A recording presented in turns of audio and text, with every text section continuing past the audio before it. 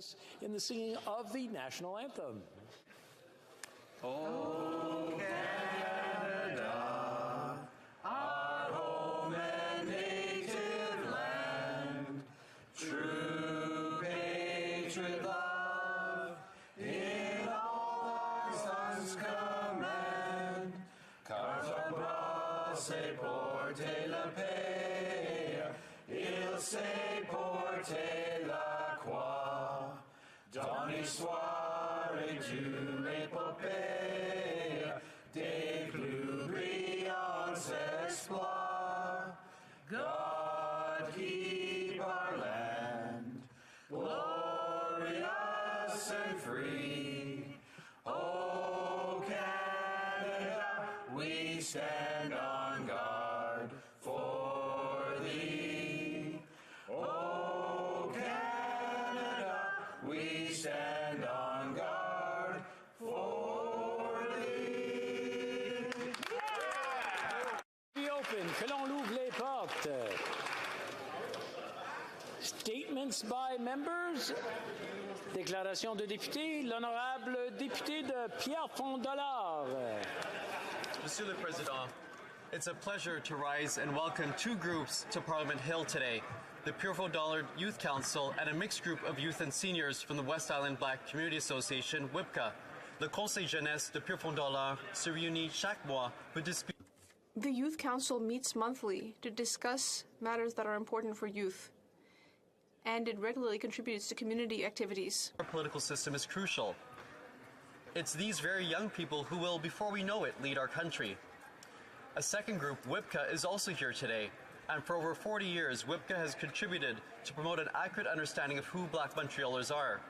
They also regularly bring together West Islanders. Cette visite intergénérationnelle This intergenerational visit is important. experience to youth. Seniors also help guide our future generations. I'm eager to continue working with youth, seniors, and diverse communities to strengthen the social ties within West Island and beyond. Merci. The honourable member for Edmonton West. Mr. Speaker, I'd like to take this moment to recognize Father Francis Mariappa, a pastor in my riding of Edmonton West. Father Francis moved to Canada in 2007 and served for 11 years in Fort Saskatchewan before moving to the Annunciation Church in West Edmonton. Father Francis is a member of an order commonly known as the Palatine Fathers, and he helped bring 25 of them from the Palatine community from abroad to Canada to serve the faithful here. Father Francis epitomizes St. Palatine's motto, "The love of Christ compels." In addition to his work at his own thriving church, Father Francis finds time to visit schools, senior homes, hospitals such as Misericordia to serve and celebrate Mass. During COVID, despite being immunocompromised himself, he still went to the hospitals to serve and help the sick. We're blessed in Edmonton West with so many wonderful faith leaders, and Father Francis is certainly one of them. Father Francis, thank you for everything you do for your community. The honourable member for Markham Unionville. Thank you, Mr. Speaker. May is Asian Heritage Month, and as we celebrate Asian culture and heritage, we also recognize the incredible diversity and contribution of the Asian community to our great nation of Canada. The story of Canada has always been a story of immigration, and thanks to the many immigrants who have contributed to our economy, culture, and social fabric, Asian Canadians have always played an important role in shaping Canada's history and identity. During this month, we celebrate the achievements and contributions of Asian Canadians across all aspects of Canadian life. Let us celebrate the diversity of our country and recognize the part that Asian Canadians play in making our nation the greatest on earth. Let us also continue our commitment to working together towards a brighter future for all Canadians, especially to the Asian Canadians from my riding of Markham Unionville. Thank you, Mr. Speaker. L'honorable député de Lac-Saint-Jean. The honourable member for Lac-Saint-Jean. Mr. Speaker, in 1995, a young Tibetan monk, a 6-year-old Tibetan monk, disappeared. He was known as the 11th Panchen Lama, one of the most notable figures of Buddhism after the Dalai Lama, a very important symbol for the Tibetan community. which currently is not receiving religious or cultural freedom. He was also a child. He and his family were kidnapped 28 years ago by the Chinese government, and to this day, we've heard no more about any of them. 6 months later, the Chinese authorities appointed a Tibetan boy to replace him. His parents were part of the Chinese Communist parties. These actions have raised serious concerns: interference in Tibetan tradition, repression of culture, and violations of human rights. Quebec feels strong solidarity for the Tibetan people, a people which tries to ensure that its language, culture, and traditions will survive. Today I wanted to rise and say these words in solidarity with the Tibetan people. Thank you. L'honorable député de Louis Hébert. Mr. Speaker, I'm pleased to stand in the House today in recognition of May as Brain Tumor Awareness Month. Every day, 27 Canadians receive life-altering news that they have a brain tumor. Brain tumors impact people of all ages, incomes, social backgrounds, and of course, political affiliation. Just last year, in our Liberal family, we tragically lost 2 young people who were in the prime of their lives and who are now survived by their spouses and children. I want to take a moment to recognize the courageous battles fought by both Andrew Boyle and Trevor Harrison, whose memories remain with us now and forever. This month, as we spend time with our families, friends, and constituents, let's work together to raise awareness and break down stigma. Comme les causes et les remèdes demeurent inconnus. The causes and cure for brain tumors remain unknown. Hence, the promotion of early detection and treatment is so important. We must work together to help those who have received a diagnosis and those treating them. For all those who can, I would encourage you to contribute as much as you can. Visit braintumor.ca and participate in the March to End Brain Tumors. Thank you.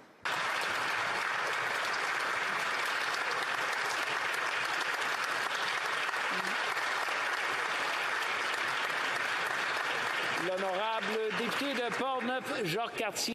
The Honourable Member for Portneuf-Jacques-Cartier. Thank you, Mr. Speaker.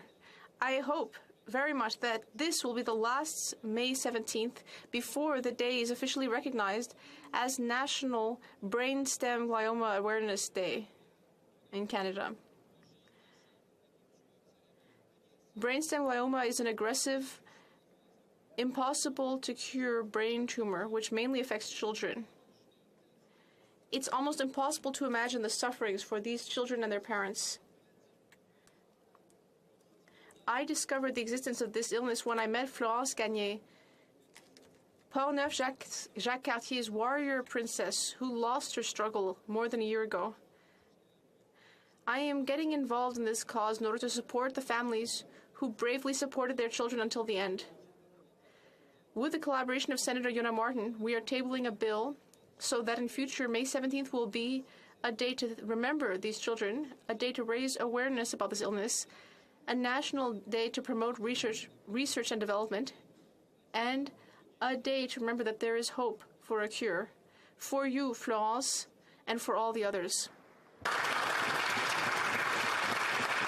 The Honourable Member for Oakville North, Burlington. Thank you, Mr. Speaker. Kira Kagan was going to change the world before her life was taken at the age of 4. Her mom, Dr. Jennifer Kagan, and stepdad, Philip Viator, have been tireless advocates for Kira's Law, which has sparked a national conversation regarding domestic violence, coercive control, and the safety of our children. Bill C-233 will be Kira's legacy of hope and is a huge step forward for survivors and victims at the forefront of judges' decisions in the court. Kira's Law received royal assent recently and will provide for judicial education about domestic violence and coercive control. Thanks to the member for Dorval, the member for York Centre, Senator Pierre Dalphond, and so many others in this House who ensured Kira will be forever a beacon of protection. Kira would have been turning 8 years old on May 29th. Please join me in wishing Kira a happy heavenly birthday later this month. Thank you, Mr. Speaker.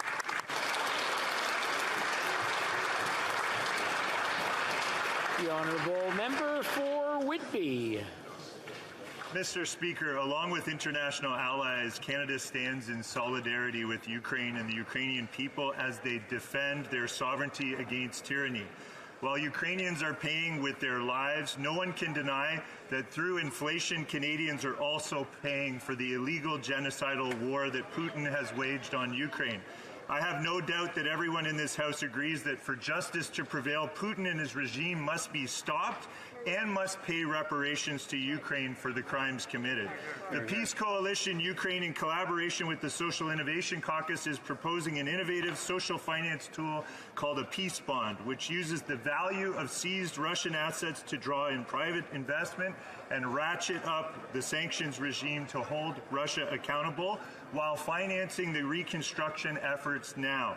Today, I want to ask all members of this House to join me in recognizing a remarkable Ukrainian Canadian by the name of Michael Cholod, founder of the Peace Coalition Ukraine. Michael, you are an inspiration, and Canadians and Ukrainians everywhere are grateful for your relentless pursuit to ensure Ukraine can realize a vision for its renewal. Slava Ukraini! Heroyam Slava.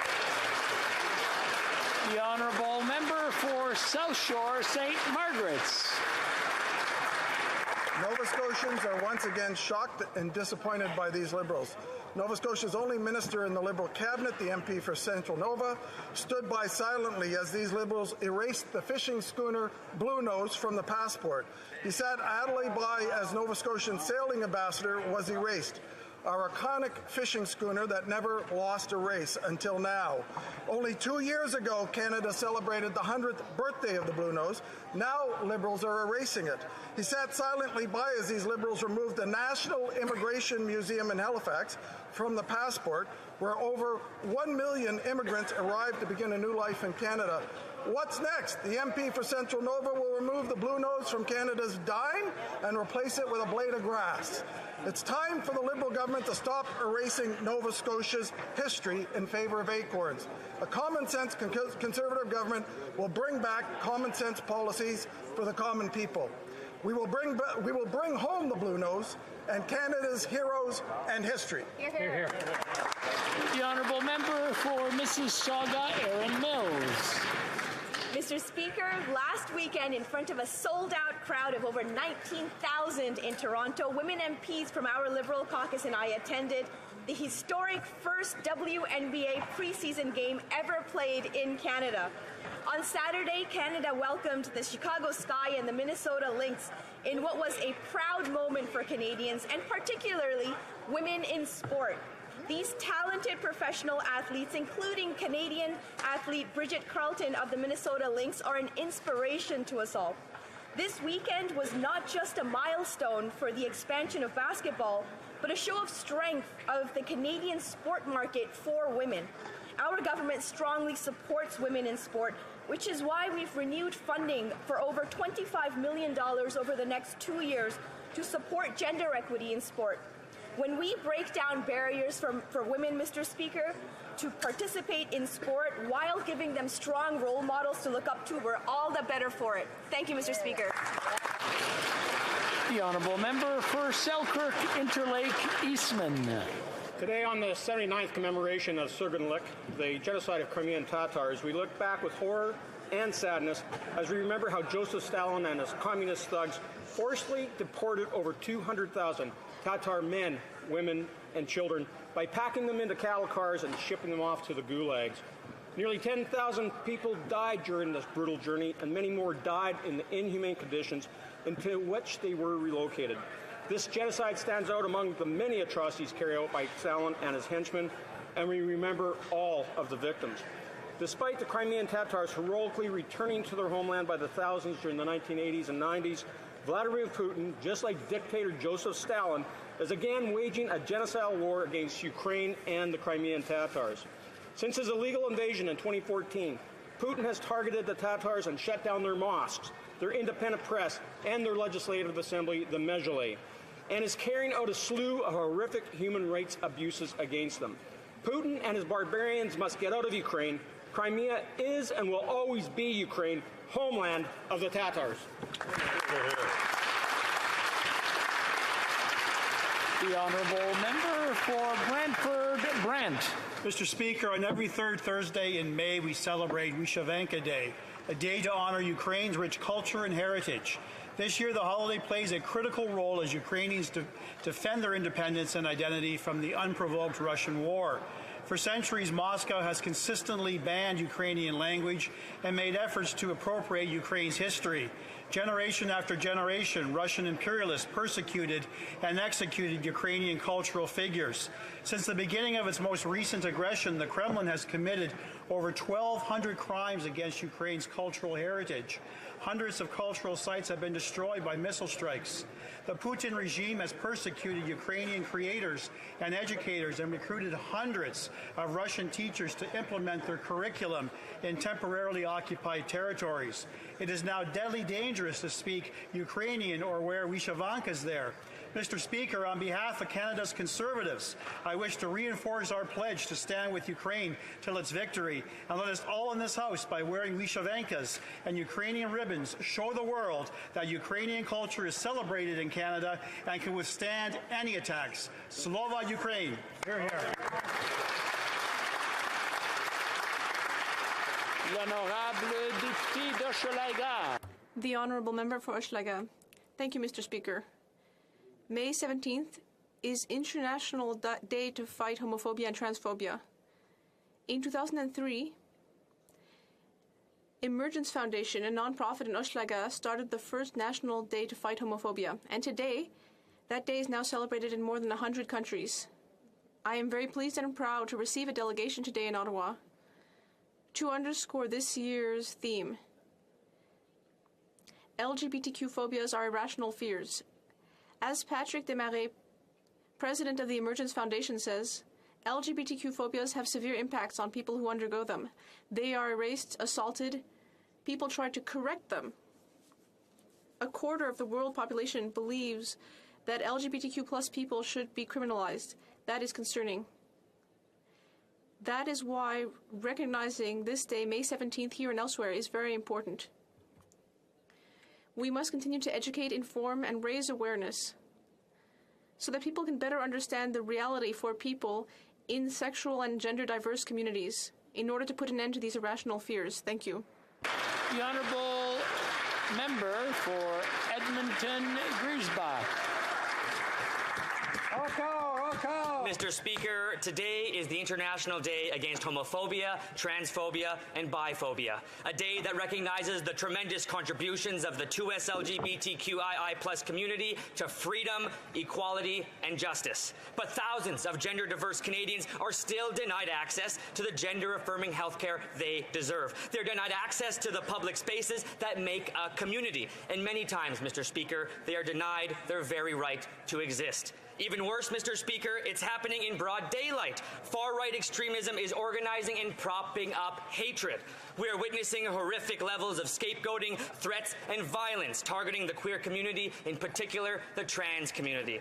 This anti-freedom hatred amounts to nothing less than a plan to eliminate the rights and freedoms of others. But my friends, I know we can build a better and freer Canada, one that no matter who you are, where you live, how much you make, or who you love, Canada is your home, and we won't stop till everyone is free. Hear, hear. L'honorable député de Belleuil. The Honourable Member for Belleuil-Chambly.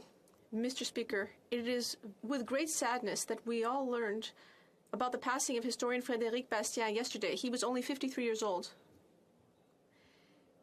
He was a historian who debunked many myths that couldn't stand up to any level of analysis. He would stand up to all enemies of the Quebec nation, and he asked the hard questions, even though that may have made him a gadfly to those who feared him. He would put up with no level of hypocrisy. He sniffed out Ottawa-funded groups that were doing Quebec bashing or trying to pass on false narratives to diminish us. He cast light on the vacillating impartiality of judges who were ruling on Bill 21. He rose up against Toronto, which was trying to fund a challenge against him at the Supreme Court. He also published works like The Battle of London in 2013 on the Supreme Court's coup against Quebec when the Constitution was repatriated. In fact, that work was so impactful that he received the title of Patriot of the Year from the Société Saint-Jean-Baptiste. Some feared the truth that he told and demonized him. His great kindness will be missed by all those who knew him, and his intelligence, rigor, and courage will be missed by all Quebecers. He is leaving a sad void among his family, and he is also leaving a great void among all of us. We must all carry the torch that he did, and I would offer all our condolences to all those who loved and respected him. The Honourable Member for Bay of Quinte. Mr. Speaker, 6 times this year, this Prime Minister has been away on planes, trains, and automobiles, while Canadians' actual planes, trains, and automobiles are not working. Like the approval of Picton Terminals, which would be the first Great Lakes shipping container entry, which would alleviate supply chain shortages, which would drop inflation, which requires no money, just CBSA approval, but it's been sitting on the minister's desk for 3 years. Or reinstating Via Rail Train 651, which takes workers making powerful paychecks from Kingston, Belleville, from Trenton, Napanee, Cobourg to Toronto each morning, but hasn't been working for 3 years because the trains are broken. We're axing the carbon tax, which will add 41 cents a litre of fuel to Canadians who only want to get to work or, God forbid, take a vacation. But you don't have to go as far as South Korea, Mr. Speaker, to fix these problems. You can find it right here at home. A Conservative government will bring common sense to the common people, to my home, to your home, to our home. Let's bring it home! The Honourable Member for Etobicoke Centre. Mr. Speaker, the Crimean Tatars are the indigenous people of Crimea. On May 18, 1944, the Soviet Union began the Surgunlik, the mass deportation of the Crimean Tatars from Crimea. This was meant to destroy the Crimean Tatar people. The Surgunlik led to hundreds of thousands of Crimean Tatars being deported and tens of thousands dying en route and afterwards. The Surgunlik was a genocide. On May 18th last year, here in this House, I had the honor of introducing a motion that received unanimous consent to declare May 18th as a day of commemoration and to recognize that Surgunlik was a genocide. Today on Parliament Hill, with leaders of the Crimean Tatar community, we commemorated this genocide. Unfortunately, as we speak, history is repeating itself. Russia invaded Crimea in 2014. Since then, Crimean Tatars have once again faced human rights abuses at the hands of the Russian regime, just like they did during the deportation, just like they did during the genocide. So today, let's honor the victims by ensuring that Crimea is liberated from Russian occupation and becomes part of Ukraine again, so the Crimean Tatars and all the Ukrainian people can live in freedom on their homeland once again. Oral questions. Question orale. The Honourable Leader of the Opposition.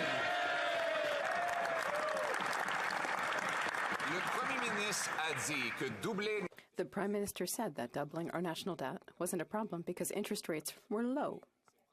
However, his own expenses increased interest rates and inflation. Yesterday, the Minister of Finance was unable to answer the question about how much interest we're paying on the national debt. If a mortgage agent wasn't able to tell you about the cost of a loan, they'd be fired. So why don't we fire the Minister of Finance? The Honourable Deputy Prime Minister. Mr. Speaker, the person who was unable to answer a simple question was the Leader of the Conservatives. My question is, what is his economic plan? Is he going to cut health transfers? The $200 billion that our government is going to invest in healthcare? Maybe. Maybe they'll cut the $30 billion that we will invest in our national daycare system. The Honourable Leader of the Opposition.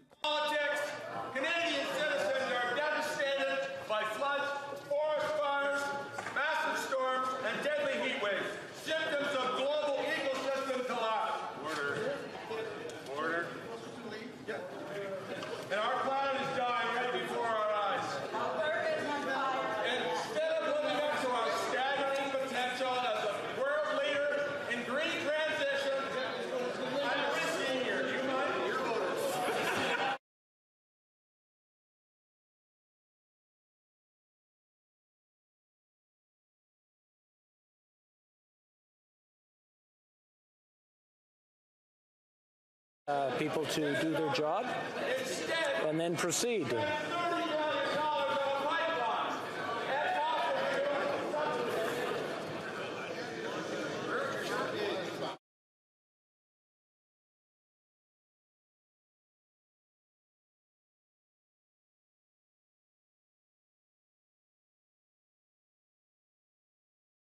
Continue. The Honourable Leader of the Opposition from the top, please. The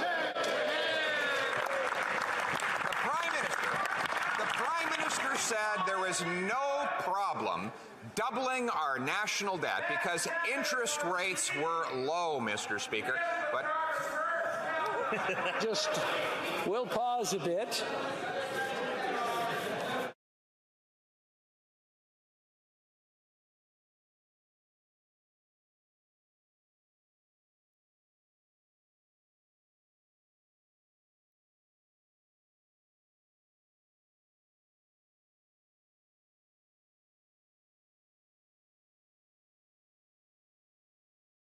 Wait another second here.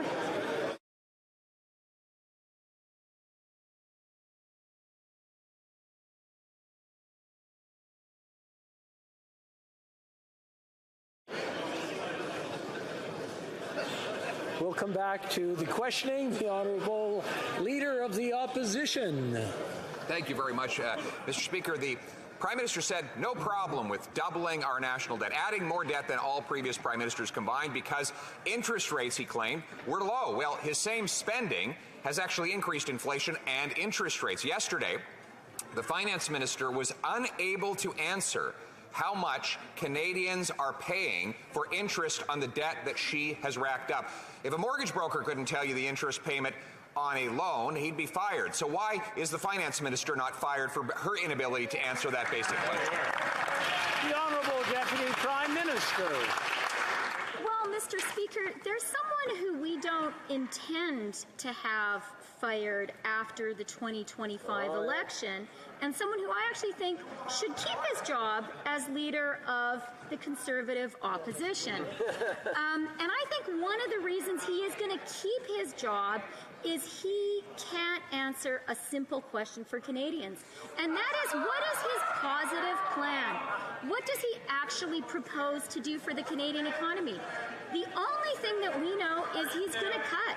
He's going to cut the $200 billion that we're investing in our healthcare system.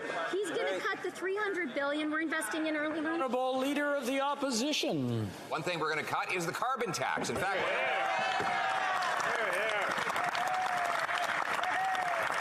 now speaking of that tax, we know that the Prime Minister plans to raise it up to 41 cents a litre, or $1,500 net after rebates per family.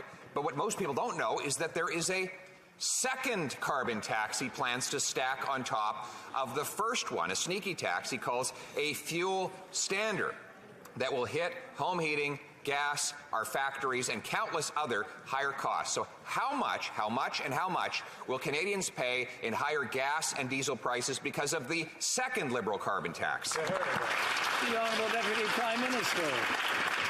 Mr. Speaker, I am glad to hear the Conservative leader actually talking about climate, because the reality is the biggest challenge our planet faces and the biggest challenge our economy faces is building a clean economy.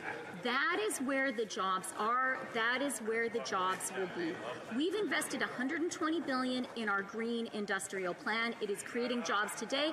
It will create jobs in the future. The Conservatives would wreck all of that. Hear, hear. The Honourable Leader of the Opposition. Now, the question was about carbon tax 2. We already know about carbon tax 1. The Prime Minister has put in place a 14-cent a litre tax that will rise to 41 cents a litre. This raises gas, heat, and grocery bills. But now they're sneaking in a second carbon tax called the fuel standard. It has no rebate whatsoever, but will apply in every province and territory across the country. So if she's so proud of her second tax, why won't she tell us exactly how much it will cost in higher diesel, gas, and household costs per family? The Honourable Deputy Prime Minister. Mr. Speaker, the Conservative leader obviously doesn't understand that what every industrial economy needs is a plan to build the clean economy of the future. But I'll tell you who does understand that. An electrician called Jeff, who I met in Mississauga in March. And I was there to talk with him about the investments we were going to make in electrifying the Canadian economy. He knows that that means for him jobs. He told me I have the skills to pay the bills. And thanks to our plan, those skills will be put to work and Jeffs across the country will pay their bills. Honourable Leader of the Opposition.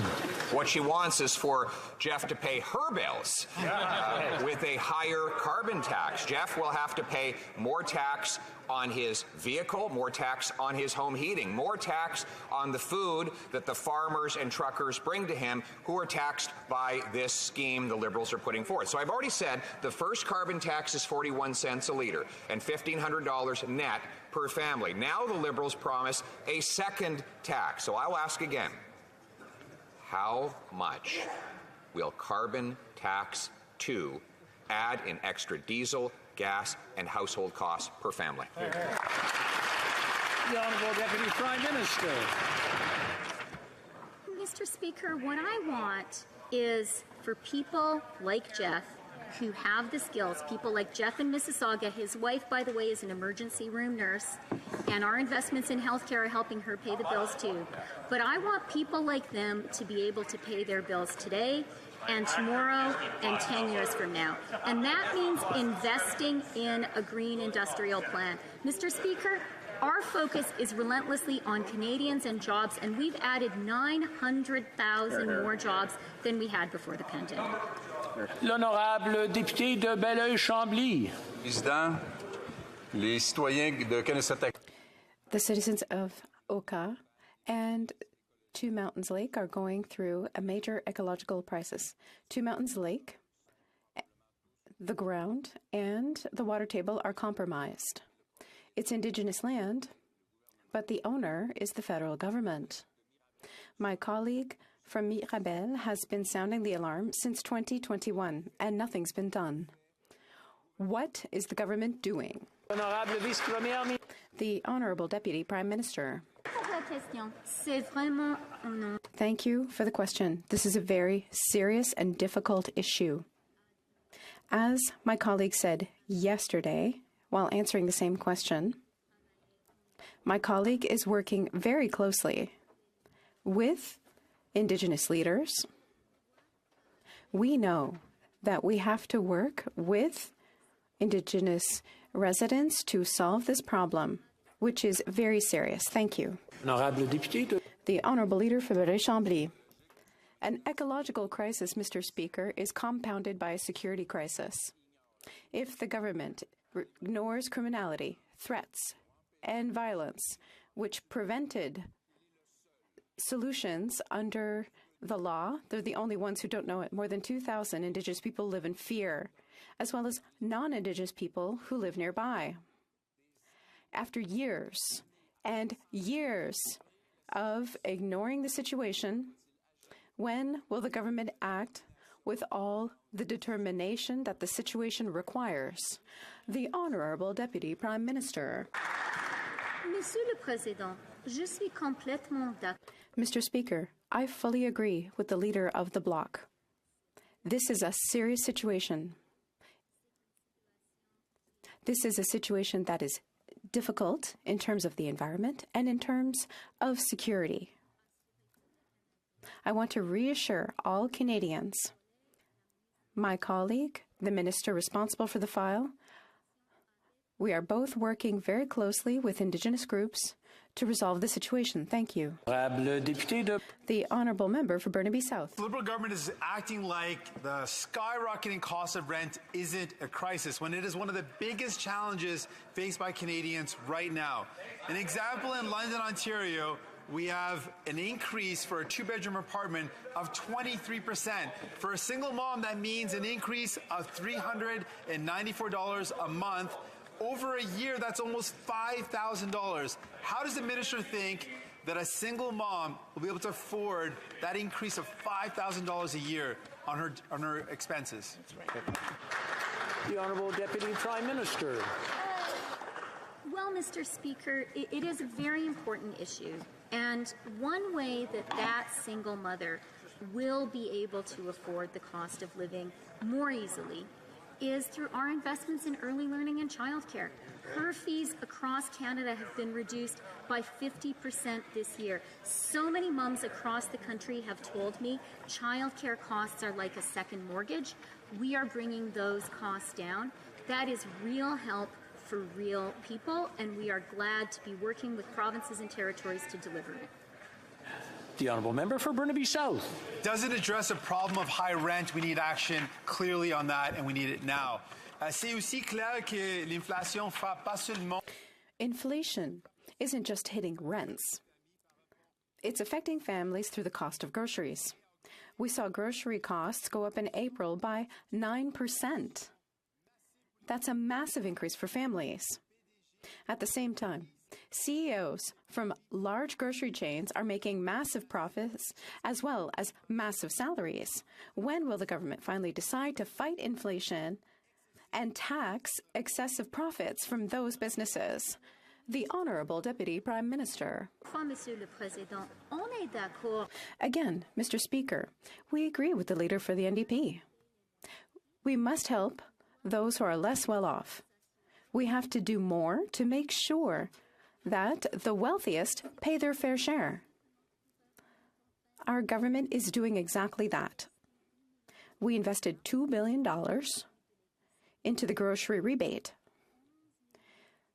That's going to help 11 million Canadians pay for their groceries. We also set up a luxury tax. Thank you, Mr. Speaker. Member for Calgary, Forest Lawn. The finance minister misled Canadians like Jeff for years. The latest is when she gave false hope, saying she would show fiscal responsibility and balance the budget by 2028. It only took her 144 days after that to do a massive flip-flop and prove that her budget will never be balanced and run massive deficits forever. It's these massive deficits that gave Canadians the highest inflation and bank interest rate hikes seen in a century. Even random Liberals like Mark Carney and John Manley agree with us. When will she stop misleading Canadians, get off of Jeff's back, and stop her inflationary spending? The Honourable Deputy Prime Minister. Mr. Speaker, Jeff is a real person, and he told me how glad he is our government is investing in a green industrial policy, and how glad his wife Cheryl is that we are investing in supporting our healthcare system. And you know what, Mr. Speaker? We're making those essential investments while maintaining the strongest fiscal position in the G7. Our AAA rating has been reiterated, and we have the lowest deficit in the G7. That is compassion and responsibility at the same time. The Honourable Member for Calgary, Forest Lawn. Glad she didn't tell Jeff that the solution was to cancel Disney Plus. And because of her high tax and spend government, Canadians like Jeff can't even afford Disney Plus and are skipping meals. She's going to give Canadians like Jeff a higher gas, grocery, and home heating bills with her second carbon tax. Can she tell Jeff how much more it's going to cost him to heat his home and fill his tank? The Honourable Minister of the Environment.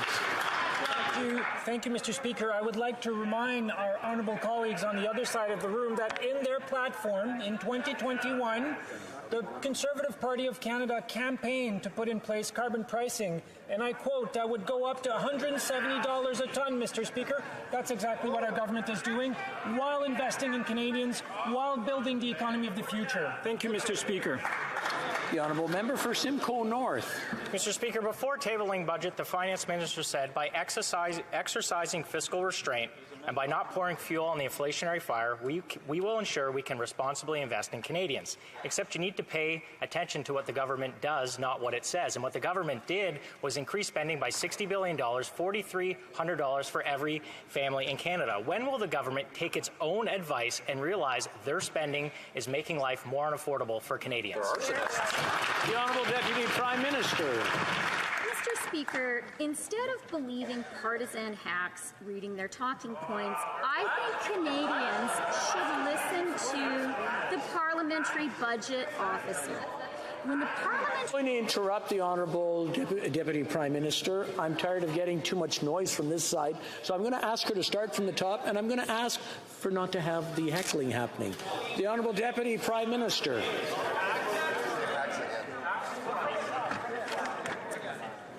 Mr. Speaker, instead of listening to partisan hacks reciting their canned talking points, I think Canadians tend to trust the Parliamentary Budget Officer. And in testimony before the Finance Committee, the Parliamentary Budget Officer said, and I quote, "When looking at G7 countries, Canada compares very favorably on net debt to GDP." He also said that having spoken... But it's starting to rattle again. I'm going to have to... I don't want the Honourable Member for Simcoe North to end up at the end, so I'm going to ask everyone to stop. No, you know the process where we take whatever side is causing the problem, we switch with the ones at the end, and then hopefully I'm talking. Mr. Banff Airdrie, the Honourable Member, did you want to say something to me? No. Now, keep it quiet or else you'll suffer the consequences. Now, the Honourable Deputy Prime Minister, please continue.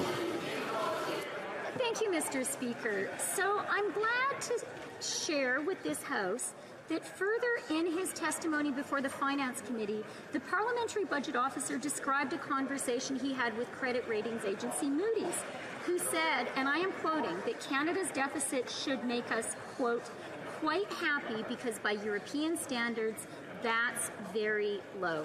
Canada's economy is strong. Our fiscal position is strong. No one should believe the Conservatives when they say otherwise. Hear, hear. The Honourable Member for Simcoe North. Speaker, it takes a hack to know a hack. Last fall, the Finance Minister said new spending needed to be matched with government savings. She said the government needed to exercise restraint to not pour fuel on the fire. She also said debt to GDP ratio was the red line. That seems all pretty clear to me, except the government didn't take the Finance Minister's advice. Mr. Speaker, only one thing can be true. Either the Finance Minister is being overruled by another leadership contestant or the Prime Minister, or Canadians can't take the promises that she makes seriously. Which one is it? The Honourable Government House Leader. To rise because I think it's important to add some context here. We know the party opposite actually was in power for 10 years, and during that period of time, it was a worst growth record we had seen since R.B. Bennett. And you know what is different, Mr. Speaker? Sorry, I'm having a hard time hearing the answer. I'm having a hard time hearing the answer because of the shouting. I'm going to ask everyone, including the opposition leader, to maybe just keep it down. Maybe lead by example would be a very good thing. The Honourable Government House Leader, please proceed. Not from the top, but please proceed. Well, Mr. Speaker, I'll tell you what is different. 2.7 million people aren't in poverty today that were in poverty when the Conservatives were in power. 2 million more jobs than since that party was in power. And yes, these times are difficult across the world right now, Mr. Speaker, but we are leading and we will continue to do so. Honorable député de Louis Saint-Laurent.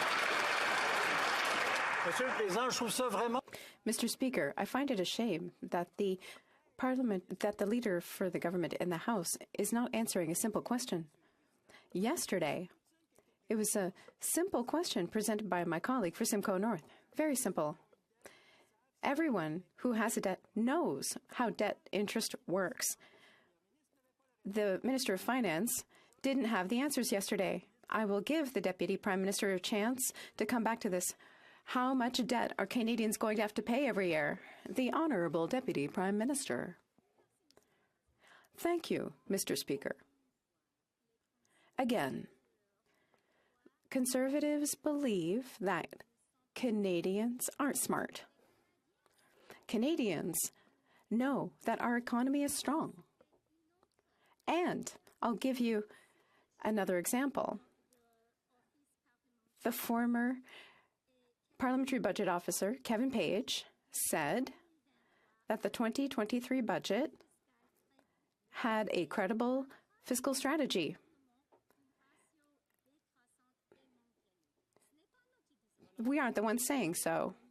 The Honourable Member for Louis Saint-Laurent. Again, the Deputy Prime Minister refuses to answer a simple question that every Canadian with a mortgage has to know. What's the interest on their debt? Now, Let's talk about the budget. It included $60 billion in new expenditures. That's the perfect way to create and feed inflation. A few months ago, she said that we shouldn't throw oil on the inflationary fire. Does she still agree with what she said in November? Or, I don't know, what's the answer? The Honourable Minister of Health. Mr. Speaker, I'm interested by my colleagues' economic arguments. I find it surprising that they're blaming inflation on those who are less well off in Canada. The Canadian government is helping them. But blaming them for the worldwide inflation is rather cruel.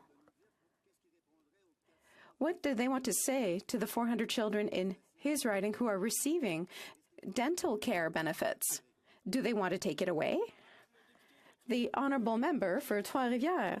Mr. Speaker, the Minister of Public Safety emitted a new directive to CSIS, a directive important enough that it was made public. The intelligence agency will be required to inform parliamentarians of threats against them to the extent possible. But what does that mean? Was CSIS not required to inform parliamentarians of threats before this? And to the extent possible, what does that mean? At the discretion of CSIS, the minister, my brother-in-law Luc? This creates more worries than reassurance. Can the minister clearly explain this to us? The Honourable Parliamentary Secretary. Thank you, Mr. Speaker, and I appreciate the honourable member's question because it is important that all MPs are aware of any threats that are made against any of us, because a threat against one is a threat against us all.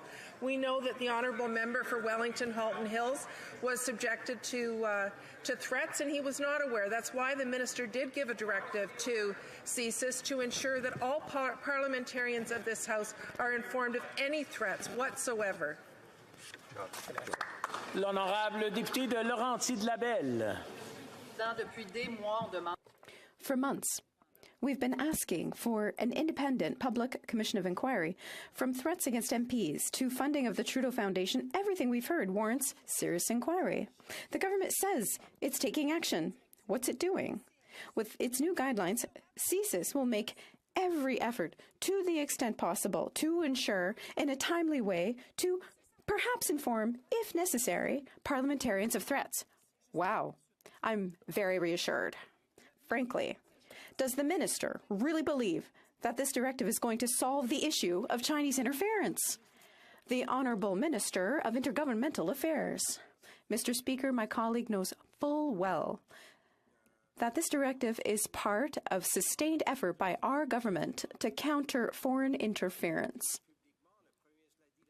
We've publicly said, the Minister for Public Safety said last week and this week, that threats and interference involving parliamentarians are unacceptable. We've taken the steps required to ensure that intelligence officers are going to take this in hand, work with parliamentarians, and resolve the situation as required. Mr. Speaker, Conservatives warned that the costly Coalition's carbon tax would make everything more expensive, and today Canadians can't afford the basics and they have to choose between heating, eating and housing. Glenn from Athabasca says his heating bill is double from last year and a quarter of it was carbon tax. The Liberals' April carbon tax hike already added 14 cents a litre to gas and spiked inflation. After 8 years, the truth is these Liberals are out of touch and Canadians are out of money. So why won't the costly Coalition axe their carbon tax? The Honourable Minister of the Environment. Mr. Speaker, we're in mid-May and already we're seeing record forest fires in northern Alberta, in Saskatchewan, in British Columbia. I've talked to people in Calgary who say they can't breathe because of the forest fires in northern Alberta. Our plan to fight climate change is working, Mr. Speaker. We've reduced carbon pollution by 50 million tons. What's the answer of the Conservative Party? Make pollution free again. Make climate change and forest fires worse. That's not how we'll do it on this side of the House, Mr. Speaker. For Lakeland. But of course, the carbon tax hasn't reduced emissions, and 80% of Canadians pay more than they'll ever get back. However, the Liberals did admit that their carbon tax is meant to make driving more expensive. So they plan to triple those costs, and what are they going to do? They're going to kick Canadians while they're down and add a second carbon tax. Together, those taxes will cost struggling Canadians 60 cents a litre more at the pumps. Did this costly coalition partisan hacks even know or care how much more gas, groceries, and home heating is going to cost struggling Canadians under their carbon tax? And do they really think Canadians can afford thousands more? Yeah. The Honourable Minister of the Environment. Mr. Speaker, allow me to read from the Conservative platform of the last election, page 79, a section called Low Carbon Fuel Standard. Will finalize and improve the clean fuel regulations to reduce carbon emissions from every litre of gasoline and other liquid fuels we burn, turning them into true carbon fuel standard. Mr. Speaker, the difference between the Conservative Party and us, they're all talk, we're all about action, Mr. Speaker. The Honourable Member for Foothills. The Liberal NDP Carbon Tax Coalition is making life unaffordable for Canadians. And what they don't understand is there are very real and very painful consequences when you hike the carbon tax. When the Liberals triple their carbon tax, the price of fuel per litre goes up 41 cents. The cost of food goes up 34%. And the average that a Canadian farm family is going to pay in carbon taxes is $150,000 a year. Sounds kind of bad, right? But wait, you ain't seen nothing yet. The Prime Minister is going to add a second carbon tax on Canadians, this time with no rebate. How much is this new carbon tax scam going to cost Canadians? The Honourable Deputy Prime Minister. Mr. Speaker, as the member for Foothills surely knows, Albertans are getting back more than $1,000. That goes directly to the pockets of Alberta families. And you know what else, Mr. Speaker? I was in Edmonton and Calgary recently, and I met a great young woman. Her name is Kyla. She teaches people how to weld. And she said to me that we need a plan, an economic plan for the green economy. She understands that's where her job is going to be. That's where the job of the apprentices she's training is going to be. Albertans get that, Mr. Speaker. It's only the Conservatives who do. Honourable Member for Foothills. The NDP Liberal Carbon Tax Coalition is forcing Canadians to make a choice. Either food on the table or a roof over my heads. The carbon tax punishes families, it punishes farmers, it punishes small businesses who are all struggling to make ends meet. And for what? They haven't met a single emissions target that the Liberals have set. Instead of admitting that their carbon tax scam is a failure, they are doubling down with a second carbon tax, this time with no rebates. How much is gas and groceries going to cost Canadian families when they implement their new carbon tax scam? How much? L'Honorable Ministre de l'Agriculture. The Honourable Minister for Agriculture. Thank you, Mr. Speaker. I want to tell you that the first people impacted by climate change are our farmers. They are highly committed to fighting climate change, reducing emissions. Our program to help them adopt best practices and acquire new technologies and the innovation program are, as we say, something we all want to subscribe to. It demonstrates their interest and will continue to work hard to reduce our emissions and fight climate change. Winnipeg Centre. Mr. Speaker, the federal watchdog for housing rights has called to investigate this government's failure to prevent and eliminate homelessness among women and gender diverse people across Canada, especially at risk Indigenous women and Two-Spirit people. And instead of addressing it, the Liberals refuse to reverse their cut of $150 million to women's shelters, while barely releasing any funds they first announced in 2020 for shelters and transitional housing. When will this government stop with the empty promises and deal with this housing crisis with the urgency it requires? The Honourable Minister of Housing. Mr. Speaker, I disagree with the Honourable Member. We've gone from just over $2 billion in funding for Reaching Home, Canada's homelessness strategy, to almost $4 billion. That's a doubling of the funding, going to over 5,000 different projects and helping tens of thousands of Canadians to be diverted away from homelessness. to permanent housing solutions as well as transitional homes. We've also introduced the Rapid Housing Initiative that is having tremendous success on the ground, Mr. Speaker. The Honourable Member for Skeena-Bulkley Valley. Mr. Speaker, WestJet pilots could be on strike as soon as this Friday if they don't reach a deal with the airline. They're seeking fair pay, better conditions, and more job security. And in 2012, when Air Canada pilots voted to strike, the Conservative government of the day was quick to force them back to work. My question for the minister, will he stand today and commit to respecting the collective bargaining rights of these pilots, or does he intend to follow the example set by the Conservatives? Honourable Parliamentary Secretary. Speaker, right now the Minister of Labour is on the ground in Toronto to make sure that the parties reach a fair agreement, one that works for everyone. Our federal mediators are very good at what they do. Last year, they resolved 93% of federal disputes without any work stoppages. We're focused on the bargaining table because that, Speaker, is where the best deals are always reached. Thank you very much. The Honourable Member for Guelph. Speaker, the rising cost of food affects Canadians, small businesses, and families who are trying to put a nutritious meal on the table in my riding and across the country. Last week, with the passage of C-46, came the creation of the new one-time grocery rebate that will deliver targeted inflation relief for over 11 million low and moderate income Canadians and families who need it most. Can the Deputy Prime Minister and Minister of Finance tell this House when Canadians can expect this timely grocery rebate? Honourable Deputy Prime Minister. I am delighted to do so, and I'd like to start by thanking the Honourable Member from Guelph for his question and for his advocacy on behalf of his constituents and all Canadians. The one-time grocery rebate will deliver targeted inflation relief to 11 million low and medium income Canadians and families who need it most. That's going to be up to an extra $467 for eligible couples with 2 children, and people will get that support on July 5th of this year. Thank you, Mr. Speaker.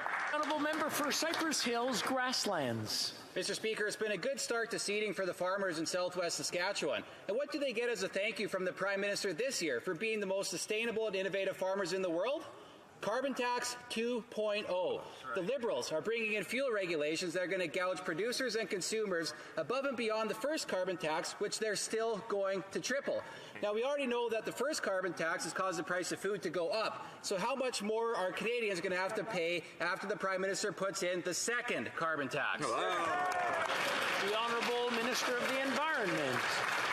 Thank you, Mr. Speaker. So we've cleared out the fact that the Conservative Party of Canada had committed to put in place a low-carbon fuel standard during the last election campaign. But let's talk about what the farmers are saying. The Dairy Farmers of Canada has committed the dairy farm sector to reaching net zero greenhouse gas emissions by 2050, Mr. Speaker. The Egg Farmers of Canada have announced a commitment to reach net zero greenhouse gas emissions by 2050, Mr. Speaker. So the farming sector knows very well how climate change is impacting them. It seems that the only one who don't know about this is the Conservative Party of Canada. Efren Caledon. It's incredible. He actually doesn't know how food ends up on his plate. The farmer pays a carbon tax. The truck that picks up the farmer's food pays a carbon tax to take to the processor. The processor pays a carbon tax. The truck that picks it up from the processor to take it to the grocery store pays a carbon tax. The grocery store pays a carbon tax, and then Canadians can't pay for food. When will this partisan hack Finance Minister finally understand that carbon tax causes inflation? The Honourable Minister. Thank you, Mr. Speaker. I'd like to take the opportunity, if I may, just to answer this question by giving the members an update on the situation that's going on across Western Canada. There are currently 209 wildfires burning in Alberta, Saskatchewan, and British Columbia, 75 of which are out of control. Mostly hot, dry, and windy conditions in the next week will continue to exacerbate for those communities. Mr. Speaker, there are close to 30,000... Let me interrupt for a second. It's just getting rowdy and noisy again. I just have the impression I'm at a frat house party or something. Please, keep it down on both sides. Please. Okay, I'm getting tired of this one. Enough. The Honourable Minister from the top, please. Thank you very much, Mr. Speaker. I just want to take the opportunity to speak about the situation that Canadians are facing, particularly across Western Canada, where there are 209 wildfires burning, 75 of which are burning out of control. Unfortunately, mostly hot, dry, windy conditions over the next week will exacerbate the situation, and shifting winds have pushed smoke across the country, impacting a number of urban communities, Calgary and Winnipeg in particular. Mr. Speaker, close to 30,000 Canadians have been evacuated from their communities, and the Government of Canada is there for those Canadians. We've deployed Canadian Armed Forces resources, the Canadian Red Cross, additional police resources, and together we will be there for the people of Alberta, British Columbia, and Saskatchewan through this very difficult time. Member for Kenora. Mr. Speaker, it's incredibly disappointing to see the minister politicizing these disasters for his own gain. The fact of the matter is, after 8 years of this Prime Minister, Mr. Speaker, Canadians are struggling like never before as the cost of government is driving up the cost of living, and people are struggling to afford gas, groceries, and home heating. Now they're planning a 41-cent a litre tax on gas, as well as a second carbon tax, which people in Northern Ontario cannot afford, Mr. Speaker, though they have little choice but to pay. So when will this finance minister finally scrap the failed carbon tax scam? The Honourable Government House Leader. Mr. Speaker, what is unfortunate is that the Conservative Party fails to see a link between climate change and the impact on the economy, that they fail to see extreme weather events as being an existential threat to this planet, that they think that they can bury their head in the sand and forget that climate change exists and think that there will be an economy for anybody. Mr. Speaker, if we want to have a planet, we must take action on climate, and we are doing that while making sure that life is more affordable for Canadians, and we will continue to do that, Mr. Speaker. The Honourable Member for Battleford's Lloydminster. Mr. Speaker, these Liberals have missed every single environmental target that they have created, let alone these Liberals have increased the carbon tax. We know there's carbon tax 2.0. How high does the carbon tax have to go so that this government can stop blaming they want to triple the carbon tax to prevent forest fires and hurricanes? How much does this carbon tax 2.0 have to go up? The Honourable Minister of Agriculture. Merci, Monsieur le Président. Vous savez... Thank you, Mr. Speaker. We know the first people who have to pay for climate change is farmers when they have to deal with droughts like they did in the West and flooding 2 years ago in BC, a hurricane like there was in the Atlantic a little over a year ago. Mr. Speaker, they're the first ones affected, and that's why we have a program to manage risks. We have programs for the environment to help farms be more resilient. The Honourable Member for Rimouski-Neigette-Témiscouata-Les-Basques. Mr. Speaker, for the past 20 years, Canada has been sinking into mediocrity in research and science. Canada is the only G7 country to have lost researchers since 2016, the only country to have reduced its investment in R&D over the past 20 years, and it still hasn't indexed graduate scholarships since 2003. While the minimum wage has doubled, graduate student income hasn't gone up a penny. What kind of message does that send to the next generation? Mr. Speaker, all students and student associations are watching us right now. When is this government going to wake up and raise graduate student scholarships? The Honourable Parliamentary Secretary. Been steadfast in its support of science, scientists, and scientific research in Canada. That's why Budget 22 proposed $38.3 million over 4 years for the federal granting councils to add new and internationally recruited Canada Excellence Research Chairs in the fields of science and technology and engineering and mathematics. We'll continue to support a robust science and research ecosystem that reflects Canada's strengths and that advances Canadian interests. The Honourable Member for Beauport-Limoilou. Mr. Speaker, when you regularly attend the court of King Charles III, you can sometimes feel underdressed.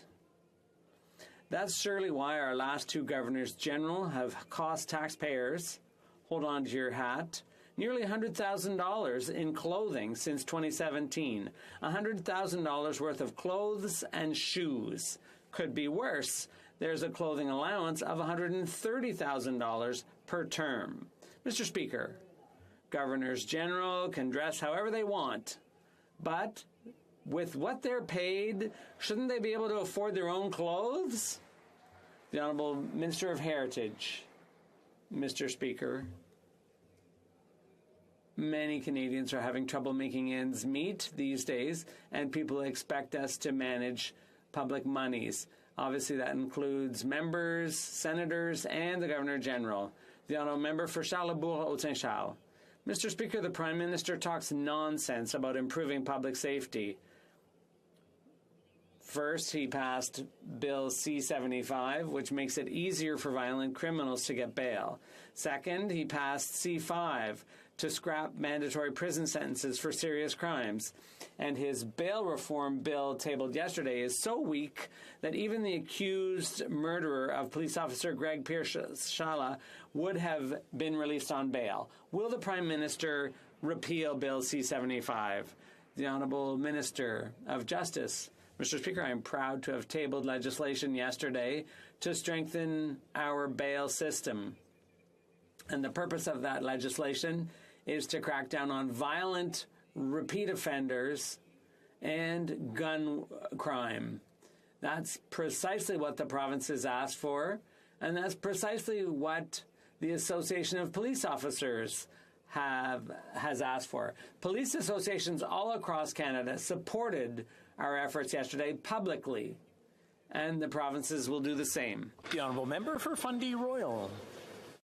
Only bail reform in Bill C-48 is in its name. Violent repeat offenders can still count on this Liberal government for their catch-and-release system to get them back out on the street, sometimes within hours of their arrest.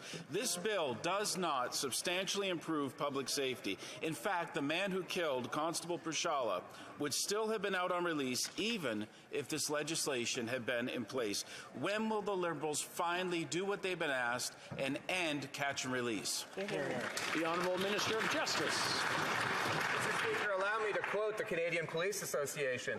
We appreciate the ministers have worked collaboratively with stakeholders and introduced this common sense legislation that responds to the concerns that our members had raised. Mr. Speaker, police, provinces and territories, we seem to agree about the common sense nature of our approach, Mr. Speaker. We have the support of police associations. We have the support of provinces. This will go a long way towards making our bail system not only stronger, but fairer. Excellent. The Honourable Member for Fundy Royal. Doing the bare minimum, tokenism, is not enough. It's not enough in light of the challenges that our police face. It's not enough when 13 premiers unanimously called for fundamental change to Canada's broken bail system. Under this legislation, repeat violent criminals charged with weapons trafficking, attempted murder, robbery, they're all still eligible, Mr. Speaker, for bail. Bail under this Liberal catch and release program. When will this government do what has been asked of them, protect Canadians, make our streets safer, and end catch and release? The Honourable Minister. Speaker, this bill did exactly what the premiers asked for in their letter to the Prime Minister and more. We went further by working, Mr. Speaker, with the provincial justice ministers and ministers of public safety. Mr. Speaker, here's what the Canadian Association of Chiefs of Police have said. We are convinced that the legislative changes put forth in Bill C-48 will go a long way to help eliminate the preventable harm and senseless tragedies attributable to violent and repeat offenders across Canada. The Honourable Member for Châteauguay-Lacolle. Mr. Speaker, many of my constituents are concerned about armed or gun crime. There are too many violent crimes involving weapons and making constituents feel less safe. I know that they, like the Minister of Heritage, they share this concern. What is the message the Government of Canada has for Canadians in the face of this situation? The Honourable Minister. Mr. Speaker, I'd like to thank my colleague for her question and her hard work in her constituency. People in my riding, like those of Châteauguay-Lacolle, are affected by gun violence, and I'm proud to say that we've taken action with C-21. It's no secret we would have liked to go even further, but it may not be perfect, but it's something that will help communities feel much safer. And what is clear is that the only way to keep assault-style weapons out of our communities is by electing a Liberal government, period. On the same day we learned that the price of the average home in Canada shot up again, the Minister of Housing would not answer simple questions about the housing crisis. We asked why rent has doubled over the last 8 years. We asked why home prices have doubled over the last 8 years. We asked him why his own officials have said that we can see a 32% decline in housing starts this year. He told us we were playing games. How can a minister stand in this House continually in the midst of a housing crisis and continue to tell Canadians they've never had it so good? The Honourable Minister of Housing. It's really hard to take the party opposite seriously on housing. In their previous election platform, they didn't even have the word affordable housing in their platform.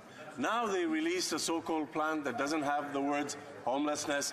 There's no plan for women's housing. There's no plan for northern housing. There's no plan for rapid housing. There's no plan for co-op housing. There's no plan for helping first-time homebuyers. There's no plan for helping renters. There's no plan for seniors housing. There's no plan for accessible housing. There is absolutely no plan on that side of the House. The Honourable Member for Bellechasse-les-Etchemins-Lévis.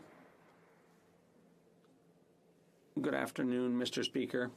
With this Prime Minister, everything costs more, and now inflation is back with a vengeance, a 9.1% increase in food prices over last year.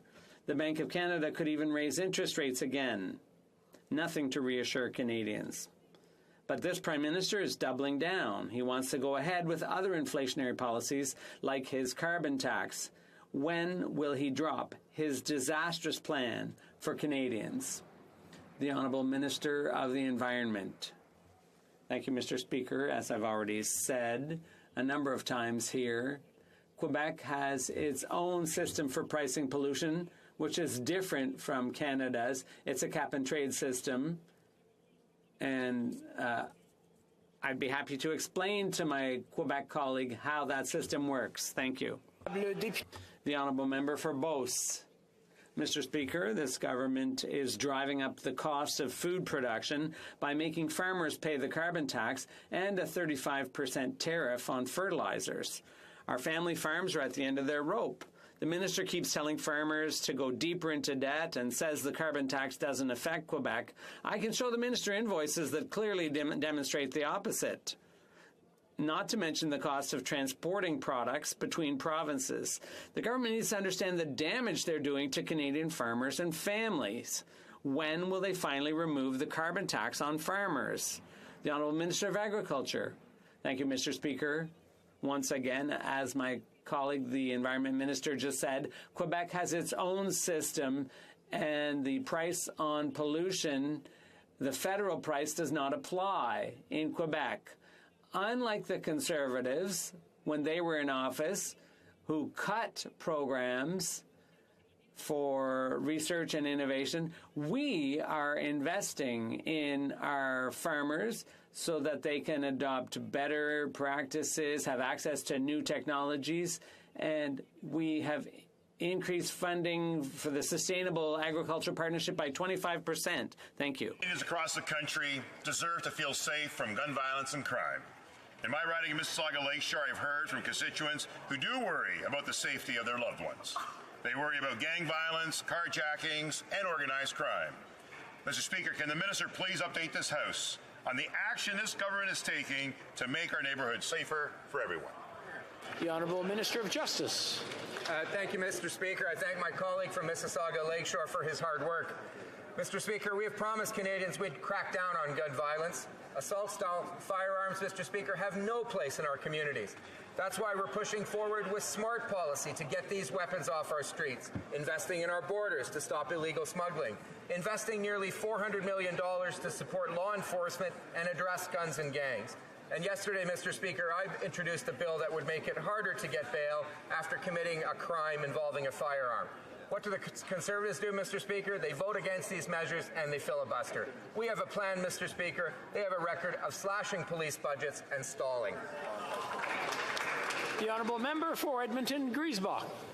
Today is the International Day Against Homophobia, Biphobia, and Transphobia, a day we commit to fighting discrimination in all its forms. Sadly, queer communities across Turtle Island and the world are increasingly under threat. Mr. Speaker, lives are at stake here. The Act for Queer Safety campaign and others have put forward concrete proposals for more funding to combat hate. Additionally, the Dignity Network has long called for a special rapporteur to ensure that the protection of 2S LGBTQ rights at home and abroad are protected. When will the government go beyond words, start acting, and implement the calls to action? Hear, hear.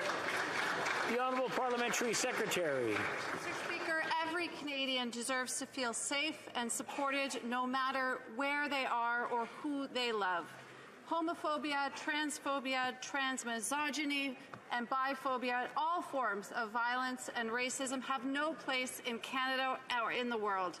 We know that a disproportionate amount of hate is directed at 2S LGBTQI+ communities, and that's why 75% of the 2S LGBTQI+ Action Plan investments go directly to the critical lifelines supporting these communities. Our government will continue to support them and reaffirm their right to be true. And the Honourable Member for Spadina, Fort York. Mr. Speaker, the Public Safety Minister has reached the startling conclusion that there may be, quote, more Chinese police stations operating in Canada, end quote.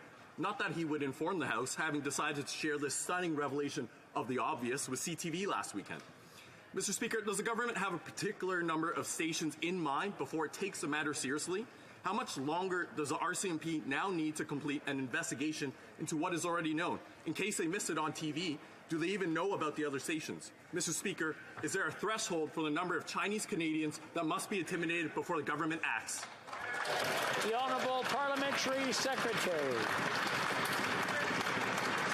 All threats from Russia, China, other foreign actors very seriously.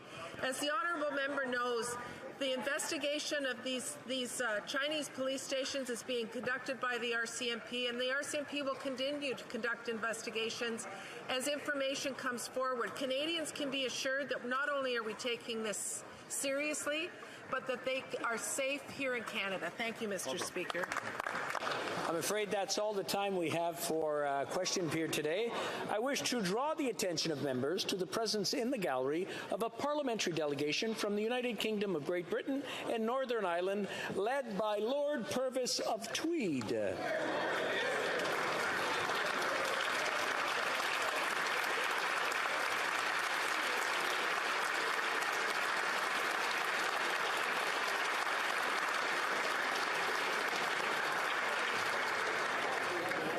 I believe we have a point of order for the Honourable Member for Leeds, Grenville, Thousand Islands, and Rideau Lakes.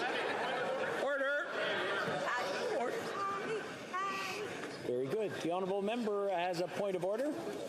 Thank you, Chair. During question period, the Honourable Member for Fundy Royal was asking a question to the Justice Minister, and the member for York South Weston said, and I quote, "That's a lie," end quote. This, of course, is unacceptable and unparliamentary. I believe if you consult with Hansard, that you will find that they did, in fact, capture it being said, and that if you give the member for York South Weston the opportunity now, that he will, of course, rise and apologize for this unacceptable and unparliamentary comment made to the honourable member for Fundy Royal. Thank you. Hear, hear. I'm sorry, the York South, I just want to clear.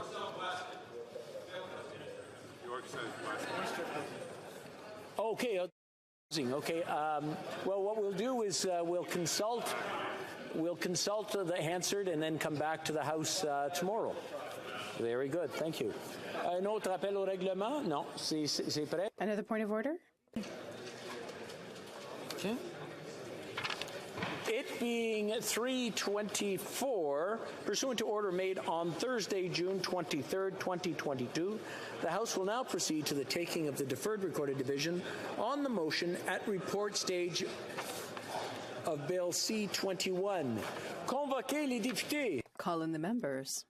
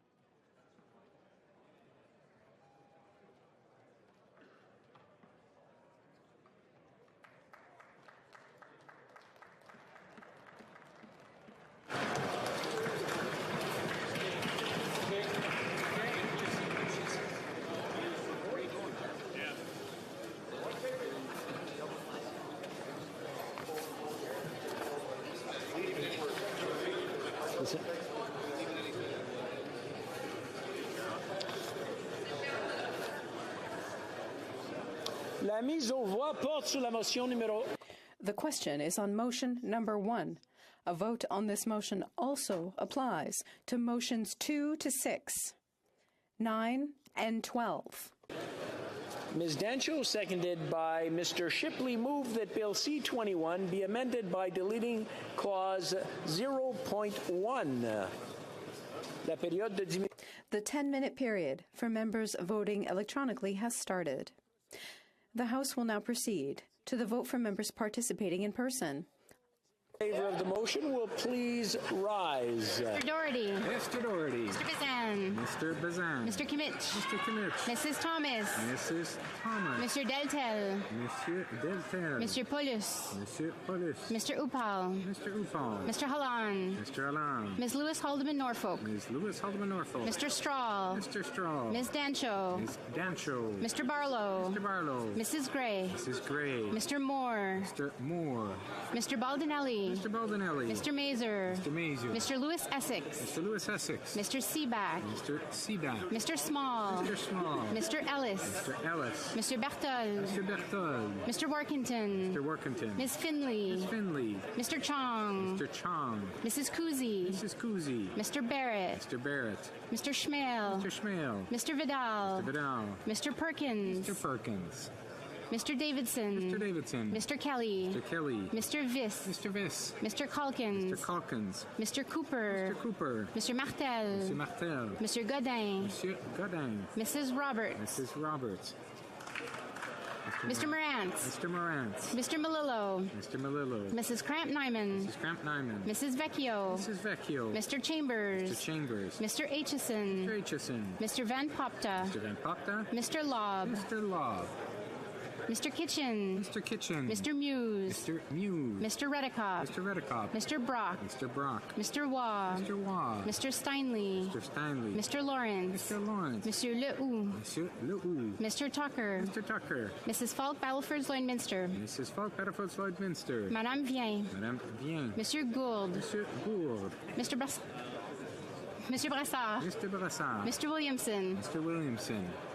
Mr. McGuire. Mr. McGuire. Ms. Rumpel Garner. Rumpel Garner. Mr. Cram. Mr. Cram. Mr. Couric.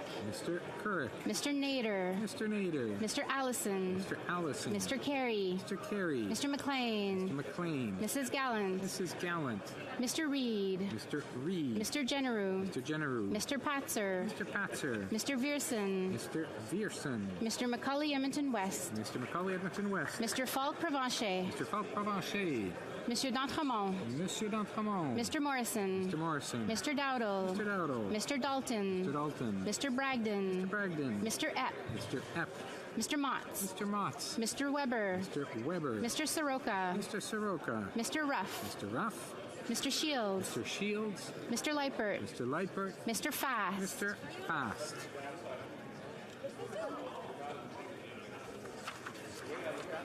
Que tous ceux qui All those opposed to the motion will please rise. Holland. Mr. Holland. Mr. Blair. Mr. Blair. Ms. Bennett. Ms. Bennett. Monsieur Duclos. Monsieur Duclos. Madame Petitpas-Taylor. Madame Petitpas-Taylor. Ms. Jasic. Ms. Jasic. Ms. Chager. Ms. Chager.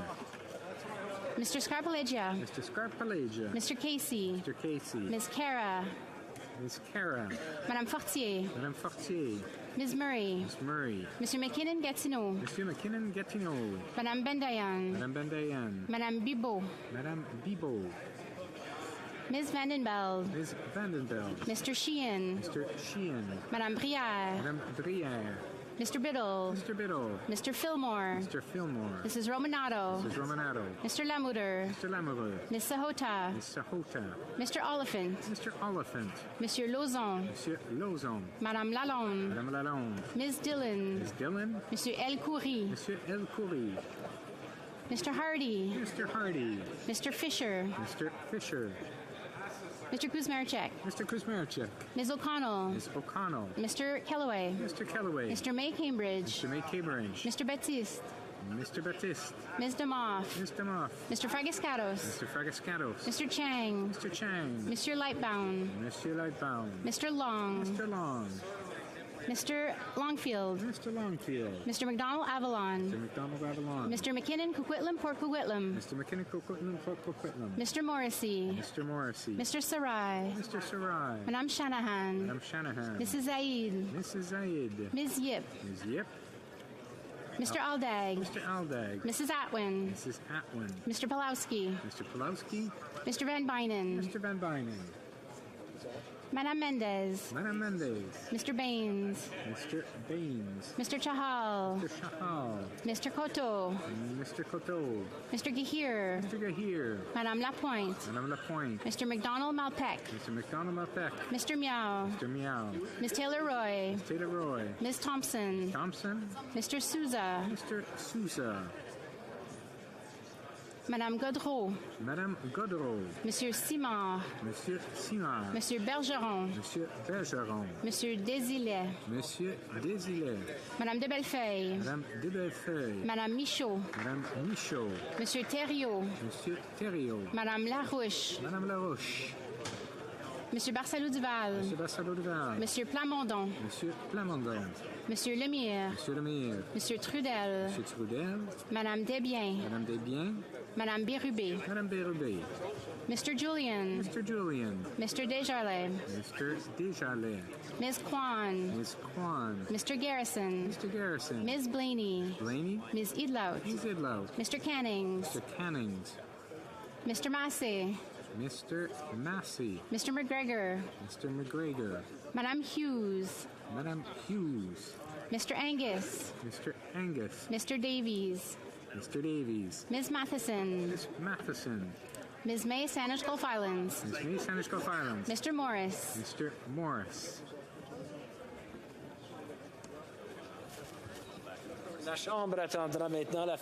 The House will now wait for the electronic voting period to end before resuming its proceedings.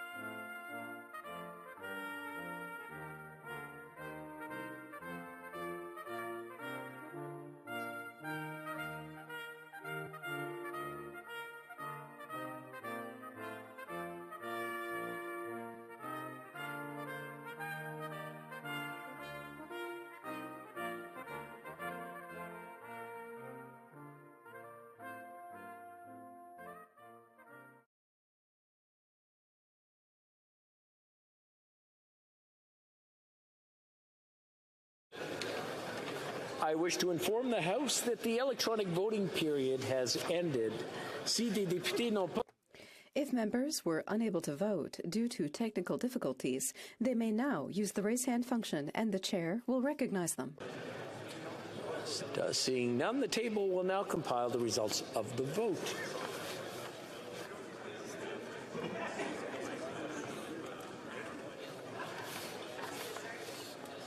Yeas for 110, 110. Nays contre 203, 204. I declare motion number 1 defeated.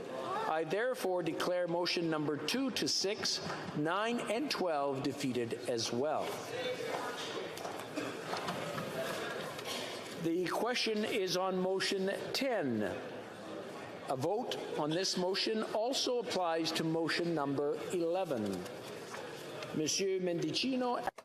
Mr. Mendicino, seconded by Ms. Tassi, moved that Bill C-21, in Clause 36, be amended by replacing lines 16 and 17 on page 45 with the following. Must deliver to a peace officer any firearm that they possess within 24 hours or. The 10-minute period for members voting electronically started, and the House will now proceed the vote for members participating in person.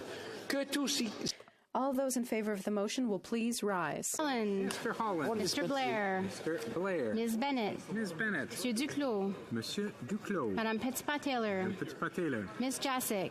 Ms. Jacek. Ms. Chager. Ms. Chager. Mr. Scarpaleggia. Mr. Scarpaleggia. Mr. Casey. Mr. Casey. Ms. Cara. Ms. Cara. Madame Fortier. Madame Fortier. Mr. McKinnon-Gatineau. Mr. McKinnon-Gatineau. Madame Bendayan. Madame Bendayan. Madame Bibeau. Madame Bibeau. Ms. Vandenbeld. Ms. Vandenbeld. Mr. Sheehan. Mr. Sheehan. Madame Brière. Madame Brière. Mr. Biddle. Mr. Biddle. Mr. Fillmore. Mr. Fillmore. Mrs. Romanato. Mrs. Romanato. Mr. Lamoureux. Mr. Lamoureux. Ms. Sahota. Mr. Hota. Mr. Oliphant. Mr. Oliphant. Monsieur Lauzon. Monsieur Lauzon. Madame Lalonde. Madame Lalonde. Ms. Dillon. Ms. Dillon. Monsieur Elkoury. Monsieur Elkoury. Mr. Hardy. Mr. Hardy. Mr. Fisher. Mr. Fisher.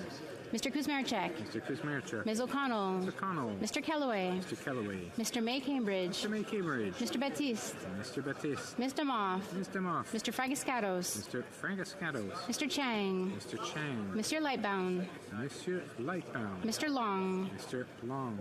Mr. Longfield. Mr. Longfield. Mr. McDonald Avalon. Mr. McDonald Avalon. Mr. McKinnon Coquitlam Port Coquitlam. Mr. McKinnon Coquitlam Port Coquitlam. Mr. Morrissey. Mr. Morrissey. Mr. Sarai. Mr. Sarai. Madame Shanahan. Shanahan. Mrs. Zaid. Mrs. Zaid. Ms. Yip. Ms. Yip. Mr. Aldag. Mr. Aldag. Mrs. Atwin. Mrs. Atwin. Mr. Pulowski. Mr. Pulowski. Mr. Van Bynen. Mr. Van Bynen. Madame Mendez. Madame Mendez. Mr. Baines. Mr. Baines. Mr. Chahal. Mr. Chahal. Mr. Koto. Mr. Koto. Mr. Gahir. Mr. Gahir. Madame Lapointe. Madame Lapointe. Mr. McDonald Malpeck. Mr. McDonald Malpeck. Mr. Meow. Mr. Meow. Ms. Taylor Roy. Ms. Taylor Roy. Ms. Thompson. Thompson. Mr. Souza. Mr. Souza.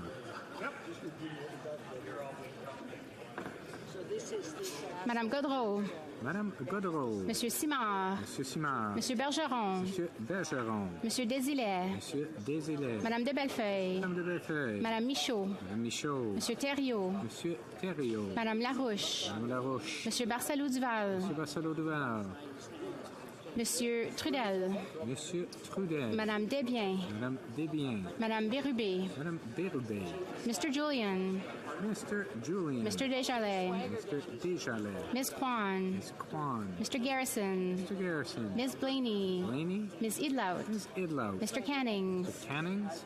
Mr. Massey. Mr. Massey. Mr. McGregor. Mr. McGregor. Madame Hughes. Madame Hughes. Mr. Angus. Mr. Angus. Mr. Davies. Mr. Davies. Ms. Matheson. Ms. Matheson. Ms. May Sanders Gulf Islands. May Sanders Gulf Islands. Mr. Morris. Mr. Morris.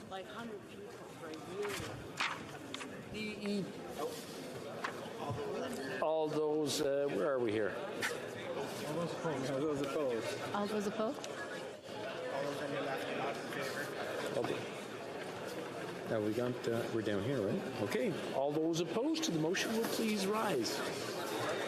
Mr. Doherty. Mr. Bazan. Mr. Bazan. Mr. Kimmich. Mr. Kimmich. Mrs. Thomas. Mrs. Thomas. Mr. Deltel. Mr. Deltel. Mr. Paulus. Mr. Paulus. Mr. Upal. Mr. Upal. Mr. Halan. Mr. Halan. Ms. Lewis Haldeman Norfolk. Ms. Lewis Haldeman Norfolk. Mr. Straw. Mr. Straw. Ms. Dancho. Dancho. Mr. Barlow. Mr. Barlow. Mrs. Gray. Mrs. Gray. Mr. Moore. Mr. Moore. Mr. Baldinelli. Mr. Baldinelli. Mr. Mazer. Mr. Mazer. Mr. Lewis Essex. Mr. Lewis Essex. Mr. Seaback. Mr. Seaback. Mr. Small. Mr. Small. Mr. Ellis. Mr. Ellis. Mr. Workington. Mr. Workington. Miss Finley. Miss Finley. Mr. Chong. Mr. Chong. Mrs. Kuzi. Mrs. Kuzi. Mr. Barrett. Mr. Barrett. Mr. Schmale. Mr. Schmale. Mr. Vidal. Mr. Vidal. Mr. Perkins. Mr. Perkins. Mr. Davidson. Mr. Davidson. Mr. Kelly. Mr. Kelly. Mr. Viss. Mr. Viss. Mr. Calkins. Mr. Calkins. Mr. Cooper. Mr. Cooper. Mr. Martel. Mr. Martel. Mr. Godin. Mr. Godin. Mrs. Roberts. Mrs. Roberts. Mr. Williams. Mr. Williams. Mr. Morantz. Mr. Morantz. Mr. Malillo. Mr. Malillo. Mrs. Cramp Nyman. Mrs. Cramp Nyman. Mrs. Vecchio. Mrs. Vecchio. Mr. Chambers. Mr. Chambers. Mr. Aitchison. Mr. Aitchison. Mr. Van Popta. Van Popta. Mr. Law. Mr. Law. Mr. Kitchen. Mr. Kitchen. Mr. Muse. Mr. Muse. Mr. Redikoff. Mr. Redikoff. Mr. Brock. Mr. Brock. Mr. Waugh. Mr. Waugh. Mr. Steinley. Mr. Stanley. Mr. Lawrence. Mr. Lawrence. Monsieur Lehoux. Monsieur Lehoux. Mr. Tucker. Mr. Tucker. Mrs. Falk, Battleford, Lloydminster. Mrs. Falk, Battleford, Lloydminster. Madame Vien. Madame Vien. Monsieur Gould. Monsieur Gould. Mr. Brassard. Mr. Brassard. Mr. Williamson. Mr. Williamson. Mr. McGuire. Mr. McGuire. Ms. Rumpel Garner. Rumpel Garner. Mr. Cram. Cram. Mrs. Wagenthal. Mrs. Wagenthal. Mr. Couric. Mr. Couric. Mr. Nader. Mr. Nader. Mr. Allison. Mr. Allison. Mr. Carey. Carey. Mr. McLean. Mr. McLean. Mrs. Gallant. Mrs. Gallant. Mr. Reed. Mr. Reed. Mr. Generou. Mr. Generou. Mr. Patzer. Mr. Patzer. Mr. Vierson. Mr. Bierson. Mr. McCully Edmonton West. Mr. McCully Edmonton West. Mr. Falk Provencher. Mr. Falk Provencher. Mr. D'Entremont. Mr. D'Entremont. Mr. Morrison. Mr. Morrison. Mr. Dowdle. Mr. Dowdle. Mr. Dalton. Mr. Dalton. Mr. Bragdon. Mr. Bragdon. Mr. Epp. Mr. F. Mr. Motts. Mr. Motts. Mr. Weber. Mr. Weber. Mr. Soroka. Mr. Soroka. Mr. Ruff. Mr. Ruff. Mr. Shields. Mr. Shields. Mr. Leipert. Mr. Leipert. Mr. Fass. Mr. Fass.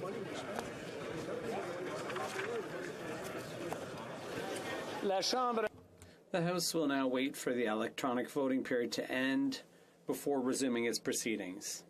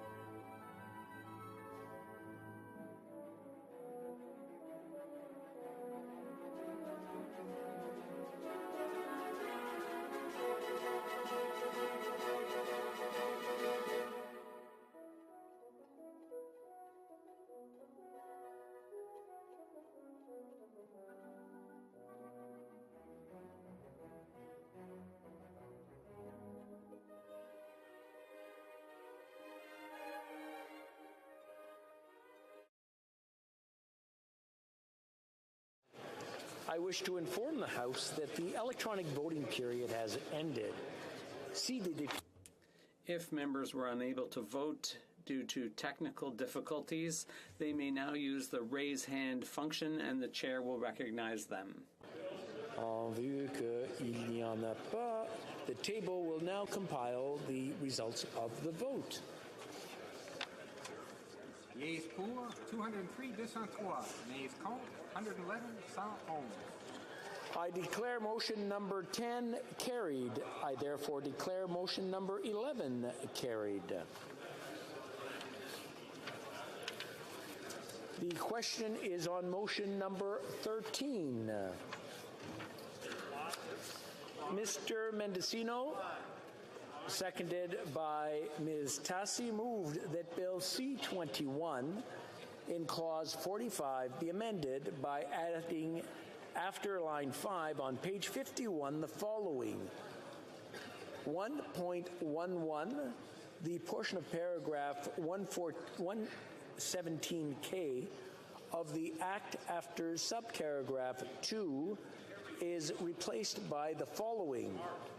Of firearms prohibited weapons, restricted weapons, prohibited devices, ammunition, prohibited ammunition, cartridge magazines, and components and parts designed exclusively for the use in the manufacture of or assembly into firearms. La période de... The 10-minute period for members voting electronically has started, and the House will now proceed to the vote for members participating in person. Those in favor of the motion will please rise. I'm following Mr. Holland. Mr. Holland. Mr. Blair. Mr. Blair. Ms. Bennett. Ms. Bennett. Monsieur Duclos. Mr. Duclos. Madame Petitpas-Taylor. Petitpas-Taylor. Ms. Jacek. Ms. Jacek. Ms. Chager. Ms. Chager. Mr. Scarpaleggia. Mr. Scarpaleggia. Mr. Casey. Mr. Casey. Ms. Cara. Ms. Cara. Madame Fortier. Madame Fortier. Monsieur McKinnon-Gatineau. Monsieur McKinnon-Gatineau. Madame Bendayan. Madame Bendayan. Madame Bibeau. Madame Bibeau. Ms. Vandenbeld. Ms. Vandenbeld. Mr. Sheehan. Mr. Sheehan. Madame Briard. Madame Briard. Mr. Biddle. Mr. Biddle. Mr. Fillmore. Mr. Fillmore. Mrs. Romanato. Mr. Romanato. Mr. Lamoureux. Mr. Lamoureux. Ms. Sahota. Sahota. Mr. Oliphant. Mr. Oliphant. Monsieur Lauzon. Monsieur Lauzon. Madame Lalonde. Madame Lalonde. Ms. Dillon. Ms. Dillon. Monsieur Elkhoury. Monsieur Elkhoury. Mr. Hardy. Mr. Hardy. Mr. Fisher. Mr. Fisher. Mr. Kuzmarchuk. Mr. Kuzmarchuk. Ms. O'Connell. Ms. O'Connell. Mr. Kellaway. Mr. Kellaway. Mr. May Cambridge. Mr. May Cambridge. Mr. Baptiste. Mr. Baptiste. Ms. Demoff. Ms. Demoff. Mr. Fragascatos. Mr. Fragascatos. Mr. Chang. Mr. Chang. Mr. Long. Mr. Long. Mr. Longfield. Mr. Longfield. Mr. McDonald Avalon. McDonald Avalon. Mr. McKinnon Coquitlam Port Coquitlam. Mr. McKinnon Coquitlam Port Coquitlam. Mr. Morrissey. Mr. Morrissey. Mr. Sarai. Mr. Sarai. Madame Shanahan. Madame Shanahan. Mrs. Zaid. Mrs. Zaid. Ms. Yip. Ms. Yip. Mr. Aldag. Mr. Aldag. Mrs. Atwin. Mrs. Atwin. Mr. Pulowski. Mr. Pulowski. Mr. Van Bynen. Mr. Van Bynen. Madame Mendez. Madame Mendez. Mr. Baines. Mr. Baines. Mr. Chahal. Mr. Chahal. Mr. Koto. Mr. Koto. Mr. Gahir. Mr. Gahir. Madame Lapointe. Madame Lapointe. Mr. McDonald Malpeck. Mr. McDonald Malpeck. Mr. Meow. Mr. Meow. Ms. Taylor Roy. Taylor Roy. Ms. Thompson. Thompson. Mr. Souza. Mr. Souza. Madame Godreau. Madame Godreau. Monsieur Simard. Oh. Pardon. Retour. Mr. Doherty. Mr. Doherty. Mr. Bazan. Mr. Bazan. Mr. Kimmich. Mr. Kimmich. Mr. Deltel. Monsieur Deltel. Monsieur Paulus. Monsieur Paulus. Mr. Upal. Mr. Upal. Miss Lewis Haldeman Norfolk. Miss Lewis Haldeman Norfolk. Miss Dancho. Miss Dancho. Mr. Barlow. Mr. Barlow. Mrs. Gray. Mrs. Gray. Mr. Moore. Mr. Moore. Mr. Baldinelli. Mr. Baldinelli. Mr. Mazer. Mr. Mazer. Mr. Lewis Essex. Mr. Lewis Essex. Mr. Seaback. Mr. Seaback. Mr. Small. Mr. Small. Mr. Ellis. Mr. Ellis. Mr. Berthold. Monsieur Berthold. Mr. Workington. Mr. Workington. Ms. Finley. Ms. Finley. Mr. Chong. Mr. Chong. Mrs. Kuzi. Mrs. Kuzi. Mr. Schmale. Mr. Schmale. Mr. Vidal. Mr. Vidal. Mr. Perkins. Mr. Perkins. Mr. Davidson. Davidson. Mr. Kelly. Kelly. Mr. Viss. Mr. Viss. Mr. Calkins. Mr. Calkins. Mr. Cooper. Mr. Cooper. Mr. Martel. Martel. Mr. Godin. Mr. Godin. Mrs. Roberts. Mrs. Roberts. Mr. Williams. Mr. Mr. Williams. Mr. Morantz. Mr. Morantz. Mr. Melillo. Mr. Melillo. Mrs. Kramp-Nyman. Mrs. Kramp-Nyman. Mrs. Vecchio. Mrs. Vecchio. Mr. Aitchison. Mr. Aitchison. Mr. Van Popta. Mr. Van Popta. Mr. Lobb. Mr. Law. Mr. Kitchen. Mr. Kitchen. Mr. Muse. Mr. Muse. Mr. Redekop. Mr. Redekop. Mr. Brock. Mr. Brock. Mr. Waugh. Mr. Waugh. Mr. Steinley. Mr. Steinley. Mr. Lawrence. Mr. Lawrence. Monsieur Lehoux. Monsieur Lehoux. Mr. Tucker. Mr. Tucker. Mrs. Falk, Battleford, Lloydminster. Mrs. Falk, Battleford, Lloydminster. Madame Vien. Madame Vien. Monsieur Gould. Mr. Gould. Mr. Brassard. Mr. Brassard. Mr. Williamson. Mr. Williamson.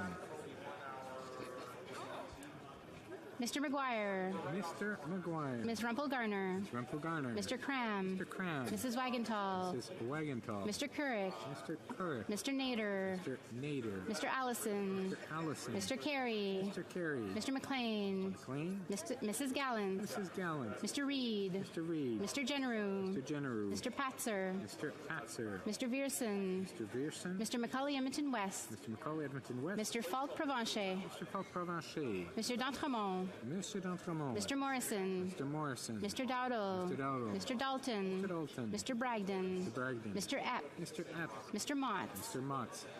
Mr. Weber. Mr. Weber. Mr. Soroka. Mr. Soroka. Mr. Ruff. Mr. Ruff. Mr. Shields. Mr. Shield. Mr. Leipert. Mr. Leipert. Mr. Fast. Mr. Fast. Retour à Madame Godreau. Madame Godreau. Monsieur Simard. Monsieur Simard. Monsieur Bergeron. Monsieur Bergeron. Monsieur Désilaire. Monsieur Désilaire. Madame de Bellefeuille. Madame de Bellefeuille. Madame Michaud. Madame Michaud. Monsieur Thériault. Monsieur Thériault. Madame Larouche. Madame Larouche. Monsieur Barsalou-Duval. Monsieur Barsalou-Duval. Monsieur Plamondon. Monsieur Plamondon. Monsieur Trudel. Monsieur Trudel. Madame Desbiens. Madame Desbiens. Madame Bérubé. Madame Bérubé. Mr. Julian. Mr. Julian. Mr. Desjardins. Mr. Desjardins. Ms. Kwan. Ms. Kwan. Mr. Garrison. Mr. Garrison. Ms. Blaney. Blaney. Ms. Idlout. Ms. Idlout. Mr. Cannings. Mr. Cannings. Mr. Massey. Mr. Massey. Mr. McGregor. Mr. McGregor. Madame Hughes. Madame Hughes. Mr. Angus. Mr. Angus. Mr. Davies. Mr. Davies. Ms. Matheson. Ms. Matheson. Ms. May Sanishkol Filans. Ms. May Sanishkol Filans. Mr. Morris. Mr. Morris. Que tous ceux qui s'opposent. All those opposed to the motion will please rise.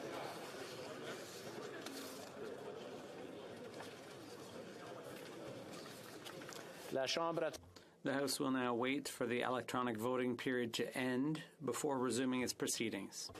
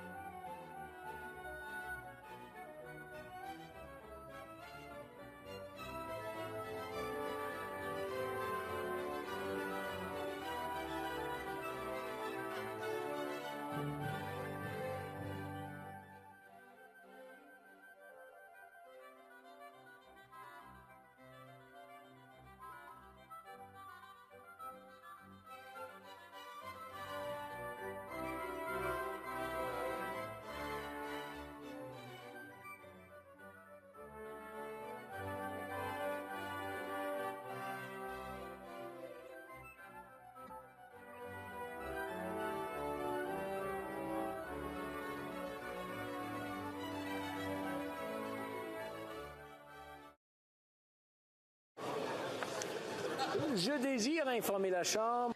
I wish to inform the House that the electronic voting period has ended. Vote due to technical difficulties. They may now use the raise hand function, and the chair will recognize them. Ms. Goodridge. I vote in favor. Goodridge, yay pour.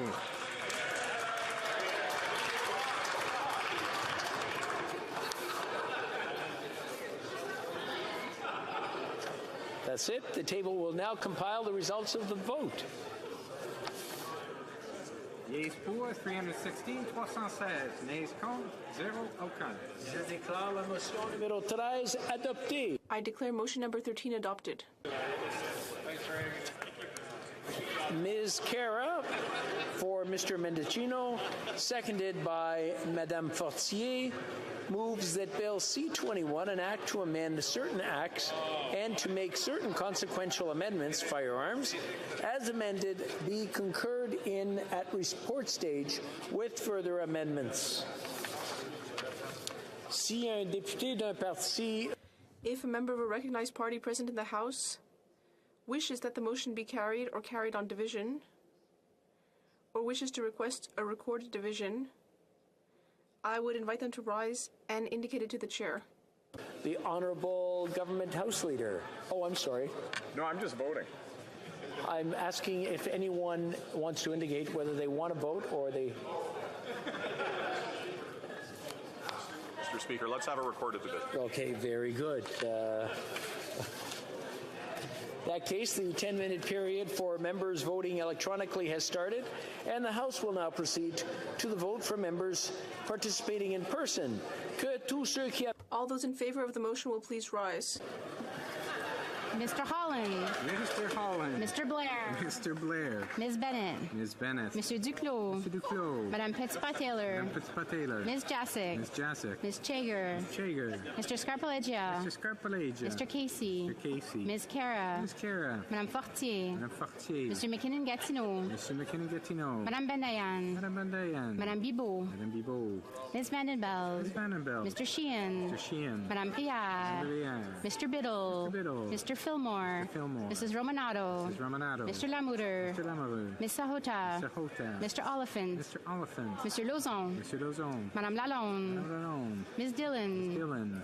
Mr. Elkoury. Mr. Elkoury. Mr. Hardy. Mr. Hardy. Mr. Fisher. Mr. Fisher. Mr. Kuzmerchek. Mr. Kuzmerchek. Ms. O'Connell. Ms. O'Connell. Mr. Kellaway. Mr. Kellaway. Mr. May Cambridge. Mr. May Cambridge. Mr. Baptiste. Mr. Baptiste. Ms. Damoff. Mr. Moff. Mr. Fragascatos. Mr. Fragascatos. Mr. Chang. Mr. Chang. Mr. Long. Mr. Long. Mr. Longfield. Mr. Longfield. Mr. McDonald Avalon. Mr. McDonald Avalon. Mr. McKinnon Coquitlam Port Coquitlam. Mr. McKinnon Coquitlam Port Coquitlam. Mr. Morrissey. Mr. Morrissey. Mr. Sarai. Mr. Sarai. Madame Shanahan. Madame Shanahan. Mrs. Zaid. Mrs. Zaid. Ms. Yip. Ms. Yip. Mr. Aldag. Mr. Aldag. Mrs. Atwin. Mrs. Atwin. Mr. Pulowski. Mr. Pulowski. Mr. Van Bynen. Mr. Van Bynen. Madame Mendez. Madame Mendez. Mr. Baines. Mr. Baines. Mr. Cotto. Mr. Cotto. Mr. Gahir. Mr. Gahir. Madame Lapointe. Madame Lapointe. Mr. McDonald Malpeck. Mr. McDonald Malpeck. Mr. Meow. Mr. Meow. Ms. Taylor Roy. Ms. Taylor Roy. Ms. Thompson. Thompson. Mr. Souza. Mr. Souza. Madame Godreau. Madame Godreau. Monsieur Simard. Monsieur Simard. Monsieur Bergeron. Monsieur Bergeron. Monsieur Desilets. Monsieur Desilets. Madame de Bellefeuille. Madame de Bellefeuille. Madame Michaud. Madame Michaud. Monsieur Thériault. Monsieur Thériault. Madame Larouche. Madame Larouche. Monsieur Barcelou-Duval. Monsieur Barcelou-Duval. Monsieur Plamondon. Monsieur Plamondon. Monsieur Trudel. Monsieur Trudel. Madame Desbiens. Madame Desbiens. Madame Bérubé. Madame Bérubé. Mr. Julian. Mr. Julian. Mr. Desjalais. Mr. Desjalais. Ms. Kwan. Ms. Kwan. Mr. Garrison. Mr. Garrison. Ms. Blaney. Ms. Blaney. Ms. Idlout. Ms. Idlout. Mr. Cannings. Mr. Canning. Mr. Massey. Mr. Massey. Mr. McGregor. Mr. McGregor. Madame Hughes. Madame Hughes. Mr. Angus. Mr. Angus. Mr. Davies. Mr. Davies. Ms. Matheson. Ms. Matheson. Ms. May Sanish Gulf Islands. May Sanish Gulf Islands. Mr. Morris. Mr. Morris.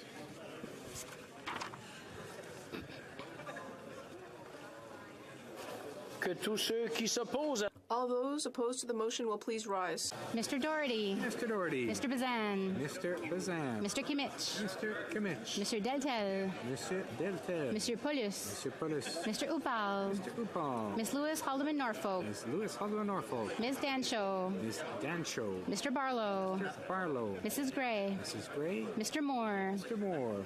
Mr. Baldinelli. Mr. Baldinelli. Mr. Mazer. Mr. Mazer. Mr. Lewis Essex. Mr. Lewis Essex. Mr. Ellis. Mr. Ellis. Mr. Berthold. Mr. Berthold. Mr. Workington. Mr. Workington. Ms. Finley. Finley. Mr. Chong. Mr. Chong. Mrs. Kuzi. Mrs. Kuzi. Mr. Barrett. Mr. Barrett. Mr. Schmale. Mr. Schmale. Mr. Vidal. Vidal. Mr. Perkins. Mr. Perkins.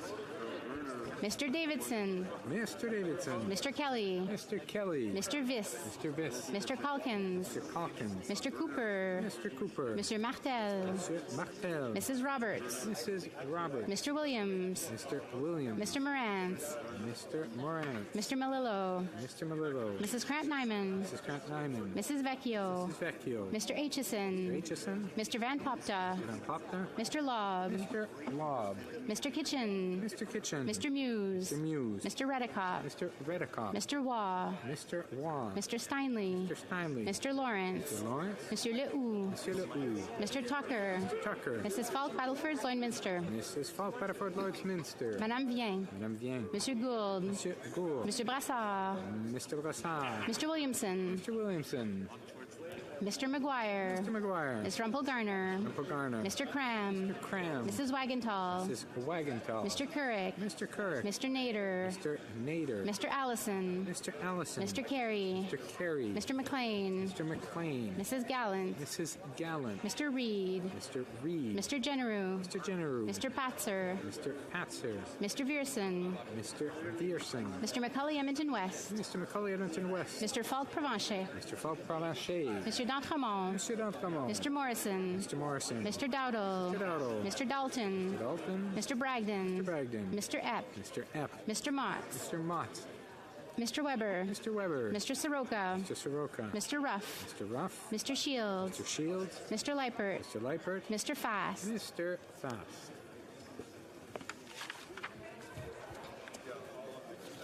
The House will now wait for the electronic voting period to end before resuming its proceedings.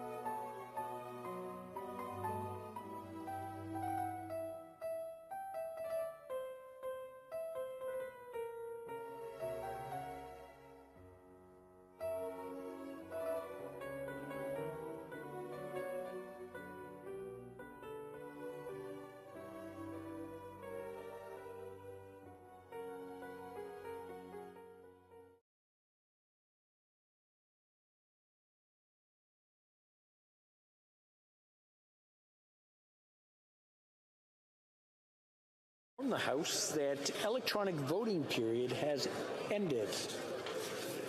If members were not able to vote due to technical difficulties, they may now use the raise hand function, and the chair will recognize them. Seeing none, the table will now compile the results of the vote. Yeas pour, 205, 205. Nays contre, 111, 111. I declare the motion carried. When shall the bill be read a third time? Later today. Later today.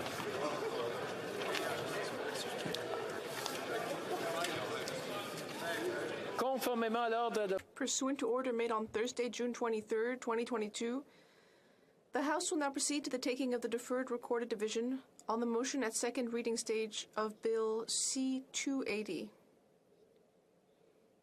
under private member's business. The question is as follows. Mr. Davidson, seconded by Mr. Chambers, moved that Bill C-280, an act to amend the Bankruptcy and Insolvency Act and the Companies Creditors Arrangement Act, deemed trust, perishable fruits and vegetables, be now read a second time and referred to the Standing Committee on Agriculture and Agri-Food. La période de 10 minutes pour les députés. The 10-minute period for members voting electronically has started, and the House will now proceed to the vote. Start with the sponsor of the item.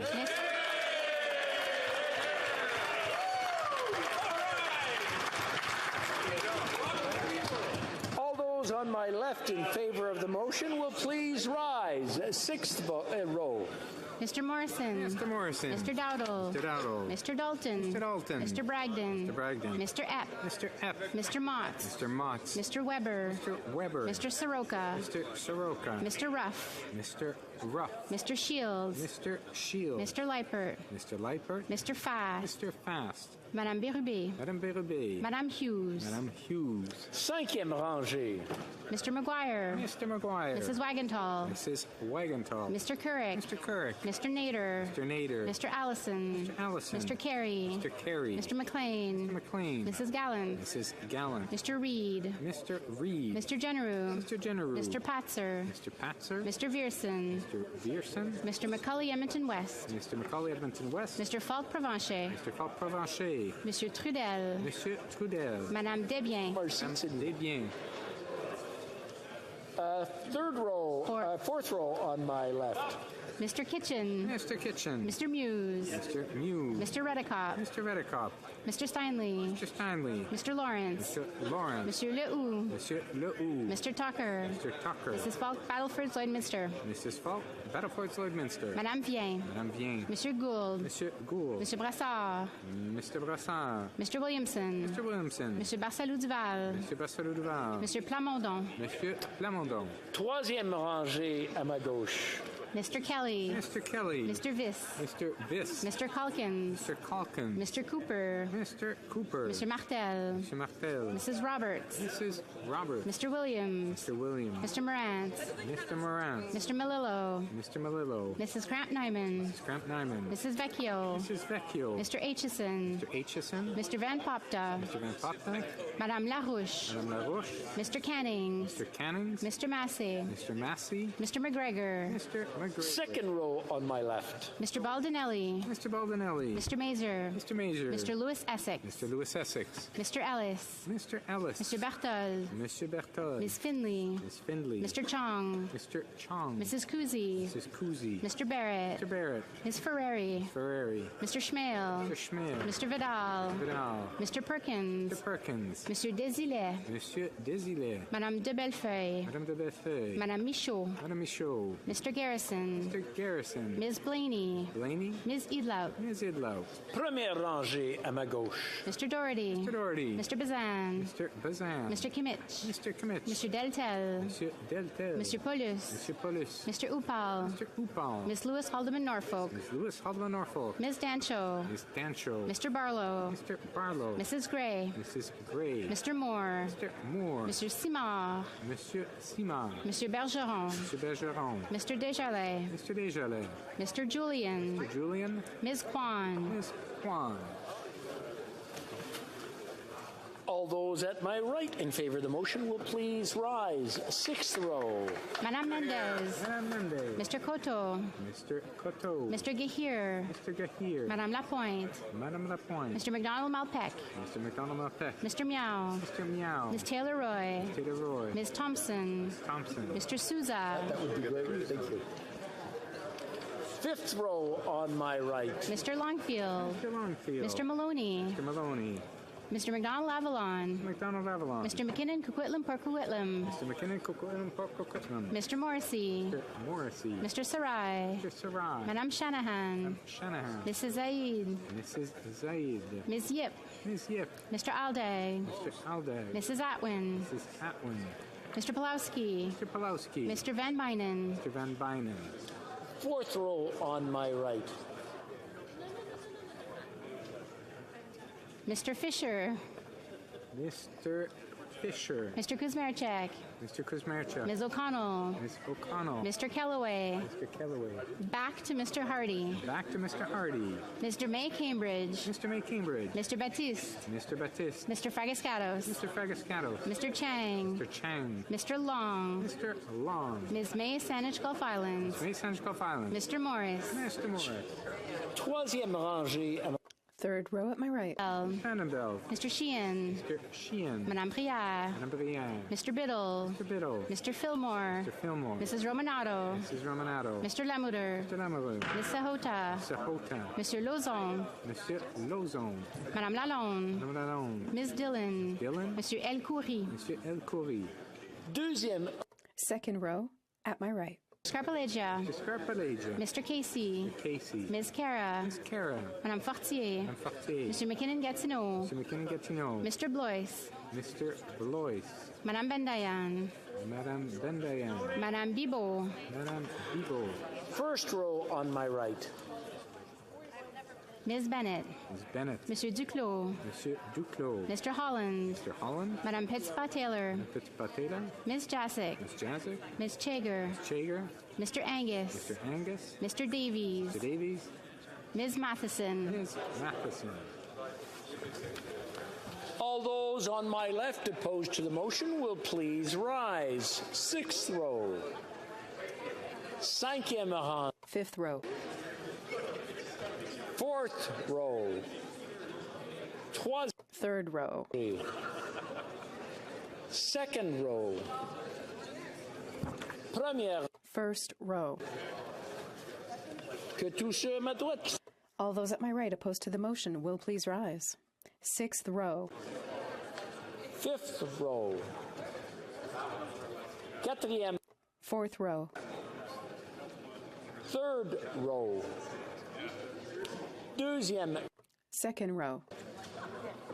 First row. The House will now wait for the electronic voting period to end before resuming its proceedings.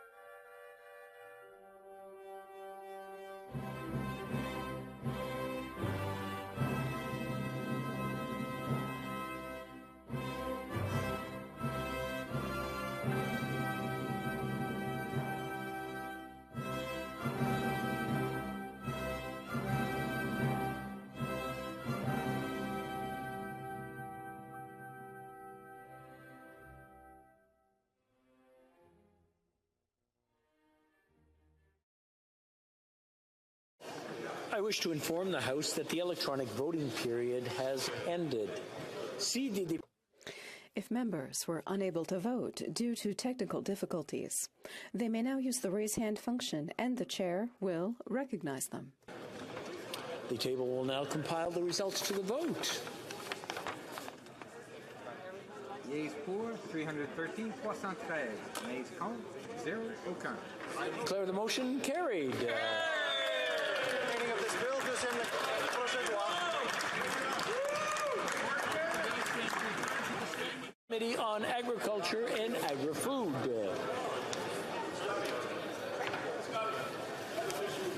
It's all yours.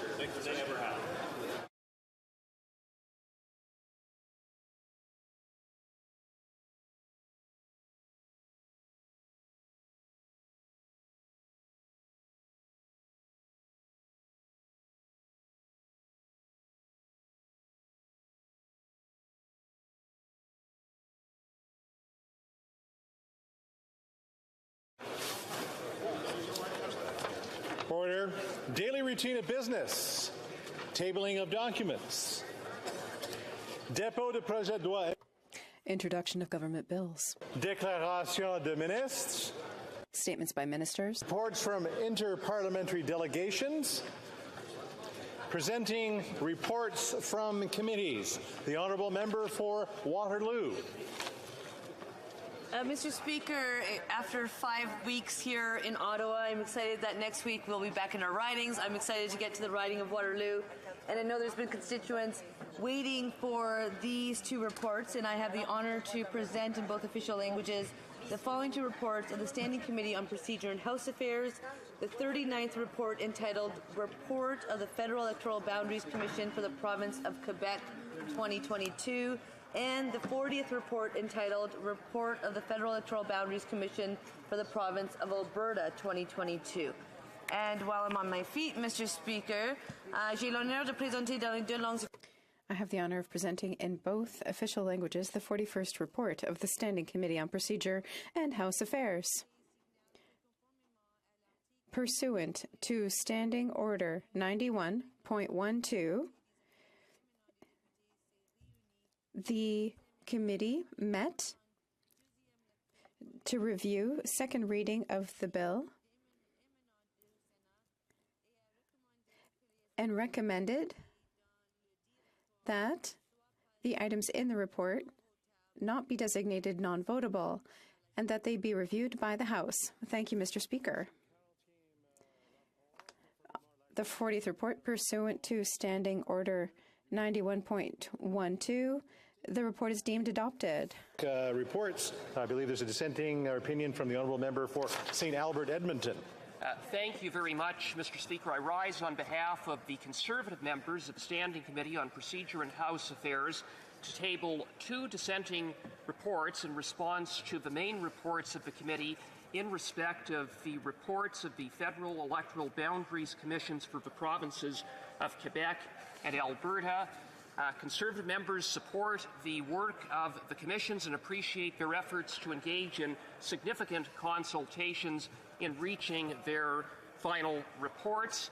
However, we do respectfully request that the committees respectively and favorably view the objections of the members for Yellowhead, Grand Prairie Mackenzie, and Peace River Westlock, as well as the objections of the members for Megantic-Larab and Montmagny, Les-Îles, Kamouraska, Rivière-du-Loup. Thank you, Mr. Speaker. Thank you, Member. Presenting reports from committees, the Honourable Member from Fleetwood, Port Kells. Thank you, Mr. Speaker. I have the honor to present in both official languages the third interim report of the Special Committee on the Canada-People's Republic of China relationship, entitled A Threat to Canadian Sovereignty, National Security Dimensions of the Canada-People's Republic of China relationship. This reflects work that the committee has undertaken since 2020, and it strongly distinguishes between the Chinese Communist government and the Chinese people on the mainland, the diaspora here in Canada, and ethnic Chinese residents in Canada. Our 34 recommendations should inform ongoing discussions on foreign interference. Pursuant to Standing Order 109, the committee requests that the government table a comprehensive response to this report. I believe there's a dissenting opinion from the honourable member for Wellington Halton Hills. Yes, thank you, Mr. Speaker. We support the report of the committee, and we have submitted a supplementary report along with the main report that makes 3 supplementary additions to the report, which buttresses and supports the report. The 3 recommendations are in respect of Confucius Institute's the Critical Election Incident Public Protocol and the new Federal Beneficial Ownership Registry. Thank you, Mr. Speaker.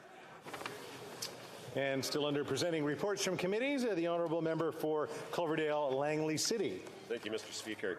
I have the honour to present in both official languages the 9th report of the Standing Committee on Natural Resources entitled Mains Estimates 2023-2024. Thank you, Mr. Speaker. And I think that's the end for committees. Dépôt de projet de loi. Introduction of private members' bills. Première lecture. First reading of Senate public bills. Mrs. Vecchio, seconded by Mr. Viersen, moves that Bill S-210, an act to restrict young persons' online access to sexually explicit material, be now read a first time. The honourable member for Elgin, Middlesex, London. Thank you very much, Mr. Speaker, and I am here with my colleague from Peace River Westlock, putting forward this very important piece of legislation that focuses on protecting children and restricting them from the access to pornography, recognizing the impact to women and persons of exposing youth to sexually explicit material and violence, and deterring the organizations that make this type of material available on the internet. We must all work together to ensure that our children are safe, and this is just one option of doing so. Thank you very much, Mr. Speaker. This motion is deemed adopted. First reading of this bill, première lecture de ce projet de loi. When shall this bill be read a second time? Right now. At the next sitting of the House. Motions. Présentation. Presenting petitions. Member for Mission Masque, Fraser Canyon. Thank you, Mr. Speaker. I'm pleased to rise to present 2 petitions today. The first is on behalf of Canadian chicken farmers who have been affected by the Ukraine goods remission order implemented last June. When these farmers visited Parliament Hill last week, their request was that this order not be extended past its June 9th, 2023 expiration date. While eliminating all tariffs on supply managed goods coming from Ukraine was done in good faith, it has created major uncertainties for the poultry industry. Canadian chicken farmers are asking the government to allow the Ukraine goods remission order to expire on June 9th, 2023 and not extend it. Thank you, Mr. Speaker. Presenting of... Oh, you got more. Okay, sorry. The Honourable Mission Masque, Fraser Canyon. Yes, Mr. Speaker, the second petition I'd like to present is on behalf of home builders across Canada. When the GST was first introduced in 1991, the GST new housing rebate was introduced alongside it. This rebate ensured that new home building wouldn't be discouraged by the GST, and the Government of Canada committed to adjusting the qualification thresholds every 2 years to reflect changes in housing prices.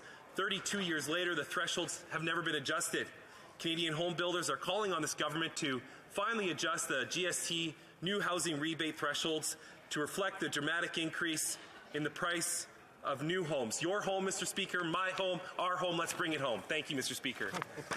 Okay, presenting petitions, Présentation petition, the Honourable Member for Renfrew, Nipissing, Pembroke. Mr. Speaker, these petitioners are asking that Bill C-21 die on the order paper. It's an affront to private property rights. All it does is confiscate legal firearms from lawful citizens and does nothing to get illegal guns out of the hands of criminals. Presenting petitions, Présentation petition, the Honourable Member for Algoma, Manitoulin, Kapuskasing. Thank you, Mr. Speaker. I'm once again rising to table a petition regarding the persecution of Falun Gong practitioners in China. The petitioners indicate that Falun Gong practitioners in China are being targeted, adding that the victims face various forms of persecution, including forced organ harvesting and trafficking, Mr. Speaker. They call on this Parliament to pass a resolution to establish measures to stop the Chinese Communist regime's crime of systematically murdering Falun Gong practitioners, for their organs, amend Canadian legislation to combat forced organ harvesting, and publicly call for an end to the persecution of Falun Gong in China. Thank you very much, Mr. Speaker. Presenting of petitions, Presentation de Petition, the Honourable Member for Sandwich Gulf Islands. It's an honor to rise in this place to present a petition that focuses on the health threats of the climate crisis. The petitioners point out that the Intergovernmental Panel on Climate Change report on 1.5 degrees points to the reality that we're unlikely to be able to stay below 1.5 degrees without rapid and immediate reductions of emissions, that we're on a path to significantly overshoot our 2030 commitments under the Paris Agreement, and that oil and gas and transportation emissions continue to rise in Canada. The petitioners, themselves physicians, point that the World Health Organization has stated that, quote, climate change is the greatest threat to global health in the 21st century.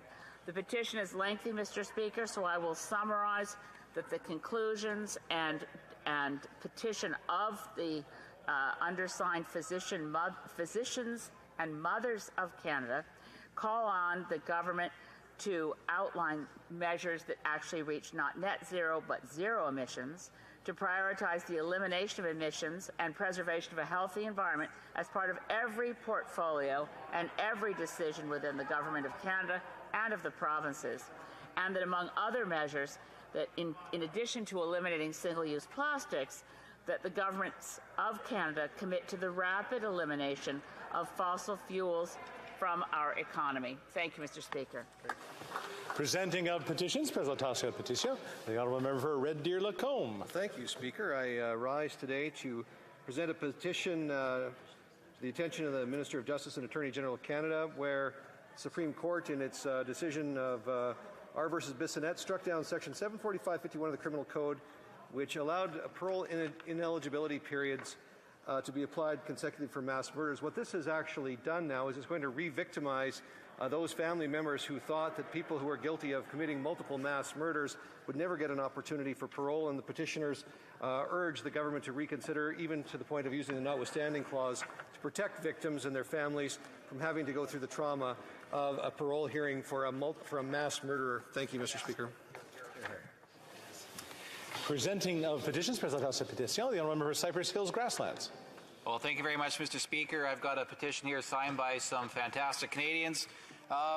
They're concerned that the Supreme Court of Canada struck down Section 745.51 of the Criminal Code, which allowed parole ineligibility periods to be applied consecutively for mass murderers.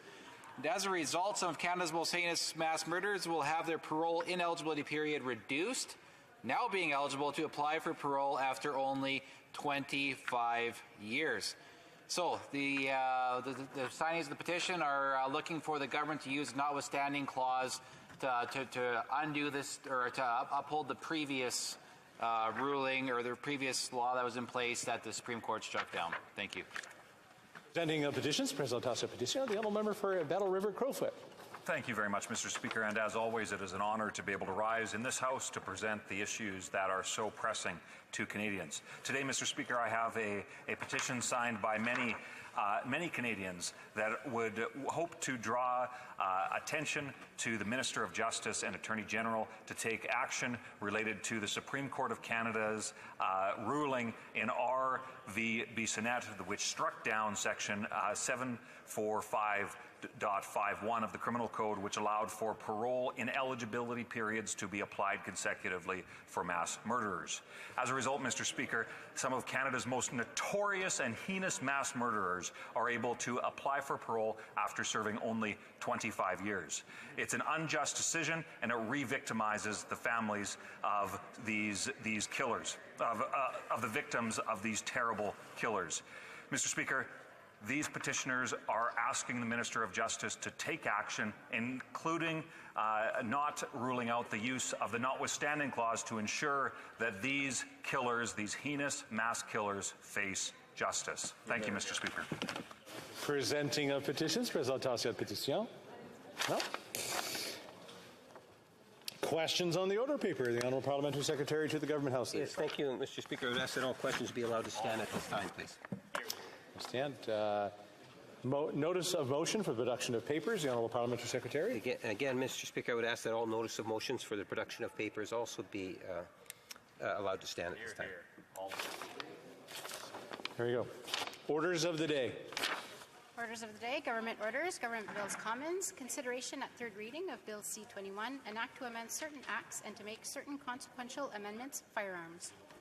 Conformément à l'ordre adopté, Pursuant to a special order, the House will now proceed to the study of Bill C-21 at third reading. Ms. Cara for Mr. Medicino, seconded by Madame Fortier, moves that Bill C-21, an act to amend certain acts and to make certain consequential amendments, firearms, be now read a third time and do pass. Debate. The Honourable Parliamentary Secretary to the Minister of Public Safety. Thank you, Mr. Speaker. Sorry. I'd like to begin by acknowledging that we're gathered on the traditional unceded territory of the Algonquin Anishinaabe people. I also want to acknowledge the impact colonial practices have had on Indigenous peoples, from over-incarceration, over-representation in foster care, and missing and murdered Indigenous women, girls, and Two-Spirit people. Wonder if the page could bring me a glass of water, Mr. Speaker. Today we begin third reading on Bill C-21, a bill that has been greatly improved through consultation with Canadians and Indigenous peoples and cooperation with the Bloc Québécois and the New Democratic Party. I wish more Canadians watched what happens, watched what happens at committee. It has been my experience throughout my time in this place that legislation has been improved at committee, and Bill C-21 is no exception. The bill we have before us today reflects that work, and before talking about the bill itself, I'd like to talk about some of those changes. The member for Avignon-Le-Métis-Maton-Matapedia is an exceptional parliamentarian, and I've had the pleasure of working with her for 3.5 years now. She introduced important amendments, including the requirement for a possession and acquisition license, or PAL, to purchase, transport, and export or impart cartridge magazines. This was an ask made by a number of stakeholders, none more loudly or more courageously than the Danforth Families for Safer Communities. Their story is tragic and well known, but we all know that the gun that was used that night on the Danforth was a legally imported handgun that was later stolen from a gun shop in Saskatchewan. The Danforth shooter then walked into a sporting goods store and legally bought 7 magazines for his guns, no questions asked, simply because a PAL was not required for him to do so. That will no longer be possible now that these amendments have been adopted and once the bill becomes law. Just think about that, Mr. Speaker. Prior to these amendments, you did not have to prove that you had a license to purchase and own firearms in order to buy the thing that literally holds the bullets, and that changes now. This major amendment was passed unanimously. And to be clear, it won't affect those licensed to carry a firearm. It will ensure that those who are not licensed to possess a firearm cannot legally buy cartridge magazines. Because, Mr. Speaker, requiring gun owners to show their license to purchase magazines just makes sense. If you don't need a magazine if you don't have a license to own a gun. We also heard from the airsoft industry that the bill went too far and that they were willing to work with the government to regulate their sport. An amendment initiated by the member for Cowichan-Malahat-Langford passed, and so the clause deeming airsoft guns as prohibited devices was removed from the bill. Thank you to the airsoft community for productively working with our government to find a compromise that would ensure public safety is upheld while allowing their sport to be regulated. Mr. Speaker, gun control is a woman's issue. The Canadian Women's Foundation notes that the presence of firearms in Canadian households is the single greatest risk factor for the lethality of intimate partner violence. Access to a firearm increases the likelihood of femicide by 500%. The Ontario Coroner's Death Review Panel said that 26% of women who were killed by their partner were killed using a firearm. I've heard from groups like the Lethbridge YWCA who told me that every single woman who came to its shelter had been threatened by a partner with a firearm. They are among the nearly 2,500 women victimized in this way over the last 5 years. Intimate partner violence accounts for nearly 30% of all police-reported violent crime in Canada, and that number has risen during the pandemic. In my riding and across the country, local organizations like Halton Women's Place are helping to shine a brighter light on the dangers of gun violence. And over the last 8 years, we as a country have also become more aware of the role that coercive control plays in abusive relationships. When you add firearms to the mix, it is a recipe for continued physical, emotional, and psychological abuse. In fact, coercive control, such as a man using a gun to control a woman without ever pulling the trigger, is real and it happens every day. An Oakville resident sent me a note that stated, quote, "Let me just say that you can endure the physical and emotional abuse, but when he pulls out a double-barrel shotgun, loads it, and tells you he is going to kill you, then you know true terror. Thank you for looking out for the victims before they become statistics," end quote. Our government has been and will continue to advocate for women, and through C21, we're taking additional steps to support survivors of intimate partner violence who've been threatened with or on the receiving end of violence with a firearm. The Bloc Québécois, New Democratic Party, and Green Party all put forward amendments to strengthen the intimate partner violence provisions of Bill C21. The National Association for Women in the Law tweeted on Monday that they were, quote, "pleased that virtually all the amendments we proposed were adopted, some unanimously," end quote. These amendments will make women safer. During the clause-by-clause process, we included an amendment to further define a protection order, to say it is intended to bring any binding order made by a court or other competent authority in the interest of the safety or security of a person, and this includes but is not limited to orders that prohibit a person from A, being in physical proximity to an identified person or following an identified person from place to place, B, communicating with an identified person either directly or indirectly, C, being at a specified place or within a specified distance of that place, D, engaging in harassing or threatening conduct directed at an identified person, E, occupying a family home or residence, or F, engaging in family violence. Protection orders, Mr. Speaker, are imperative to keep women safe. By setting minimum standards in the bill, people who have been subject to a protection order will now be ineligible to hold a firearms license. We know that when a woman leaves an abusive partner, the first day is the most dangerous and violent. That's why there is an amendment that will ensure that firearms are removed within 24 hours. Thank you to the National Association of Women in the Law for your leadership on these amendments. Because of these changes in the bill, we will save women's lives. I'm particularly pleased that the red flag provision of the bill remains, ensuring that those concerned about a firearms owner being a danger to themselves or others can now apply to a judge for an order to immediately remove firearms from an individual who may present a danger to themselves and others. Dr. Namja Ahmed from the Doctors for Protection from Guns stated that, quote, that they support the proposed red flag law.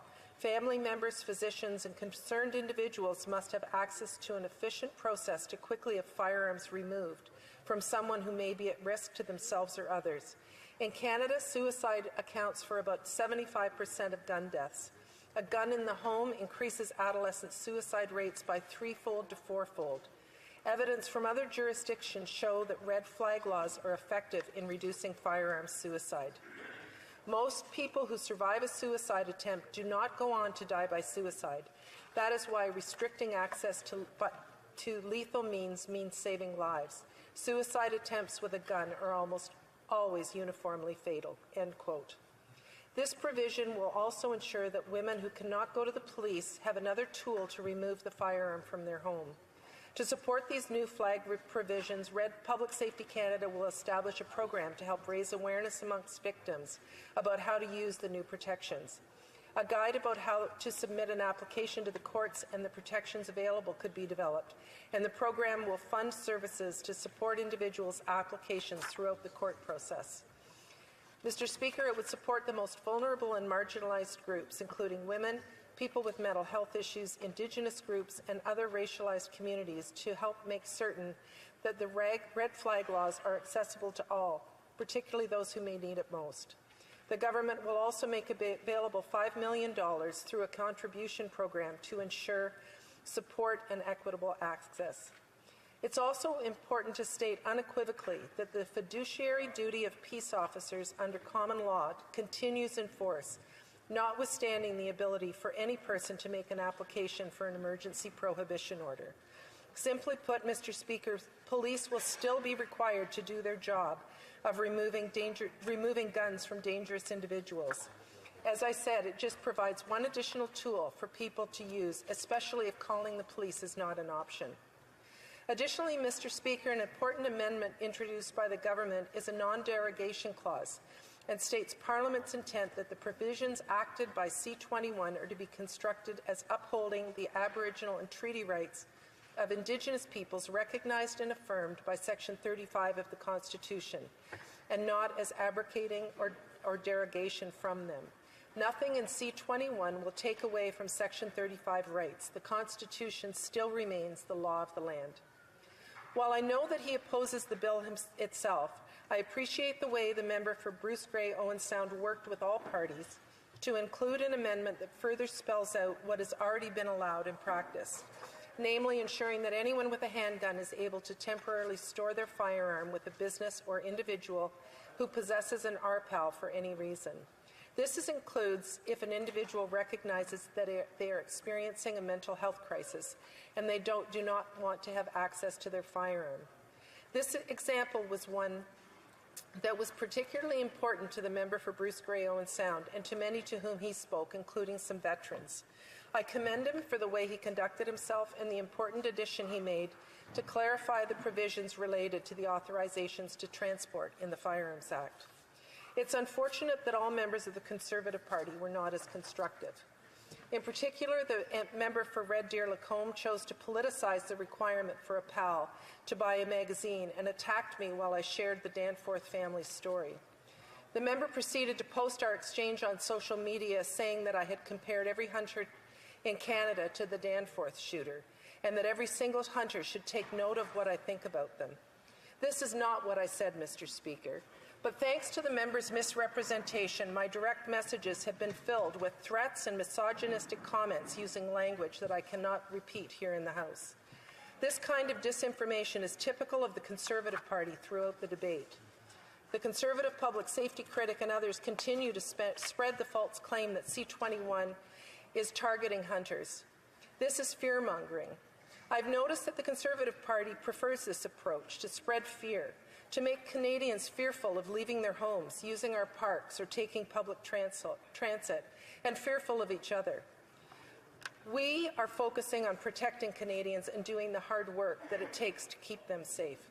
Conservative politicians prefer to fearmonger and speak in catchy slogans rather than taking action to prevent crime, keep women safe, and remove weapons designed for the battlefield from our streets. Mr. Speaker, I'd now like to turn to other provisions found in Bill C-21. Canadians have been calling upon successive governments for reform, for stronger gun control, and in May of 2020, we took additional action through Order in Council to ban over 1,500 models of assault-style firearms, including the AR-15. As retired U.S. Major General Paul Eaton has said, quote, "For all intents and purposes, the AR-15 and rifles like it are weapons of war," end quote. These weapons, designed for the battlefield, have no place on Canadian streets. I have a question for the Conservative Party. Would they make the AR-15 legal again? Through C-21, we're building on the work done in 2020 to offer a prospective technical definition to ensure that in addition to the weapons banned in 2020, no future similar weapons will ever be able to enter the Canadian market. Furthermore, the Minister of Public Safety has committed to taking action through regulation to take the burden away from firearms owners and make manufacturers responsible for classifying firearms. It responds to the recommendations of the Mass Casualty Commission. Doctors for Protection from Guns called the definition, quote, "a victory for science, public health, and Canadian values to permanently ban future models of assault weapons," end quote. In addition, we're implementing a national freeze on handguns to prevent individuals from bringing newly acquired handguns into Canada and from buying, selling, and transferring handguns within the country. A freeze which through regulations has been in effect since October 2022. It was actually Ken Price of the Danforth families who was one of the first proponents of implementing a national freeze on handguns. When Ken testified at committee, he stated, quote, "In summary, there's clear evidence on the association between access to handguns and endemic gun violence, and access to semi-automatic weapons and large-capacity magazines and multiple mass shooting events.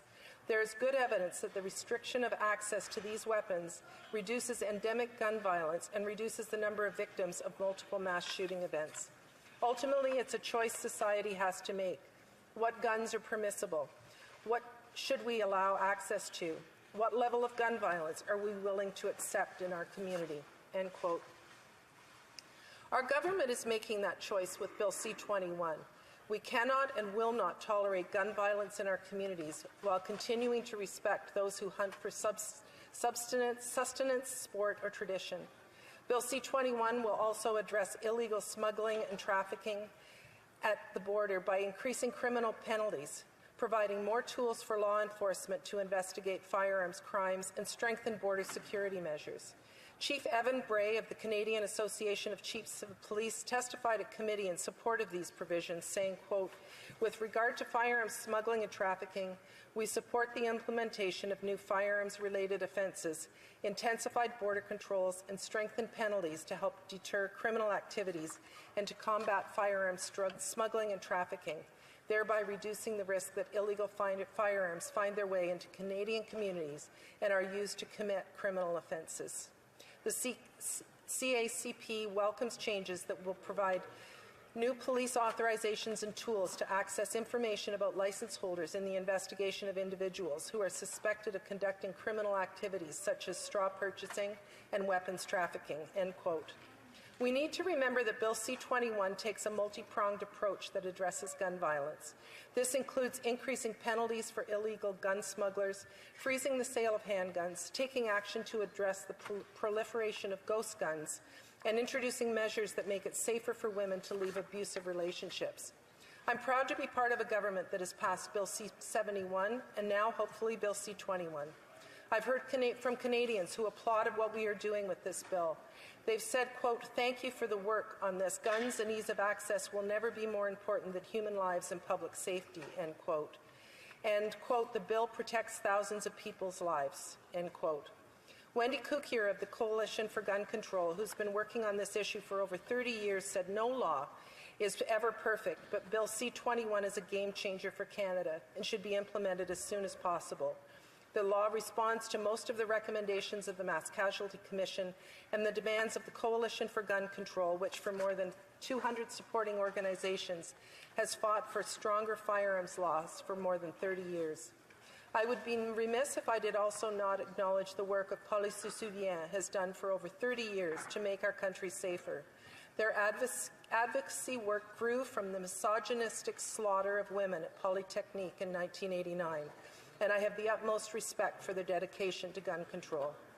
I want to close by giving a special thank you to the Liberal Bloc and NDP members of the Public Safety Committee who worked together at times into the wee hours of the night to ensure that the bill we have before us is better than it started. Thanks to the New Democratic Party and the member for New Westminster Burnaby, and to the Bloc Québécois and the member for Avignon-Lametti, Matane-Metfidia. And I have to give a special shout out to Sarah Thomas, Connor Lewis, and all the staff without whom we as members couldn't do our jobs. Thanks to the Minister and his team for their Herculean efforts on this bill, and to the Prime Minister for making gun control a central policy of our government. We will vote on this bill tomorrow, Mr. Speaker, and it will be a legacy for this government, one that I'm incredibly proud of. Thank you. Questions and comments? Question of commentaire, the honourable member for Pitt Meadows, Maple Ridge. Thank you, Mr. Speaker. I will say that growing up, hunting was essential for our family. Dads were from the military home, dad's Métis, and I know that the Indigenous people, they don't want just amendments, they want their bill removed. I'll quote Chief Jessica Lazare from the Mohawk Council of Kanawaki. She says that the lack of in-depth and comprehensive consultation with Indigenous communities is demonstrated in the incoherence and inconsistency of this bill. And I know that the constituents, my constituents, many that are firearms owner,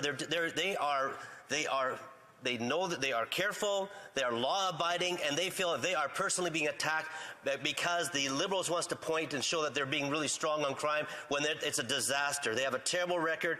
It's going up. So will the Liberal member not recognize just how this is essentially virtue signaling? It doesn't make our streets safer. Thank you. Honourable Parliamentary Secretary. Thank you, Mr. Speaker. There's so much to unpack in that. Perhaps the member needs to read the amendments that were done at committee that includes a clause that ensures that Indigenous people's Section 35 rights are still in place. There is nothing virtue signaling in this bill, and I'm sure the honourable member doesn't want to forget about the 75% of Canadians who die by firearms when they die by suicide. This bill will tackle suicides, intimate partner violence, gun crime. There's many aspects to firearms deaths in this country, Mr. Speaker, and that's why I'm proud of the work that we're doing in this bill that will actually save lives. The Honourable Member for Avignon-La-Métis-Matane-Matapédia. Thank you, Mr. Speaker. I'd like to thank my colleague for her collaboration throughout the study of the bill. I really appreciated working with her and her team.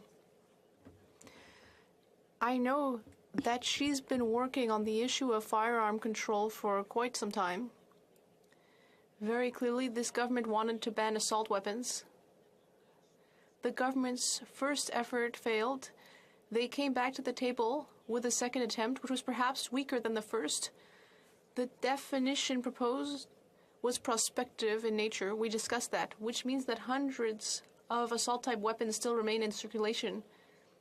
In response to that, the minister said, well, I will once again strike the Firearms Advisory Committee and ask for a recommendation on how to classify the weapons. Indeed, it's not a bad idea to hand this over to experts, but the government itself had identified 482 weapons. Out of 482 weapons which could be used for hunting, it only had specified about 12. Why not move on to the others? Thank you, Mr. Speaker, et merci à mon collègue. Elle est vraiment. J'espère que je peux répondre en français pour tout le. I hope that I'll be able to answer the question in French one day.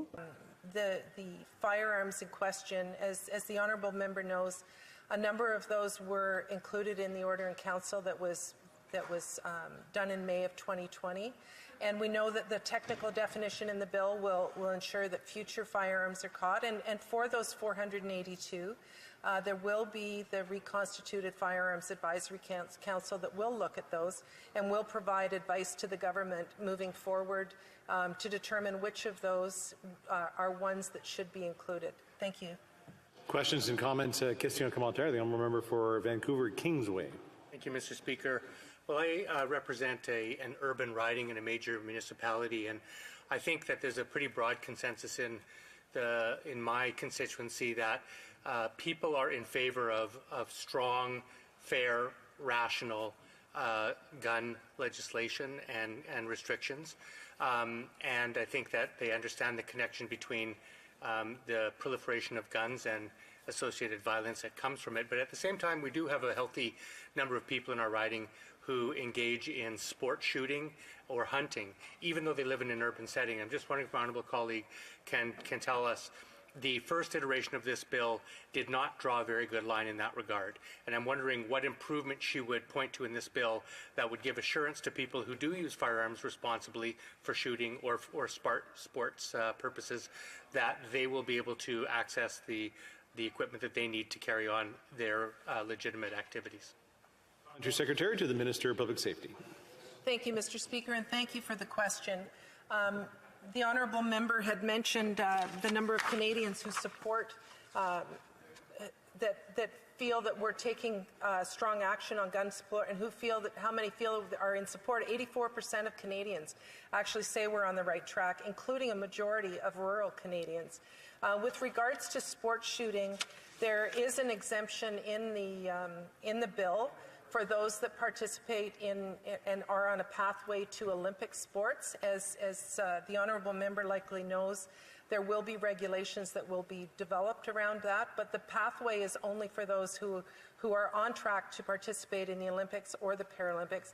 Nothing in the bill will impact those that are in the sport of biathlon, and that's what's in the bill, and that's what he can tell his constituents, Mr. Speaker. Questions and comments? Question commentaire, the honourable member for Guelph. Thank you, Mr. Speaker, and thank you to the honourable parliamentary secretary for all her work on this. And her mentioning of how difficult these discussions have been to get to the real crux of the discussions. I'm looking at a discussion I had with one of my constituents on December 2nd of last year, and he's talking about paintball cases with 2,000 being paintballs being $150 versus MegFits being $30, and that the airsoft community hadn't been consulted at that time. He served in the military. He knows that AR-15s should not be available anywhere in Canada. And so he was approaching it from the recreational community, saying that at that time we hadn't consulted them. Could the honourable member maybe comment on how much work it has been to get to the right level of consultation with the right people? The honourable parliamentary secretary. Thank you for the question, and through you, Mr. Speaker, I would say that the airsoft industry was extremely productive in their discussions with the government and with the committee. They were willing to work with the government to see their sport regulated, and I had a number of conversations, as I know a number of members in this House did, with representatives of the airsoft industry, and we will work with them. They are supportive of having minimum age to purchase airsoft, around transportation and storage. But I commend the airsoft industry for the way that they worked with the government, and as members know, the bill before us now removed the prohibition for airsoft guns, thanks to the NDP, who put forward an amendment that was passed at committee. Thank you. Questions and comments? Question commentaire, the honourable member for Medicine Hat, Carson Warner. Thank you very much, Mr. Speaker. Unfortunately, I had the displeasure of sitting through public safety and listening to a lot of the rhetoric that came from the other side, both NDP and Liberal, on this bill. Contrary to public opinion, it does not improve public safety. Contrary to the rhetoric come from this parliamentary secretary, it does not improve public safety. And I'm wondering, we did not hear one group of individuals who supported red flag laws. And in fact, Paula Souvienne, who were big fans of the Liberals up until they refused to listen to them, and 20 other national women's groups have said, please do not invoke red flag laws in Bill C-21 because they don't work. They put women victims at risk. I stood up and said, from my experience, I'm telling you, the current law works. It works well. Why are you so dogmatic and not listening to the Canadian public? We know the answer because that's what they always do. I'd like to ask this minister what the explanation is of why they won't listen to Canadians who say, women's groups who used to support this government say, please, remove red flag laws from this bill. Why haven't they? The honourable parliamentary secretary, about 49 seconds. I'll correct the honourable member that we did hear from at committee from the Doctors for Protection from Guns, who did support red flag.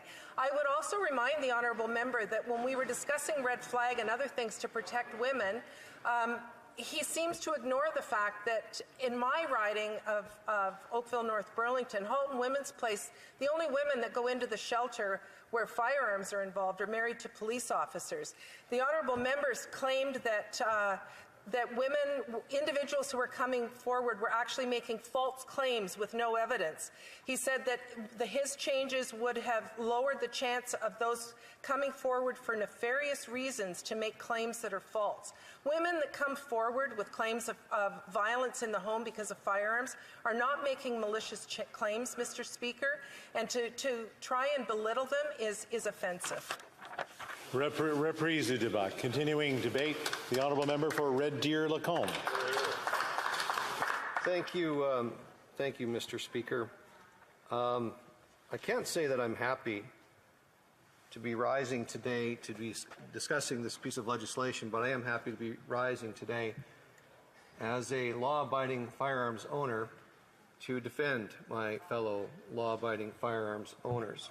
How did we get here, Mr. Speaker? And I'll just put things in context so people who might be watching at home know who they're listening to. I'm a member of Parliament from an urban-rural split riding in central Alberta.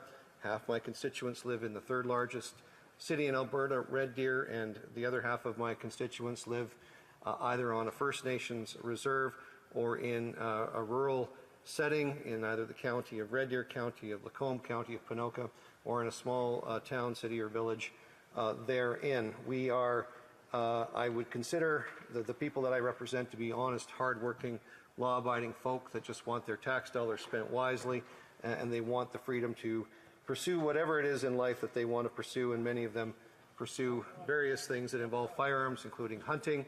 Farmers, like on the farm that I grew up on, where firearms were just a tool, an everyday part of life.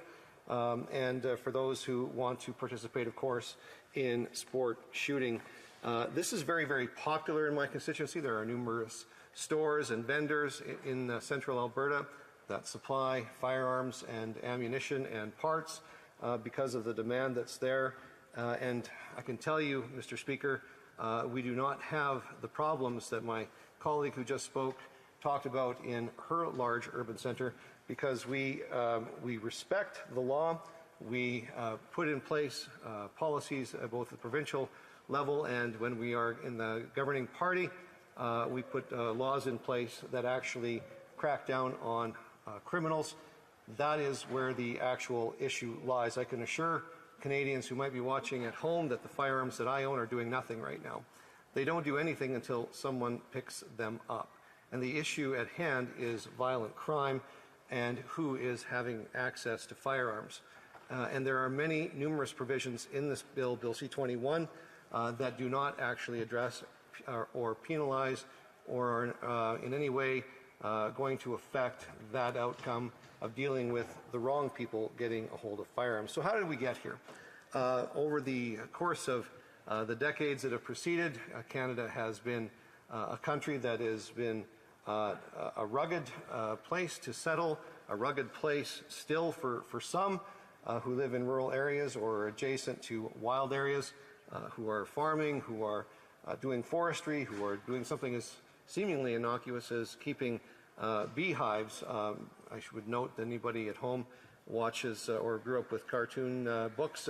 Winnie the Pooh was addicted to honey. This is not by chance. Bears often frequent these places, and good, honest people have bought firearms to protect themselves, many of which are caught up in the Order in Council that came a number of years ago. But it all started years ago in the 1930s. If we go back just that far, every single firearm, every single handgun in this country has been put in a registry, but that doesn't stop criminals from obtaining guns illegally. But again, the government of the day, whenever it's a government that's liberal or liberal-leaning, we seem to want to blame the law-abiding citizen. So we've had a registry for decades when it comes to firearms. The government knows where all the lawfully owned handguns in this country actually are. We've had changes that have been made back when Jean Chrétien was the Prime Minister, changes that were brought in, including a long gun registry that was wasteful and ineffective. The government of the day said it would only cost $2 million. It was actually closer to $2 billion, and of course didn't do anything to address violent crime. We've seen this government in its first mandate put in place a Bill C-75, which basically codified in law bail provisions that would let people out with in the soonest amount of time with the least amount of restrictions, and now we see what's happened with that. So Bill C-21, what did it originally do? When the members of this House were actually invited to speak to Bill C-21, it was simply the codification law of an Order in Council to ban the transfer of handguns. Then sneakily, the government decided to table drop back in November a huge stack of amendments that had absolutely nothing to do with handguns. They were all about long guns, And of course, the government bit off far more than it could chew. It managed to alienate almost all of its voting base when it comes to Indigenous Canadians who were offended by the fact that the firearms that are used by Indigenous people were largely going to be caught up in Amendment G46, taking away their ability to use that firearm. It also there was an evergreen clause that they called it in G4, I'm sorry to report, Mr. Speaker, that it's just a new evergreen clause that they put in place. It virtually does the same thing with a small minor exception, but I'll explain in a few minutes when we get back to that what the problem actually is with the government's notions going forward on their new evergreen clause. But, and we all remember, Mr. Speaker, this government's, it was pretty obvious what had happened because we heard the recordings in the Mass Casualty Commission, a government that actually interfered. They took this mass casualty event in Nova Scotia, and they actually interfered in the investigation by demanding that the officers who were investigating that at the time turn over information to advance a political agenda in the government of the day. So we know that it's not about evidence. It's not evidence-based policy making. It's policy-based evidence making and evidence finding, even if it interferes with a police investigation. And that's why there is very little trust as a law-abiding firearms owner in what the intentions of a Liberal government supported by the NDP is doing. What is the problem, Mr. Speaker? The problem is violent crime. In the last 8 years, because of the provisions that have been passed by this government when they had a majority and with the support of other left-leaning parties in this place, they have passed numerous pieces of legislation, Bill C-75, Bill C-5, that have basically eliminated any consequences whatsoever for people who commit crime. So much so that violent crime in the last 8 years is up 32 or 34%? 32% over what it was when this Prime Minister and his government inherited the government offices of this place. But more astonishingly, Mr. Speaker, is this number. 94% increase in gang-related homicides. 94. You would think that an almost doubling of the amount of homicides by gang members would actually trigger a response from the government to crack down on organized crime, but they actually have done the opposite. The passages and clauses in the criminal code that would deal with people who are repeat violent offenders have largely been removed. Any semblance of a minimum sentence, and I'm not even talking about mandatory minimum sentences put in place by Stephen Harper when he was the Prime Minister. By the way, crime went down over those 10 years, Mr. Speaker. But I'm getting to the point of the fact that numerous minimum or just the basic minimum sentences, they weren't even called because they were put in place by people like Pierre Elliott Trudeau and Jean Chrétien. Of the 12 firearms-related clauses in that piece of legislation, Mr. Speaker, 11 of them were actually put in place by previous Liberal governments, and this version of the Liberal government has actually removed even the most basic minimum sentences for violent crime, including smuggling, including shooting with, firing a gun irresponsibly, or even holding a gun to somebody's head for the purpose of extortion. They've removed any mandatory jail time whatsoever. So that's the tone and that's the signal that they've sent to the country. So why, of course, would a criminal not want to increase their activity? There are no consequences. And this is the problem. And I'll give you an example of the illogic of what the government is actually doing right now. According to the RCMP on their website, there are approximately 430 gangs in Canada with 7,000 members in those gangs. And if you look over the last 5 or 6 years at the average number of homicides committed by people associated with gangs, it's about 50% of the murders are committed by gang members, about 125 a year. There are 2.2 million licensed gun owners in this country who, if you look over that same time period, you would see they would be charged for homicide about 12 times a year.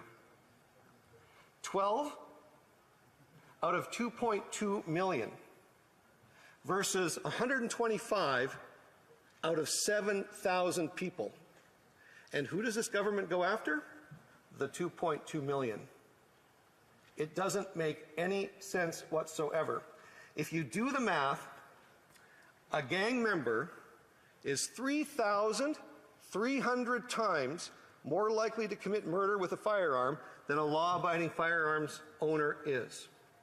And yet this government only focuses on the law-abiding firearms owner.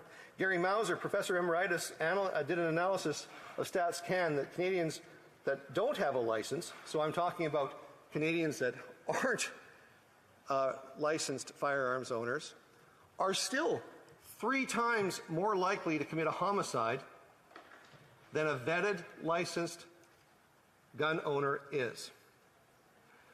So to the people who are watching at home, the safest people in Canada for you to be with are legally vetted, law-abiding firearms owners who at any time can have their firearms taken away with any complaint lodged against them, which means that every firearm owner meticulously follows the laws of storage, follows the laws of transportation, follows the laws when it comes to safe discharge. As a matter of fact, we jokingly quip sometimes that gun control means making sure your muzzle is always pointed downrange. That's what gun control is to a law-abiding gun owner. We follow all of the rules because we don't want to risk losing our privileges. Because here's the fact, Mr. Speaker. Every firearm in Canada is illegal unless it's in the possession of somebody with a license who is authorized to have that firearm. And we have to go through a renewal process every 5 years where our entire history, our mental health history, our medical history, anything that might have happened before the courts is reviewed in detail. And we wait months to get that license renewed.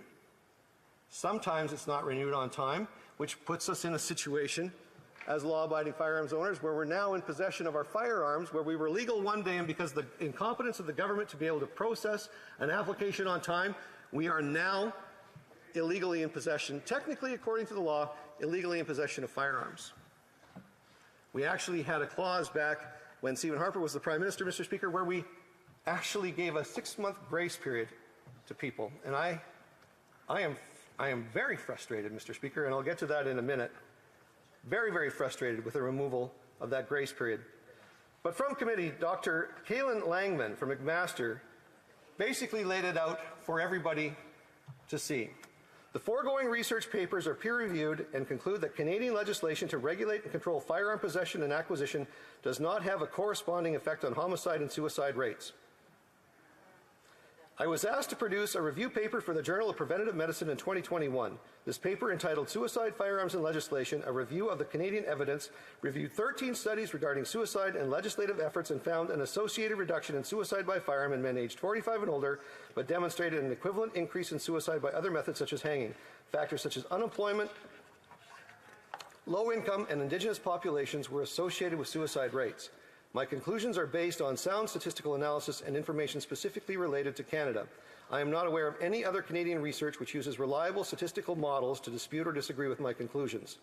Bans of military-appearing firearms, semi-automatic rifles and handguns, short-barrel handguns, and Saturday night specials in the 1990s has resulted in no associated reduction in homicide rates. To summarize the results, no statistically significant beneficial associations were found between firearms legislation and homicide by firearm, as well as spousal homicide by firearms and the criminal charge of discharge of a firearm with intent. Other studies have demonstrated agreement with my studies that laws targeting restricted firearms, such as handguns and certain semi-automatic and full automatic firearms in Canada, also had no associated effect with homicide rates. Canadian studies by Leaners and Lester, Mauser and Holmes, and McPhader and Mauser in 2013 are all in general agreement with this study, Mr. Speaker. The issue is violent crime. That is about controlling violent criminals and controlling those people. You can control inanimate objects all you want, but it will not change anything. So who isn't the problem, Mr. Speaker? It's not hunters. Over 8 million people in this country hunt and fish, contributing $19 billion annually to the GDP. And the Ordering Council has already banned rifles used for hunting, some that even conservation officers use. I was a conservation officer, Mr. Speaker. I was a national park warden, and I was issued firearms for my duties. I was a park ranger in the province of Alberta. I was issued firearms for those duties as well, including when I was the ranger in charge of a park. Every person I dealt with as a conservation officer was at least a camper that had an axe, a fisherman that had a knife, or a hunter that either had a rifle or a bow and arrow. I had no trouble with those good people. No trouble whatsoever. And to ban the very guns that conservation officers use, they don't have those firearms. The Yukon government actually had to go around the Ordering Council to buy firearms for their conservation officers because those were the best firearms available to protect their officers from bears, from mountain lions, and from all of the other issues that conservation officers face, because that's where the real issue lies. And it's very, very clear as a hunter, Mr. Speaker, and with the changes that they've made, it's weasel words, Mr. Speaker. Especially the clause that Steele deals in the evergreening clause that deals with magazines. I laid it out very clearly at committee that anybody who wants to interpret that the way they want to can say that as long as that firearm can take a magazine that holds more than 5 rounds, it shall be banned. We are going to end up in a situation, after this becomes law, where guns that are functionally identical, one's from 10 years ago and one is a new firearm, one will be prohibited and the other will still be legal because of the clear lack of knowledge and understanding that non-gun owners have when it comes to firearms, making laws that simply don't work. We're going to have that scenario again. But wait. If you think your gun was saved because you have an older gun that's not included in the new evergreening clause, think again, because the firearms committee that they're going to strike is going to still have the same authority to do a firearms reference table analysis and ban whatever guns they don't like. And I got news for everybody in this room. A hunting rifle is any rifle, and if you take a look at all of the hunting regulations in all of the provinces and territories in this country, a hunting rifle is a rifle that's in the hands of a hunter, used for the purpose of the hunt. Doesn't matter what it looks like. It just matters what the caliber of the bullet is so that you can safely dispatch the animal. And I could go on, Mr. Speaker. I could literally go on for a couple more hours and talk about the end of cowboy-mounted shooting, cowboy action shooting, IPSC, all of these sports, all of these good people, mostly Filipinos, by the way, when I go to an IPSC event, people who have moved here from a country that never allowed them to actually own a firearm, have come here and taken up this sport and this activity, Mr. Speaker, and they're frustrated because when you take away the ability to transfer these handguns between law-abiding citizens, it'll be the end of thousands of people's enjoyment of the sports that involve handguns, Mr. Speaker. I look forward to answering, hopefully, some logical questions from around this room. Oh, can I move an amendment? Please. And before I end, Mr. Speaker, I move, seconded by the member for Selkirk Interlake Eastman, that the motion be amended by deleting all the words after the word that and substituting the following. Bill C-21, an act to amend certain acts and to make certain consequential amendments.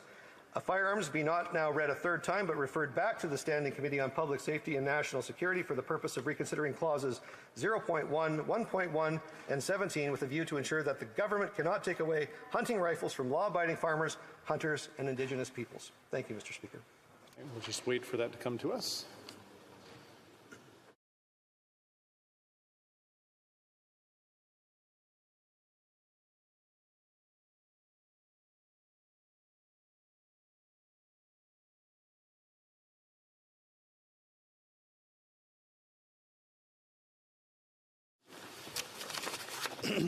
Mr. Calkin, seconded by Mr. Bazan, moves the following amendment, that the motion be amended by deleting all the words after the word that and substituting the following. quote, Bill C-21, an act to amend certain acts and to make certain consequential amendments, firearms, be not now read a third time, but referred back to the Standing Committee on Public Safety and National Security for the purposes of reconsidering clauses 0.1, 1.1, and 17, with the view of to ensure that the government cannot take away hunting rifles from the law-abiding farmers, hunters, and Indigenous people. The amendment is in order, and I would normally go to questions and comments, but it is P&B hour. It being 5:32, the House will now proceed to the consideration of private members' business as listed on today's order paper. Private members' business, consideration at second reading of Bill C-314, an act to amend the Criminal Code, medical assistance in dying, standing in the name of Mr. Fast. Mr. Fast, seconded by Ms. Ferrari, moves that Bill C-314, an act to amend the Criminal Code, medical assistance in dying, be now read a second time and referred to the Standing Committee on Justice and Human Rights. Debate. The Honourable Member for Abbotsford. Thank you, Mr. Speaker, and I'm pleased to speak to my private members' Bill C-314, the Mental Health Protection Act. Now, in its very essence, this bill is about reaffirming the dignity and worth of each and every human life. It's about recognizing that it is the most vulnerable among us, the disabled, the mentally ill, to whom we owe the greatest duty to defend and protect their lives and to provide them with every possible opportunity to live life to the fullest. Medically assisted suicide was legalized in Canada in 2015 by the Supreme Court's Carter decision and later under this Liberal government's Bill C-14. And under this legislation, medical assistance in dying, or MAID as it's commonly called, was strictly limited to those consenting adults who had an incurable disease that caused enduring, intolerable suffering that could not be alleviated, and where natural death was reasonably foreseeable, which they call the foreseeability test. At the time, the government and its supportive stakeholders assured Canadians this was not a slippery slope where the scope of MAID would continually be expanded to include more and more vulnerable Canadians. Yet not surprisingly, in the intervening 8 years since the Carter decision, this government has begun to expand Canada's MAID regime to include more and more defenseless Canadians, most particularly those living with disabilities. In late 2019, a Quebec lower court judge in the Truchon case ruled that the foreseeability test I just mentioned was unconstitutional, requiring Parliament to respond with additional legislation. Now, sadly, this Liberal government chose not to appeal the Truchon case to the Supreme Court of Canada, presumably because the decision lined up with the Prime Minister's intent to dramatically expand assisted suicide to other vulnerable Canadians. This leaves us with the perverse situation in which the Supreme Court of Canada, the highest court in the country, has never been allowed to opine on whether the reasonable foreseeability test is constitutional. In any event, this Liberal government responded to Truchon by tabling Bill C-7, which initially eliminated the foreseeability test, but expressly excluded mentally ill persons from being caught up in its MAID regime. And here's what the Justice Minister said at the time, quote, "The fact that there would be a risk of ending the life of a person whose symptoms would have improved is in part why we are of the view that it is safest not to permit MAID on the sole basis of mental illness. There is also ongoing uncertainty and disagreement as to the potential impact on suicide prevention if MAID were made available to this group." And then he went on to say, "There's no consensus among experts on whether and how to proceed with MAID on the basis of mental illness alone. On a question of such importance and with so much uncertainty and expert disagreement, it is incumbent upon us to proceed with caution and prudence," end quote. And those were our Justice Minister's views until the unelected Senate suddenly introduced an amendment that expanded MAID to those Canadians whose sole underlying condition was mental illness. Sadly, the Justice Minister and his government accepted the amendment without protest and overnight became zealous proponents of assisted death for the mentally ill. So what happened to the caution and prudence the minister was preaching? What about the impact on suicide prevention the minister was so concerned about? And what happened to his view that it was safest not to permit MAID on the sole basis of mental illness? Now, I agree with the Minister of Justice on one thing, and that is that, as he has said, this is indeed a complex issue and is deeply personal. It's deeply personal because it involves life, a precious human life. But I would remind the minister and his government that the issue is also profoundly simple, and that is the principle that all life, all human life, is precious and worthy of defense and protection, especially for those who don't have the ability to speak for themselves and have no one to speak for them. One of the primary functions of government is to protect its citizens, to protect life. In fact, the right to life is expressly enshrined in Section 7 of our Charter of Rights. Sadly, the government's Bill C-7 fails to protect the lives of our most vulnerable. It removes the critical safeguards that the original euthanasia legislation included in response to the Carter decision. Removing those safeguards will have irreversible consequences for those who suffer from mental illnesses like depression. What is equally disturbing is that this Liberal government has also signaled its intention to extend this so-called treatment option to minor children.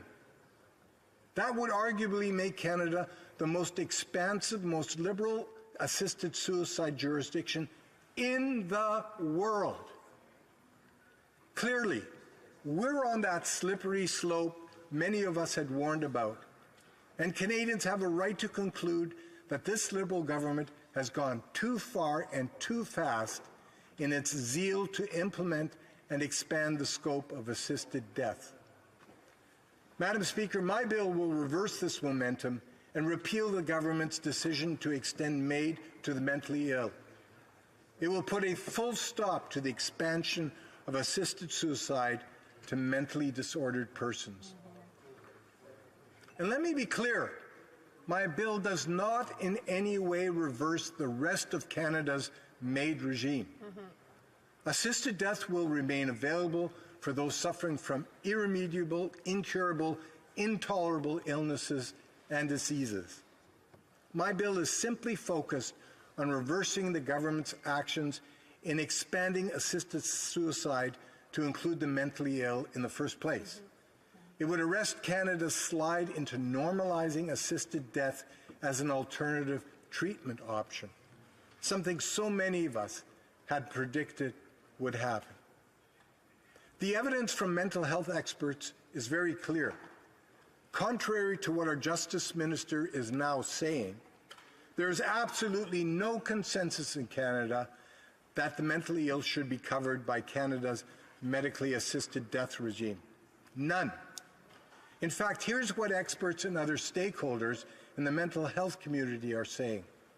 John Mayer, psychiatrist, Canadian Mental Health Association, says, quote, "Inducement to suicide while simultaneously denying mental health care to 2/3 of Canadians who urgently need it is an unconscionable failing.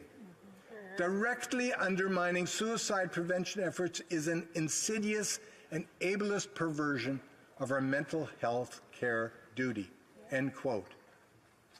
Doctors Ramona Coelho and Catherine Ferrier, co-founders of Physicians Together with Vulnerable Canadians, penned a statement that was endorsed by over 1,000 physicians.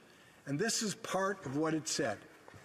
Quote, given that there is no medical evidence to reliably predict which patients with a mental illness will not get better, Made for Mental Illness will end the lives of patients who would have recovered. Medicine would fail in its mission if it were to deliberately end the lives of patients living with mental illness. Legislators must work towards safeguarding the lives of the most vulnerable, including those placed at a greater disadvantage because of mental illness, end quote. Dr. Sonu Gained, the chief in the Department of Psychiatry at Sunnybrook Hospital, Toronto, quote, the ministers have provided false reassurances that we can somehow separate people who are suicidal from those who are seeking psychiatric euthanasia. That is simply not true. In my opinion, that is dangerous misinformation coming from our federal Minister of Justice and our federal Minister of Mental Health and Addictions, providing a false sense of safety that does not exist, end quote. Trudeau Lemons, professor and chair in health law at the University of Toronto, quote, I urge Parliament to take very seriously how offering Made for Mental Illness deprives disabled persons, particularly those with mental illness, from equal protection against premature death. Persons experiencing mental illness deserve to be protected against premature death by an unreserved focus on ensuring access to all required health care and social support services. Facilitating their death does exactly the opposite. And finally, Zephora Tang, psychiatrist and assistant professor, Department of Psychiatry at the University of Ottawa. Quote, one cannot prevent suicide while at the same time facilitating it. Placing expectations upon mental health professionals to do both undermines the effective delivery of recovery-oriented mental health care. Canadians deserve to live in a country that is committed to safeguarding the right to life and security of every person. Current Made legislation fails to achieve this overarching social good, end quote. Even Canada's Justice Minister has publicly acknowledged the fact that issues such as irremediability, competency, and suicidality aren't anywhere close to being resolved to justify such a major policy shift in favor of death. Furthermore, medically assisted death flies in the face of the government's own promotion of suicide prevention programs, including the recent creation of a national 988 suicide hotline. You can't have it both ways. You can't claim, as this Liberal government has, that you want to prevent suicide deaths on the one hand, when you actively promote assisted suicide for the mentally ill on the other. That's right. Over the last 8 years, many of us have expressed our concern and expectation that the Carter decision and Bill C-14 would be expanded by future court decisions, and that these decisions would leave more and more vulnerable populations exposed to the reach of medically assisted suicide. Our concerns were poo-pooed. We were accused of fear-mongering and of misrepresenting the intentions of this Liberal government. And yet, today, the Truchon decision and the travesty of Bill C-7 bear out our concerns. That is why more and more disability groups have set the alarm bells ringing and are vehemently opposing this legislation. They argue that this legislation amounts to a deadly form of discrimination, making it easier for persons with disabilities to die than to live. We're hearing more and more reports of the poor and homeless approaching food banks to ask for assisted death, not because they're suffering from a grievous illness, but because they don't want to go hungry and homeless. In fact, the headline in the British magazine, The Spectator, asked last year, why is Canada euthanizing the poor? And the response from some bioethicists appears to be, well, why not?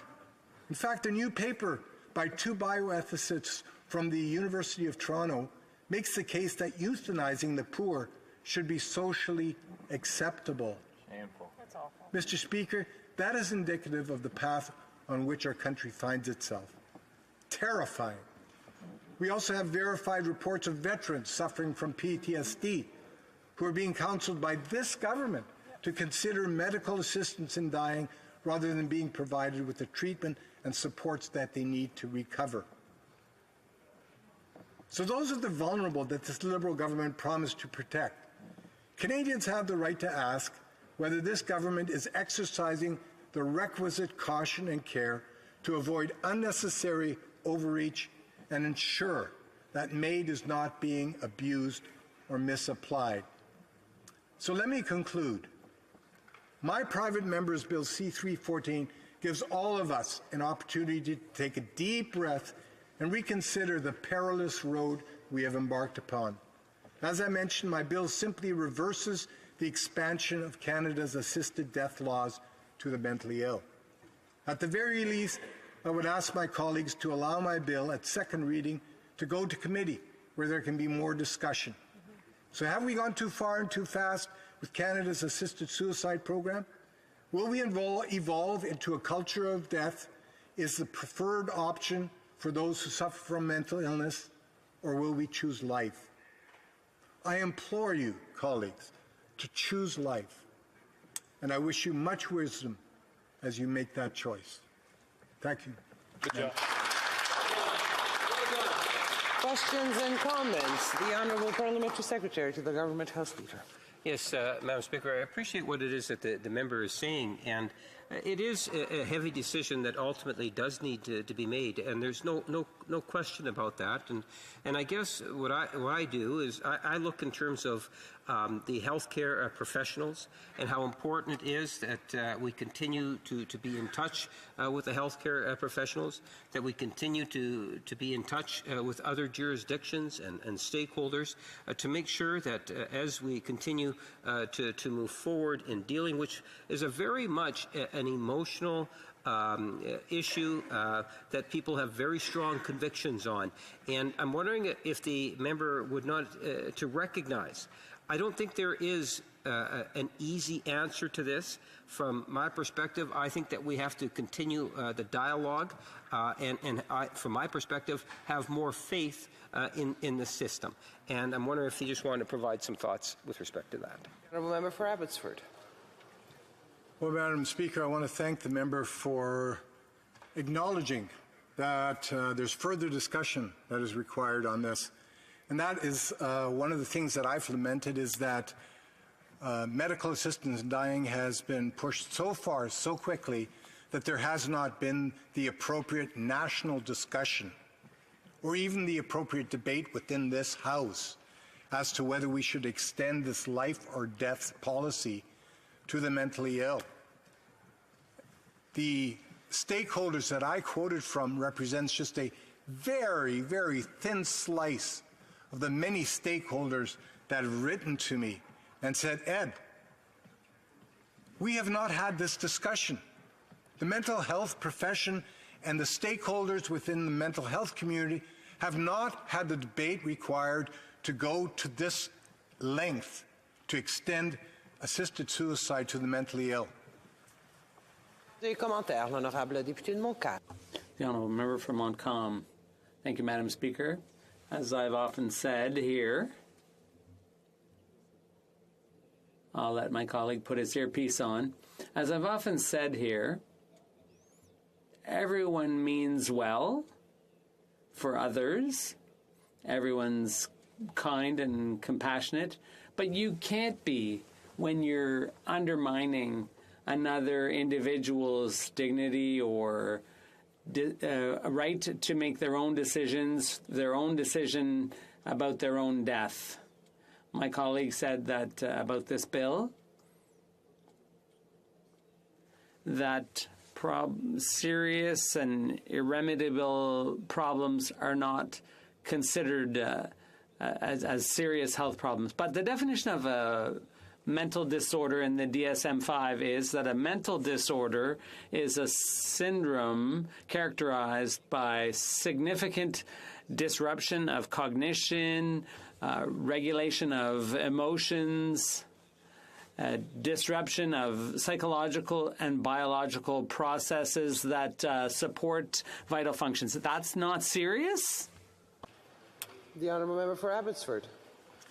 Well, Madam Speaker, I thank the member for his question. I don't quite understand it. He did say that everyone means well. Well, everyone means well is not the appropriate standard to apply here, because we're talking about life and death for the most vulnerable in our society. We owe it to the mentally ill, to those who have mental disorders, to act justly and fairly towards them, to give them every opportunity to recover. And that has been one of the failures of Canada's MAID regime, is that we haven't provided the social supports, the mental health supports to help those Canadians that would consider MAID, because they're not getting those supports. Honourable member for Cowichan, Malahat Langford. Thank you, Madam Speaker. And I'd like to thank my colleague from Abbotsford for his intervention in the introduction of his bill. You know, I was a member of the Special Joint Committee on Medical Assistance in Dying, and for me personally, the struggle I had during all of those hearings was weighing up the respect for an individual's ability to make decisions, respecting their autonomy and their capacity, versus the need for us to protect the vulnerable in our society, with the understanding that also the vulnerable in our society have the ability to be autonomous and have capacity to make decision making. So that was the real struggle, and I'm just wondering if my colleague can inform the House, how does he view those two concepts? And I'd like to hear his views on the ability of an individual to make a decision that's best for themselves. We may not always agree with it, but how do we respect that ultimately? Thank you, Madam Speaker. Member for Abbotsford in 30 seconds or less. Well, that's a great question, Madam Speaker. You know, autonomy is so critically important. The problem when we're dealing with the mentally ill is that autonomy is often much diminished. And that's one of the problems. And what you hear back from the stakeholders within the mental health profession is that the issues of autonomy and capacity and suicidality have not been addressed appropriately through a national debate. We haven't had that discussion. And so there is no national consensus on this. And before we would ever move forward with something as critical as a life and death policy decision like this, we should have that debate and have a national consensus. Resuming debate, the Honourable Parliamentary Secretary to the Minister of Justice and Attorney. Thank you, Madam Speaker. And I want to thank the member from Abbotsford for bringing forward Bill C-314, an act to amend the Criminal Code, Medical Assistance in Dying. Let me acknowledge that we're gathered here on the traditional unceded lands of the Algonquin people. This bill proposes to indefinitely exclude persons whose sole underlying medical condition is a mental disorder from being eligible to receive medical assistance in dying, or MAID. I will be opposing this bill for the reasons that I will detail in my remarks. I want to start by providing a brief overview of MAID in Canada. MAID was legalized in 2016 for persons whose natural death is reasonably foreseeable through former Bill C-14. 4 years later, in 2021, the former Bill C-7 expanded eligibility to receive MAID to persons whose natural death is not reasonably foreseeable. Former Bill C-7 also temporarily excluded until March 2023 eligibility to receive MAID on the basis of a mental illness alone. Parliament decided that a temporary exclusion from eligibility for MAID where the sole underlying medical condition is a mental illness was necessary in recognition of the fact that such requests are complex and required additional study. This is why former Bill C-7 also required an independent expert review regarding recommended protocols, guidance, and safeguards to apply to such requests. The expert panel on MAID and mental illness was created to undertake this review, and its final report was tabled in Parliament on May 13, 2022. Former Bill C-7 also required the establishment of a joint parliamentary committee to conduct a comprehensive review of the Criminal Code MAID provisions, and other related issues, including MAID and mental illness. The Special Joint Committee on MAID, or AMAD, took this review and tabled its final report in Parliament on February the 15th, 2023. Our government extended the temporary exclusion to March 2024 through the enactment and coming into force of former Bill C-39. This was due to concerns about provincial and territorial readiness. It is important that we get this right, Madam Speaker. Je veux prendre un moment pour faire ressortir.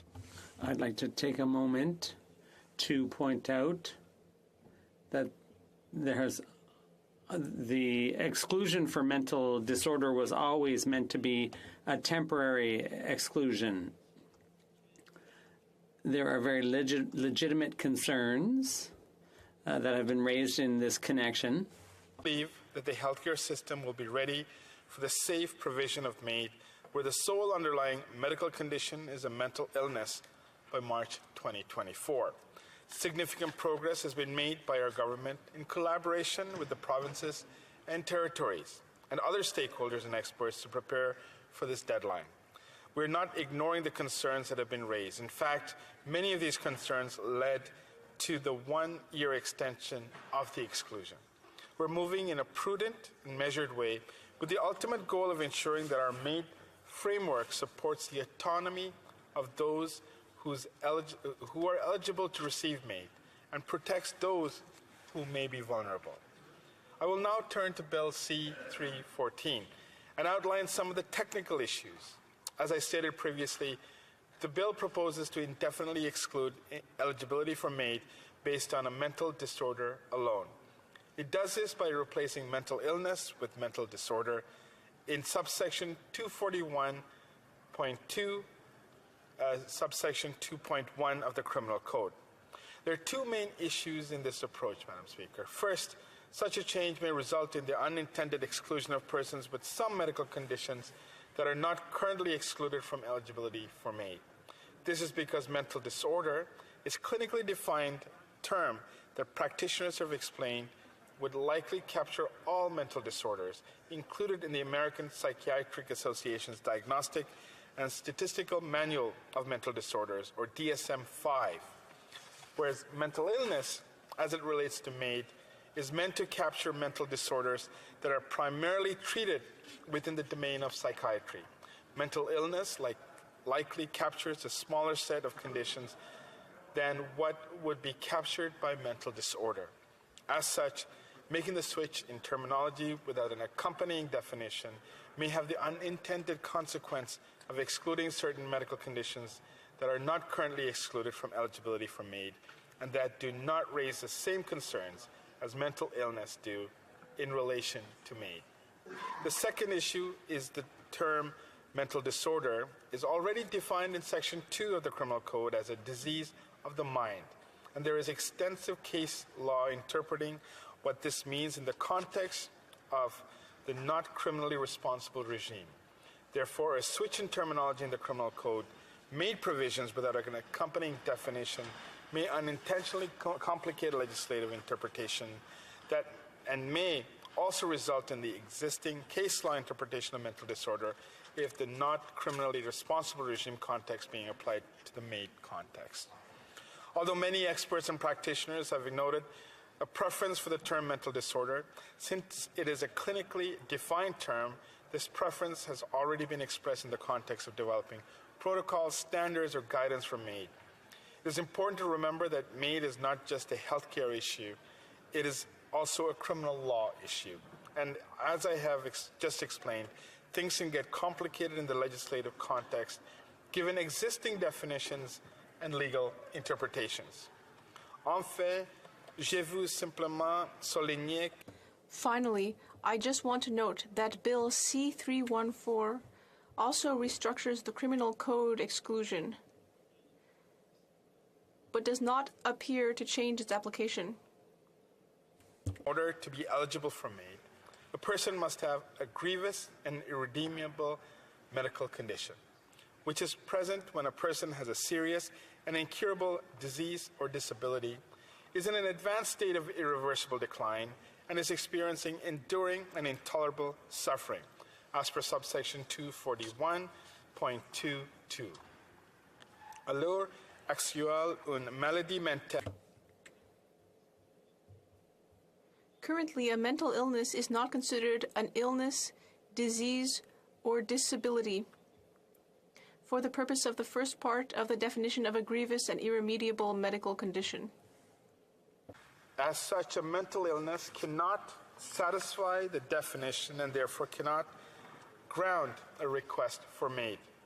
Under the proposed new exclusion, a mental disorder would not be considered a grievous and irredeemable medical condition at all. In other words, it would exclude medical disorders from the whole of the definition, even though some of its aspects may well exist in the case of mental disorder, namely intolerable suffering and an advanced state of decline.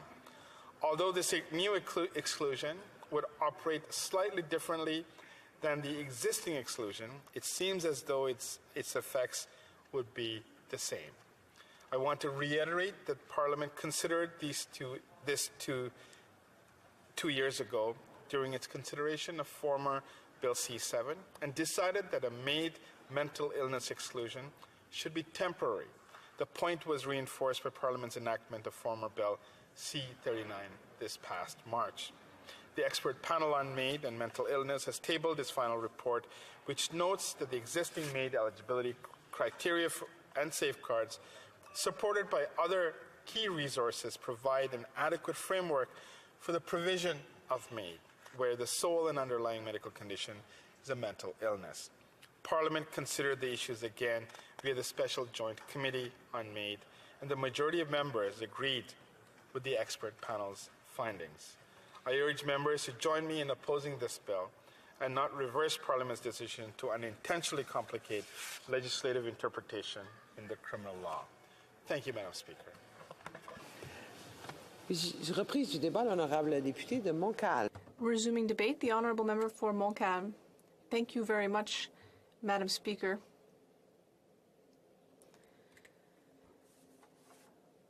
Well, I listened to our colleague for Abbotsford, and he said from the outset that his bill aims to re-establish the value and dignity of human life. Who could be against that? And yet the dignity of human life, as I was trying to say earlier, depends on the autonomy and respecting the self-determination that people should have, even if one's intentions are good. If we claim that we want to help someone that we're calling vulnerable because we supposedly know better than they do what is good for them, we want to do the right thing for them, we have good intentions. But when, with some kind of medical or state paternalism, we are the ones who decide what is supposedly good for the other person, by paying no attention to the true experience of their suffering, then at such a time, Madam Speaker, when we take away that person's self-determination, we're actually reducing their dignity. We're harming their dignity. That's what I was trying to say earlier that my colleague didn't understand. And that is the foundation of our position. That is what is called ethical and political philosophy rather than theology or other religious ideologies. When I read the bill,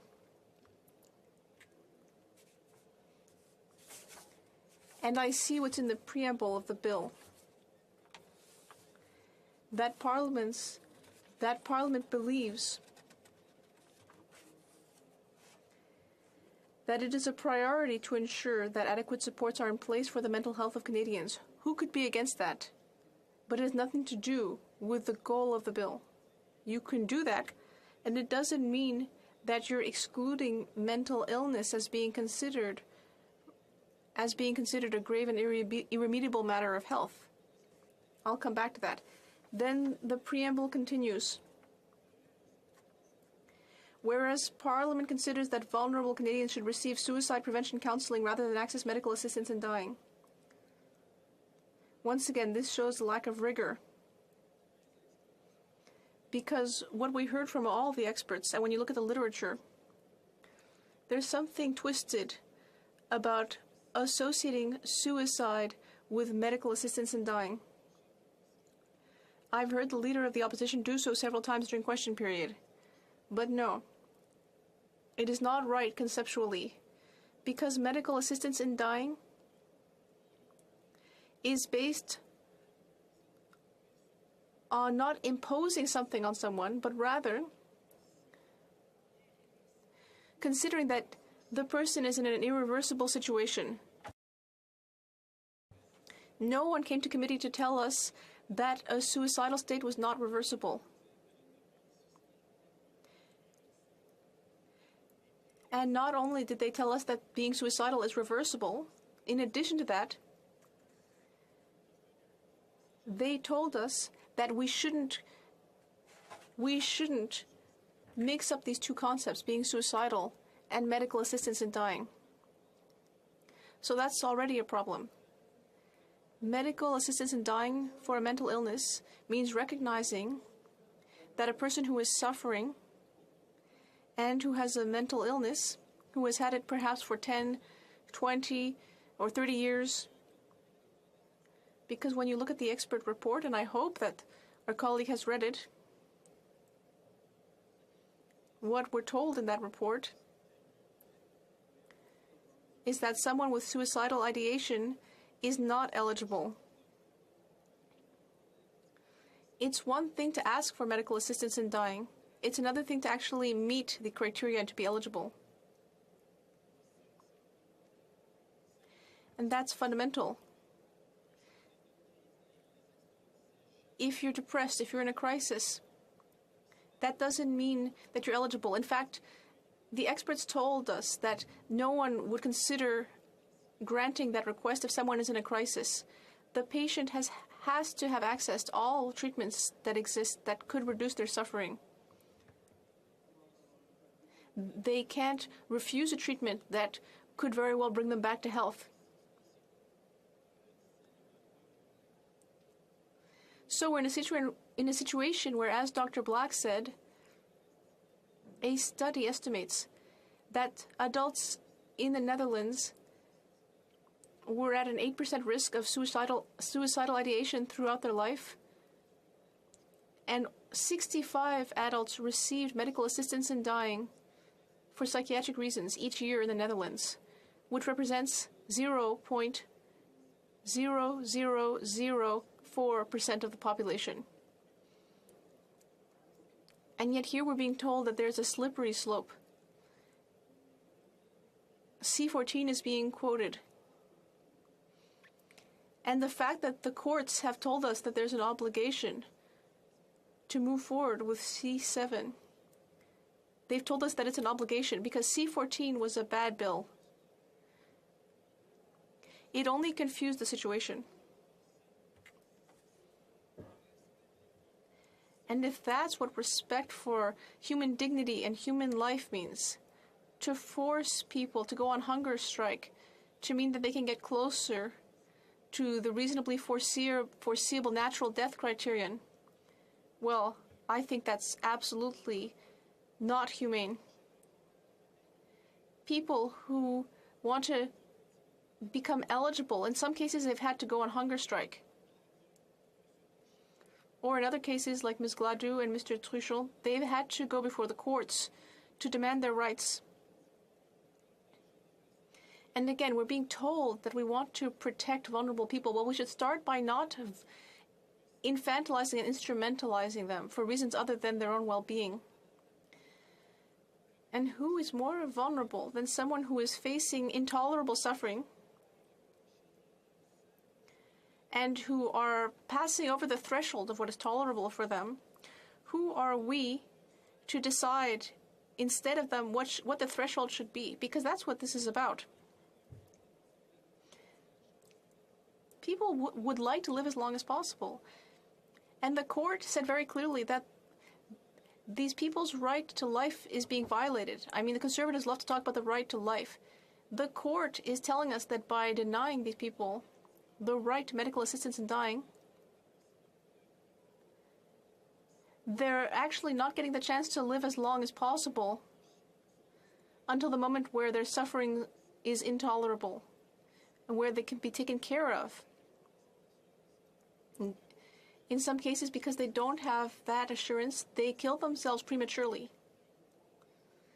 And that is a violation of their right to life, which is completely clear and should not be considered reasonable in a free and democratic society. Even if this were a Supreme Court case, they would say the same. As I speak, some want us to always be going to court. But as I speak, people are suffering. Pendant qu'on est en train de tergiverser. As we flip-flop on this, people are suffering.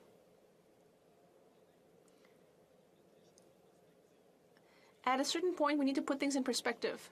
The committee that studied the matter of mental illness, what the committee proposed, there's a recommendation, and this is what makes the bill premature at the very least, and perhaps not relevant at all, that 7 months before the entry into force of eligibility to medical assistance in dying, when mental illness is the only medical problem, that a joint ad hoc committee on medical assistance in dying be reestablished by the House of Commons and the Senate in order to ensure that there is an appropriate level of preparation reached for a safe and appropriate application of medical assistance in dying under these circumstances. And after that assessment, the ad hoc committee will make its final recommendations to the House of Commons and the Senate. At the very least, Madam Speaker, I would have expected that we could have a debate after that committee finishes its business. That would be the very least of things. I would invite my colleague for Abbotsford to read the report of the special committee and expert recommendations as well, because there are many guidelines and directives in here. Guidelines that are not in other types of medical assistance in dying. That should reassure him, and that should ensure that he never again speaks about a slippery slope. Thank you. Resuming debate, the Honourable Member for Cowichan, Malahat Langford. Thank you very much, Madam Speaker. So today, of course, revisiting a subject that never seems to leave me in this place, medical assistance in dying. And it's come up repeatedly, the 42nd Parliament, the 43rd Parliament, and again the 44th. And I think it underlines the gravity of the nature of this subject matter. I do want to thank the member for Abbotsford for bringing forward this bill, for giving us as parliamentarians an opportunity to discuss this incredibly important subject. So what essentially C-314 is going to do for the constituents from Cowichan, Malahat, Langford who might be watching this debate, this is seeking to amend the criminal code to essentially reverse what was done with Bill C-7 to specify that a mental disorder is not a grievous and irremediable medical condition for which a person could receive medical assistance in dying. And I think it's important to mention C7 because that, of course, is an important part of why we are here today. Now, when C7 was originally introduced, Madam Speaker, in the 43rd Parliament, the government, of course, is required by law to issue a charter statement with its main pieces of legislation.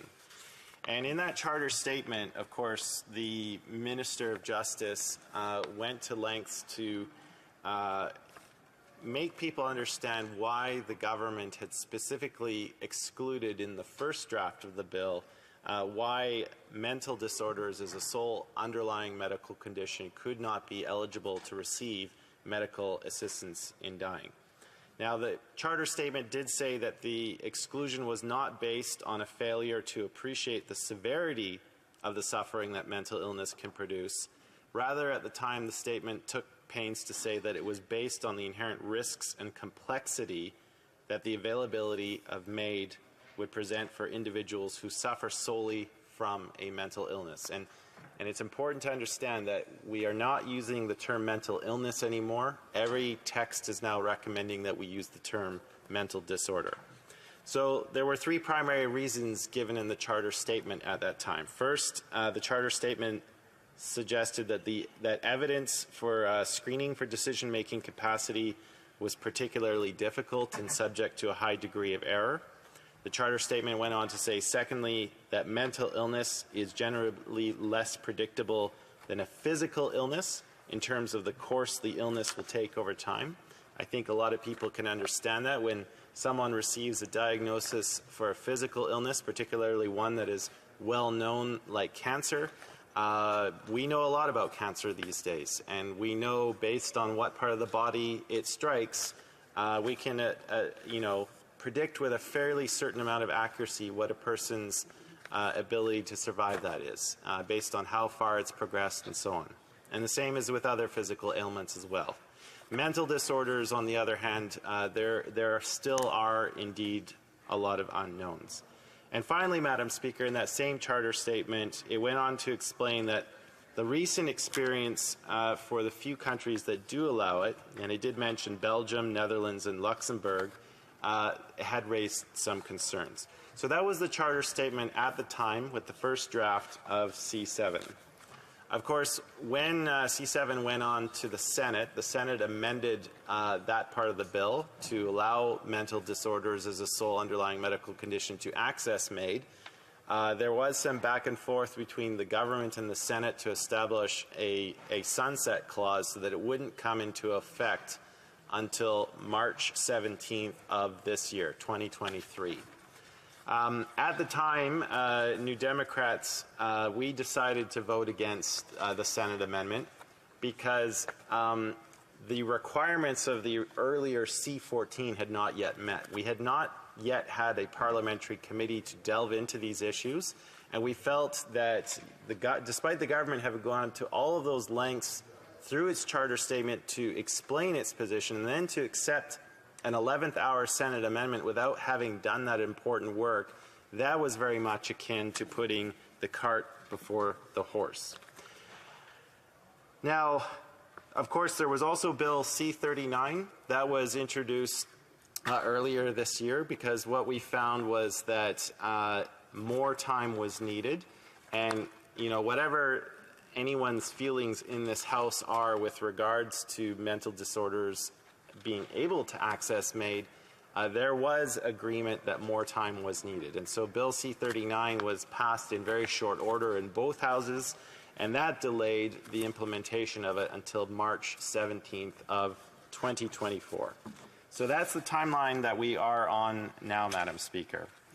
Now, I'm rising to speak on this particular bill because of my experience with this file. Both in the 43rd Parliament and in this Parliament, I was the New Democratic member on the Special Joint Committee on Medical Assistance in Dying. And, that was it was not an easy committee to be on. Let's just say that, Madam Speaker. For me personally, I constantly wrestled with two concepts. How do we as parliamentarians, with the power that we have to change Canada's laws, how do we find a way to honor the personal rights, capacity, and autonomy of the individual versus the need of society to step up and protect the most vulnerable? And I think those were two great themes that were constantly at struggle for me personally when listening to all of the witnesses that we had come before our Special Joint Committee on the 5 thematic areas we were charged with by this House and by the Senate. Now, I would encourage people, if you haven't done so already, to look at the good work that was done by our Special Joint Committee, both the interim report that specifically focused on this area and, of course, our final report. The final report, which was tabled earlier this year and which completed our committee's mandate. I also want to draw people to, the executive summary of the final report of the expert panel on medical assistance in dying and mental illness, because there was some incredibly good work done in that as well. They did recognize, the authors of that report, they did recognize that, and I'll quote from the report, Madam Speaker, quote, that MAID requests may mask profound unmet needs, or conversely, that such requests may not be received with the seriousness they deserve, has been raised with respect to several historically marginalized populations. For example, racialized groups, Indigenous peoples, persons living with disabilities, and sexual orientation and gender minorities. In the course of assessing a request for MAID, regardless of the requester's diagnosis, a clinician must carefully consider whether the person's circumstances are a function of systemic inequality.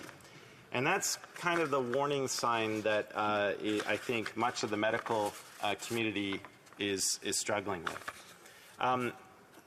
Madam Speaker, for mental disorders qualifying for MAID, they will of course be under the Track 2 of the MAID regime because, of course, death is not a naturally foreseeable outcome.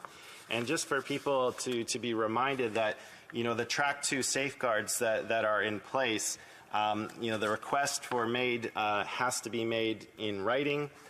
2 independent doctors or nurse practitioners have to provide an assessment and confirm that all of the eligibility requirements are met. The person must be informed that they can withdraw their request at any time. They must be informed of available and appropriate means to relieve their suffering, including counseling services, mental health and disability support services, community services, and palliative care. I just want to underline that one point because they have to be informed of the available and appropriate means, but we know that for a lot of marginalized populations, those are not always available.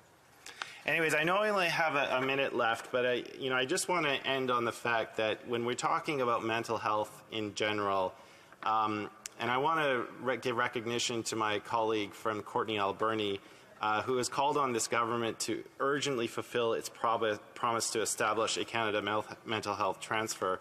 This is a very great need in our country. We can see it from coast to coast to coast. I can see it in my community of Couch and Malahat Langford. And, I'm just going to end by saying that, the question of C314 and the state of mental health care in Canada, these are 2 things which are weighing on me quite a bit. And I am certainly going to have to take a lot of time to think about which way I want to go with this bill. But I appreciate the member for Abbotsford bringing it forward and giving us as parliamentarians an opportunity to read the report and to consider what this bill is seeking to do. Thank you. Resuming debate, the honourable member for Peterborough-Kawartha. Thank you, Madam Speaker. And as always, it is an honour and a great privilege to speak on the behalf of my community of Peterborough-Kawartha. Tonight I'm speaking on my colleague from Abbotsford's private member's bill. So I've explained this before, but I'll say it again. A private member's bill is something a member puts forward for the House to decide on. And it's a pretty important private member's bill, as they all are, really, because they come from a place of passion. But this is Bill C-314, which is an act to amend the Criminal Code, Medical Assistance in Dying, which many of us know as MAID. This enactment amends the Criminal Code to provide that a mental disorder is not a grievous and irremediable medical condition for which a person could receive medical assistance in dying or MAID. Whereas Parliament considers it a priority to ensure that adequate supports are in place for the mental health of Canadians. Whereas Parliament considers that vulnerable Canadians should receive suicide prevention, counselling rather than access to medical assistance in dying. Whereas Parliament considers that Canada's medical assistance in dying regime risks normalizing assisted dying as a solution. Madam Speaker, the fact that we have to have a private member's bill to say this feels outrageous, and I have listened to other members in the House tonight, and I want to be very mindful of my tone. I can tell that this is an interesting debate, it's an emotional debate, but I really urge the members opposite who have said they're not going to support this to consider taking this to committee. There is so much more we need to study. How is this already not in legislation is my question. I'll tell you why. In December of 2021, the Senate added an amendment to Bill C-7 without any consultation. Without any study or discussion to add people with mental illness as eligible for MAID. This private member's bill is the only way currently we can protect those suffering from mental illness. This private member's bill is the only way for us parliamentarians to say to those watching that we believe your life matters, and it is our job to ensure we fight for you. Today might be awful. but none of us know what tomorrow will be. No one knows what is out there for you. The MAID Committee, which was created after the amendment was added, how backward is that, heard testimony from many experts, and I really want everyone to listen to this quote because it is the essence of this discussion. Dr. John Mayer, clinical psychiatrist and medical ethicist, who said, "Psychiatrists don't know and can't know who will get better and live decades of good life. Brain diseases are not liver diseases." And Madam Speaker, anyone who has dealt with somebody with a mental illness, a mental disorder, knows we haven't even scratched the surface of what we know. We don't know. I really want to read this letter into the record, and I have permission from a constituent who has been following the slippery slope of this Liberal government's extension of MAID.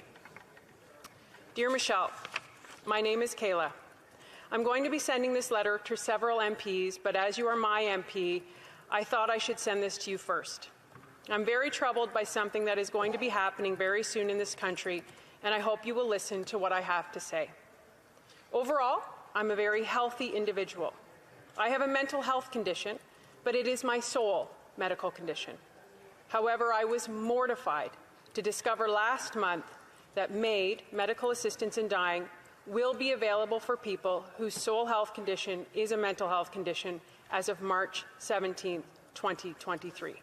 Now, we have since voted in this House, and that has been extended to 1 year from March 17th, so March 17th, 2024. However, this is still in place, and this letter is still very pertinent. She goes on to say, persons who suffer from mental health conditions suffer horribly. I know that. I have suffered with mine for nearly 12 years. Perhaps the most appalling things of all are that the law no longer requires a person's natural death to be reasonably foreseeable as an eligibility criterion for MAID. Government of Canada, 2021. And there is no obligation for a person or their healthcare practitioners to inform family members that if that person has requested or received MAID. CAMH 2022. I think you see this for what it is. I will be eligible to end my own life on the basis that I have an incurable mental illness. Let me give you a bit more background. I have 2 university degrees in biology and environmental science. I have a job that I love and I have held since a little while after I graduated. I have never failed to pay taxes, nor have I ever extended leave or gone on EI due to my mental illness, no matter how hard it gets. I have a family and friends that I love dearly, and they love me too. And yet now my own government has deemed my life not worthy living. This isn't just unfair, this is monstrous. But it gets worse. What about those people who are in the same boat that I am medically, but are much, much worse off? They cannot pay their taxes because they cannot work. They have a substance addiction. They are veterans with PTSD. They are homeless because they cannot seem to fight off their demons. These are some of the most vulnerable people in our society, to say nothing of the mature minors, whatever on earth that means, that will be able to access MAID in the future if this doesn't stop. Make no mistake, this thing that we dress up with the nice name MAID is euthanasia of our most vulnerable people because they cannot contribute to society like others can. The fact that the government would offer to get them out of the way in this way just because the systems that the government put in place are failing them in an unspeakable evil. And she put in brackets, convince them that they should die. These are her words. I hope, Michelle, that you will do everything in your power as an MP, as I will do everything in my power as a citizen to abolish this law. I understand the federal government is seeking to push back the timing, which they did, as I said, likely because it has received so much criticism. I understand that it likely wasn't you that made any of the decisions for this law to go ahead, but I also understand that you are in more of a position to do something than many people are. I hope you will respond after reading this letter. Sincerely, Kayla. And I did respond to Kayla, and we had a very powerful conversation, and she gave me permission to share this letter. And I think one letter like this is enough reasonable doubt that you need to take this private member's bill seriously. Very seriously. It is everything we need to know to consider and urge everyone in this House. And I've heard people say on the block, 1 minute I have left? Okay, I will wrap up. That, you know, people should have the right to choose. The reality is people who are in such a state of mental disorder do not have that capacity. We have to help them. And I want to leave you with this. This woman told me, her name is Elise, she's a young university student. She said, I'm so worried about this legislation to extend MAID to those with mental illness. I have struggled with mental illness, and I know with certainty that if someone had have offered that to me during my times of illness, I would not be here today. I wouldn't be getting my university degree, I wouldn't be in a happy, healthy relationship, and I wouldn't know that my life was worth living. If you are watching at home, if you have a loved one suffering, if you are suffering, your life matters and it is worth living, and it is our job to study this to the depths to determine whether we can or can't do this. And this private member's bill is the only thing that will protect mental illness and mental disorder from being accessible to MAID. So I urge every member in this House to at least pass it to committee. Thank you very much, Madam Speaker. The time provided for the consideration of private members' business has now expired, and the order is dropped to the bottom of the order of precedence on the order paper. Orders of the day. Orders of the day, ordre du jour. Projet de loi émanant du gouvernement commune. Government bill. Comments resuming third reading of Bill C-21 and the sub-amendment of Mr. Calkins. The Government House Leader. Madam Speaker, on a point of order, I rise on the point of order with respect to an amendment made in committee on Bill C-281, standing in the name for the member from Northumberland, Peterborough South. Without commenting on the merits of the amendment in question, I submit that it would propose to a new concept that exceeds the scope of the bill as adopted at second reading. Specifically, the amendment to Clause 2 of the bill would add a new obligation to the minister to develop and maintain a government-wide international human rights strategy. When the amendment was proposed, the chair of the committee ruled it as inadmissible. However, a majority of the members on the committee voted to overturn the ruling of the chair and then proceeded to adopt the amendment, which is now found in the bill as reprinted by the House on May the 4th. I submit that the ruling of the chair of Foreign Affairs Committee was correct and that our procedures must be respected. As a result, the proper course of action to address this matter is to order a reprint of the bill without the offending, without the offending amendment. Thank you, Madam Speaker. Reprise du débat, l'honorable député. Resuming debate. The Honourable Member for L'Avignon, Mrs. Martin-Lapétière. Enfin, à la troisième lecture. Thank you, Madam Speaker. We're finally at third reading of this bill, which we worked on a great deal. It's been a year now that we've been working on this file. And you may have heard me talk about the bill in this House last week with Motion 25. Yesterday at report stage, I spoke to explain some of the context behind the bill. I even talked about how the government side tabled a bill that was obviously incomplete, amendments, withdrawal of amendments, reintroduction of amendments, and then we had time allocation, 2 intense days of committee study, return to report stage in the House, and now here we are at third reading. So it's been quite an adventure. We're not necessarily aware of all the work behind study of a bill, whether one is in government or in opposition. We have to take a position on a subject, and this one is quite sensitive. We can't take a position on a subject as sensitive as this one, any which way. We try to take positions that are as reasonable as possible, and we make sure that we know what we're talking about. That's what I often heard, that I look like who didn't know what I was talking about, that I'm a young woman who doesn't know any firearms because I don't own any. Often when I speak at committee or in the House, when I give an interview on the radio, on TV, or elsewhere when I publish a message on social media, those comments come up often. It's disappointing because finally what we're trying to do is our job. We're trying to improve things. That was my first experience of studying a bill, and it was fantastic. We really saw that we were changing things. It's incredible. I was told that, hey, when you're old, you're going to be able to tell your grandkids that you worked on a bill to improve the control over firearms in Canada. I can't say that we've succeeded in everything, but we did try to get some gains. And I started outlining them in my speech yesterday. There was specific terminology in some of the definitions, the list of weapons the government tried to include in the criminal code, which was withdrawn after a conversation with the government. These are gains attributable to some of the work that the Bloc Québécois did.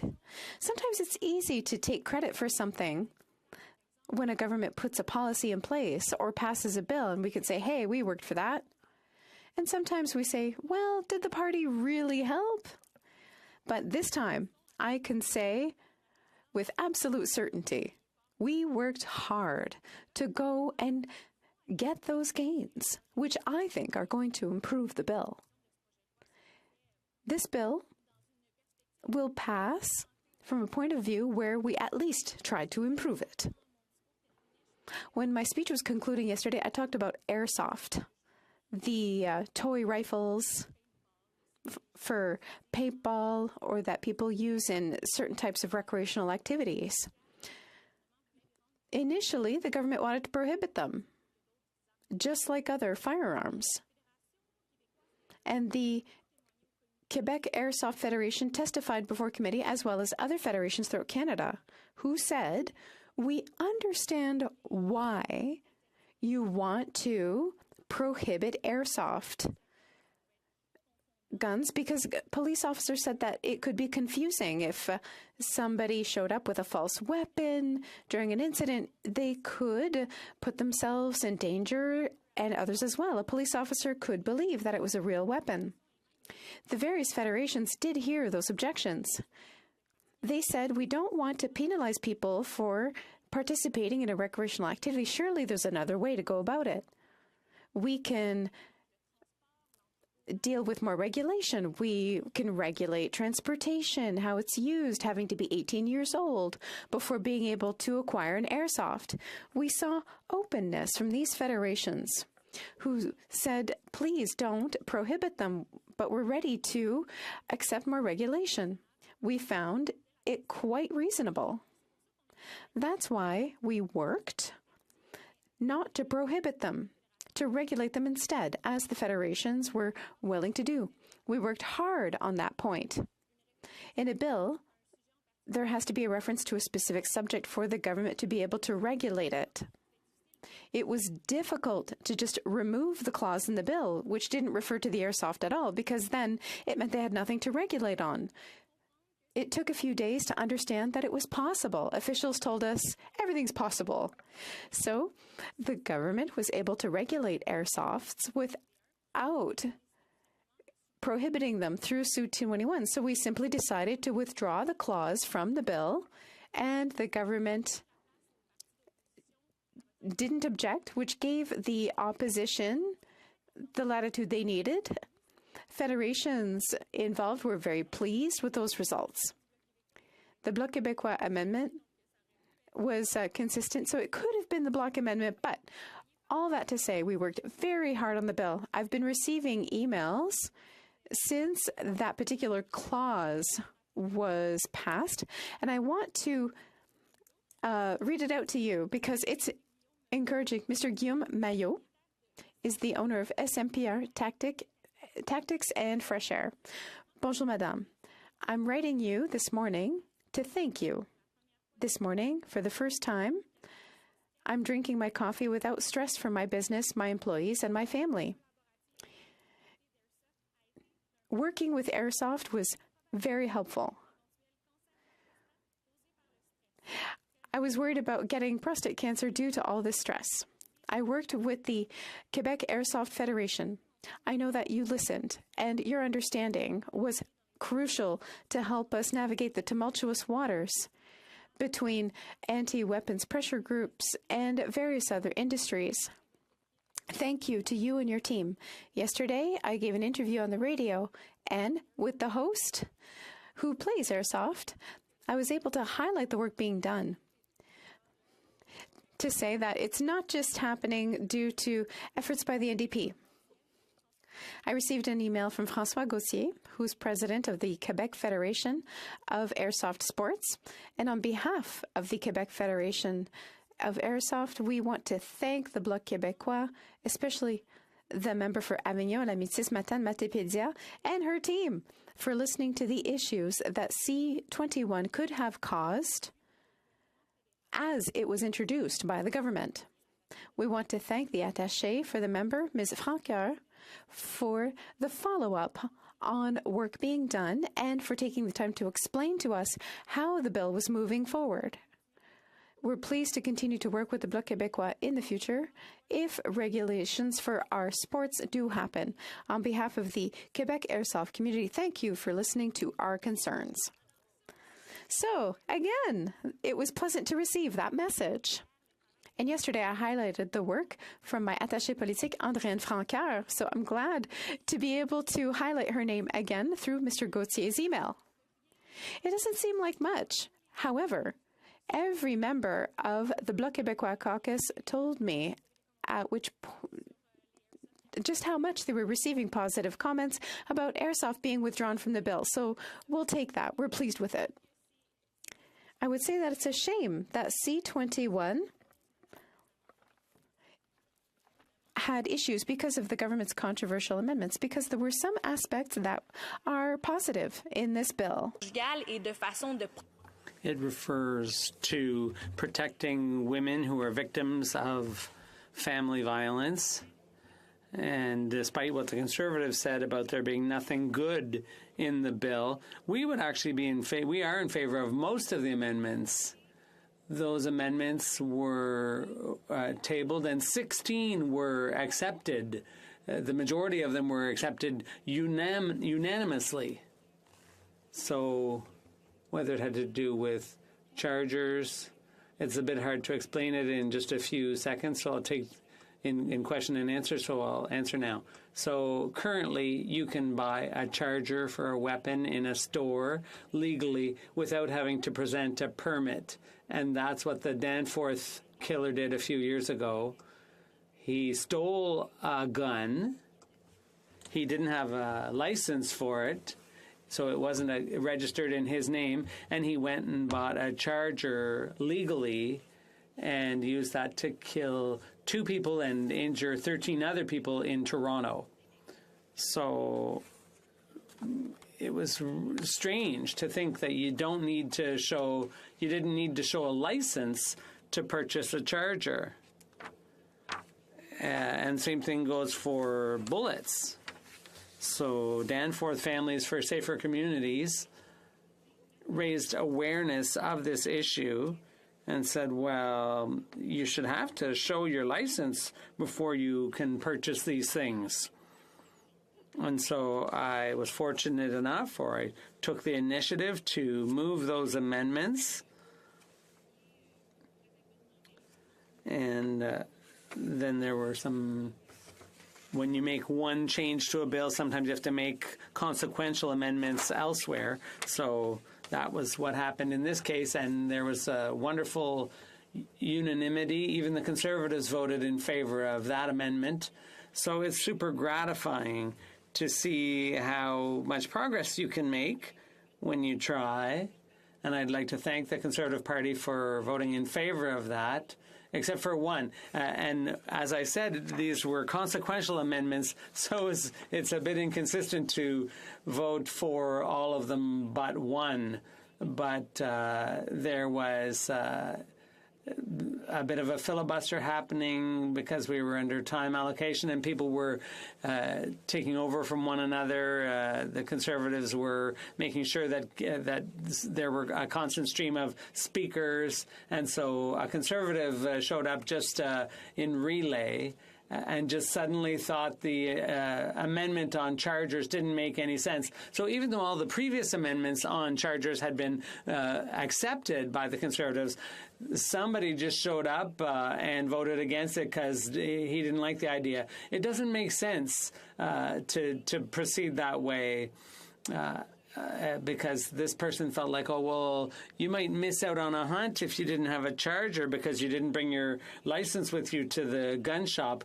And so the idea here was that if a license hasn't been, if a person didn't have their license, hadn't renewed it, well, they couldn't go on the hunt anyway. It wasn't just a matter of not being able to buy a charger.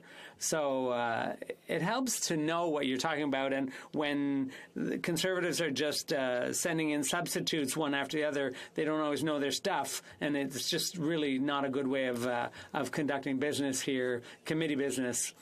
And then on the issue of the yellow flags, which would allow inspectors to suspend a license or revoke a license if there was a domestic violence situation.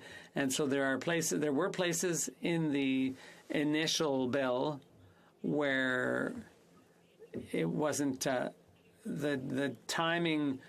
There were issues about when the person would have to present their license and to whom. And so the Bloc made some amendments, and the government and the NDP and even the Green were in favor of it. The Greens don't have a vote on committee, but they were in favor of the amendment.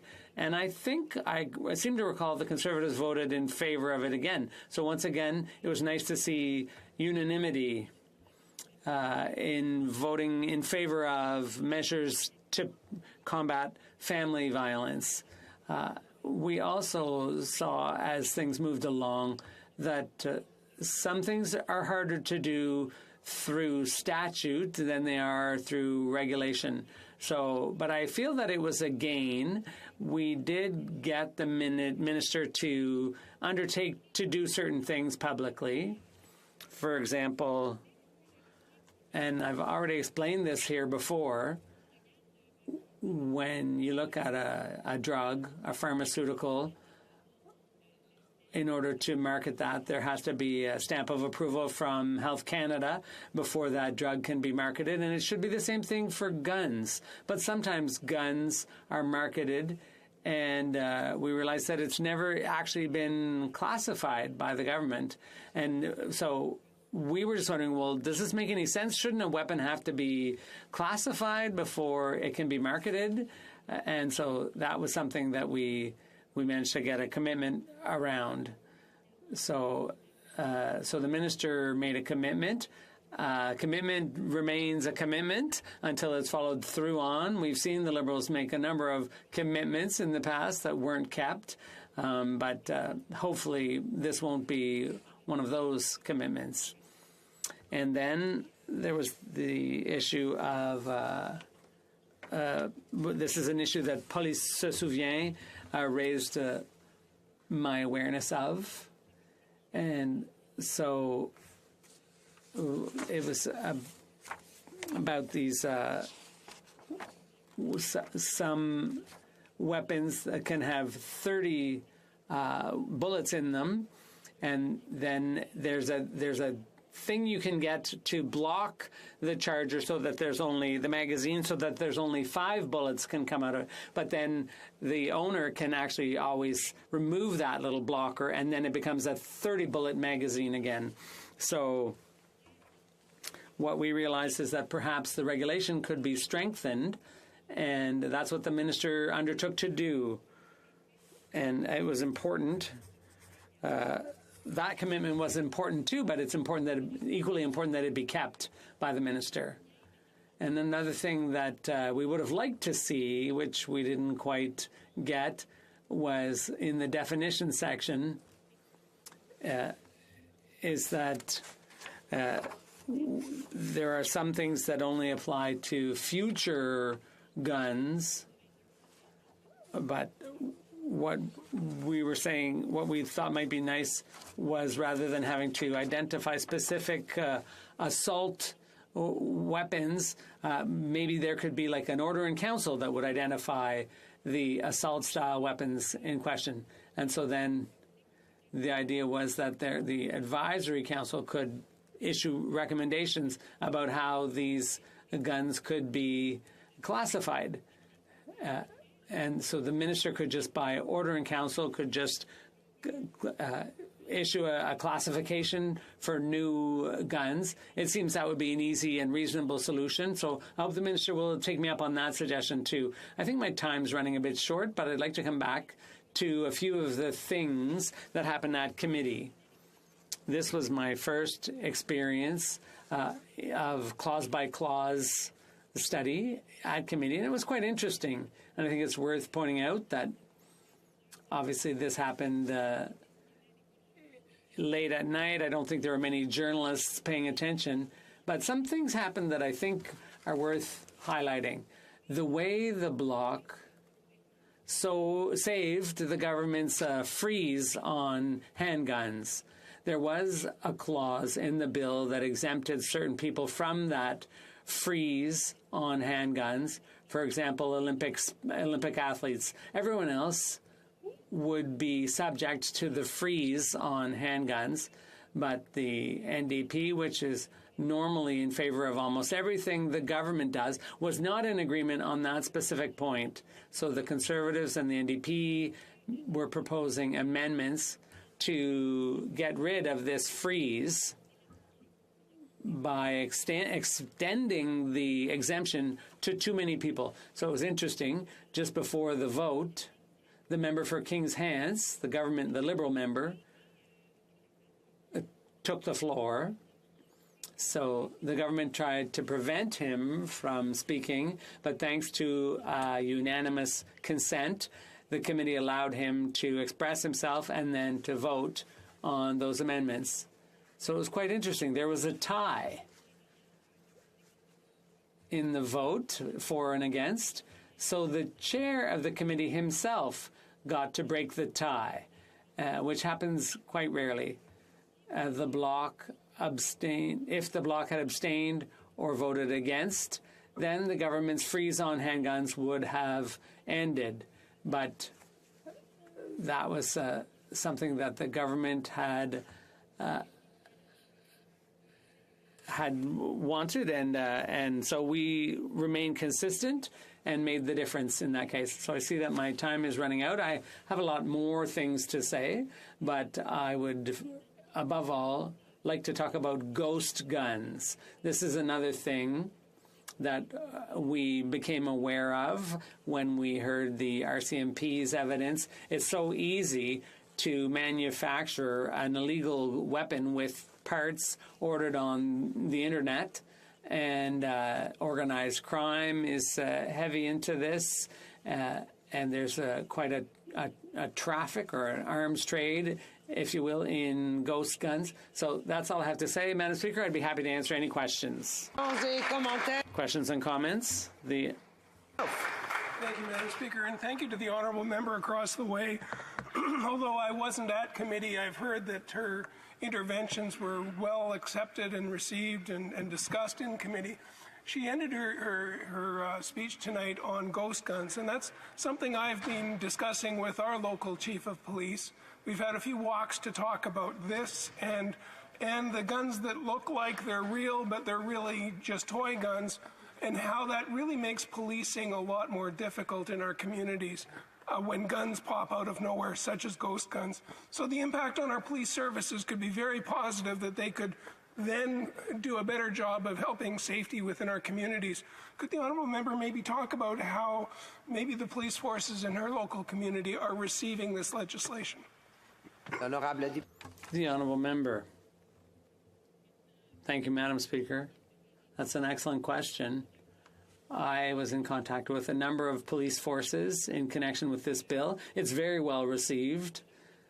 When I was talking about how people can order parts on the internet, I think we need to improve the way things are done at the border. And I'm not saying that CBSA offers aren't doing a good job. They're doing an amazing job, but they need support. So C-21 is a good bill. It'll certainly make police work easier, but there's more to be done. That is intercepting weapons crossing through the Port of Montreal, along with stolen vehicles. There needs to be more inspection of packages arriving through the mail as well. That's all part of combating the illegal gun trade. And then there's the whole issue of ghost guns, all these illegal weapons that street gangs are using in Montreal. There's a whole lot of work to be done. The honourable member for Brandon Souris. Thank you, Madam Speaker, and I want to thank my colleague for her great presentation as well tonight. You know, Madam Speaker, we've got, I want to ask my colleague this question. There's about 320 businesses. She mentioned the airsoft industry that's out there today. There's about 320 businesses and 1,350 staff and employees in that industry. And, you know, with these rules that have come in, it could negate any of that sort of industry and business. And so I wonder if she could just elaborate on her thoughts. I know she mentioned that this was a big concern. There is a lot of activity in that area, and you know, a lot of these are owned by visible minorities and immigrants in the testimony that we've heard. And so I wonder if she could expand on that. The honourable member. Thank you, Madam Speaker, and I'd like to thank my colleague for his question. Yes, I did speak. I referred to a specific airsoft business in Quebec, and they thanked us for saving hundreds of jobs in that business, in that industry, in Quebec and elsewhere. So, as I said, C-21 will prohibit weapons that are not yet in existence. So, as much as we're concerned about hunters and so on, well, it's that concern is misplaced because they will be able to continue to use their existing weapons.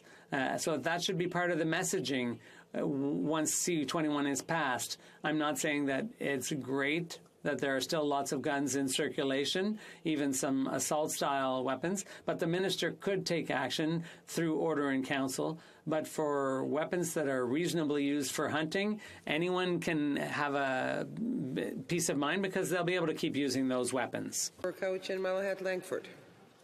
Thank you, Madam Speaker. And, you know, I enjoyed working with my colleague when I was on the Public Safety Committee, and I absolutely share her joy in the victory that we were able to achieve for the airsoft community. I, too, have received many thank yous from communities in my own riding and across British Columbia, and that indeed is a good thing that the committee was able to achieve. She was there on the committee with me, of course, back in November of last year when those 11th hour ill-advised amendments dropped on the committee's lap and caused all of this uproar. And if she will remember correctly, in December, one of the leading voices against those amendments came from Indigenous communities. And it culminated in the Assembly of First Nations when they came out with a very rare unanimous emergency resolution that were against the amendments. And I have heard from many Indigenous communities who've explained to me why they depended on semi-automatic rifles to protect themselves when they were out hunting wildlife. Can she explain to colleagues in the House, is it her understanding that current makes and models of rifles and shotguns are not affected by C-21? And can she also elaborate why it was important to insert an amendment in this bill that recognized the rights that are upheld under Section 35 of the Constitution Act? Thank you very much. Honorable député d'Avignon-Lamitis, Madame Matapédia. Madame la Présidente, mon collègue amène un très bon point et je d'ailleurs. My colleague brings forward a very important point. After the study of C-21, we hope. But you know what the government's error was when it presented those amendments without doing enough research beforehand. The hunters, the Indigenous communities clearly hadn't been consulted on those amendments, so I think that was the first error. And then it was the Bloc's initiative to say, well, let's press pause on the study. Let's bring the witnesses back to committee to hear them. And that's when we heard the Indigenous communities telling us what the member just said. So I think that it's very important to reiterate this in the bill, that we respect those rights. And we need to reassure these communities because there's all types of information that's circulating about C21, which is not accurate. The fact that Indigenous communities will be able to continue to use weapons for subsistence hunting, that's true, and that is not affected by C21 in its current version and as it's going to be passed. So I think that it's important to recall that. I have 2 communities, Indigenous communities in my riding, and they're very happy with the way C21 turned out in the end. The Honourable Member for Salaberry-Sauroy. Thank you, Madam Speaker. It's with a great deal of emotion that I'd like to thank and commend my colleague, who's the critic for public safety for the Bloc Québécois. She said herself that it is the first time that she did a clause-by-clause study in such a significant bill, and it's thanks to her that a better bill came of it, because she showed the Bloc's true colors by proposing and not just criticizing and not indulging in partisanship for the common good. And I'm very pleased to be seated at her side tonight. I'm proud of her work. You know, I've got white hair. I'm one of the old ones. My colleague is young. She's got a wonderful career in front of her, and it's with great pride that I'd like to thank her on behalf of the Bloc Québécois members for all her work and her excellent work. Now, here's my question. I'd like to ask her whether, if there was one thing that she would like to highlight that comes straight from the heart, what would she say about this bill? When you start a clause-by-clause study, what needs to be done? The Honourable Member for Avignon-Lamitis-Matane-Matapédia. Thank you, Madam Speaker, and I'd like to thank my whip. I'm quite touched at her kind words. What to do about a clause-by-clause study? Good question. Well, I think that people have to know their files well. They have to be well prepared before they embark on a clause-by-clause. But today I'm very comfortable with these files, and to talk about such a sensitive issue as gun control.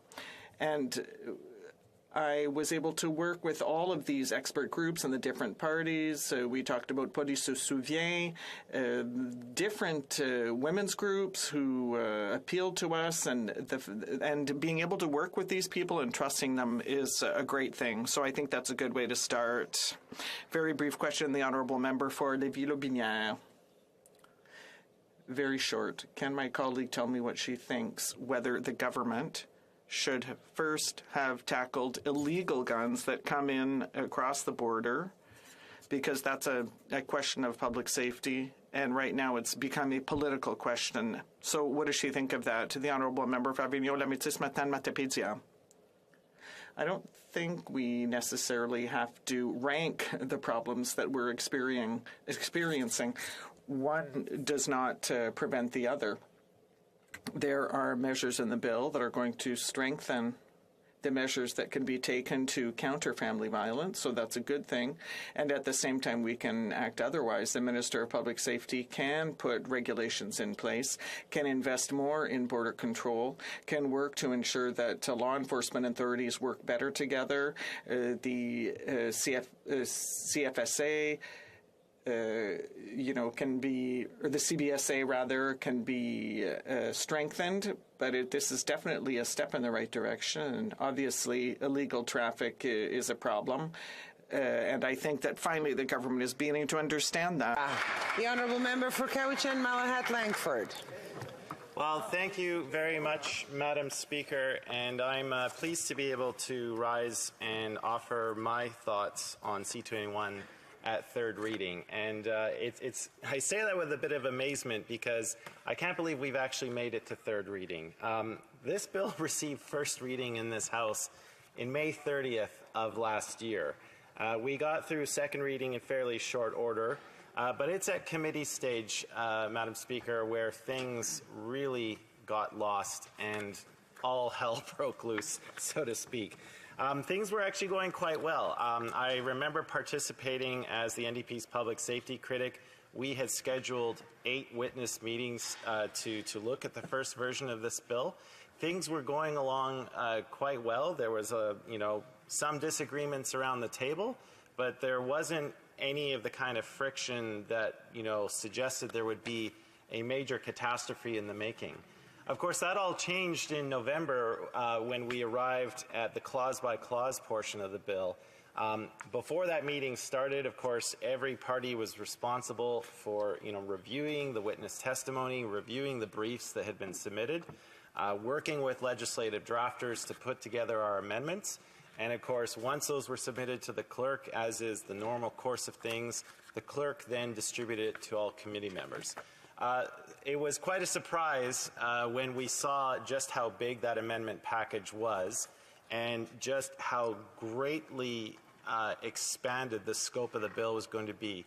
Most of the amendments were coming from the government, and there were a couple in particular which just completely sent the committee off its rails.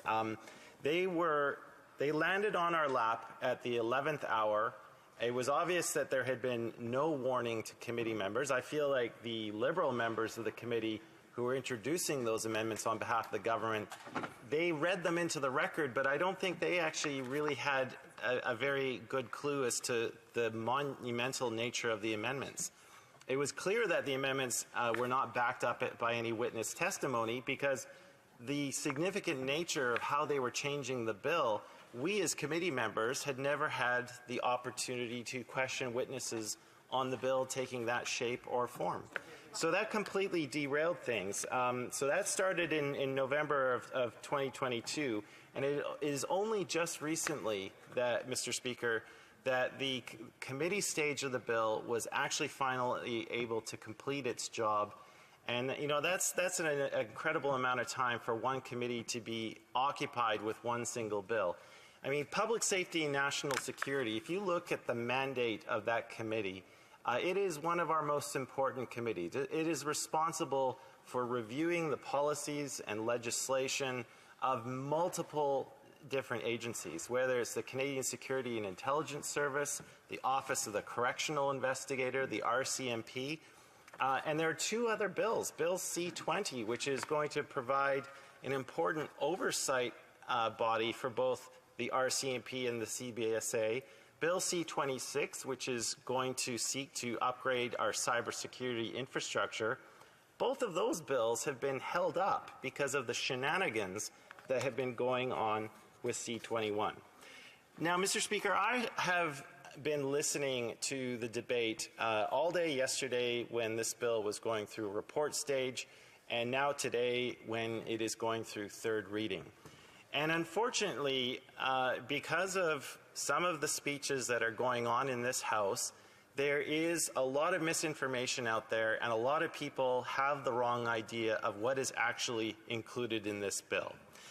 I hear my Conservative colleagues, they do make a big deal in their speeches about standing up for hunters, farmers, and Indigenous communities, and I take no fault with that. I proudly stand here and say the same thing. The reason why it's troubling, Mr. Speaker, is because it's alluding to something that is actually not in the bill. And that illusion is that for hunters, for farmers, and for Indigenous communities, your rifle or shotgun, if it's semi-automatic, is going to be prohibited by this bill. And let me clearly say this slowly and for the record, that is not the case. C-21 is not going to do that. If you have a current make or model of a rifle or shotgun, you are licensed and legally own that firearm. After this bill receives royal assent, you will continue to be able to use that. That is a fact. And so far when I've brought it up in questions, my Conservative colleagues have been unable to refute that, Mr. Speaker.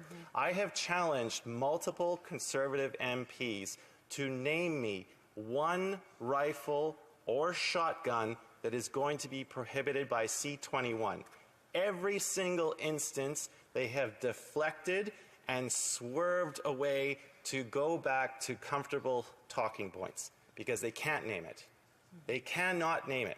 And I'll tell you why, Mr. Speaker, because I'm not reading Conservative talking points. I'm going to actually read from the text of the bill.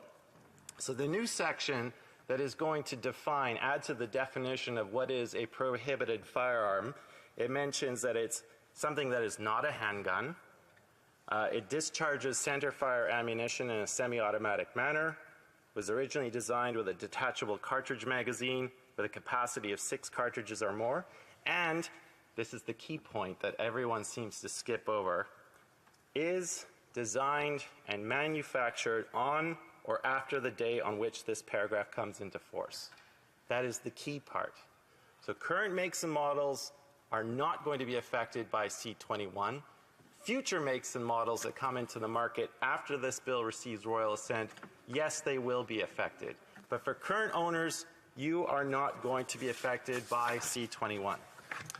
Now, Conservatives will then seek to muddy the waters even further. Like, I've heard a lot of reference to the Firearms Advisory Committee. They say, well, you know, the minister's going to bring this back and he's going to staff it with Liberal appointees, and they're going to make suggestions about what firearms should be prohibited, and then they're going to act on that. Well, I've got a news flash for my Conservative colleagues. That is a power the government already has. They don't need a Firearms Advisory Committee. I would direct my Conservative colleagues to the existing Section 84(1) of the Criminal Code. It says right there that the government can change the definition of what a prohibited firearm, and I'll quote, any firearms that are prescribed to be a prohibited firearm. Prescribed is the key word there, Mr. Speaker, because that means it can be done by cabinet decree. And if they don't believe me, how did the government get the authority in May of 2020 to issue an order in council? 1,500 makes and models, done through the Canada Gazette, done under existing powers. So all of this ballyhoo over a Firearms Advisory Council, all of the hoopla that we've heard in this House about the dangers of that council coming into being, a complete red herring, smoke and mirrors. It's a power the government already has. And in fact, I would rebut them on that argument, saying that if the minister currently has that power to do so unilaterally through an order in council cabinet decree, is it not a good thing to at least have an advisory council to talk to the minister about maybe that's not a good idea?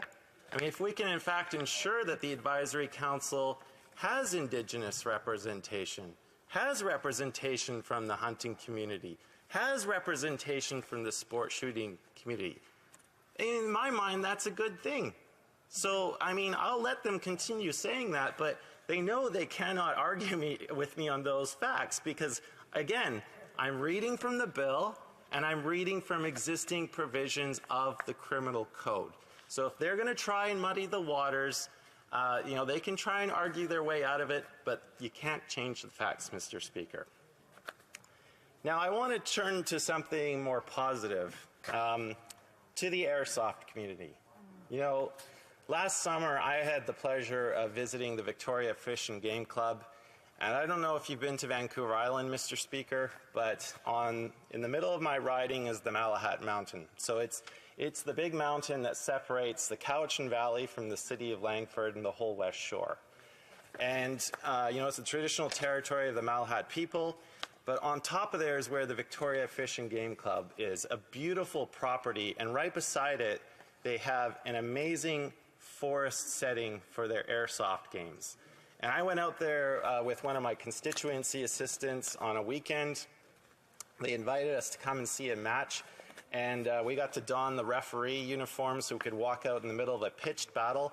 I think one of my constituency assistants accidentally got shot, but it was so fun to see just like how much fun these players were having, and to talk to them about how passionate they were with their sport, to really understand that like this is more than a hobby for them. This is something that allows them to get out into the great outdoors with their family and their friends.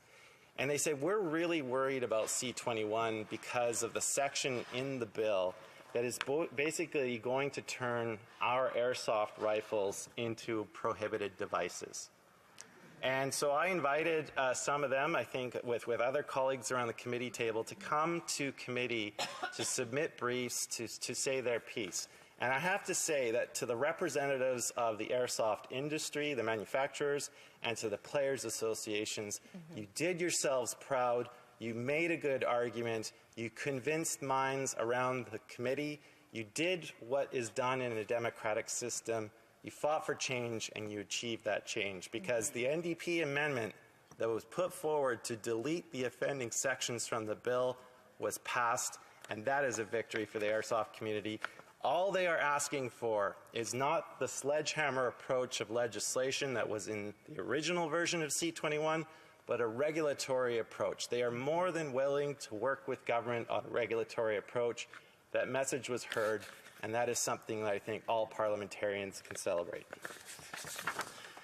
Now, let me turn to the handgun freeze and the amendment that we attempted to expand the exceptions of the handgun freeze to allow for other sport shooting disciplines. So, as the bill is currently written at this third reading stage, Mr. Speaker, the only exemptions that exist, I use exemptions and exceptions interchangeably, means the same thing. But it's limited to people who are at an extremely elite level, to Olympic athletes and Paralympic athletes. I felt, after speaking to members of my community who participate in the International Practical Shooting Confederation, I've spoken to members who are in single action shooting as well, I felt that these are athletes. They train for what they do. They're passionate about their sport, and they deserve to have exemptions as well. So I put forward an amendment to try and expand that. That amendment almost did pass. There was a little bit of a confusion on the Liberal side when that amendment came to a vote.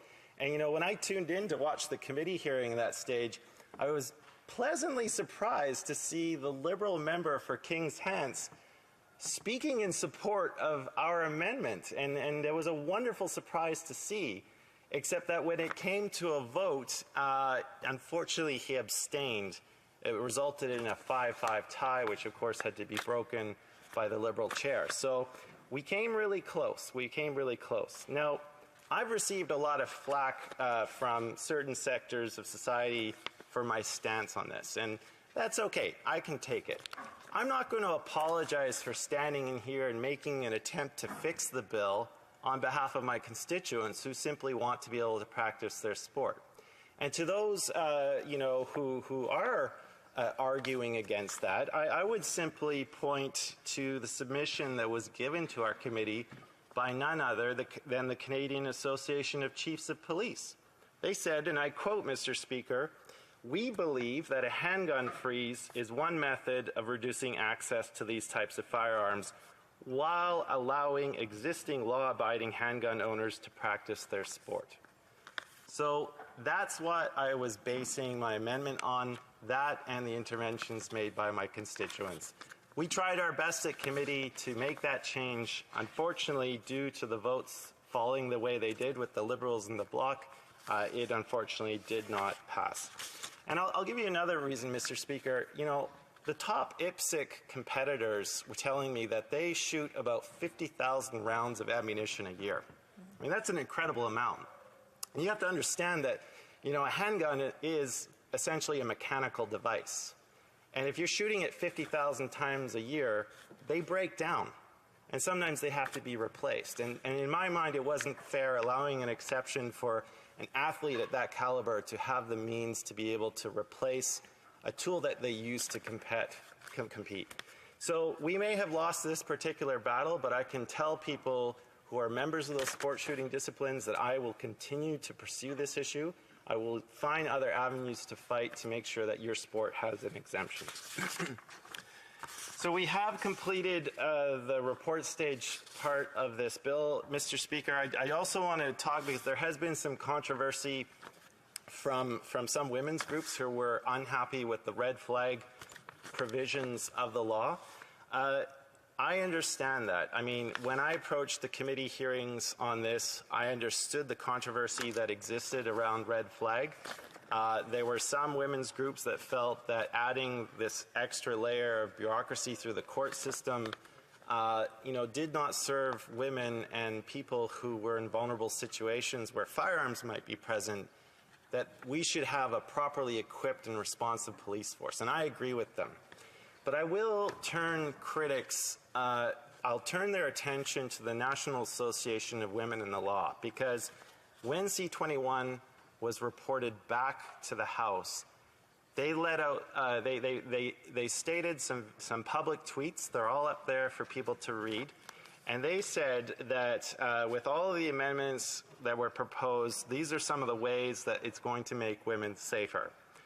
Number one, the provision on license revocation when someone has committed violence is now strengthened and clarified. A license must be revoked when there are reasonable grounds to suspect that an individual may have engaged in family violence. People who have been subject to a protection order will now be ineligible to hold a license if they could pose a threat or risk to the safety of another person. This way, safety comes first, and that is the onus test. The bill also it did have no timelines to reacting to danger or domestic violence. Thanks to the adoption of some of their recommendations and amendments, there's now a statutory duty to act within 24 hours. This is going to serve to protect women at a critical time of separation when the risk of violence is at its highest. So, you know, a lot about this bill has been subsumed by the debate over hunting rifles and shotguns, over airsoft and the handgun freeze. And it's important for us to realize that there are actually in the heart of the bill some very important measures which have now been improved by the committee. And I'm proud, if the National Association of Women in the Law, I've worked with this organization, I respect the submissions that they've made. If they're willing to come out and publicly endorse the bill in this way, I'm glad to have their support as a stakeholder, and I give it a lot of credence. I also, Madam Speaker, want to talk about ghost guns. A lot has been talked about that. That's another sort of unsung hero part of this bill.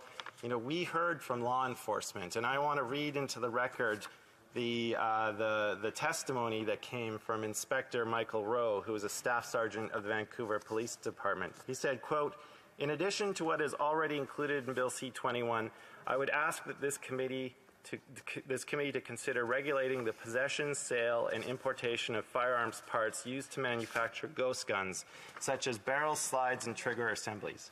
These parts are currently lawful to purchase and possess without a license, and they can be purchased online or imported from the United States. The emergence of privately made firearms has reduced the significance of currently regulated receivers and increased the importance of currently unregulated gun parts that are needed to finish a 3D printed receiver and turn it into a functioning firearm."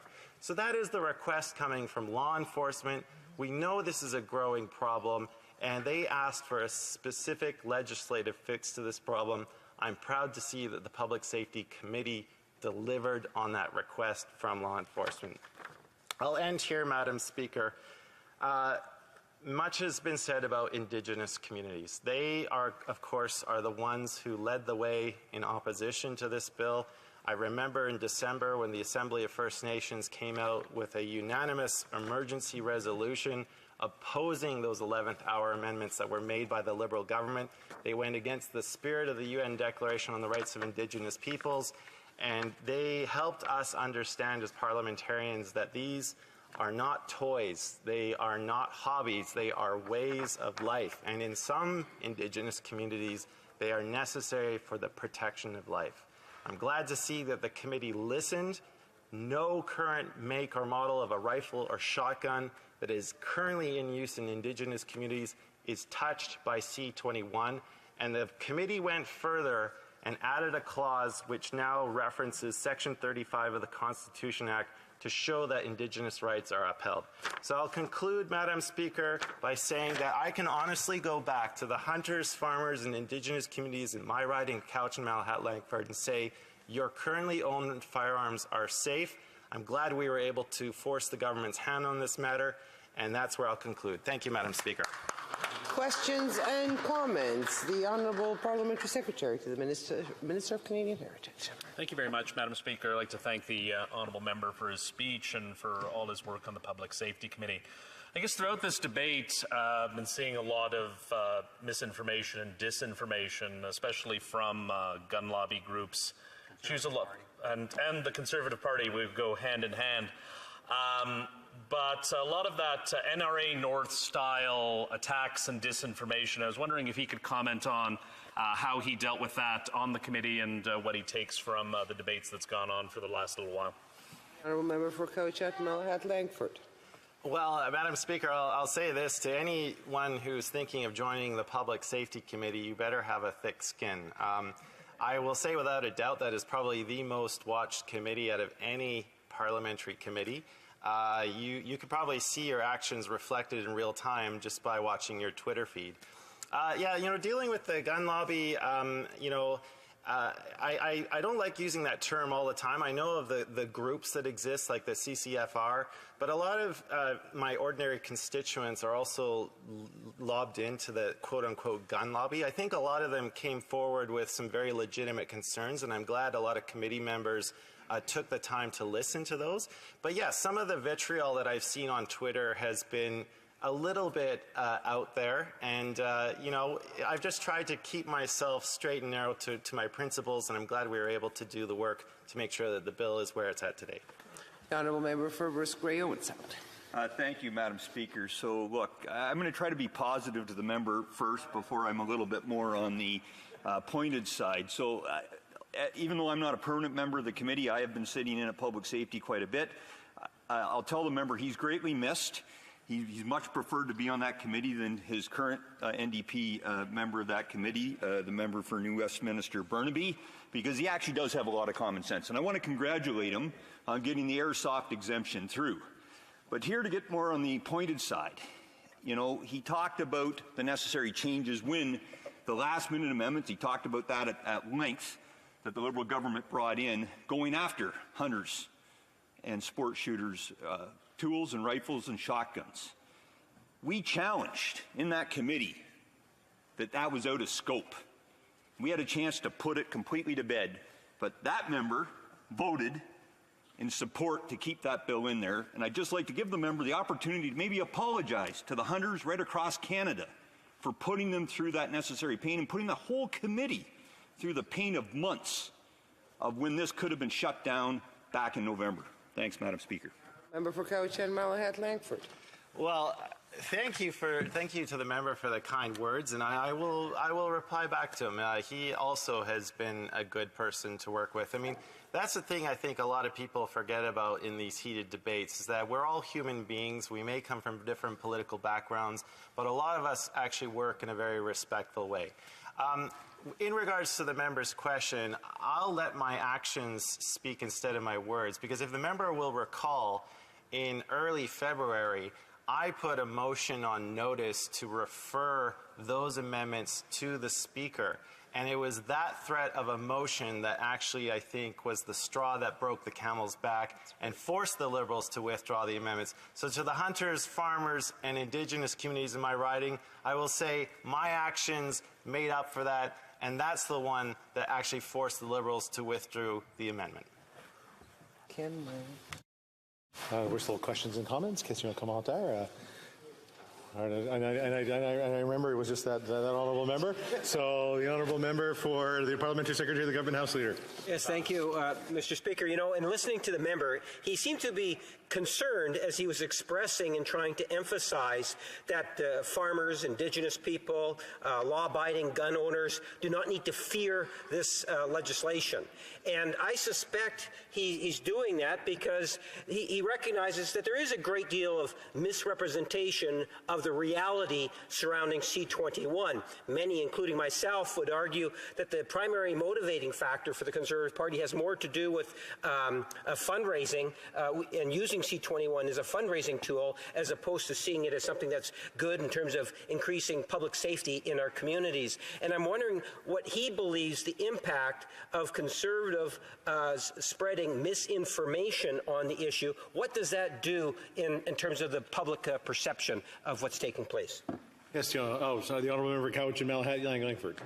Well, yes, Mr. Speaker, I think yesterday I referred to C-21 as the goose that lays the golden eggs for the Conservative Party because they certainly have enjoyed its financial windfalls. But to his question more generally about misinformation, I mean, I took the time in my speech today, Mr. Speaker, to read from the bill. I systematically refuted Conservative talking points. And again, I'll go back to the time. Every time I've challenged a Conservative MP to name a rifle or shotgun, they've been unable to do so. So, I'll leave it up to Conservatives to explain themselves, but it certainly makes our job a lot harder in this place when we're trying our best to present the facts and what's actually in the bill, and it just gets collided with misinformation again and again and again. And that makes our job very, very hard. Doesn't mean I'm going to stop doing my job, but it does make it more difficult. Questions and comments? Question commentaire à l'honorable député.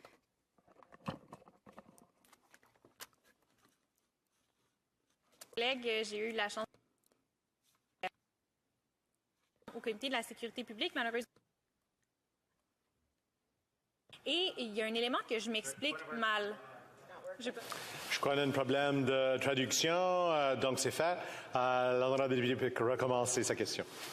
Avignon Lamitis, Matane Matapédia. Merci. Est-ce que ça fonctionne? Non?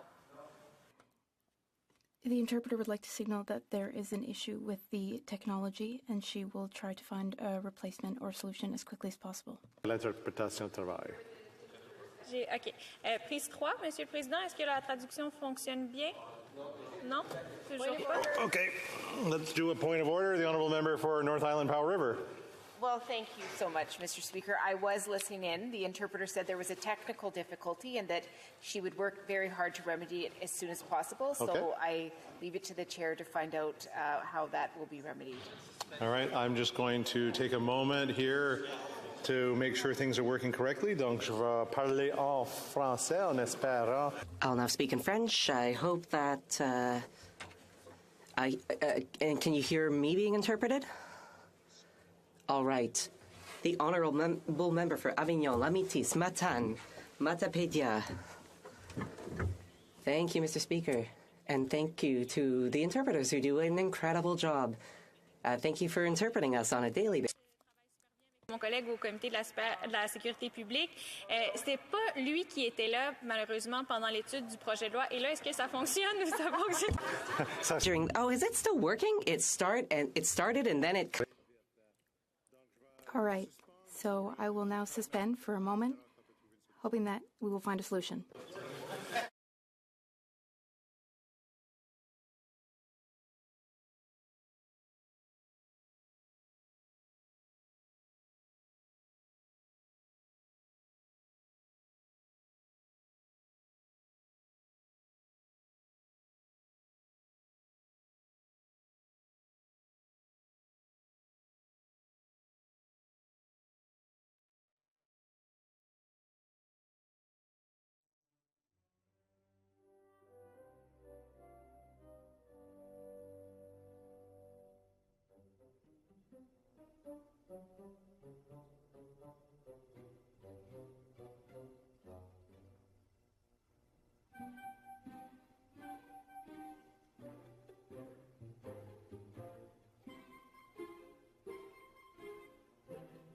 J'espère que les interprètes.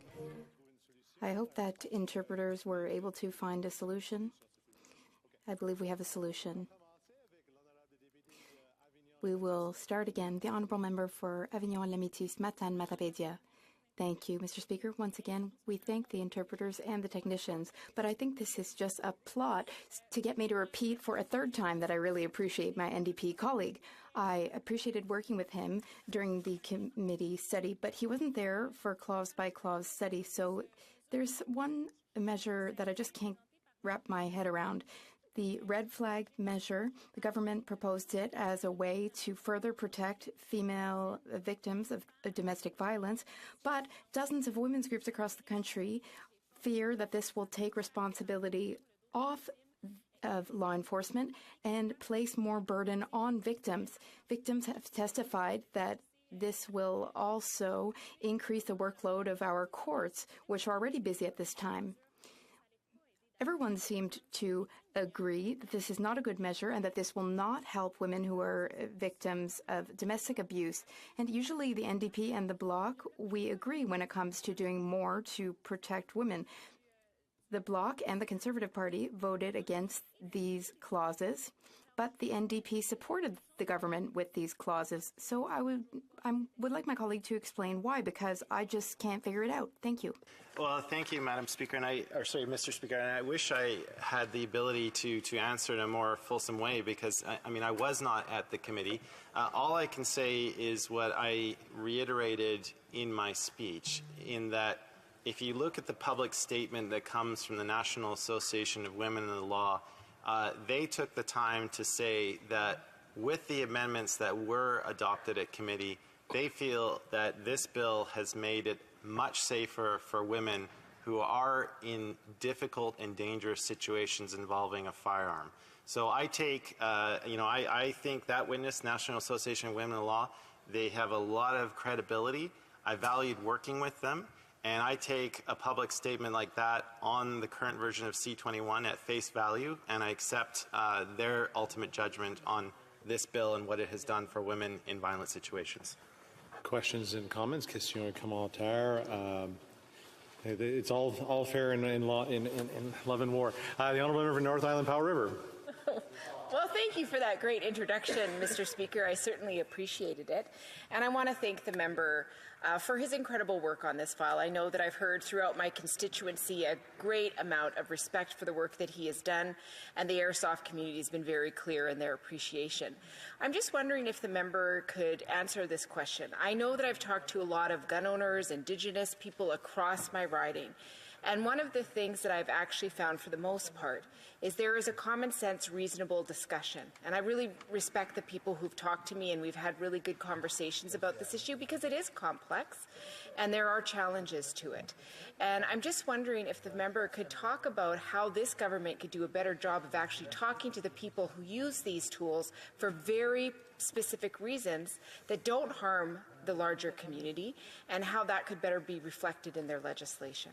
Thank you. Honourable member for Cowichan Malahat Langford, about 20 seconds, but I'll let him answer. Thank you, Mr. Speaker. And this allows me to give a shout out to our dear colleague, the member for Nunavut, because she also helped educate me on the way of life that is present in the North. Look, it became very clear after these amendments were dropped, we had Indigenous witnesses come before our committee, and it was clear that consultation had not happened. And, given this government has attached so much importance to that relationship, and the fact that they passed legislation saying federal laws had to be in harmony with the UN Declaration on the Rights of Indigenous Peoples, it was quite obvious that those amendments were dropped with no consultation, and through Indigenous efforts and the pressure they put on government, they can take a bow because they are the ones that forced this government to backtrack to respect their way of life. Thank you very much. Reprise de débat, continuing debate. The honourable member for Don Valley East. Well, thank you very much, Mr. Speaker. I appreciate the opportunity. I'm going to share my time with the member from Coquitlam, Port Coquitlam. Is that correct? Okay. Thank you. Thank you. Mr. Speaker, I want to first start by just expressing my gratitude to the good people of Don Valley East for giving me the privilege to be in this House to speak on this issue. I think all of us in the House are fortunate to have the opportunity to come into this esteemed House and speak on behalf of their communities, to bring their concerns to this House. We bring their voices here. I'm honored to be here to listen to my colleagues, and I mean this. This is a really important thing. I'm honored to be in this House to listen to so many different perspectives from across this country. And I really do think it speaks to the uniqueness that we all bring into this House. Canada is a vast country with diverse regions and a multitude of different voices, opinions, and political views. And often we do not see eye to eye. Even people within their own party do not see eye to eye. And that's the beautiful thing about this House. It maintains our good democracy in this country. When I first arrived here, I was a bit taken back. Many of you may know I spent a lot of time in the Ontario legislature, and I came here and I was like, this is even slower than the Ontario legislature around here sometimes, when things happen. And, you go to committees and, it's a drawn-out process. You're in caucuses. You're in the House here. But there's a reason for that. It took me a couple of months to figure out, why things work the way they work around here. It's because of those different opinions from across the country. And we need to foster mutual understanding of each other. We bring all these different perspectives, and the more time I spend here, the better I understand the diversity of opinions from my colleagues, their passion, motivations, the choices of words that they use in this House. It makes a huge difference, and I wanted to take the opportunity to share my experience when it comes to this specific bill, and talk a little bit about my community and my experiences and what this bill means to me. So I come from a community, it's in the Don Mills corridor. It's an interesting neighborhood because in the Don Mills corridor you have homes that are worth, in some cases, $7 million, and some homes that are not too far away, 2-3 minute drive, that are Toronto community housing. So there's diversity in economics, but there's also diversity in cultures. And I grew up in a section in the community that was there were some economic challenges in that community. And like many neighborhoods in the city of Toronto, my community experienced a lot of gun violence.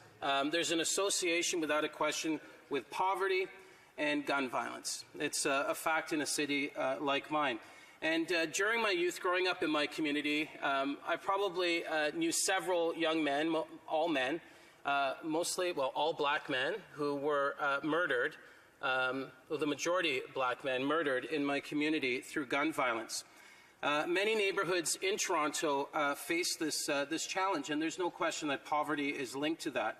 If you go into any neighborhood in Toronto that has challenges when it comes to gun violence, and you ask anyone under 21 if they know someone who's died from gun violence, the answer usually is yes. That's a fact in the communities that, that are economically challenged in Toronto. In my community, growing up with this experience, it opened up a new perspective for me. I wanted to look for ways to balance the playing field, to open up opportunities for young people. That's what made me get involved in politics as a young man. It drove me to become a youth worker. I worked in Scarborough for many years as a youth worker. What made me run for school board trustee and then go to the Ontario Legislature. And my work at the Ontario Legislature, a lot of it had to do with finding opportunity for young people who go through these challenges. And I can remember, Mr. Speaker, when I was the Minister of Children and Youth in Ontario, I went to a community called Mount Olive in Toronto, and I was with a group of about 40 young people between the ages of maybe 7 and 13. And I remember asking this young girl who was walking with us, if she liked her community. And she said to me, Mr. Speaker, she said, she loves her community because there's less gunshots in her community this year than there was the previous year. And that it kind of shocked me because, that was her reality. So the fight against gun violence is nothing new in a city like Toronto and many parts of our city. And again, I'm sharing my perspective from a Toronto perspective, from a community like mine. And it's usually, impacts people that come from poorer communities and racialized Canadians. And there's no question, I've heard many times in this room that, the guns that are causing the crime are illegal guns. And that's factual. A lot of these guns, the majority, are illegal. But I think that there's something that's bigger here. We have the opportunity, by freezing the sale of handguns, we have the opportunity to send out such a strong message to Canadians that we are better off as a society when we don't have to resort to owning guns and using guns. It's such a simple concept to me. I've collaborated over the years with many, many communities that have been torn apart, literally, by gun violence. I've sat with mothers, a dozen mothers who have all lost a child. I've sat with advocates who have, for 20, 30 years, have been looking for ways to find solutions to the problems that gun violence brings forward. And I'd like to take a moment to express my gratitude to those folks because they make a difference in our city. And they work day and night to look for ways to mitigate that violence. And these are not people who, are put up for the Order of Canada or the Order of Ontario or, these are people that keep their head down. They work on the ground level on the street, and they look for ways to find solutions. And I'll tell you this, for many years, in fact decades, these advocates who witnessed the violence in their community would say that they agree with what this bill is doing. They agree that we should stop selling handguns in Canada, and they would agree that we have to have stricter rules in place for people who distribute guns in the community, because it's not the kids, the young men, and others in the community that are actually out there manufacturing these guns. These guns are being brought in from different jurisdictions, and they're being used in the community to terrorize the community. So I want to go back to my original point. I've just skipped about 3-4 of my pages. Time goes by so quickly here when you're speaking. I want to talk about my original point. My original point was that, we're here as MPs with probably one of the greatest privileges to come and speak on behalf of our community. And just because you and I may have different opinions doesn't mean that you're right or I'm right. What it means is that we're bringing forward opinions from our community. So last year I did a survey in Don Valley East. We sent out a survey every year, and we sent them out to the entire community, and 2,000 surveys came back, just under 2,000. And I want to share some of the numbers. There was one question I did ask. Most of it was multiple choice, but there was one question where I asked people, do you support the freezing of handgun sales in Canada? And I want to share the numbers. Remember, this is 2,000 people, so we know without a question it's a very low margin of error, and it's good data. But 82.2% of people in my community said, Michael, we don't support the sales of handguns. 8.7 were neutral, and only 8.6 were opposed to this bill. And to me, that is exactly the message that I'm bringing here to you. That I understand that we all have different perspectives, but in a community like mine, the importation of guns, the sales of guns, the use of guns have no place. My community doesn't support it, and on top of that, we know that over the years it's been really difficult and really challenging for a community like Don Valley East and the City of Toronto when it comes to gun violence. I'd like to thank everyone in the House for the opportunity to speak on this issue today. And I'll stop now, Mr. Speaker, and open it up for questions. Questions and comments? Question of commentaire. The honourable member for, Fundy Royal. To my colleagues' remarks, one thing that stood out to me very strongly is his statement that he doesn't believe Canadians should own guns, and that's the view that he says his constituents share. I represent a rural riding, where people enjoy hunting, sport shooting. There's generations of my constituents that have passed down firearms to their relatives who enjoy hunting and sport shooting. So they would take great issue with that. I also point out to the honourable member that in Toronto last year and so far this year, half of the individuals who've been charged with homicides have been individuals out on bail. So does he at least agree with me, even though we differ on whether Canadians should own firearms, does he at least agree that we should be evidence-based and go after the real cause of what's happening with crime, and that is individuals that are out on bail, repeat offenders, rather than going after the law-abiding firearms owners in my riding of Fundy Royal? The honourable member for Don Valley East. Well, thank you very much, Mr. Speaker, and I want to thank my colleague for the question. But, if we're going to be factual and if we're going to resort to,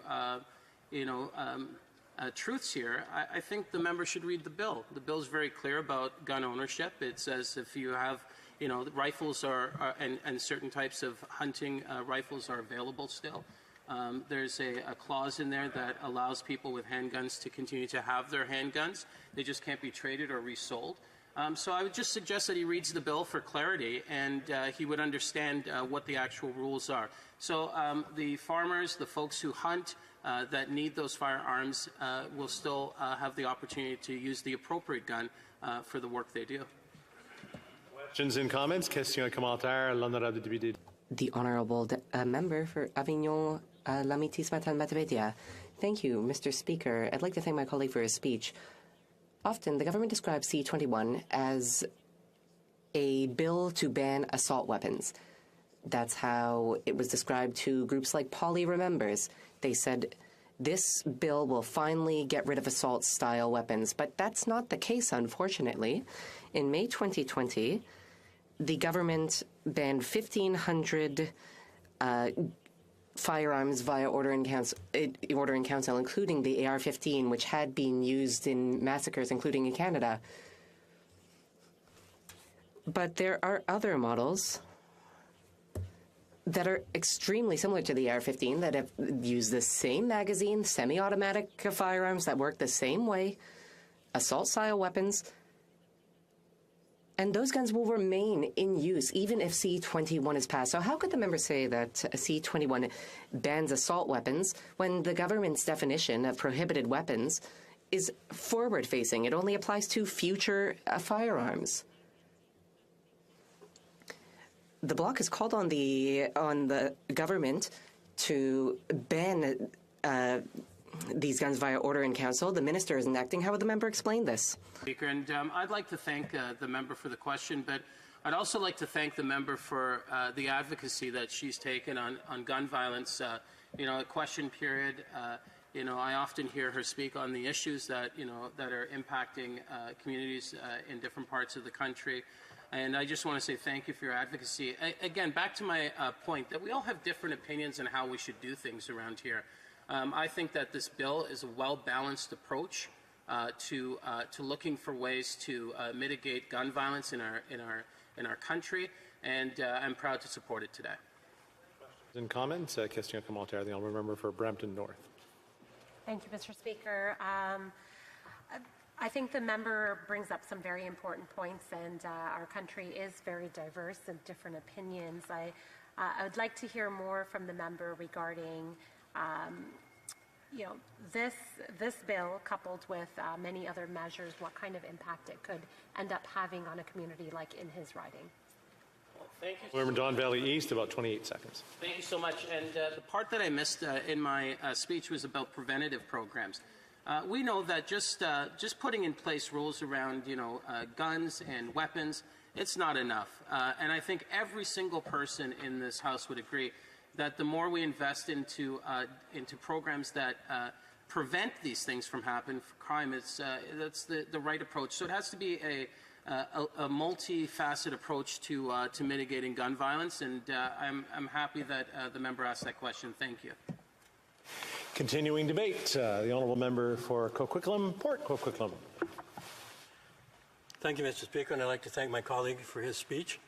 I'd also like to thank the member from Malahide Langley for his speech, Langford. I quite enjoyed it. I might differ on a few quibbles, but by and large, I really appreciate his treatment of the matter.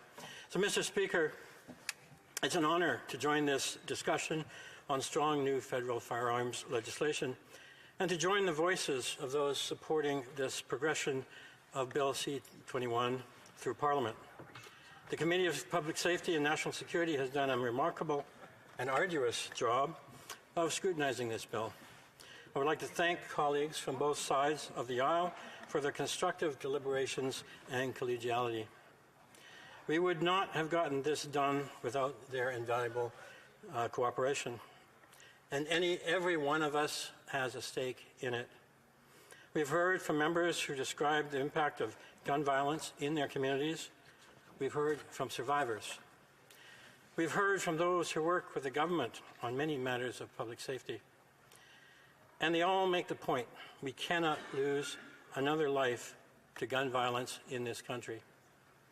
That's why I'm so proud to be part of a government that cares about moving forward.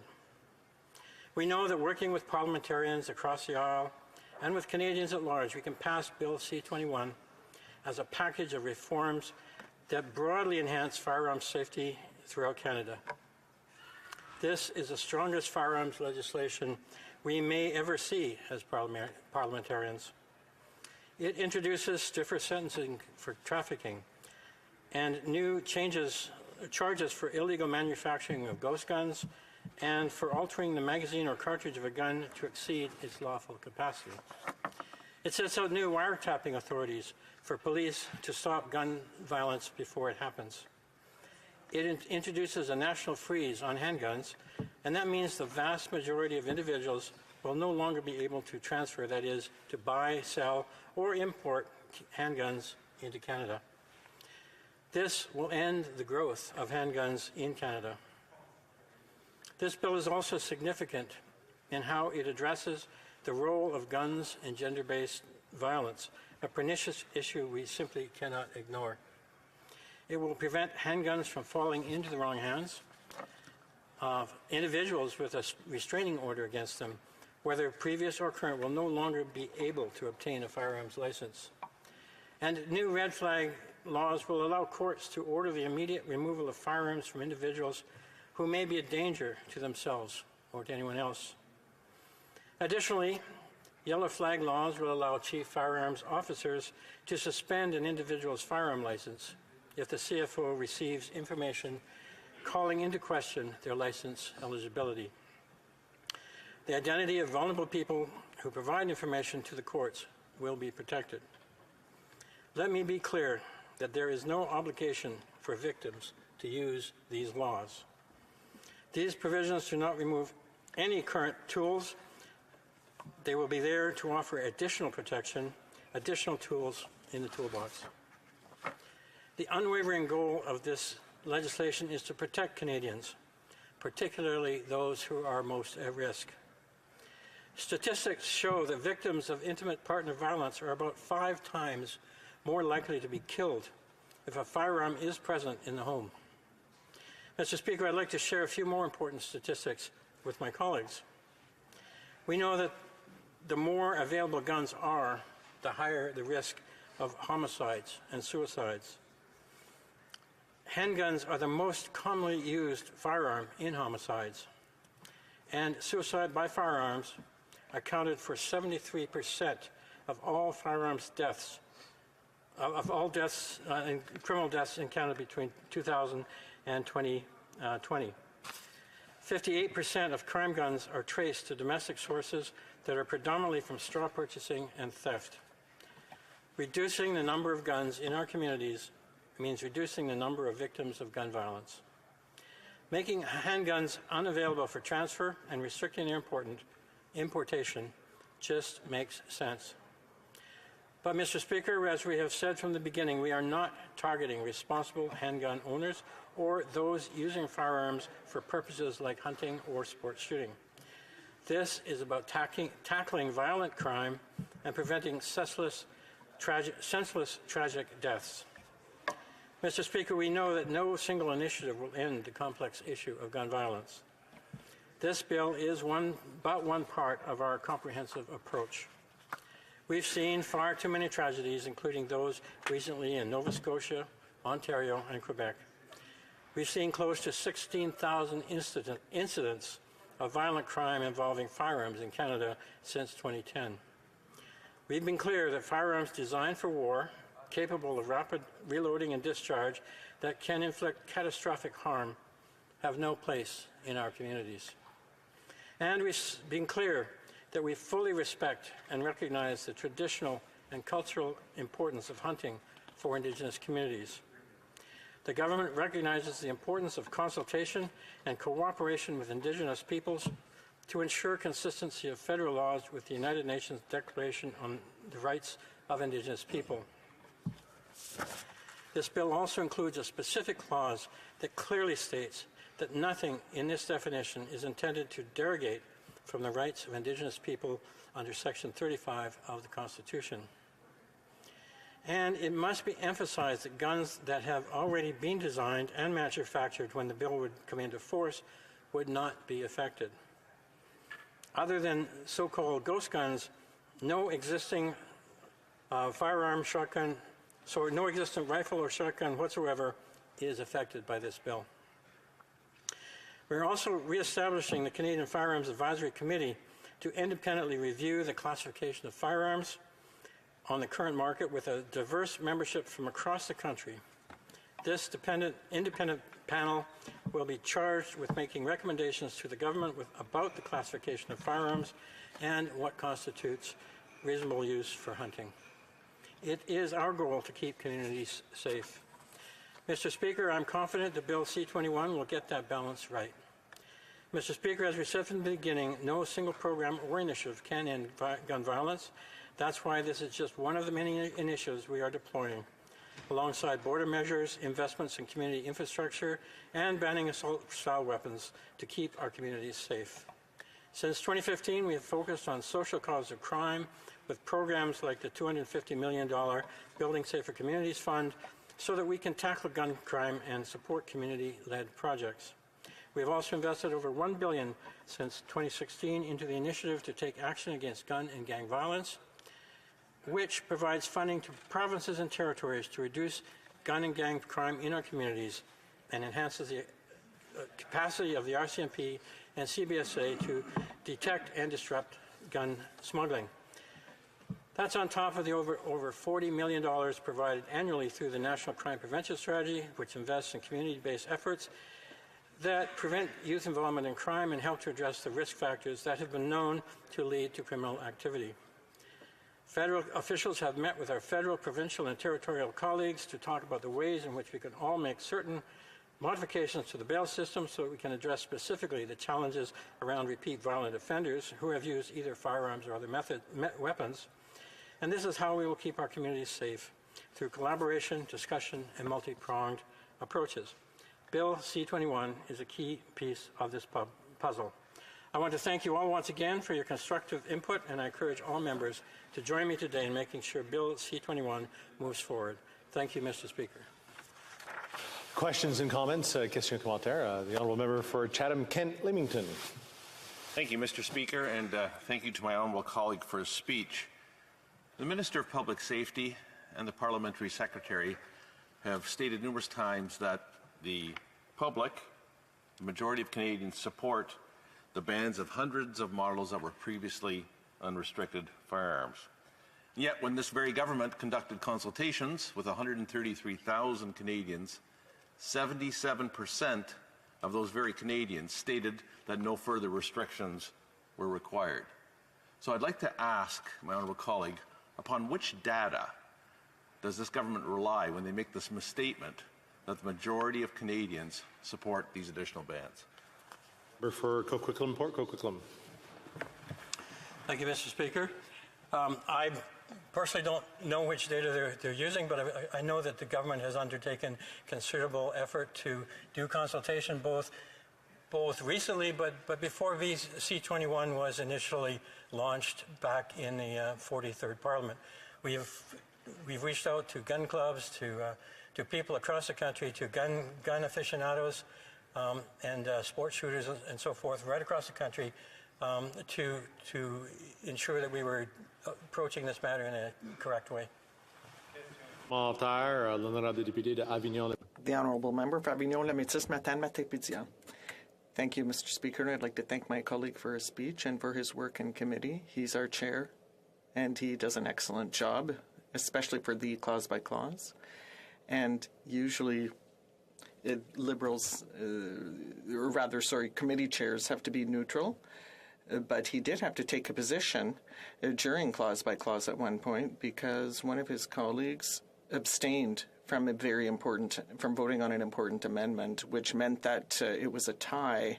And so he had to take a position, that of his government, and voted to ensure that handgun freezes did not become completely useless.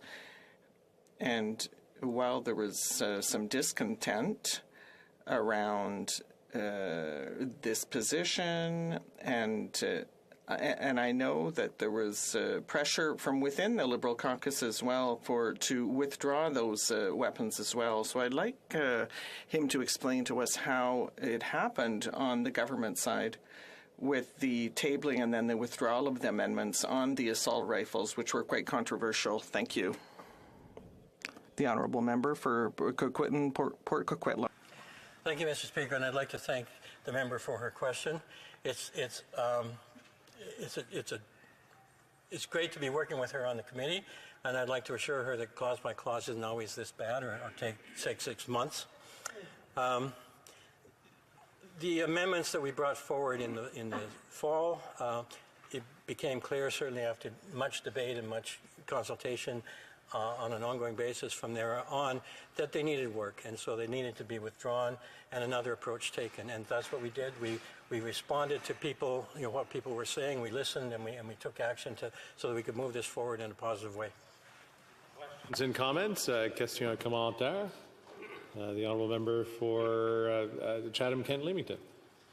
Thank you, Mr. Speaker. In the previous response to my question, the member stated that the government had consulted with many hunting clubs and gun aficionados. I believe that was the terms he used. I have 6 hunting clubs in my own riding. I personally am not a gun aficionado, but I did take my PAL and my RPAL before becoming elected to understand this industry. What advice did the government hear from those consultations? Because it's certainly different, apparently, from what I'm hearing. So what did the gun clubs reveal to this government? The honourable member for Coquitlam, Port Coquitlam. Thank you, Mr. Speaker. I know that in the 42nd Parliament, I believe it was, our Minister of Public Safety and Emergency Preparedness conducted quite extensive consultations right across the country. He spoke with gun clubs and many people involved in the gun community. I myself set up a meeting with him and my local gun club. We have, in my riding, we have one of the largest outdoor ranges in the Lower Mainland. And I've actually been invited there to shoot on a couple of occasions, and I quite enjoyed it. I don't know how anybody can afford to do that because it's pretty expensive. But anyway, we arranged a meeting with them and with the former minister. And this consultation resulted in the first iteration of C-21, which didn't survive that particular parliament. And it was a starting point, however, for this new version of C-21. Continuing debate to reprise the débat, the honourable member for Bruce Grey, Owen Sound. Thank you, Mr. Speaker. And once again, I'm always grateful to be here speaking in the House on behalf of the constituents of Bruce Grey, Owen Sound. But more importantly, for all those law-abiding firearms owners out there right across the country, in particular those veterans, those in the military, those in our law enforcement, sport shooters, and even our parliamentary protective services. I am disappointed to be once again speaking here under time allocation. When I spoke to this bill at second reading last year, it was under the same time allocation restrictions. I highlighted my speech then really on three key factors: basing any dialogue or debate around this bill around data and facts, being open and transparent to Canadians, and ultimately for respect to our firearms owners. And underlying all of that, I highlighted the need for education to the general public and to parliamentarians. So for the sake of transparency and to help educate all MPs and all Canadians listening tonight, let's review the history of how we got here, where we are here at third reading via the data and the facts. So first off, we've heard the term, it's been used already tonight a few times, the term assault weapon or military-style assault weapon. I've been trying for 3 years, Mr. Speaker, to get an answer from that. The government's own commission report from Hill & Knowlton, which is on the public safety website, actually talks about it. It talks about the data that my fellow colleague spoke about, where the vast majority of over just shy of 200,000 respondents don't support handgun ban at all, but in particular it talks about the need to define what they mean when they say military-style assault rifle. And that's what the report says. When I asked the government that in writing, they said, oh, look at this report. The report says the government better define it. Here we are, umpteen years later with no definition. And I've been trying with every tool at my disposal as a member of Parliament. The data on when it comes to gun crime, it is 85+% of crimes committed with guns are done illegally. It's not done by law-abiding firearms owners. In fact, law-abiding firearms owners are 3 times less likely to commit any crime compared to an average Canadian. So I find it very, very frustrating for us here to be debating a bill that's targeting the wrong demographic. We should be focusing on criminals, not law-abiding firearms owners. So anyway, this bill was brought forth last June as a handgun freeze. which ultimately the government did through regulation last October. There was another couple components to it. It did talk about making the airsoft, these paint guns, for lack of a better, easier term for the community, illegal. And as well, it talked about bringing in enhanced red and yellow flag laws. Unfortunately, the bill, once it got to debated in the fall, it didn't take long to actually, the government already used time allocation again to get it through second reading, get it to committee, and then the study at committee, where loads of time was taken up with testimony going through. Experts were brought in to refute and support, or apparently support, the government's legislation in some ways.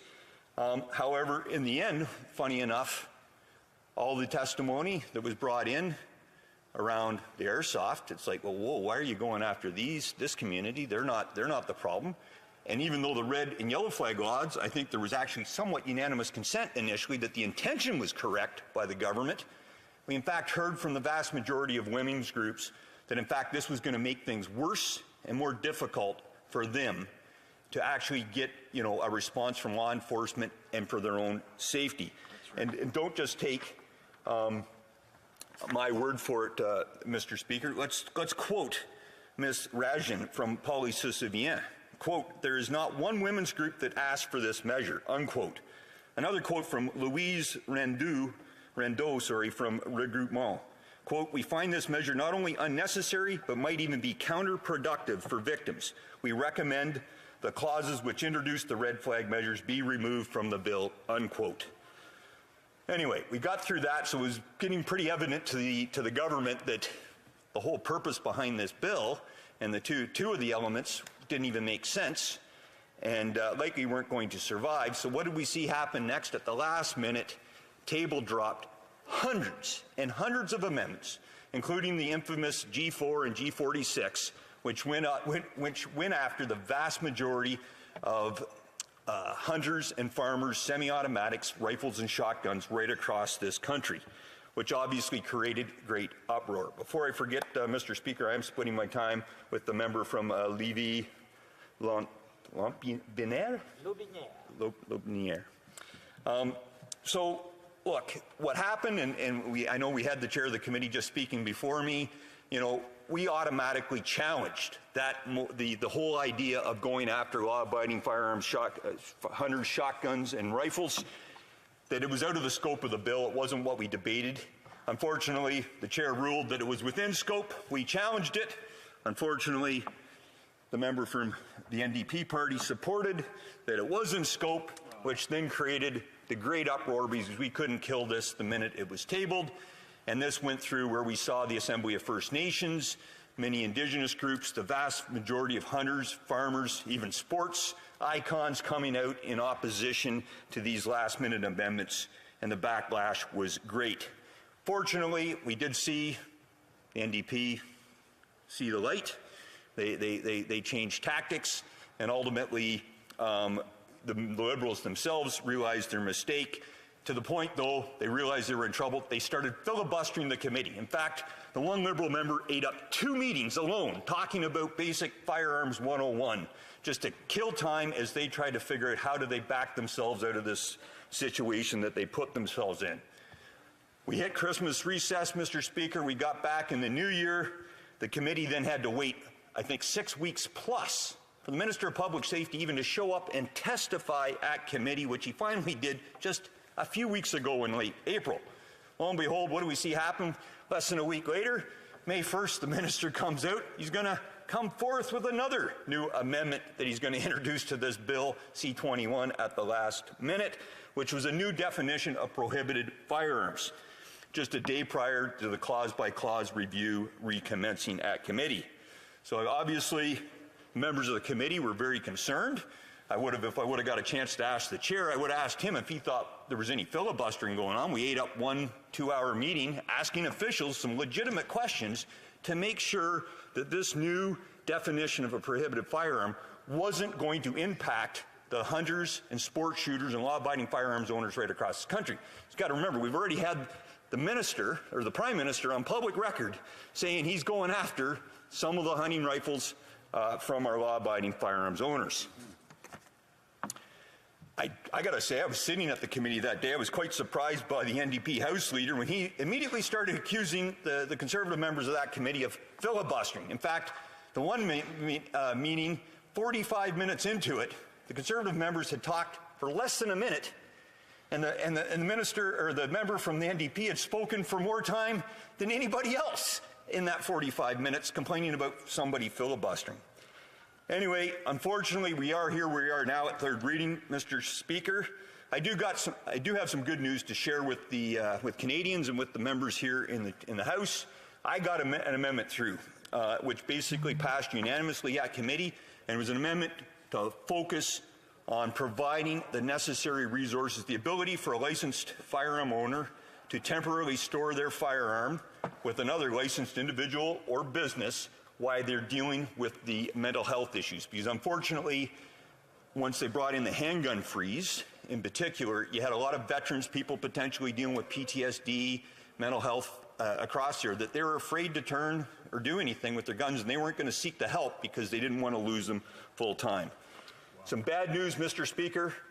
The red flag laws, unfortunately, were supported by the NDP, and now we've seen, so that did not get cut from the bill, and even now we see the minister or the Prime Minister, the government come out that they're going to use the Canadian Firearms Advisory Committee that they stopped using over 4 years ago to continue to target law-abiding hunters and farmers' rifles and shotguns. So in conclusion, Mr. Speaker, let's just educate Canadians and focus the support on the root causes of gun violence in this country: crime, drugs, gangs, illegal trafficking of firearms, actual substantive bail reform, and most importantly, poverty, vice going after our law-abiding firearms owners. Mr. Speaker, I'll be voting against this basically useless bill of C-21. Here, here. Questions and comments? Question commentaire. The honourable member for Coquitlam, Port Coquitlam. Thank you, Mr. Speaker. And I congratulate the member for his amendment being passed. The committee worked very hard to do so, and it was great to have him substituting in here and there on the committee. It was a great help. I would note that the firearms, he mentioned that there's a problem with the definition of what is an assault-style firearm. I will agree that it needs work, and that is in fact the purpose of the Firearms Advisory Committee, to consult with sport shooters, with hunters, with Indigenous people, with people across the country from all walks of life that will help them to formalize a good definition of what an assault-style fire weapon is. And I certainly hope that he will contribute to that discussion. The honourable member for Bruce Grey Owen Sound. Absolutely, Mr. Speaker. I'll contribute. In fact, I'll share a little history lesson for the member and for everybody here. Assault weapons have been banned in Canada since January 1st of 1978. As somebody that has carried actual assault weapons in theater of war, and there's not a single firearm out of the 1,500, now 2,000 firearms that have been prohibited through the May 1st OIC and subsequently through Order in Council and through the firearms program, that I, as a military member, would have ever purchased or helped define or take on, with the exception of a couple sniper rifles, which don't fit the definition that has been put forth. And I would correct the member. The term military-style assault firearm or assault firearm is not in the bill or anywhere in legislation that I'm aware of. Not a single spot. The definition that has been brought forth is a new definition of a prohibited firearm. And the NDP member earlier even talked about the government already had the capacity to redefine what a prohibited firearm is just through regulation. The minister has that power, but ultimately, I'm confident with a future Conservative government, we will properly define firearms in this country. The Honourable Member for Avignon, Lamitis Matane, Matapédia. Thank you, Mr. Speaker. My colleague concluded his speech by saying that he will be voting against C-21 because it's basically useless. I did appreciate my colleague's efforts to have an amendment adopted, an amendment that he proposed at the last minute. He came to sit beside me to talk to me about the amendment, to ask me whether I would vote in favor, and he saw that I'd written down that I'd be voting against it. He asked me why. He explained to me the reasoning for his amendment. He talked to me about those who struggle with mental health problems that they want to get treatment for, but they don't go get help for their mental illness because they're afraid that their firearms will be confiscated. And so his amendment was that people could temporarily give away their firearms while they seek mental health treatment. So he explained it to me, and I accepted to vote in favor of his amendment. He explained it to all colleagues. We all understood it and voted unanimously in favor of it, and it will help many people. So now I think it's surprising that he's saying this bill is useless or won't do anything. Now, of course, we need to do more to combat firearms trafficking, and there is more to do in other regards too. But I'd like him to say that there is something, at least one positive thing in this bill, and that he contributes. Thanks, Mr. Speaker. Look, I won't argue. My amendment is a very good amendment, and I do appreciate the support that we got. And in fact, as I said in my speech, the NDP amendment to remove the airsoft portion was a good amendment too. But the best amendment would have been to actually get rid of the handgun freeze in the first place. Then I wouldn't have needed my amendment, because that's what's created the problem, is that we have the most to 3 times less likely to commit a crime demographic in Canada, restricted firearms owners, being penalized and targeted by this Liberal government versus, to not allow them to actually legally use their firearms, etc. So that's why I needed the amendment, because I actually have a constituent who was going through a situation. He transferred, not temporarily stored, transferred his handguns to another. In fact, the guy works for the local law enforcement back in my riding, and now he's stuck. He sorted out his mental health issue or whatever the problem was, and he can't get his own handguns back. My point is, if that freeze hadn't have come into place, I wouldn't have needed to introduce my amendment. So just the fact that I introduced a necessary amendment to make the bill less worse does not make it a useful bill. It's still a useless bill. Well, that's all the time we have for that one. Just a reminder, just to keep our comments and our questions as short as possible so everybody can get to participate in tonight's debate. Reprise du débat, l'honorable député de Lévis. Resuming debate, the Honourable Member for Lévis-Lotbinière. Thank you very much, Mr. Speaker. Mr. Speaker, it is a privilege for me to speak to Bill C-21, an act to amend some bills and related acts.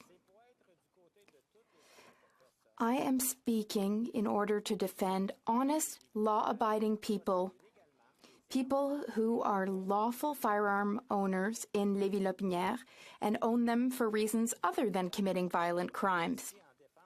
Mr. Speaker, I stand to defend honest hunters, shooters, farmers, and those who are collectors who pass down firearms from generation to generation. Mr. Speaker, what I find abhorrent about this Liberal government is that their bills miss their targets more often than not. That is a play on words. And the same goes for the budgets they present. How will they reduce crime by legalizing drugs? That makes no sense. It's nonsense.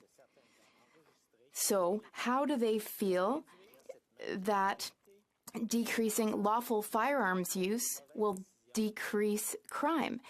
Crime caused by poor Liberal decision-making. The increase of crime is caused by the Liberals, and it's the same that goes for everything else that isn't working in our country. Everything that's gone wrong since 2015 is because of the Liberals and their poor decisions, which cause us to crash and burn. Liberal amendments to C-21 don't aim to protect us. They aim to give the Liberals political gain and give Canadians a false sense of safety and security. But the facts demonstrate the contrary. The facts show that their amendments won't change anything. I would like to share with you the expert advice of Carolyn McMahon, an adjunct professor and clinician at a university, who said that the prohibitions of semi-automatic rifles and handguns will not decrease homicide rates or mass shooting rates. Mr. Speaker, someone who wants to commit evil is very imaginative and will find all kinds of ways to do it. When someone commits crime, sometimes it's because as children, people witness domestic violence, then they become out of control adults, they start abusing drugs, they start committing crimes, and then increasingly serious crimes. The system isn't working, but the Liberals are encouraging the things that aren't working with its poor policies and soft on crime policy. The Liberal system for bail for violent criminals is not working. After 8 years of Liberal government, violent crime is up 32%. And gang-related murders have more than doubled. But rather than cracking down on illegal weapons used by criminals and gangs, the Prime Minister wants to take lawful firearms away from Indigenous peoples, farmers, and hunters who are law-abiding, Mr. Speaker. Let's be clear, Mr. Speaker. The Liberals' new definition is the same as the old definition. Regularly used hunting weapons that the Liberals were targeting in the fall will likely be added to the ban by the new Liberal Advisory Committee on Firearms. Mr. Speaker, let's make no mistake here. The Liberal amendments don't have anything new in them. This is just a reworded version of their initial amendments. Hunters, farmers, and Indigenous peoples will not be fooled, nor will the Conservatives be. Conservatives do not support confiscating firearms from law-abiding farmers, hunters, and Indigenous peoples. When the Liberals say that they are banning so-called assault-type style firearms, what they really mean is that they are banning shotguns for hunters. The Prime Minister even admitted this a few months ago. No one really believes that attacking hunters and legitimate hunting rifles will reduce violent crime across the country. It's all part of the Liberal plan to distract and divide Canadians from real issues in this country. Mr. Speaker, for the past 8 years, the Liberals have been making life easier for violent criminals by repealing mandatory minimum sentences. Are they aware of that? They have repealed mandatory minimums for gun crimes through C5. Mr. Speaker, are the Liberals aware that they are making it easier for violent criminals to get bail? They did so through C75. Are the Liberals aware of the fact that they are making life easier for violent criminals by not stopping the flow of illegal guns crossing the U.S. border? Mr. Speaker, Conservatives support common sense firearm policy, common sense policy that will stop dangerous criminals from getting their hands on guns. That's why a Conservative government will invest in policing and securing our borders, rather than spending billions to confiscate firearms from law-abiding farmers, hunters, and Indigenous Canadians. Mr. Speaker, we shouldn't let ourselves be fooled. The Liberals are the champions of wishful thinking, empty promises. The Liberals are also champions of swiping at nothing, wasting time with a lot of pretty words, and wasting our hard-earned money. Mr. Speaker, the quality of life in Canada has deteriorated drastically over the past 8 years in all areas of life, not just with the crime rate, which, I would remind this House, has increased by 32%. When we look at the facts, the current situation, the statistics, we can see that things are just not working anymore. Mr. Speaker, when we look at the number of jobs available, when we look at files, immigration files that are not progressing, when we look at applications for temporary foreign workers that are blocked, which leads to closing down companies like Olimel, When I think about the Liberals' refusal to support my bill, C-215, to allow people who have had a serious illness such as cancer to have the right to 52 weeks of sick leave, to benefits, to get back on their feet and to get back to health.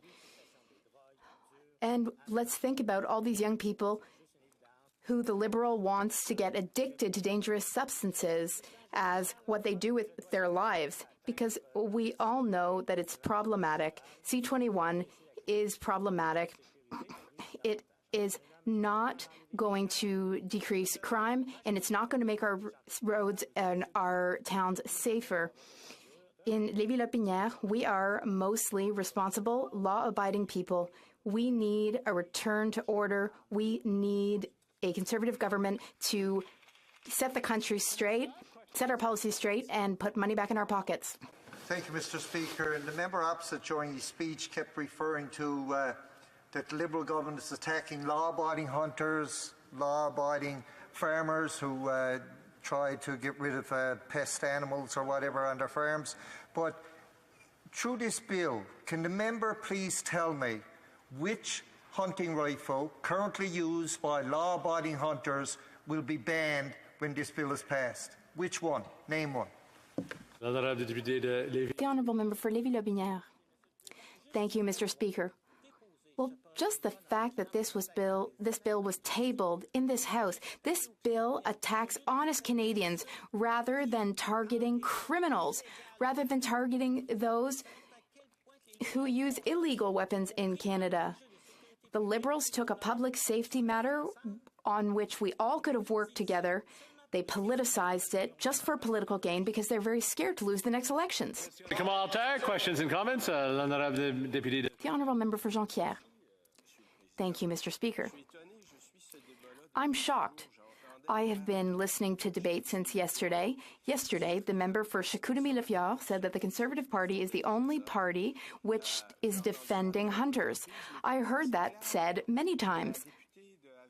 But it's clear that the member for Avignon, Lamitis, Matane, Matapédia showed very clearly that no hunting rifles will be affected by C-21. As public policymakers, we need to tell the truth to our constituents, to our people. So can the member tell the truth? Can the member agree that in C-21 there will be no effect on hunters? And if he's honest, then he will agree. The Honourable Member for Lévis-Lotbinière. Thank you, Mr. Speaker. The truth is that an insane amount of time has been spent on this, about 14 months. But we could have worked differently. We could have made Canada safe. Part of the problem is illegal weapons which flow into our country, which are purchased by gangs and criminals who then use them to commit violent crimes. I would like the Honourable Member to understand that the Bloc Québécois is currently defending criminals rather than defending honest citizens. Questions and comments? The Honourable Member for Cowichan, Malahat Langford. Mr. Speaker, hopefully third time is a charm. I will ask the honourable colleague a third time, can he stand in this place and name one rifle or shotgun that is going to be prohibited by C-21? And if he can't, will he publicly state and acknowledge that this bill, in fact, does not go after farmers, hunters, and Indigenous communities with the models they're currently using? The Honourable Member for Lévis-Lotbinière. Thank you, Mr. Speaker. I hope my colleague can recognize that the NDP and the Liberals are working together to go forward with policies that harm public safety in Canada. We are currently working on a bill that is not going to last very long in time, and this bill is not truly dealing with the root problem of illegal firearms coming from the U.S. to Canada, which are then purchased by gangs who then commit serious crimes. Thank you, Mr. Speaker. Questions and comments? Comments? The Honourable Minister of Health. Thank you. Now I'm curious. I haven't followed everything that's been said, but I may have missed the answer. So which weapons for hunting are being banned by this bill? The Honourable Member for Lévis-Lotbinière. Thank you, Mr. Speaker. My honourable colleague, who is a minister, should be guaranteed to all hunters that the advisory committee that will be set up by the Liberals is going to protect the interests of hunters? Even having to ask this question gives us the answer to it. We still have another minute here. Questions and comments? The Honourable Member for Saanich Gulf Islands.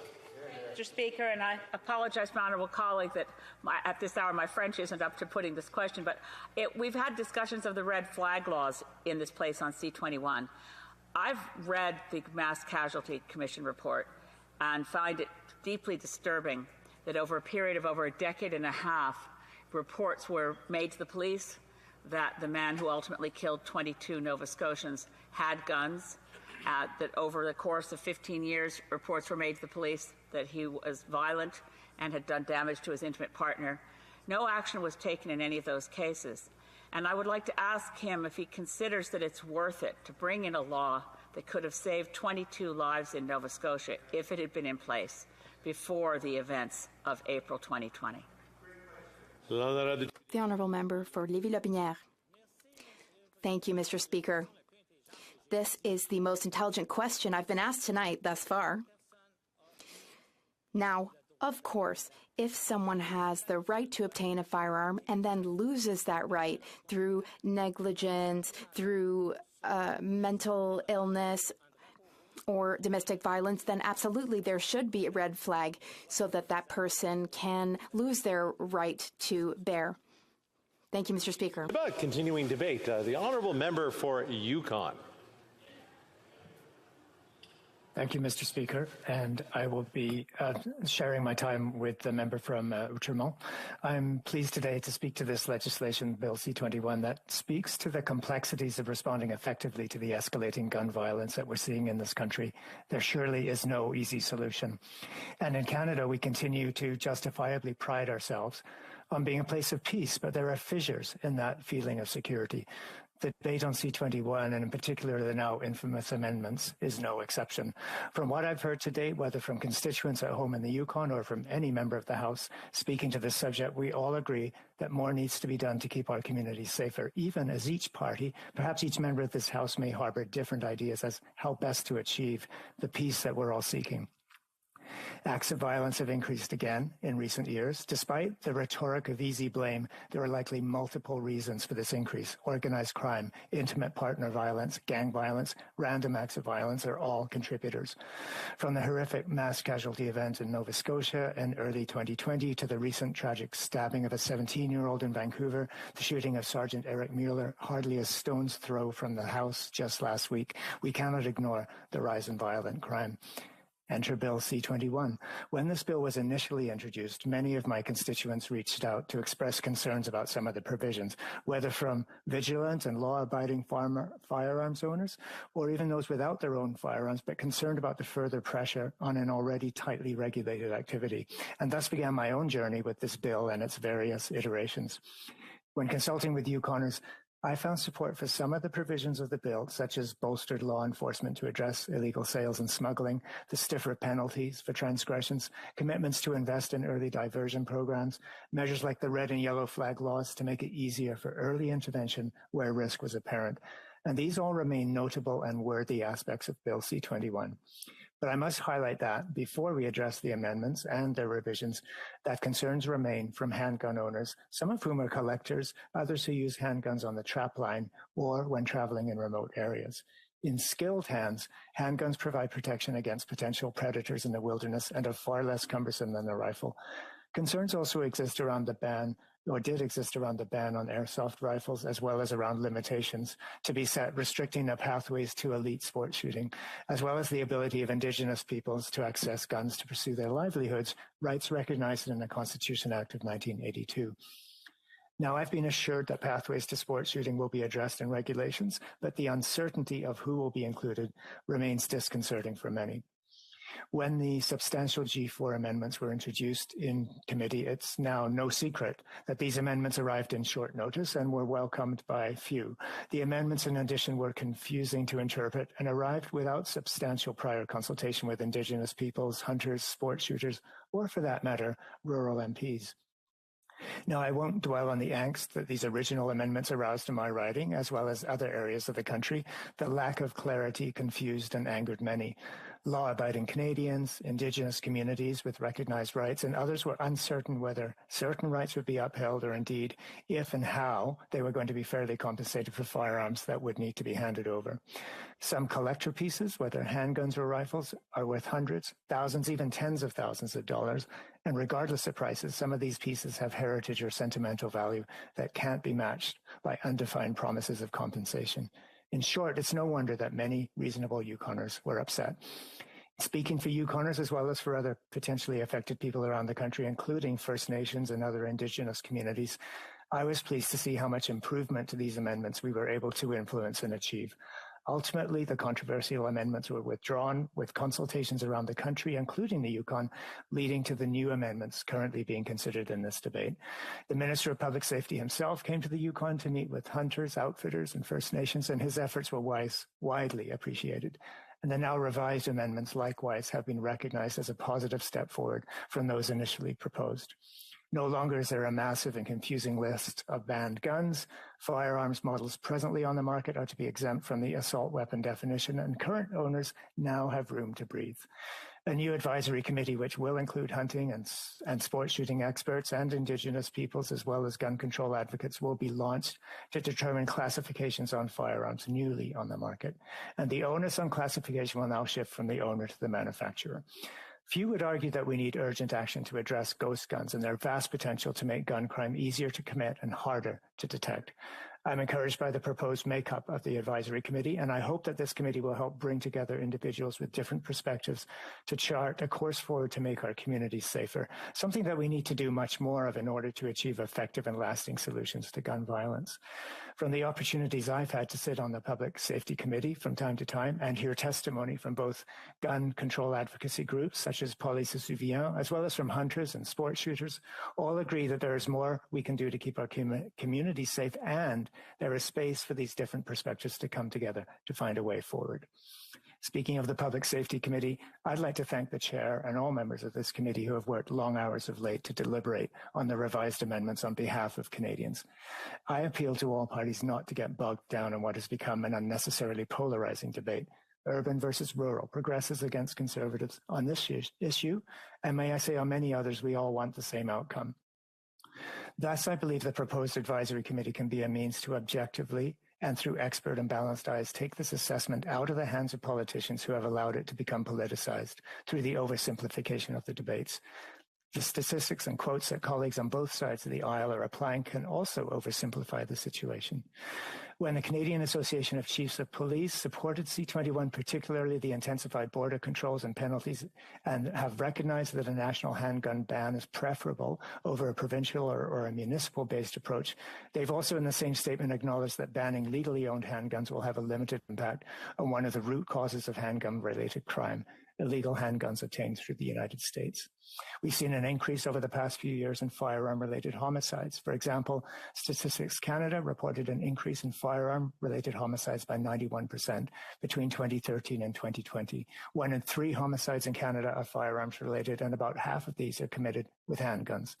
Yet 79% of solved homicides involving firearms have been committed by a perpetrator who did not hold a valid firearms license. In a more local level, in a wrenching example, in October of 2021, there was a double homicide and an additional individual injured in a shooting in Faro, Yukon, using an illegally obtained firearm. Statistics alone, though, risk overlooking the thousands of Canadians whose lives have been touched by firearm-related crimes. Lives lost needlessly will never be returned, and the families changed will never be the same. C-21 aside, we're continuing to work on making our communities safer. It's important to note that there's much more to this government's response to gun violence than what is contained within this bill. Control of trafficking at the borders is essential, and our government has invested $312 million over the last few years to enhance the capacity of the RCMP and CBSA to halt the flow of illegal guns through our borders. We need to do more to clamp down on straw sales and the illegal movement of firearms. Earlier this year, I was honored to be at hand when the City of Whitehorse received almost $1 million through our Building Safer Communities Fund. This fund strives to divert at-risk youth away from gun and gang violence early and prevent devastating situations from arising. And just last week, the Minister of Public Safety announced almost $390 million for the provinces and territories to build upon the government's Take Action Against Gun and Gang Violence. As a Canadian, as a parent, and as a public health physician, I abhor gun violence, and I'm distressed by how we've seen a rise in gun violence in Canada. This is not the Canada we want. We're obliged to do better to address gun violence. We need to learn from our mistakes and move on. Bill C-21's journey, including the amendments, in its quest for an urgent solution to address gun violence, arguably did not meet all the requirements for a collaborative, consultative approach that would bring people of different perspectives together to chart a course forward. But with these new amendments, including a formation of a new advisory committee, we have the potential to set the stage for a collaborative and expert-driven approach that will not only help to build a safer Canada, but in so doing will help to rebuild the trust that has been lost. As we carry on with our work to address all aspects of gun violence, I'll continue to play my part and ensure that the voice of the Yukon is heard. Thank you, Mr. Speaker. Questions and comments? Question commentaire. L'honorable député de The honourable member for Avignon-Lamidis-Matane-Matapédia. Thank you. I'd like to thank my colleague for his speech. Towards the end, he noted that more needs to be done to improve gun control, especially when it comes to combating the illegal movement of guns. I agree. When we got a summary of C-21 from the Department of Public Safety, it was divided into different headings. And under dealing with gun trafficking, I'm getting a bit of a feedback. I don't know if it's just me. So it said that what the government is doing is increasing the maximum penalties for people who traffic illegal firearms. Well, to what extent does this even help? Often, criminal groups use people without criminal records to traffic guns. So those people will get a lower sentence than the maximum one. Now the maximum sentence is 10 years. That never happens. So already... So if that moves up to 14 years, that won't exactly help. I wonder if my colleague agrees. The honourable member for the Yukon. Merci pour. Thank you for that question. I also would like to thank my colleague for the work she did on the committee. What I can say is. What I could say is that there are many measures. Sorry, wait one moment.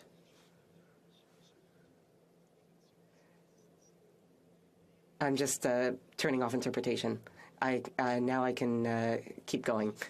There are a number of targeted measures being applied at the border. Among them,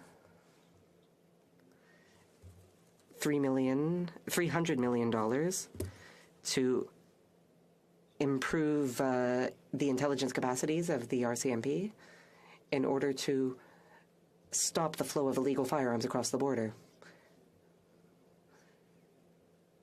So this gives me hope. I am hopeful due to the many measures there will be to address that issue. And comments, the honourable member for Saanich Gulf Islands. Thank you, Mr. Speaker. And since the honourable member for the Yukon began his speech in referencing the mass casualty report, and I just recently had an exchange on it with another member, the mass casualty report on the events of April 18th and 19th, 2020 in Nova Scotia, I think is really a ground truthing of why we need to change our laws in such a way that gender-based violence, that violence against intimate partners, and that coercive control, these concepts should permeate the ways in which we look at how do we prevent the use of any weapon in ways that kill one person, an intimate partner, or as in the case of the mass casualty report, a deep report of over 3,000 pages of solid evidence that 22 people in Nova Scotia did not need to die. They died because various reports over many years of the predilection of a rural Nova Scotian to collect illegal guns, to have an illegal police car that looked just like a real police car, and that when it was reported that he was violent towards his partner, the police did nothing for more than a decade and a half, over and over again. And I wonder if the honourable member for the Yukon can reflect on whether he sees C-21 as making a difference in a circumstance like this in the lives of rural Canadians. Member for Yukon. Thank you to the member from Saanich Gulf Islands for that question. I would say a few things. One is that I think the mass casualty report, to its credit, hugely emphasized prevention and how much more we need to do in prevention, and as well as the member described, opportunities for early intervention are really part of prevention. The other thing is, I think, as I pointed out earlier in my speech, the red and yellow flag laws, I think, will have that capacity to help address these situations for preventative early intervention. Thank you. Reprise du débat. Continuing debate. L'honorable Secrétaire parlementaire. The Honourable Parliamentary Secretary to the Minister of Tourism. Merci beaucoup, Monsieur le Président. Thank you, Mr. Speaker. We are here at this late hour to debate Bill C-21, as well as gun control in Canada more broadly. There is no doubt that if this bill passes, it will be the most significant reform of our gun control laws in over a generation. Mr. Speaker, I would now like to take some time to explain why the fight against gun violence and for stronger gun control is so important to me. You see, it was in my community of Outremont at the École Polytechnique that we witnessed an inconceivable tragedy 33 years ago. I often think back to that night. I still vividly remember that we were waiting for my father to come home for supper. And I was waiting for him at the window beside the front door. We didn't understand why he hadn't come back from his work at the university. Mr. Speaker, I remember seeing my father come home with a stricken look on his face. I remember him explaining what he witnessed when he was at the École Polytechnique the evening of December 6, 1989. I was 9 at the time, and I asked him why. Why had 14 women been gunned down? Why, Dad? I just couldn't wrap my head around it at my young age. When I think back to December 6, 1989, I feel not just deep sorrow, but also renewed determination. The survivors of that tragedy, those brave and resilient women, channeled their pain into action. Here, I'm thinking of, among other people, Natalie Provost, who survived being shot and went on to dedicate her life to the fight for better gun control in Canada. I would like to thank her and the entire Poly Remembers team for their tireless fight, even as they are faced with constant and often shocking attacks from the gun lobby. Canada must never again witness such a tragedy. It is our collective duty to ensure that firearms never again fall into the wrong hands. We must act with courage and determination, like the survivors of the Polytechnique massacre have. And that is why I have made gun control one of my top political priorities. Important motivation for me in my fight for stronger gun control is based on the numbers, Mr. Speaker. The numbers, you see, they don't lie. They're not emotional. So let me start with my friends and neighbors to the south. There was a time when gun ownership wasn't as widespread in the United States and when gun control policies still garnered some consensus in America. And I'm not talking about ancient times here, Mr. Speaker. In 1993, the U.S. Congress passed legislation to establish background checks and waiting periods.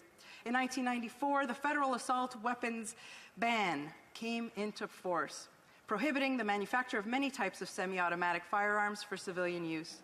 This law, which also banned large-capacity magazines, had tangible results.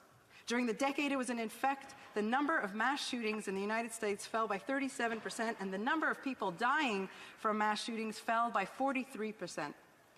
Unfortunately, this law was allowed to expire in 2004, followed by a heartbreaking surge in mass shootings. Between 2004 and 2014, mass shootings in the U.S. rose by an alarming 183%, Mr. Speaker, nearly 200%. Mass shootings are now a daily occurrence in the United States. In fact, last year there were nearly 2 mass shootings every single day. 2 mass shootings every single day in the United States, Mr. Speaker. Streets, schools, and places of worship are the backdrop for these tragedies. Fire drills have been replaced by gun drills in elementary schools across the United States. Is that what we want for Canada? I certainly don't. Today, America has had over 390 million firearms sold to private individuals, outnumbering the U.S. population in its entirety. This represents a 63% increase in the last 2 decades alone. Policies matter, Mr. Speaker. The impact of looser gun laws and unbridled gun culture is as clear as it is devastating.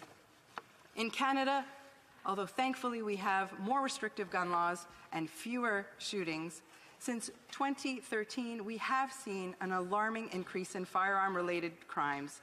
The biggest spike actually occurred between 2013 and 2015, when Statistics Canada reported a 30% increase in the firearm-related crime rate. Since then, it has unfortunately continued to rise, albeit much more slowly. As is often noted in this debate on Bill C-21, many of the weapons used in these crimes are illegally imported from the United States into Canada, demonstrating again how the prevalent American gun culture and looser gun laws can cross borders and impact us right here at home. We need to confront the reality of these numbers, Mr. Speaker, because they're not just statistics. They tell a story. We must continue to enhance the RCMP and CBSA's capacity to detect and disrupt gun smuggling. That's why our government has once again invested in the initiative to take action against guns and gangs. That is why we must continue to crack down on gun trafficking, and that is why Bill C-21 increases maximum sentences for firearms smuggling. And Mr. Speaker, listening to some of the arguments from my Conservative colleagues, you could be led to believe that we here in Canada have some kind of U.S.-style right to bear arms. That is simply not the case. There is no such right in our country. There is no such provision in the Canadian Human Rights Act. There's no such provision in the Canadian Charter of Rights and Freedoms or anywhere else, Mr. Speaker. This issue has been adjudicated and resolved about 30 years ago at the Supreme Court of Canada in the case of R.V. Hasselwander, where Justice Corey, writing for the majority on the court, stated, and I quote, "Canadians, unlike Americans, do not have a constitutional right to bear arms." End of quote. He went on to explain that most Canadians put more value in the peace of mind and sense of security that comes with prohibiting the proliferation of dangerous weapons. And Mr. Speaker, I could not agree more. The gun lobby and the Conservatives that choose to be the mouthpieces for the gun lobby have been consistently misleading Canadians, and this needs to stop. Instead of promoting disinformation or importing American gun culture or America's laws and politics, we should be focusing on keeping our communities safe and keeping handguns and assault weapons away from our kids, away from our schools, and away from our streets. I do want to be clear, though. There is a time and a place for some of these weapons. Some belong on the battlefield, Mr. Speaker. Semi-automatic assault weapons should be in the hands of those brave Ukrainians fighting for their democracy. Hunting rifles belong in the hands of hunters, Mr. Speaker, who safely practice their sport. We respect the long-standing tradition of hunting in Canada, and nothing in Bill C-21 will get in the way of that. But, Mr. Speaker, no one needs an AR-15 or a 10-round mag to hunt a duck or an elk. Those that do should probably find another sport. Mr. Speaker, I could go on at length about what I think about Bill C-21, but I would like to quote for you what Wendy Kukier of the Coalition for Gun Control has said. No law is ever perfect, but Bill C-21 is a game changer for Canada and should be implemented as soon as possible. The law responds to most of the recommendations of the Mass Casualty Commission and the demands of the Coalition for Gun Control, which, with more than 200 supporting organizations, has fought for stronger gun laws for more than 30 years. Monsieur le Président, juste dans les Mr. Speaker, just in the past 24 hours in Montreal, our community has experienced 2 violent gun crimes, 2 murders, Mr. Speaker. In Montreal, we don't want to get used to that. In Quebec, we don't want to get used to that, and neither do we want to do so in Canada. We do not want to, and we will not tolerate that, Mr. Speaker. Thank you. Questions and comments. Questions et commentaires. The Honourable Member for Haliburton, Kawartha Lakes, Brock. Thank you very much, Mr. Speaker. I appreciate the speech from the member opposite. Although this is coming from the party who seems to detest American-style politics, that's all that member did was talk about what is going on in the United States. And I don't remember not once, not ever, anybody on this side of the House saying that it's a right to own a firearm. We've always said it's a privilege. We've always said that privilege comes with responsibilities. We have never said that. So I also listen to this debate and hear talks of misinformation, disinformation. Well, that's a massive piece of it. We had to sit here and listen to that. We had to listen to what is going on in the United States. What does that have to do with what's going on in Canada? If she wants to talk about that, that member could talk about Chicago. That's a gun-free zone. They have double-digit homicides every single weekend. We can talk about Mexico if we want. Massive gun control. Who has all the guns? The cartels. But that has nothing to do with what we're talking about. So when would that member get serious about what's going on in this country, strengthen our border, and reduce the amount of guns that are smuggled? The Honourable Parliamentary Secretary, the Minister of Tourism and Associate for Finance. Thank you, Mr. Speaker, and I appreciate that my Conservative colleague opposite has very clearly stated that gun ownership is not a right in this country and it's a privilege. And Mr. Speaker, what we have done in Bill C-21 is increase sentencing for violent crimes that use handguns. What we have done in Bill C-21 is reinforce our borders with additional funding in order to ensure that our security personnel can intercept gun traffickers and we can curb gun smuggling from the United States into Canada. I would like to know why, if the Conservatives are serious about tackling gun smuggling, they're voting against Bill C-21. Exactly. Questions and comments. Questions et commentaires. L'honorable député de... The Honourable Member for Avignon-Lamitis, Matane-Matapédia. Thank you, Mr. Speaker. The Parliamentary Secretary referred to the tragedy of Polytechnique, which occurred in her riding, and she underscored the work done by Police Se Souvient. I don't know whether she is aware that with C-21, her government is breaking the promise that it made to Police Se Souvient.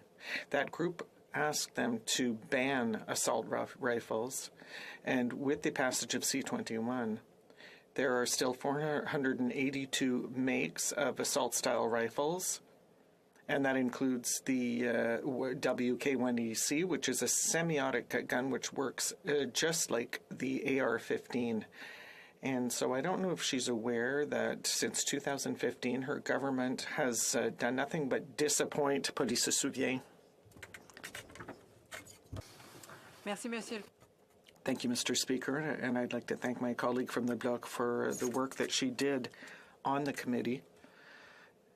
And the whole committee worked very hard to allow the House debate Bill C-21. I work very closely with Police Se Souvient, as she knows full well, and I know that it is important for Police Se Souvient that we should have a definition for assault-style rifles, and what we've done in C-21 is a first step in that direction. There will be a definition coming forward in the bill. Mr. Speaker, I always know that we set up a committee to be able to analyze the 482 makes of assault-style rifles that she's referring to. What I would like to tell her as well is that our work is not done, Mr. Speaker. We've just begun. Questions and comments. For about a 30-second question, the Honourable Member for Cowichan, Malahat, Langford. Thank you, Mr. Speaker. I'd like to thank my colleague for her speech. I wanted to ask her about other sport shooting disciplines. She may be aware that her Liberal colleague from the riding of King's Hants gave a very passionate defense at committee for including organizations like the International Practical Shooting Confederation.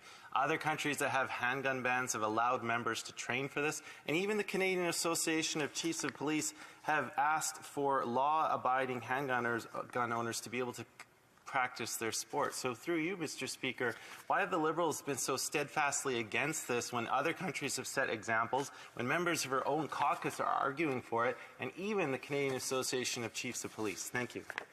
The Honourable Parliamentary Secretary, the Minister of Tourism and Associate for Finance. Thank you, Mr. Speaker. And I thank the member for his question, but I must admit I have been deeply disappointed in the position that the NDP, a supposed progressive party, has taken on gun control in this country. I understand that my colleague would have liked to have seen an exception for IPSC, which is a sports shooters association. The reality is that the president of IPSC indicated that he would very much welcome an exception for IPSC because it would allow his members to essentially purchase a handgun despite the handgun freeze in effect in this country, thereby creating a huge loophole in the bill that is before us. I'm glad that amendment did not. Resuming debate, reprise du débat. The Honourable Chief Opposition Whip. Mr. Speaker, I'll be splitting my time with the Honourable Member from Beauce. The Liberals are on a mission to ban hunting rifles in Canada. Tonight we are debating Bill C-21, legislation that is designed to ban firearms used by law-abiding hunters and farmers. When discussing this bill on TV, the Prime Minister said, and I quote, "We're going to have to take guns away from people who were using them to hunt," end quote. That's why the Liberals at Public Safety Committee tried to slip in amendments that would have banned several common hunting rifles, including the SKS, the Ruger No. 1, the Mossberg 702 Pinkster Tactical 22, the Wesley Richards model 1897, and many slow-to-fire hunting firearms designed to shoot birds or skeet. After public backlash from rural communities across the country, and in the face of fierce opposition from the Conservatives, the Minister of Public Safety retreated in defeat. But the Prime Minister is still hunting for a way to take away legal firearms from law-abiding Canadians. Since his Plan A failed, he has moved to a Plan B. Now he is setting up an advisory committee to make further recommendations on gun control and has given himself the power to ban firearms by order in council. You can be sure that he will appoint activists to the advisory committee who will tell him what he wants to hear. Then he will hide behind their advice and unilaterally ban hunting rifles without any further debate or votes in this House of Commons. Conservatives oppose giving the Prime Minister this power because we don't trust him to leave law-abiding firearm owners alone. After all, he already admitted his true agenda to take away their hunting rifles. But the NDP are putting their faith in the Liberal Prime Minister, as they always do. They will vote in favour of this secretive, undemocratic process wherein the Prime Minister can once again attack rural Canada. The NDP, who once championed the rural way of life, have become a party that takes their marching orders from special interest groups and, frankly, woke big city mayors. They have forgotten about the rich hunting tradition in rural communities, a tradition, Mr. Speaker, that's as old as the land itself. These traditions have been passed down from generation to generation. Many families rely on wild game to fill their freezers and to feed their families. For them, hunting is a way of life. When I was young, my family lived in beautiful Vancouver Island. I fondly remember friends and family celebrating their successful hunts. Recently, I traveled back to the island where I spoke with a man named Frank. He's a small business owner struggling to make ends meet under crippling 40-year high inflation. Given the high cost of food driven up by the carbon tax, Frank can't afford to buy meat at his local grocery store. Hunting with his legally owned firearm allows him to provide meat to his growing family of 5. Frank is a law-abiding, hard-working, and proud Canadian whose way of life is under threat by C-21. He's not alone. His story is like so many others on Vancouver Island and in every region of this country. The rural NDP members have completely abandoned people like Frank. The voting record will show that NDP members from rural British Columbia have turned their backs on their own constituents. This includes the members from Courtenay Alberni, Cowichan Malahat Langford, Skeena Bulkley Valley, Nanaimo Ladysmith, South Okanagan West Kootenay, and North Island Powell River. These NDP members do not have the backs of their constituents when they are thousands of miles away from home in the House of Commons. In particular, I am disappointed in the whip of the NDP, the member of North Island Powell River. She had the NDP member for Cowichan Malahat Langford removed from the Public Safety Committee in the middle of their consideration of this bill. She silenced him because he raised concerns about this bill. She replaced him with an urban anti-hunting member, the NDP House Leader, for fear that they might upset their big city base. She should know that the data and evidence is clear. Licensed firearm owners are far less likely to commit a crime than the average citizen. That's why the Liberal NDP coalition should leave law-abiding firearms owners alone and target the real perpetrators of gun crime. What I find particularly egregious is that they did the opposite by eliminating mandatory prison time for serious gun crimes, including robbery or extortion with a firearm, weapons trafficking, discharging a firearm with intent, using a firearm in commission of a crime, and reckless discharge of a firearm. They are letting drive-by shooters and gun runners back into our community sooner, while targeting law-abiding hunters and sport shooters. They also broke the bail system by legislating a catch-and-release program that has led to a 32% increase in violent crimes. As a result, BC cities, including my home of Surrey, are facing an onslaught of violent crime. University Magazine identified Surrey as having the highest crime rate in Canada. The decent, hardworking families who choose to live and work in Surrey just want a safe community to raise their families and live in peace. But under this soft-on-crime Liberal government, they are forced to live in a community where criminals are emboldened. This approach is not working in Surrey or anywhere in British Columbia. We all remember the tragic murder of Constable Shaylin Yang, who was stabbed to death while on duty by a man previously arrested for assault. He was released on condition that he would appear in court, something, surprise, surprise, that he failed to do. A warrant was issued for his rearrest, but when found living in a tent in Burnaby Park, he took the life of Constable Yang by stabbing her to death.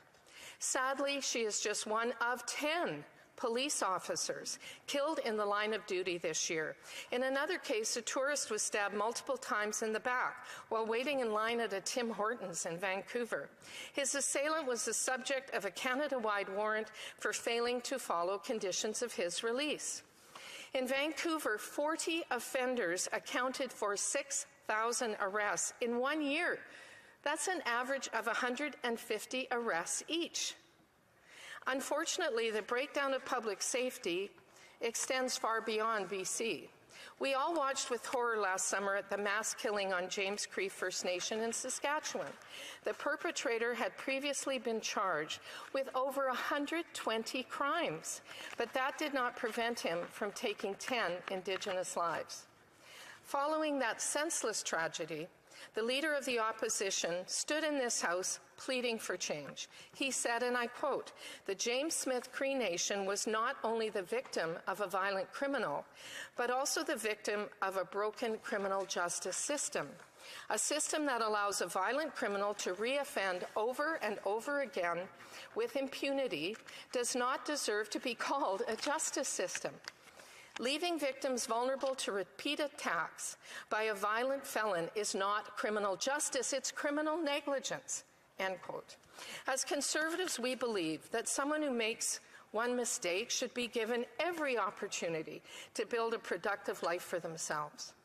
But the justice system cannot allow dangerous, violent, repeat offenders to terrorize our streets. I will vote against Bill C-21 because it will do nothing to take illegal guns off our streets. Canada needs a Conservative government that will target gun smuggling and end easy access to bail for repeat violent offenders. Only Conservatives will bring home common sense to public safety that targets criminals, not law-abiding Canadians. We will be a government that respects and protects law-abiding hunters, farmers, and sport shooters. Why? Because it's their home. My home, your home. We will use common sense to bring it home. Thank you. Questions and comments? Questions, commentaires. L'honorable député de Avignon. The Honourable Member for Avignon-Lamitis Matane-Matapédia. Thank you, Mr. Speaker. I'm sorry, but I find that my colleague from the Conservative Party made some intellectual shortcuts.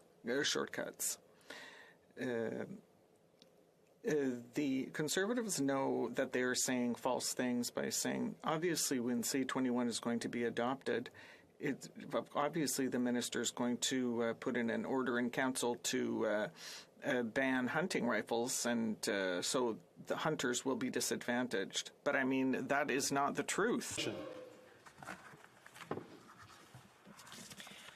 Well, Mr. Speaker, first of all, I frankly resent the personal remarks of that member. I'm a lawyer by background, and honor and ethics and integrity are important to me, as they are to the rest of my Conservative colleagues. And I am not misinforming this House, and I am not stating falsehoods. I'm telling the truth about what Bill C-21 will do and what probably this advisory committee will do. You just need to look at the earlier announcements which ban rifles such as Winchester Model 100, Winchester 1910, Sauer 303, Ruger Deerfield Carbine, Remington 740. I can go on and on and on. Clearly, they want to do by order in council what they didn't want to do openly in this House. Questions and comments? Question commentaire. The honourable member for Cowichan Malahat Langford. Well, I mean, Mr. Speaker, that was, frankly speaking, an embarrassing speech. First of all, the Firearms Advisory Committee is a body that already exists. It is separate and apart from C-21. Furthermore, the honourable colleague knows that the power to reclassify firearms already exists under the Criminal Code. Now, I'm willing to bet, Mr. Speaker, that if I challenge that member to name one rifle or shotgun that is going to be prohibited by C-21, she's going to be unable to do so. I'm going to sit down now and give her the opportunity to do just that. The honourable member for South Surrey White Rock.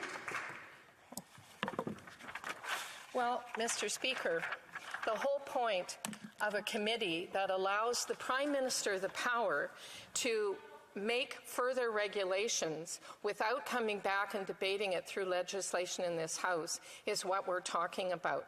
And they've already indicated, and I just listed several of the types of firearms that they were targeting before, and there is no indication that they will not target them again. They've just given themselves an easier pathway to do it by order in council. Order in council is done at the cabinet table or in the Prime Minister's office. There's no need to come back to this House for consultation. Questions and comments? Question commentaire. The honourable member for Don Valley East. Thank you very much, Mr. Speaker. And thank you to the member for her comments.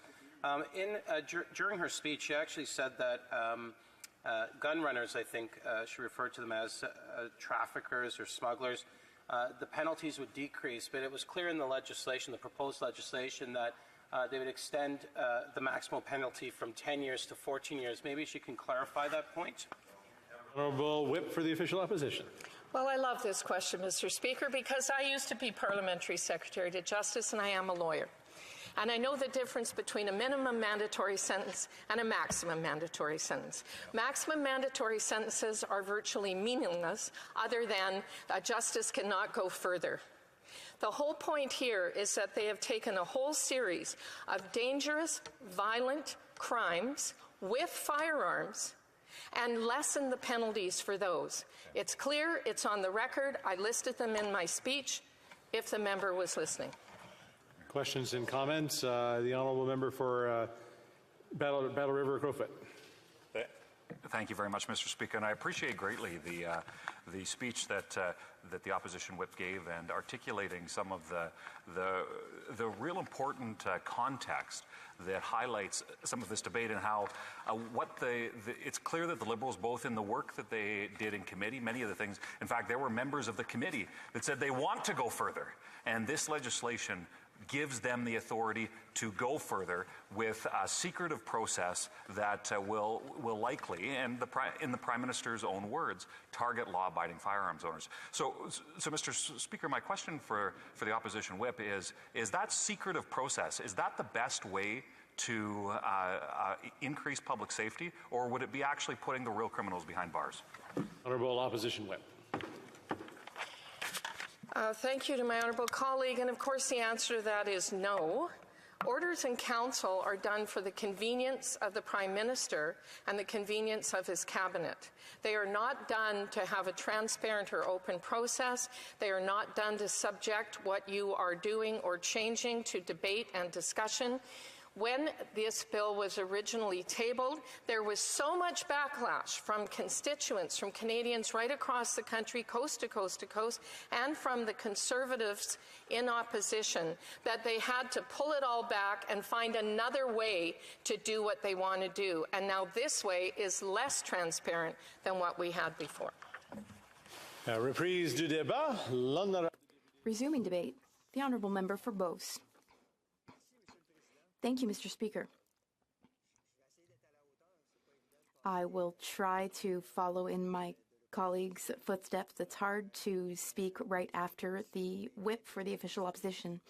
She made an excellent speech and very clearly illustrated the main issues at stake. I rise to speak to Bill C-21, the government's flawed firearms bill. Before I begin, I would like to acknowledge the incredible hard work of my colleague from Kildone and St. Paul on this file, along with the rest of my colleagues who are members of the Standing Committee on Public Safety and National Security. Since the bill was introduced in the House, the Liberal Party has changed directions so often that it is hard to keep up.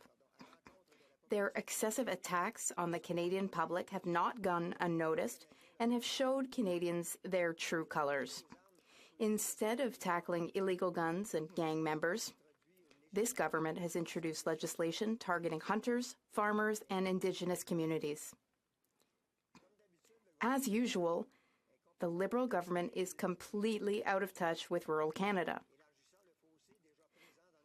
They are widening the gap that already exists in our country. No one believes that going after hunters will actually reduce violent crime across the country. That is part of the Liberal plan to divide Canadians. We Conservatives support common-sense firearm policies that keep firearms out of the hands of dangerous criminals. The most important thing that we can do is crack down on smuggling at the borders, and keep illegal guns out of Canada and out of the hands of criminals and gang members. In my riding, I have had the opportunity to speak to many constituents about this bill. For example, Mr. Vachon of St. George. He spent 14 years in the military. He's very worried about the effects this bill will have on him and on his ability to hunt and shoot for sport. He is an advocate for the safe use of firearms. He understands full well that criminals who commit crimes with illegal firearms will not be worried at all about this legislation. The only people who are worried are honest hunters and sports shooters. I also spoke to Mr. Deschênes of Ste. Marie. He is extremely concerned about the impact of this bill on the shooting clubs in the area. Clubs which might be forced to close in the future. He is a federal agent and has to train regularly at these shooting sports ranges in order to maintain his skills and safety throughout regular training. He stresses the importance of these shooting ranges for public safety. because police agencies use them to develop their skills and maintain their accreditation. These shooting ranges also serve to teach and educate other Canadians about firearms safety. A final example, Miss Turcotte from Beauceville. She contacted my office last week to express her displeasure with Amendments G4 and G46. These amendments were totally uncalled for and were subsequently fixed. But it still leaves fear in the minds of hunters as to what this Liberal government will do next. How far are they willing to go? Will the Liberal government amend the bill once it comes into force in order to reintroduce these amendments and then close the debate again? In my riding, countless farmers have contacted me. They are worried that they will not be able to protect their livestock, and their livestock is their livelihood. The problem with this government is that it has a very strange way of sending its messages. The government claims to have discussed this bill with stakeholders, but when the text of the bill and the amendments were published, many groups were taken completely by surprise. This includes hunting groups, Indigenous groups, and professional sports shooters. A member of the Alberta Mounted Shooters Association stated, "We are a very safety-conscious group. Before we can become mounted shooters, we have to go through training, testing, and background checks to get our restricted weapons permits. We want more Canadians to participate in our sport. We want to grow and develop competent equestrian shooters. We also want to be able to continue the legacy for our youth and to produce more world champions." Mr. Speaker, at the rate this bill is going, I don't know if there will be any sport shooters left when this is all over. New athletes will have so many regulatory constraints to overcome that any shooting discipline outside the Olympics will be eradicated. Even Canadian Olympic athletes will be forced to spend countless hours obtaining the necessary permits to travel with their sporting equipment. Cette absence de consultation globale. This lack of comprehensive, widespread consultation has failed not only hunters and sport shooters, but also the most important sector of the Canadian population, Indigenous communities. As Chief Jessica Lazar of the Mohawk Council of Kahnawake stated, the lack of thorough and comprehensive consultation with Indigenous communities is demonstrated by the inconsistency of the bill and proposed amendments, as well as by the lack of recognition of the rights of Indigenous peoples. More proof of the total ignorance of this government and the Minister of Public Security. Now, Mr. Speaker, let's talk about how the Prime Minister continues to fail Canadians when it comes to public safety. With bills like C5, the government is making our country less safe. C5 eliminates mandatory minimum sentences for gun crimes. How far behind can this government be? Gun theft, gun trafficking, reckless discharging of a firearm. Those are all acts that are easier to get away with because of this Prime Minister's soft-on-crime stance.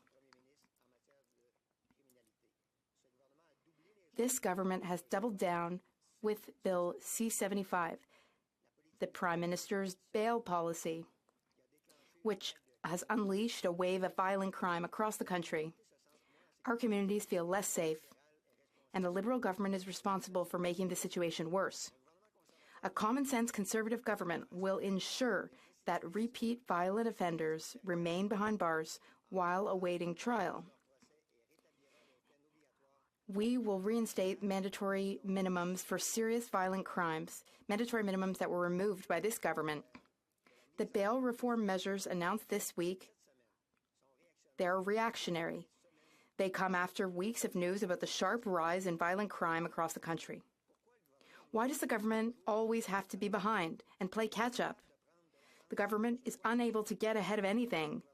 A Conservative government, on the other hand, will keep Canadians safe and introduce legislation that will actually keep Canadians safe. Mr. Speaker, does the government realize that 99% of gun crime is committed with illegal firearms? Over 85% of those firearms are smuggled in as contraband from the United States. Why are we not putting more resources at our borders to stop these guns from coming in? In my riding, Mr. Speaker, we have 2 border crossings. At those crossings, there are not even any CBSA officers. Truckers coming to Canada simply pick up a phone, make a call, and an officer opens the security gate. Then shipments come into Canada without any screening. I imagine this might surprise some of my colleagues, but it just goes to show how the Prime Minister and the Public Safety Minister consider the security of our borders a low priority. In conclusion, I believe that all members of this House want to make Canada a safer place to live. But Bill C-21 was never the right way to go about doing that. From the beginning, this legislation has been flawed. The government has completely missed the mark. I also believe that the NDP has a lot to do with this failure, as they continue to support the government throughout the process. Many NDP MPs represent rural ridings, though. I hope their constituents and voters have been watching them all along throughout this process and remember their failures. Conservatives will always be there to keep Canadians safe, but also to protect law-abiding gun owners, whether they are hunters, farmers, sport shooters, or Indigenous peoples. We will always protect their right to own and to use their firearms safely and within the law. We will ensure that violent criminals and smugglers are prosecuted instead of our law-abiding neighbours and farmers. Thank you, Mr. Speaker. Questions et commentaires, questions and comments. The Honourable Member for Avalon. Thank you, Mr. Speaker, and I thank the member opposite for his speech here this evening. But I'll ask him the same question that I've asked other members here tonight when they gave a speech. Can the member opposite name one shotgun or rifle that is currently used by hunters and farmers in their regular hunting activities? Can he name one that this bill actually bans that's currently in use by those people? Name one, please. The Honourable Member for Beauce. Thank you, Madam Speaker. I thank my colleague for his question.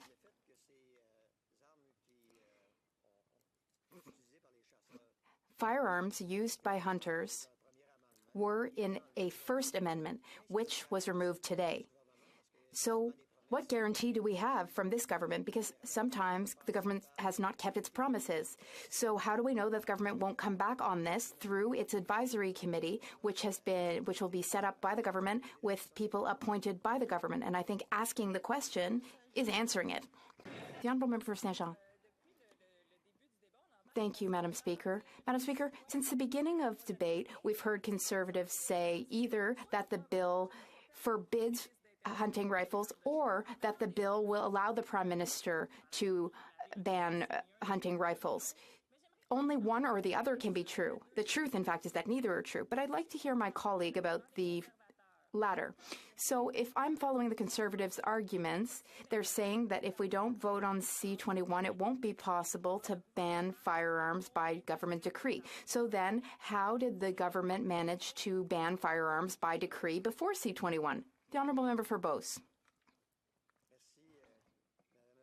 Thank you, Madam Speaker. I thank my colleague for her excellent question, but I will volley the question back to her because I've just answered the colleague across the way, and in my previous answer I said that a committee is going to be set up and the committee will be able to bring back everything in the amendment in C4. They will be able to reinstate their amendments and what they did originally through their committee. How are we supposed to trust this government? I don't know how my Bloc colleagues manage to trust the government, but I can't. For a party that touts contemporary messages to its constituents, I'm surprised by the outdated messaging that this member has shared during his intervention. talking about G4 and G6 amendments that have been removed. And I'd like to ask if the member has realized that there are updated amendments regarding Indigenous people's rights in C21, and how he plans to educate his constituents, whether they are Indigenous or not, on Section 35, and how that's been incorporated in C21. The Honourable Member for Beauce. Thank you, Madam Speaker. I thank my colleague for her question. I think we're just going around in circles with this question. Firearms which are targeted and which will be able to be used, be it by Indigenous peoples or hunters or farmers, and especially in my riding, I understand that people are worried. People have spoken to me many times the past few weeks about this matter. We can't hold it against them for being worried. They have every right to be worried that these firearms, which were in a previous amendment, which was withdrawn, what would prevent the government to bring it back once the bill passes? I just don't understand how my New Democratic colleagues manage to still support this and not wonder what will happen next, especially with the way this government has a bit of a pattern of changing its mind. Thank you. The Honourable Parliamentary Secretary to the Government Health Leader. Yes, thank you, Madam Speaker. And I think what I'll do is I'll pick up where the last question was posed to the member, because I think it's an important question. And you can't help but notice, Madam Speaker, that whether it's a Liberal, a Bloc member, or a NDP, and you'll even find it at times coming from the Green Party, and that is a very simple question, asking the Conservative Party to justify what it is that they're actually saying in the House. And if you listen very closely, what you'll find is the Conservative Party does not have a legitimate answer to the question. So what they do is they skirt around the question, and as we witnessed by one member, and it's not the only member, we'll put on that whole conspiracy theory mentality. Well, if this happens, that happens, and this happens, and this happens, then that could happen. All they need to do, as it's been explained adequately, for anyone to truly understand that there is nothing within the legislation that is going to be an attack on our hunters, an attack on our farmers, or Indigenous people and the rights that they have, Madam Speaker. That is the actual reality. And that's why the Conservative Party is having a very difficult time answering some of those simple questions, such as, tell us one, give us one shotgun or rifle that is being banned through this legislation. It is a very simple answer, Madam Speaker. The answer is zero. But the problem is that the speaking notes that they've been provided doesn't allow for them to say that, Madam Speaker. Why is that?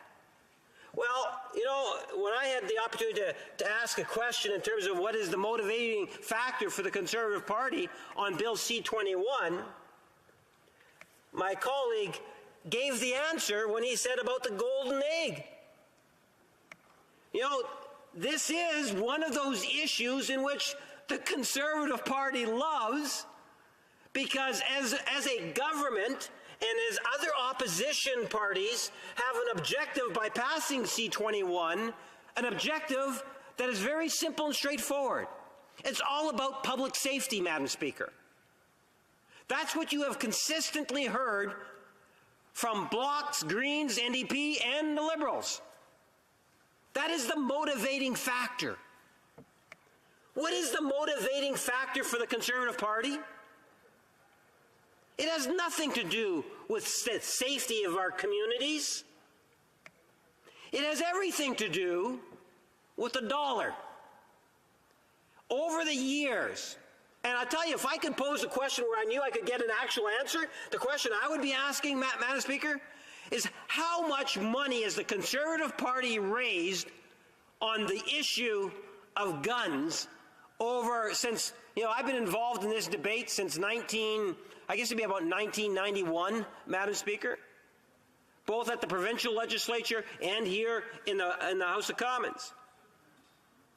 And the far right of the Conservative Party, because it stems to the Reform Party, Madam Speaker. But not to be confused, because I think the current leaders even took them farther to the right than Stockwell Day. And what we've seen is on this particular issue, I suspect that we're talking about millions of dollars over the years, Madam Speaker. It has been a cash cow for the Conservative Party. And that is really what's driving them, the Conservative Party, to take the position that they have today. And they're not going to trade that off. And that's why it doesn't matter how many questions they are asked and how they are challenged on what it is that they're saying. They ain't changing. Madam Speaker, look at the social media. The Conservative Party will tell anyone that wants to hear it, but specifically their targeted group, saying, C21, watch out. If you're a farmer, if you're a hunter, if you're an Indigenous person in Canada, watch out. The federal government, the Liberals, the Bloc, and the NDP, they're after your rifles, your shotguns. They're going to take it away from you. That's the type of message that they're trying to portray. You don't even have to read between the lines. They're trying to get farmers to think that, look, we're going to take away, they're often a very important tool that's used on the farm.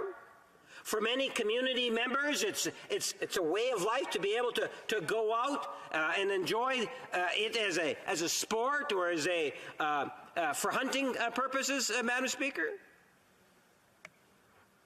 These are all legitimate. This is an attack on law-abiding hunters. But listen to the speeches that we're getting from the other side. You would think that this is an assault on the farmers and the hunters and Indigenous people. And nothing could be further from the truth, Mr. Speaker, or Madam Speaker. And if you want to get a sense of why, you don't have to look that far away. I'd like to quote, it was an article that I believe it appeared in the Free Press, Madam Speaker.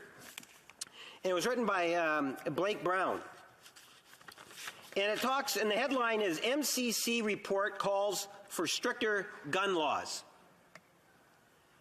And I'll go right into the actual quotes. The final report of the Mass Casualty Commission, investigating the April 2020 mass shooting in November that left 22 people dead, makes several recommendations to meaningfully change Canada's gun laws. Now, Madam Speaker, before I go on, let's recognize that the Conservatives can take shots at whether you're the Liberals and the Blocs, the NDP and the Greens. But let's not as easily push aside this particular commission. The makeup of the commission itself, Madam Speaker. This is significant because the commission is a nonpartisan body. The chair of the commission, Michael MacDonald, is a retired Nova Scotia Chief Justice. The other commissioners are Leanne Fitch, who served for 7 years as the Chief of Police for the Fredericton Police Force, and Kim Stanton, a lawyer and legal scholar, Madam Speaker. And what are they doing? Just the headline says it all. MCC report calls for stricter gun laws. I highlighted another section because when you think of that, think of this specific issue. The Commission also determined that the safety of survivors of intimate partner violence is put at risk by the presence of firearms and ammunition in the household. You know, I've heard members from the Conservative Party, in essence, say this bill is useless. Every aspect. And even when they were asked by some members, is there any part of the legislation that you like, that you support? The response has been no. Madam Speaker, there are things within this legislation that I would think that even the Conservative Party would recognize of value to our community. Instead, Madam Speaker, it's a blanket no. And I find that somewhat disingenuous and not reflective of the expectations that Canadians have of all parliamentarians of all political parties. We need to see some more moderates coming from the Conservative Party. We need to see some more progressive members of the Conservative Party that one day, many, many years ago, used to exist. To take a look at this as an issue that Canadians are concerned about coast to coast. You know, one member stands up and says, well, you know, X number of people made a submission and a majority of those people said that this is bad, bad, bad.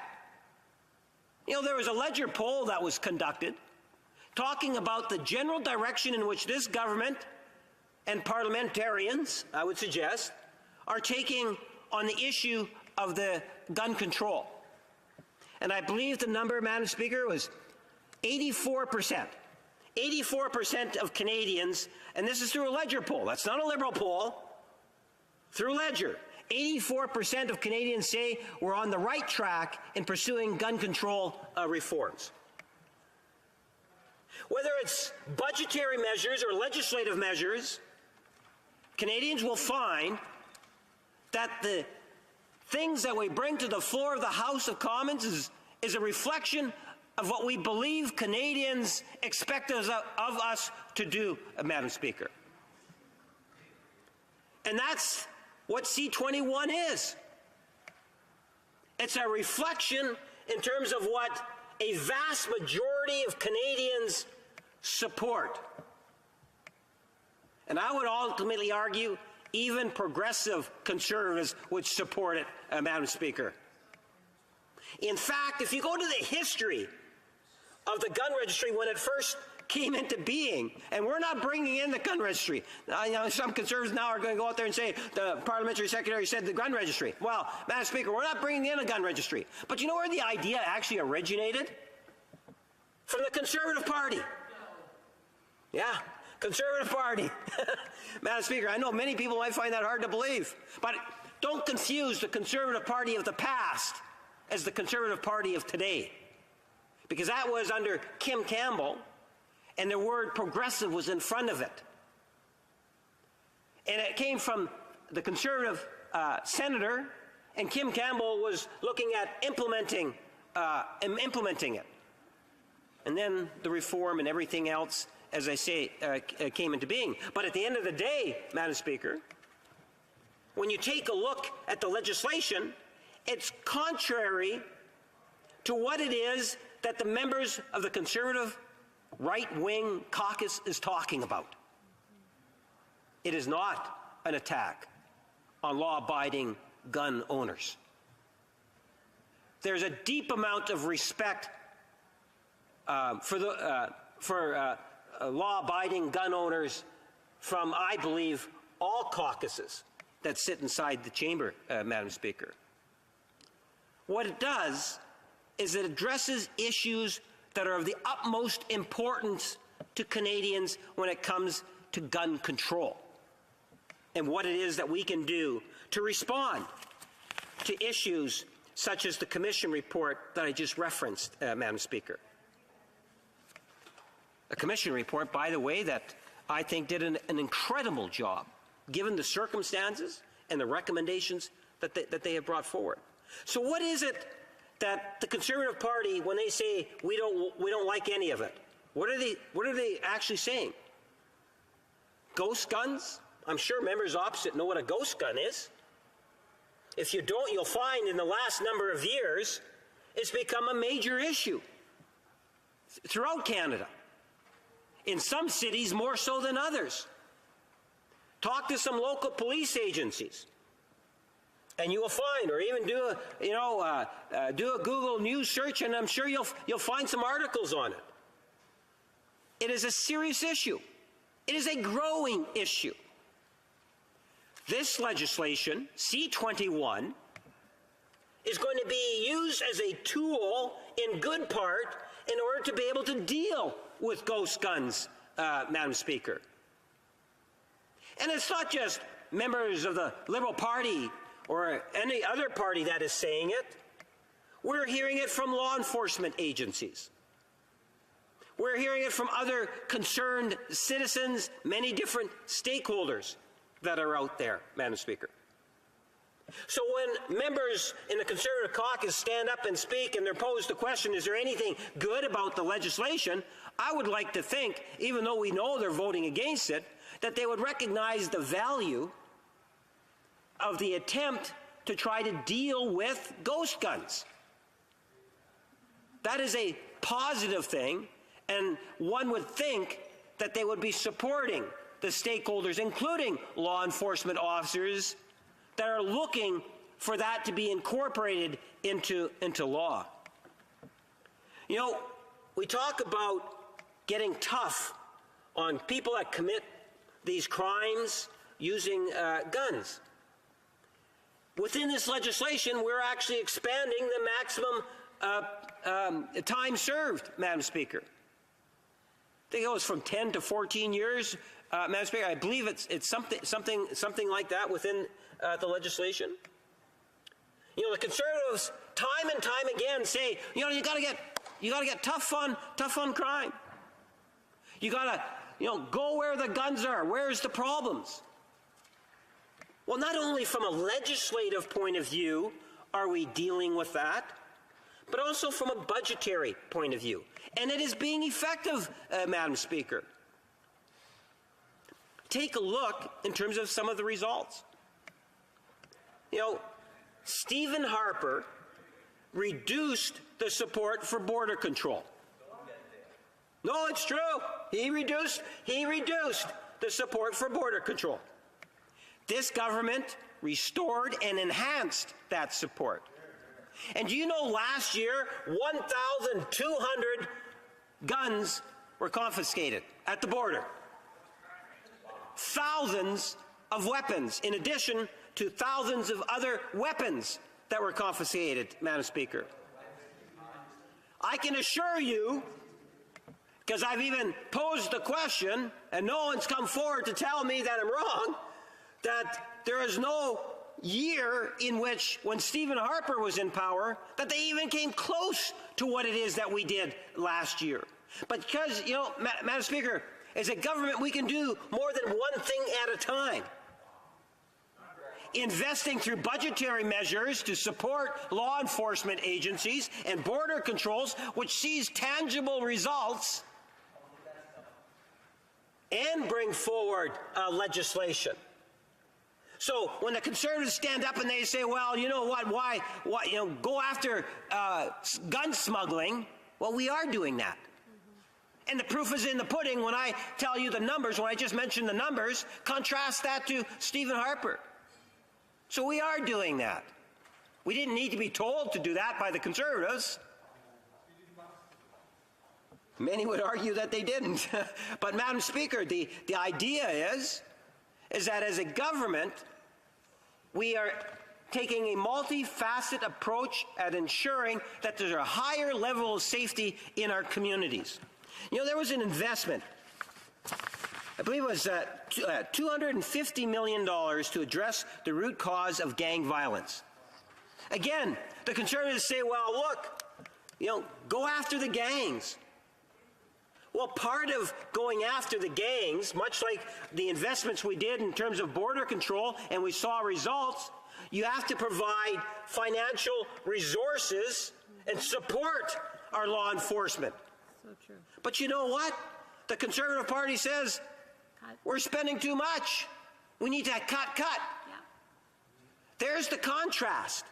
And we see that in question period, where we are being constantly criticized for providing the type of supports that are going to really make a difference, Madam Speaker. The Conservative Party says, you know, what about, the airsoft guns? Well, the airsoft guns concerns has been dealt with. And, you know, that's another issue. But the airsoft guns have, in fact, been dealt with.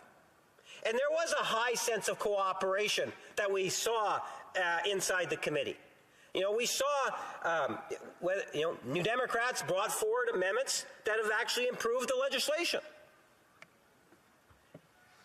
And I like to think that that is something in which we have been saying as a government consistently. We bring forward legislation, and we are open to improving the legislation, strengthening it where we can. And we've seen that with C-21, Madam Speaker. And the airsoft gun issue, in good part has been resolved, Madam Speaker. And the industry will play a vital role going forward.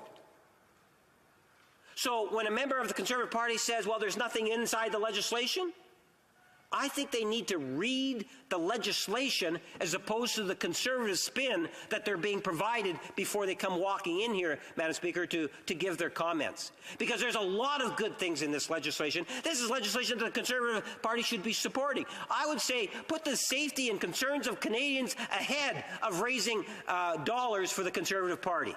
Thank you, Madam Speaker. Questions and comments. The Honourable Member for Edmonton Manning. Madam Speaker, I think we're on the mode of selective memory by this government and this member, because really it goes back to old memories and to short memories. But he never told Canadian which version of Bill C-21 we're talking about, and that is the confusion that they created throughout the whole process of this bill back and forth. And now they're questioning why we don't trust what they're putting in for this bill. How can you trust after this long journey of changing minds back and forth? We move this, we present this, we cannot ban these, we cannot ban those models, we cannot take out these models. No one can understand anymore what with this government doing, what this government doing with their short memory. But the question now to this member is, which version of C-21 we're dealing with here? At least we know what we're talking about. The Honourable Parliamentary Secretary. Well, Madam Speaker, I'm talking about the bill that we're actually voting on. And I would encourage the entire Conservative caucus to read the actual bill that we're voting on. Or get somebody to read it. But unfortunately, Madam Speaker, even though there's so much good within this legislation and that it will make our communities safer, it does respond to many of the needs, not only that the Canadians want, but law enforcement officers and other stakeholders want to see. That doesn't matter because the leader of the Conservative Party, he's already taken a position. As I say, it's the cash cow for the Conservative Party, and they are spreading misinformation, Madam Speaker, trying to create an atmosphere in which people are confused. They are doing it intentionally. They're doing it so that they can raise money. And that's why I say the motivation, whether it's the Liberals, the NDP, the Bloc, it's about community safety, but not for the Conservative Party. It's about raising money for the Conservative election. Questions et commentaires, l'honorable député. The Honourable Member for Saint Jean. Thank you, Madam Speaker. I'd like to hear my colleague from Winnipeg North talk about, well, we've heard all sorts of complaints tonight that the Conservatives don't understand the bill or that they are weaponizing it. They're saying falsehoods about hunting rifles. But if the government had actually consulted with hunting groups and gotten the bill right from the start, would we not be in a better position tonight if the government had done the right thing from the very beginning, instead of giving the Conservatives cannon fodder?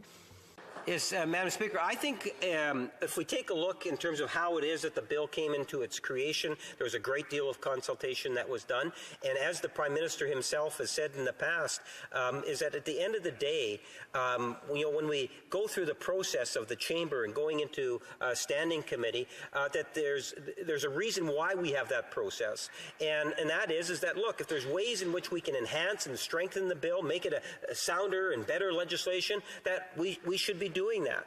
And that's why, if you take a look at the number of amendments over the years and allowing for and supporting opposition member amendments, even when we were a majority government, that was often done.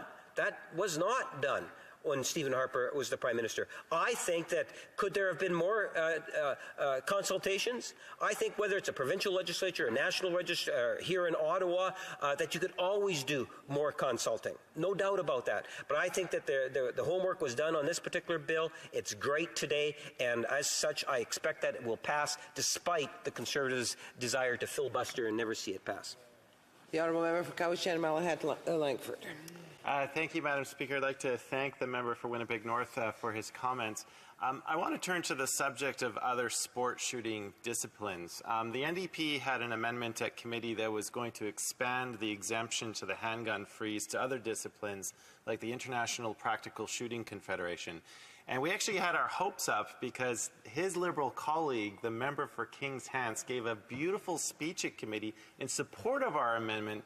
Unfortunately, he decided not to vote for it. He abstained when push came to shove. But, I'm glad to see some Liberals supported it. We also have support from the Canadian Association of Chiefs of Police, who believe that existing law-abiding handgun owners should be able to continue to practice their sport. There are other countries around the world which have banned handguns but still allow their citizens to practice and compete in the sport. I think a lot of Canadians would find this to be a reasonable exemption for people who are obviously very passionate about what they do, put a lot of hours into it, and train excessively to be the best that they can. My question through you, Madam Speaker, to my honourable colleague is, why does he not agree with his colleague from King's Hants? Why did the Liberals remain so obstructive to what I think a lot of people would see as a reasonable amendment to this bill? The Honourable Parliamentary Secretary. Well, Madam Speaker, there is no doubt that the Standing Committee did a fabulous job in terms of just being able to go through this entire process, make the changes, and come up with the necessary votes to be able to bring it to the state that the legislation is today, where I believe a majority of the House will, in fact, ultimately pass that, and we're going to find out tomorrow. But the expectation is that it will pass, and I suspect the member might want to introduce his change as a possible private member's bill if he hasn't already started that. But at the end of the day, Madam Speaker, I think this is good legislation as is, and hopefully we'll get it passed through. Questions et commentaires, l'honorable. Questions and comments, the Honourable Member. A couple of us in the House asked questions to Conservative MPs, trying to see whether in the bill there was anything that restricted the use of firearms by hunters in Canada, although they had trouble answering. Can the MP be kind to us and to them and make it more clear as to whether in the bill there are actually things that are restricting the use of firearms by hunters? The Honourable Parliamentary Secretary. Yes, the Minister of Health and I share the same concern. As others have actually posed that sort of a question to members of the Conservative Party, and they've been kind of dumbfounded, not knowing how to answer it, so they go right to the spin cycle that the Conservative Party says, and a part of that is don't answer it. The simple answer is zero. There are no restrictions. As I say, this is not in any way an attempt to put restrictions on those law-abiding gun owners, that we are being very respectful of that, Madam Speaker, and we will continue to do so. The Honourable Member. The Honourable Member for Lévis-Lotbinière. Point of order. Madam Speaker, it seems that the the government members are looking for more information related to the firearms that Conservatives are concerned that the Liberals are seeking to ban. So, Madam Speaker, I would seek unanimous consent from this House to table the amendment. Can't seek unanimous consent at this time. Honorable député de Lévis. The honourable member for Lévis-Lotbinière. Thank you, Madam Speaker. I listened closely to my colleague's speech, and I would just like to point out that there are many years ago, the Liberal government, when it was in the official opposition, had already pledged that it would never legalize drugs, and the first thing it did when it came to power was to legalize drugs, and the only thing that's preventing them from moving forward with other things like this is because they're in a minority position. So the parliamentary secretary said about an hour ago that the bill gave all the tools required to do more. So my question is, does the statement of the parliamentary secretary to the Associate Minister of Finance, does that show the government's hidden agenda? Honourable Parliamentary Secretary. Well, there is no hidden agenda on the government side. We are very much an accountable, transparent government, Madam Speaker. And, you know, it's interesting. The member wants to talk about one issue. I can tell you, when I listen to the members talk across the way, they often talk about the bail issue. And, we have, Bill C-48 that's just been introduced. And the Conservatives have a chance here.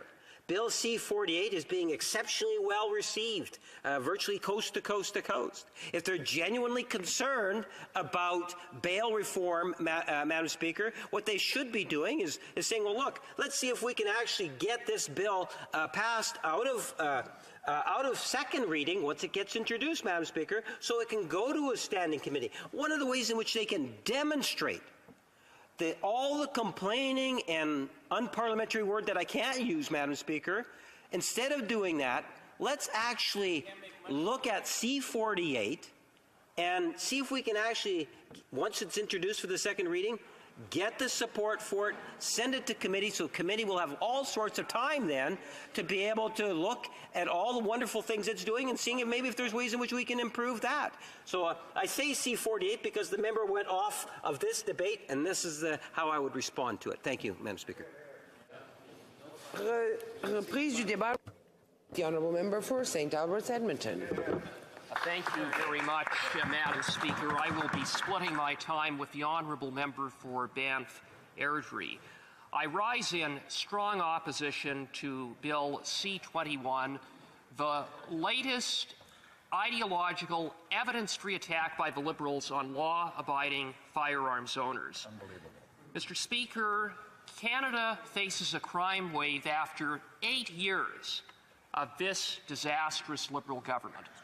Violent crime is up 32%.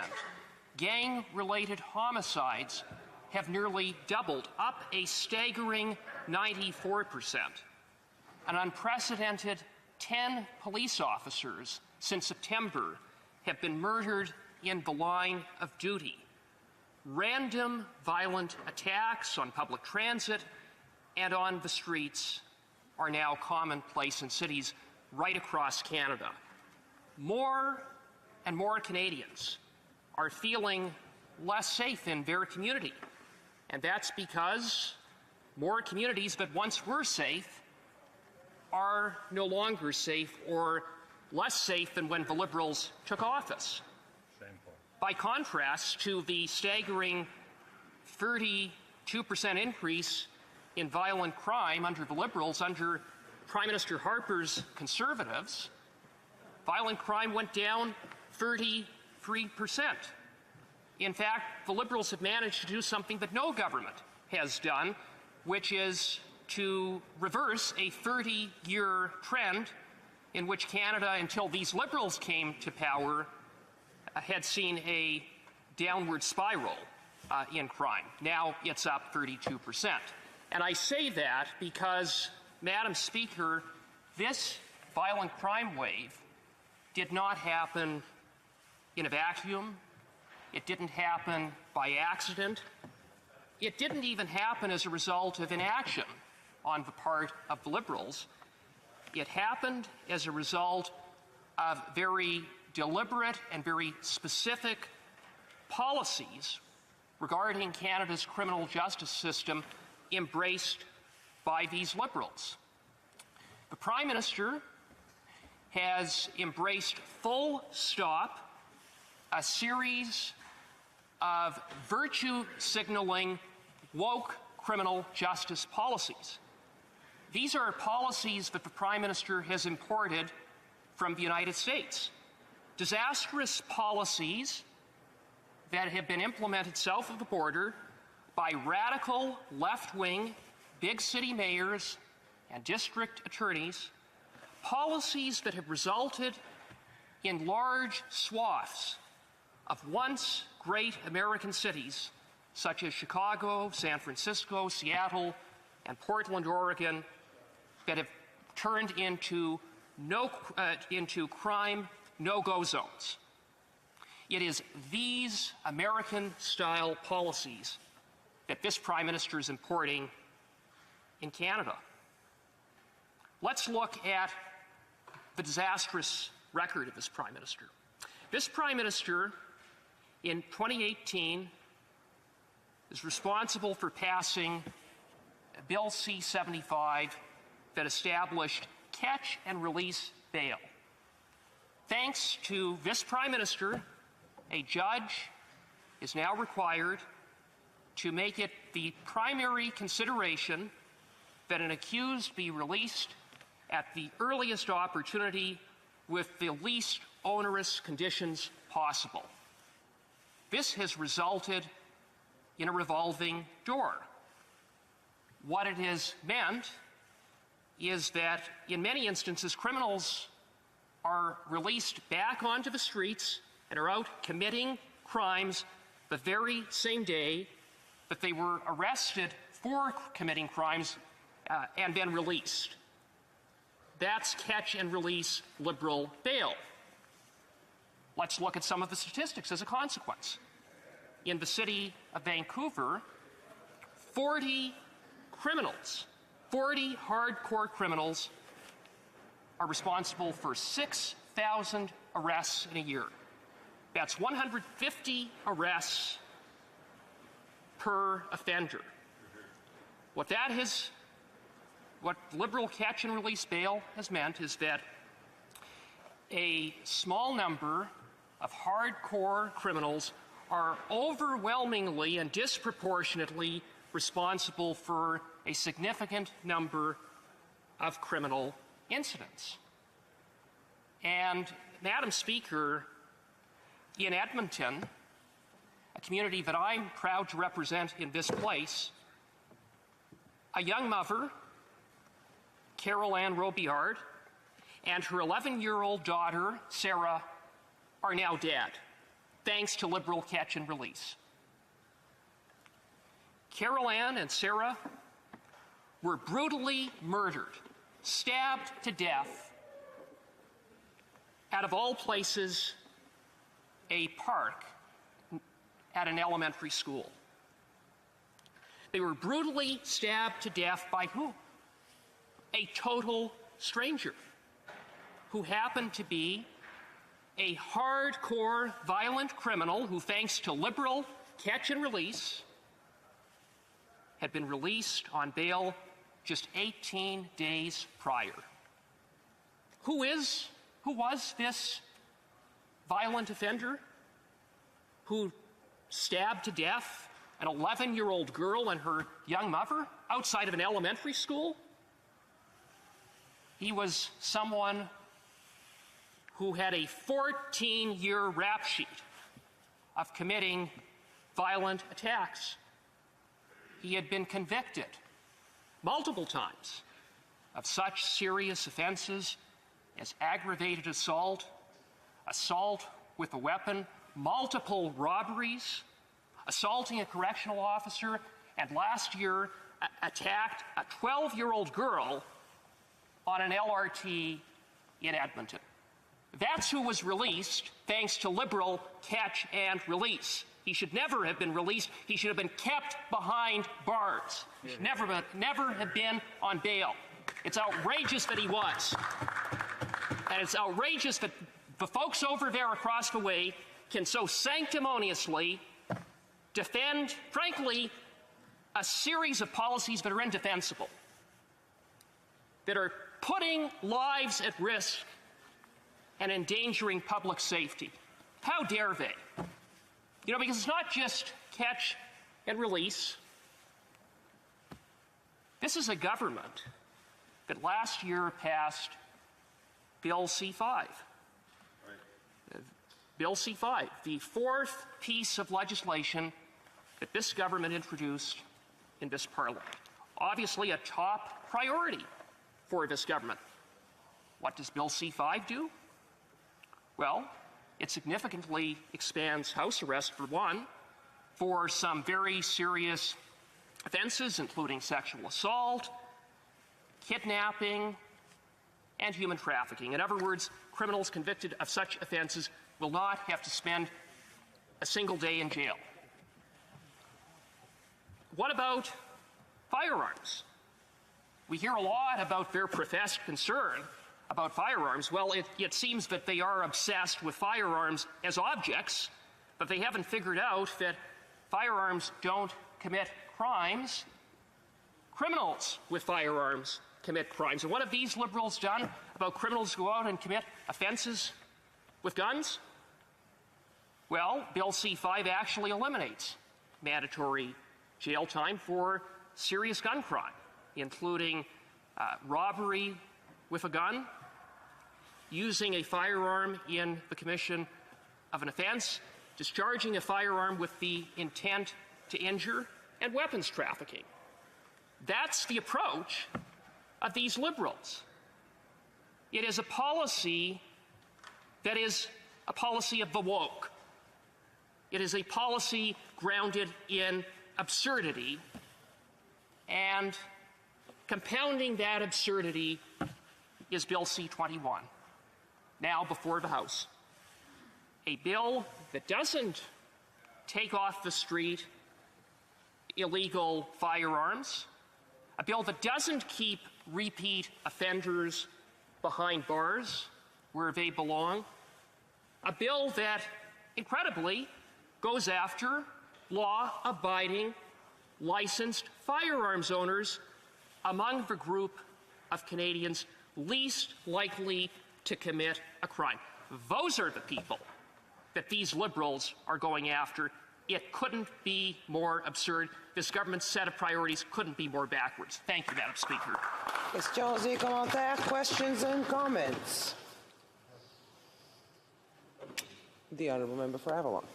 Thank you, Madam Speaker, and I'll ask the Honourable Member opposite the same question that I've asked many times this evening during this debate.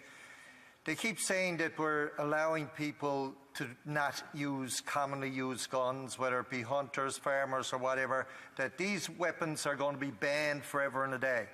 Can the member list one legally used hunting rifle that is going to be banned by this bill? For St. Albert Edmonton. Madam Speaker, what I will say to my friend, the member for Avalon, is that the Prime Minister said this in December, quote, "There are some guns, yes, that we're going to have to take away from people who were using them to hunt," close quote. So those are the words of the Prime Minister. Now, it's true that the Liberals, after considerable pressure, withdrew their table-dropped amendments, but they've established a firearms committee that is going to be tasked with future bans, and the Prime Minister has signaled very clearly that hunters are a target of this government. Good job. Questions et commentaires, l'honorable député. The Honourable Member for Avignon, Alamétis Matane Matapédia. Thank you, Madam Speaker. To hear my colleague, it would seem that C-21 is the worst bill that's ever existed, and I'm not sure that he's aware that members of his party voted in favor of a number of amendments in order to improve the bill, whether we talk about the ghost gun measures, the yellow flag measures, and even his colleague, and I just want to mention the member for Bruce Craig Owen Sound, put forward some amendments to ensure that gun owners could give them to someone else while they were asking for help to treat their mental health problems, and everyone was in agreement. And they also voted in favor of some of the Bloc Québécois amendments to ensure that a license was required for the chargers. So is the member aware that the Bloc Québécois has helped improve the bill? Thank you, Madam Speaker, and I want to thank the honourable member from the Bloc. It's true, Conservatives supported certain amendments at committee. We helped improve a terrible bill to make it a slightly less terrible bill. The member cites red flag laws. I would note that Section 117 of the Criminal Code already provides law enforcement with the authority to seize firearms when there is a safety issue without a warrant. So that aspect of the bill really is no improvement, and it doesn't take away the fact that the entire concept of the bill is misplaced. It targets law-abiding firearms owners, people who aren't going out committing crimes. That's who is the target of Bill C-21. This government should really be going after the gangs and criminals who are going out and committing crimes with guns. The member for Cowichan, Malahat, Langford. Well, thank you, Madam Speaker. I mean, my honourable colleague has been talking about, going after crimes. I'd like to actually hear his opinion on a part of the bill which has been overshadowed by much of today's debate. The National Association of Women in the Law contributed greatly to the committee hearings on this bill. They actually submitted a lot of amendments which really helped improvement. And they have publicly stated that many of the provisions in C-21 are going to help women in domestic violence situations. So providing that a firearms license must be revoked when there are reasonable grounds to suspect that someone may have engaged in family violence, making sure that a protection order, making sure that someone will be ineligible to hold a license if they could pose a risk or a threat or risk to the safety of another person. I'm just wondering if my honourable colleague can talk about that. This is a very well-respected organization who studied the bill, came with great amendments, and they have publicly stated that through these provisions, it's actually going to make lives safer. Member for St. Albert, Edmonton. Madam Speaker, some 20 women's organizations came before committee and said that the bill was problematic. And specifically, the so-called red flag provisions of the bill were problematic by virtue of the fact that Section 117 of the Criminal Code already gives law enforcement the tools necessary to seize weapons when a woman is in danger. What the Liberals instead are providing is that instead of law enforcement doing their job, that a woman who is in danger now be required to go to court. They said this is burdensome, it puts women at risk, and it doesn't do the job. Debate, the honourable member for Banff Airdrie. Well, here we go again, Speaker. Reminds me of an old song that I used to like to listen to when I was in high school. Whitesnake was the band, and it went like this. The lyrics were, "Here I go again, down the only road I've ever known." And I think that speaks to this bill. This is the Liberals. Here they go again, going down the only road they've ever known. You know, when you've got violent crime in this country that's up by a third since this Liberal Party took office, murders have doubled, and our border to the south is like a sieve, where black market handguns are flowing through there every single day. And so what's the Liberal response to this? Well, we want to know, what's their big idea? What are they going to do to protect Canadians in the face of rising crime, in the face of porous borders where we've got black market handguns flowing through on a daily basis? Well, their response is, again, here we go again. Let's just keep going down the only road we've ever known. But it's a nonsensical one. Yep. And it's one that sadly we've seen before, and we've seen it too often from that same bunch over there. their response to illegal guns coming in from the United States, getting into the hands of criminal gangs in our cities of this country, is to simply say, well, let's just deprive millions of law-abiding Canadians from their right to own legal property, their hunting rifles. So here we go again, the Liberals going down the only road they've ever known. And I think that doing so, they're trying to deny and to deflect from the fact that their real goal is actually that, to deprive hunters, farmers, and Indigenous people, anyone and everyone who legitimately owns firearms, of those firearms that they've used legally and responsibly, and often for much of their lives, Speaker. The Prime Minister already admitted that taking hunting rifles is actually his goal when he said during a CTV interview, and I quote, "Our focus now is on saying, okay, yes, that we're going to have to take away from people who were using them to hunt." So that's been made pretty clear. They want to take away firearms that are not only a part of our collective history in Canada, but also embedded in rural culture and in traditional ways of life in this country. And they're so dishonest about their intentions that they try to do this under the guise of addressing an urban violence problem. It defies common sense, actually, to believe that banning legal firearms from licensed owners will somehow address a problem of illegal guns in the hands of criminals. But there you have it. That's the Liberal brainwave for public safety. And it certainly won't bring about the outcomes that they claim. And they know this. And I think it galls them to think that Canadians know it too. Because the government faced a massive public backlash from ordinary Canadians all across the political spectrum who saw their actions for what it is, the largest attack on hunters and duck hunters in Canadian history. And then they backpedaled and they temporarily paused their attack.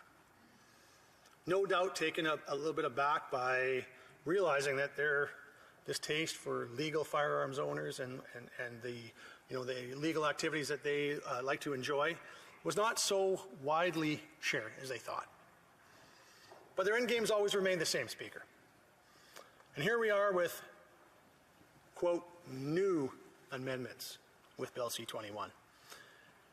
And I, like most members, including I'm sure most of the Liberals who were putting forward Bill C-21 in the first place, have been swamped with calls and letters from constituents pleading for common sense to prevail. They say, what sense does it make to pursue a so-called gun control strategy that relies on further penalizing some of the world's most regulated and restricted legal firearms owners, while at the same time turning a completely blind eye to the flood of smuggled illegal guns being used by criminals in our streets of our major cities? And it's a great question, and it's central to the matter, Speaker. And it's one that the Liberals continually fail to answer. And that's why this issue continues to simmer, despite the government's best efforts to defuse it.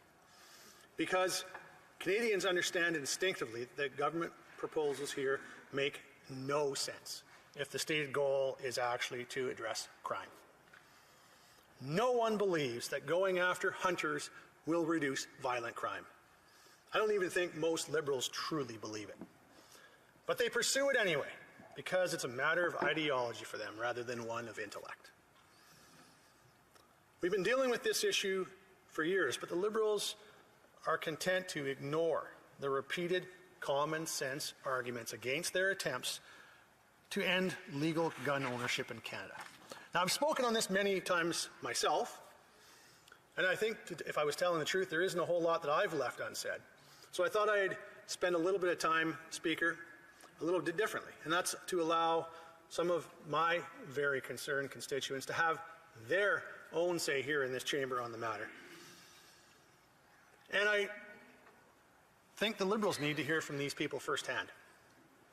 And I'm unfortunately under no illusion that those members in the Liberal Party will care what law-abiding firearms owners have to say, but they're going to have to hear it anyway.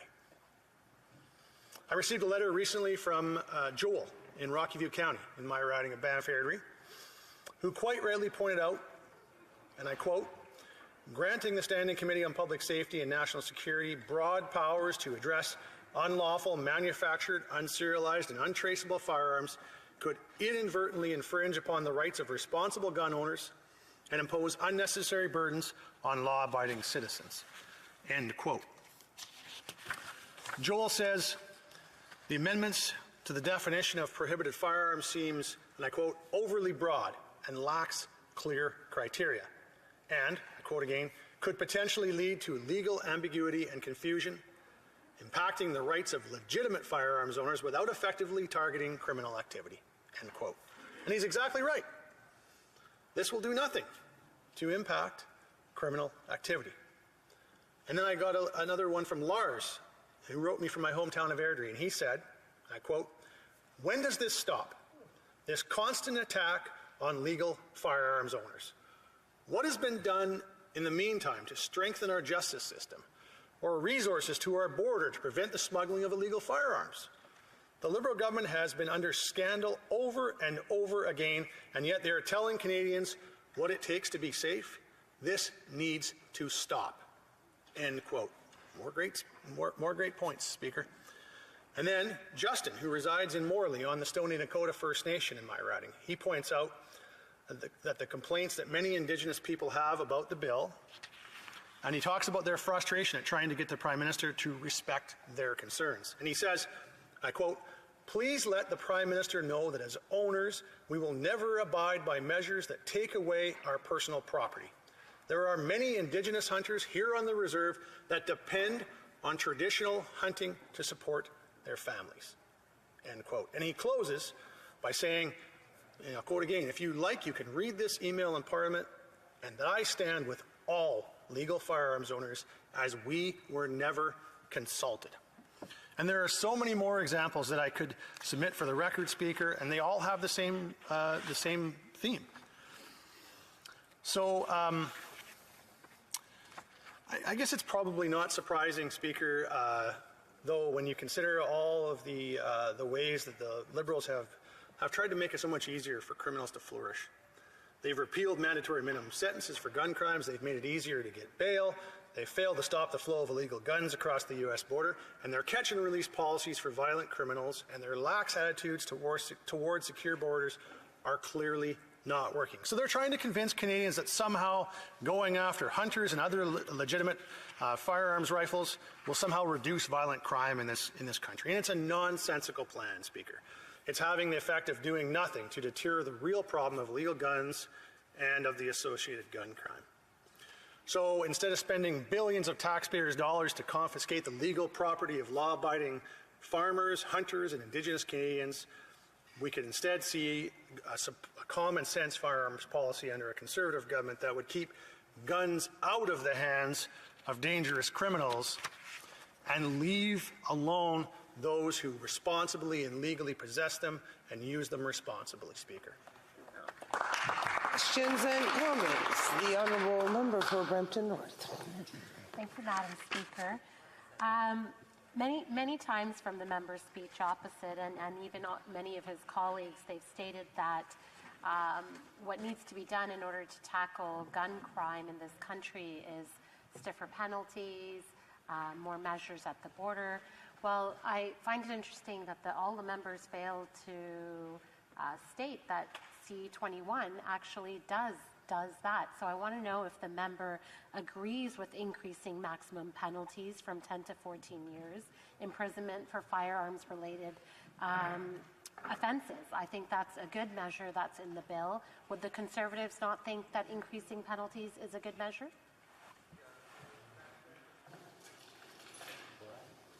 Well, I suppose if the member wants to try to believe the talking points she's been handed to read in the House, she would make that argument. But what she's failing to understand is that we're not talking about a mandatory penalty. We're not talking about even a minimum penalty. What we're talking about is a maximum penalty. If anyone understands the criminal justice system, a maximum penalty is just, well, you can't go over this, but it certainly does nothing to actually penalize actual crime. And there are a lot of measures that could be taken. That certainly is laughable, to say the least. There's a lot of measures that could be taken to actually deal with the gun crime that we're seeing in our cities, but this bill does absolutely zero to try to do anything to address crime. Zero.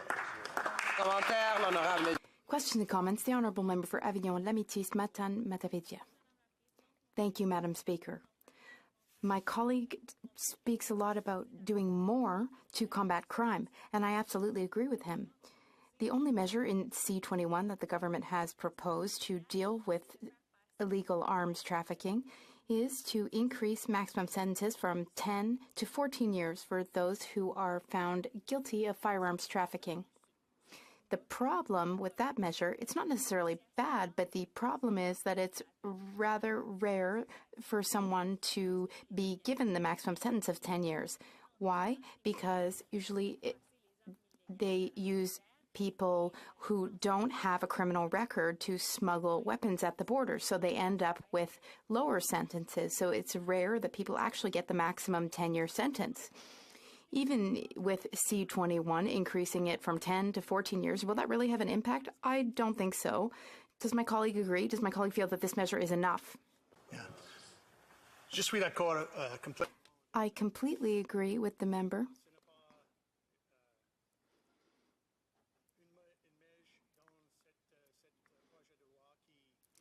This measure in the bill will not have an impact on crime or criminals.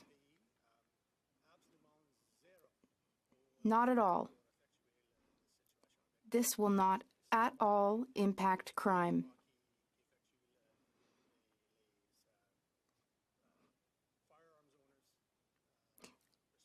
This only has an effect on firearms owners, responsible ones. Only responsible firearms owners. This bill will not have any effect on lowering crime. Absolutely zero effect. The Honourable Member for Nunavut. And I'd like to thank the member for his intervention, even though there's a lot of disinformation, a lot of misinformation in it.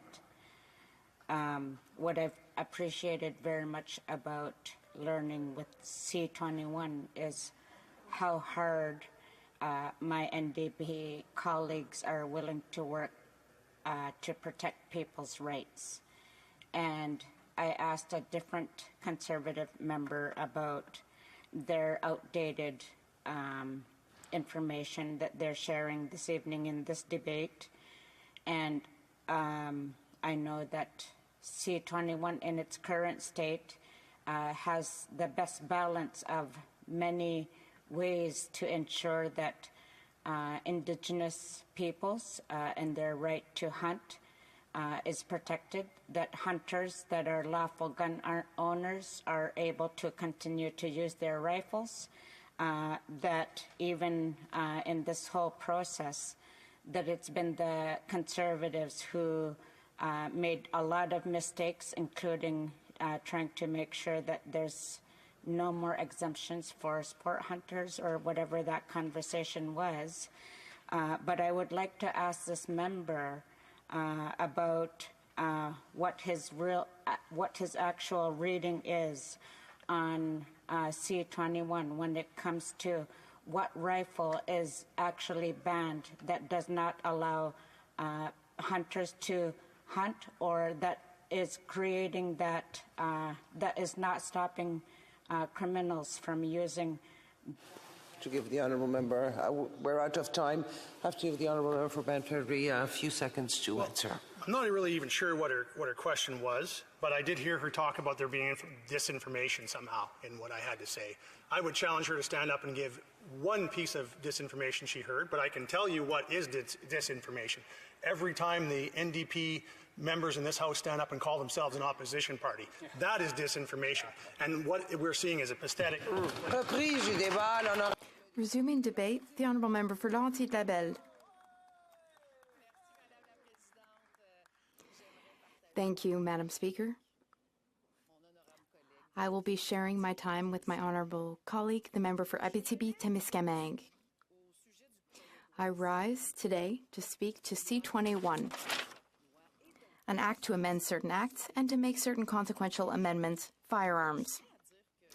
I would like to say right off the bat that, as you all already know, I will be voting in favor of Bill C21 because, thanks to the Bloc Québécois' work in committee, many criticisms were heard, and now we have a bill that is far from being perfect, Madam Speaker, because the government did refuse some of our proposals, which were very reasonable. That said, C21 is better now than it was.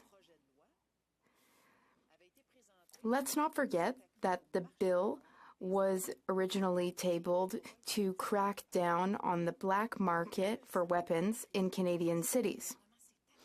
Unlike that, instead of that, though, the government ended up going after hunters in Laurentides-la-Belle. Hunters hunting in the woods, supply shops, people who are an integral part of our communities.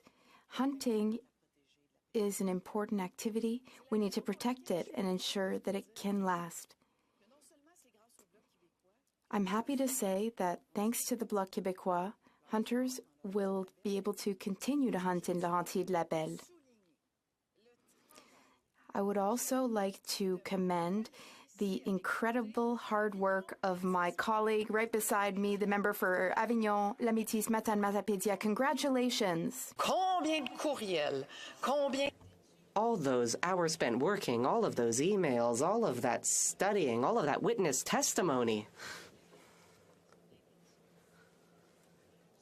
Again, I commend my colleague. So what happened was, thanks to us, the government withdrew its amendments and got rid of references to hunting rifles. So this is very good news for our hunters. Now, you might recall that the government had tabled 400 pages of amendments with no explanation provided. They mentioned thousands of models of firearm. This was very confusing, and it provoked anger among hunters. For the government to act in this way was unacceptable. This was supposed to be a bill to address gun crime in cities. And yet, the definition used by the government in the bill was bizarre. They started talking about hunting rifles. Well, that has nothing to do with anything. Imagine how angry hunters were to be treated as criminals. And what is more, the government didn't even consult with hunters. It's most important to go after gun smugglers, not people who go hunting in our local nature reserves. Yet, the bill was never supposed to be about hunting rifles. So what this government has done was create confusion. That was their plan, and it worked. It took political pressure from the Bloc to get the government to admit its mistakes and change the definition in the bill to make it clearer. Through you, Madam Speaker, I would like to speak to hunters, to all of you who reached out to me, to the hundreds of you who wrote to me, who stopped me in the streets, who spoke to me about your concerns. I say to you, you are not criminals. You are not dangerous people. And the Bloc Québécois will always be there for you. This can be seen tonight. I was there for you to defend your sport, your hobby, and your honor. You guys know how to use weapons. You guys know how to be how to use weapons safely. You guys know how to respect the environment around you. You are not the problem. The government went after the wrong people, and it should admit that. I am pleased now to be able to address the people of Laurentides-Labelle, because there has been so much misinformation and disinformation circulating in the public discourse. I would like to thank the people who put up with all of this this chaos. Pardon the pun, but we have now hit the target. Now, hunting weapons will not fall under C-21. This is thanks to the work of committee members. This is due to the hard work of the Bloc Québécois. Thanks to us, hunting rifles will not be affected. Again, they will not be affected by this bill. Now, what we're seeing is that the Conservative Party is still trying to make people believe that C-21 is the worst attack on hunters there has ever been.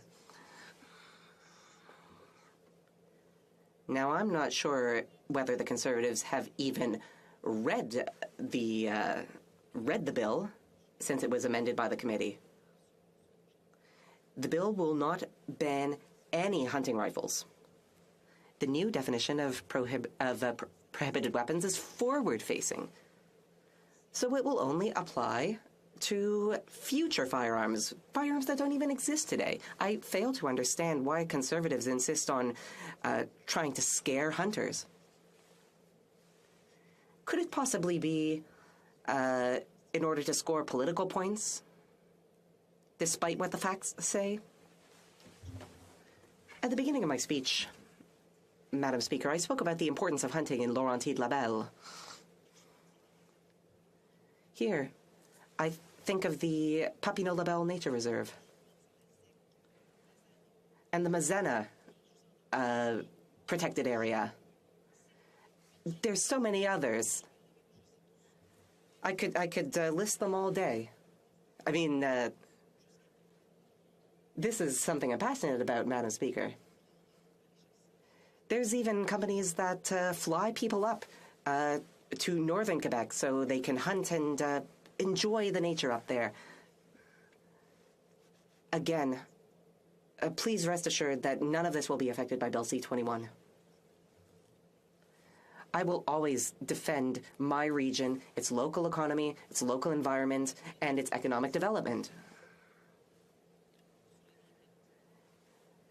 Their two Liberal members represent the ridings beside my own. I will note, though, that the Bloc Québécois understands the local issues and the local economy. We will always work to strike the right balance. We work for local people. The Bloc Québécois has been clear. We want to see less handguns circulating in places like Montreal and Laval. We want to make sure that criminals do not have access to guns. That is what the Bloc Québécois is working for. We want to hold the government to account. We represent the middle ground between conservative hysteria and liberal foot-dragging. The Bloc Québécois is there for rural life. The Bloc Québécois speaks for Quebecers. And always, Madam Speaker, I will defend the people of Laurentides-Labelle. Questions et commentaires. The honourable member for London Fanshawe. Thank you, Madam Speaker, and I want to thank my honourable colleague across the way for her speech. She mentioned in that speech the poor crafting of the original bill. The amendments, of course, the massive amounts of amendments introduced by the Liberals. And then, of course, the work done by her colleagues, of which she's so proud. I know that I am incredibly proud of the work that my colleagues did to bring forward common sense amendments to make this bill better. Some of the Liberals in this place have stood today and accused Conservatives of a lot of the propaganda, the disinformation, misinformation that she also mentioned, but with the purposes of fundraising. Does she think that the Liberals have used this bill in the same way for many of the same purposes? And could she speak to the importance, how important it is to do that hard work and to be an opposition party that will work to propose solutions as part of that legislation? Thank you. The Honourable Member for Laurentides-Labelle. Thank you, Madam Speaker. That was an excellent question. I'd be happy to speak about this with the Honourable Member. There's always more that could be done. We in the Bloc Québécois stick with our principles, we stick with common sense, and we work for the interests of our voters. So I think that answers the member's question. Opposition parties have an important role to play. In the Bloc, we fight for the interests of our voters. We are not working for partisan gains. We are fighting for common sense, and that is what has let us be successful. Thank you, Madam Speaker. I'd like to thank the member for Laurentides-Labelle for her very thoughtful remarks on this bill. I found that in the course of the debate, there's been a lot of muddying of the waters where Conservatives and people on social media are bringing up the Firearms Advisory Committee, which I will state for the record is a body that already exists. And they talk about how the government's going to use that body to strike out firearms. That's a power that the government already has existing under the criminal code. So, I just would like my colleague to reflect on that as a part of the misinformation that's out there. A lot of people are trying to confuse those existing powers with C-21, and can she just clarify that those are in fact very, very separate elements? The Honourable Member for Laurentides-Labelle. Thank you. While we're talking about strategies, political strategies, earlier I spoke about the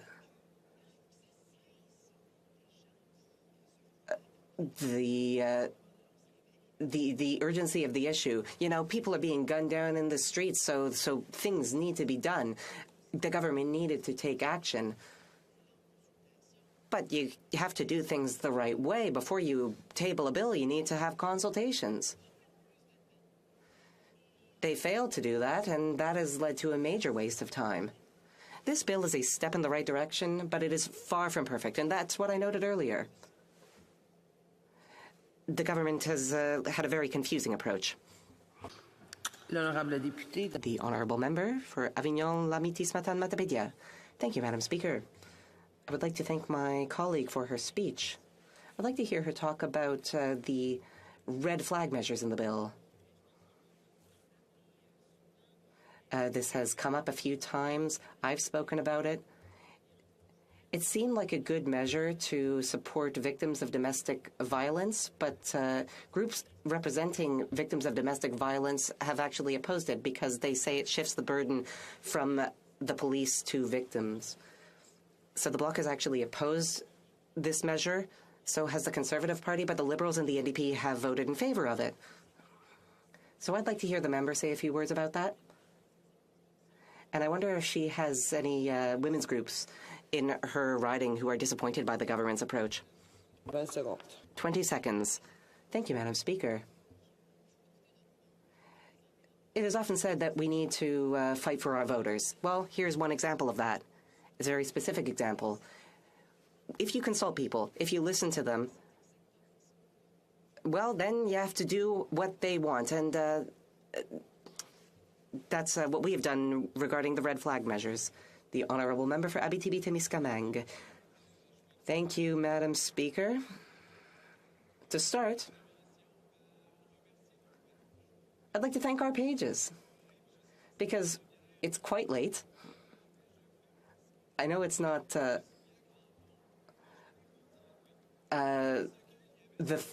first late debate tonight. In fact, I've just gotten back from a soccer game. I'm still giving the speech wearing my running shoes. And this was a soccer game between parliamentarians and pages.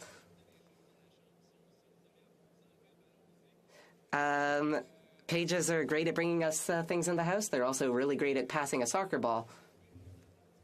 I'd also like to particularly commend Benoit, a PIP intern, who scored the winning goal in our soccer match. Now, to the matter at hand, I rise to discuss Bill C-21 on gun control. I would also like to recognize the work of the Standing Committee on Public Safety and National Security. I would encourage all members here to read the report entitled The Path Forward, Reducing Gun and Gang Violence in Canada. Now, to solve a problem, first you have to understand the problem.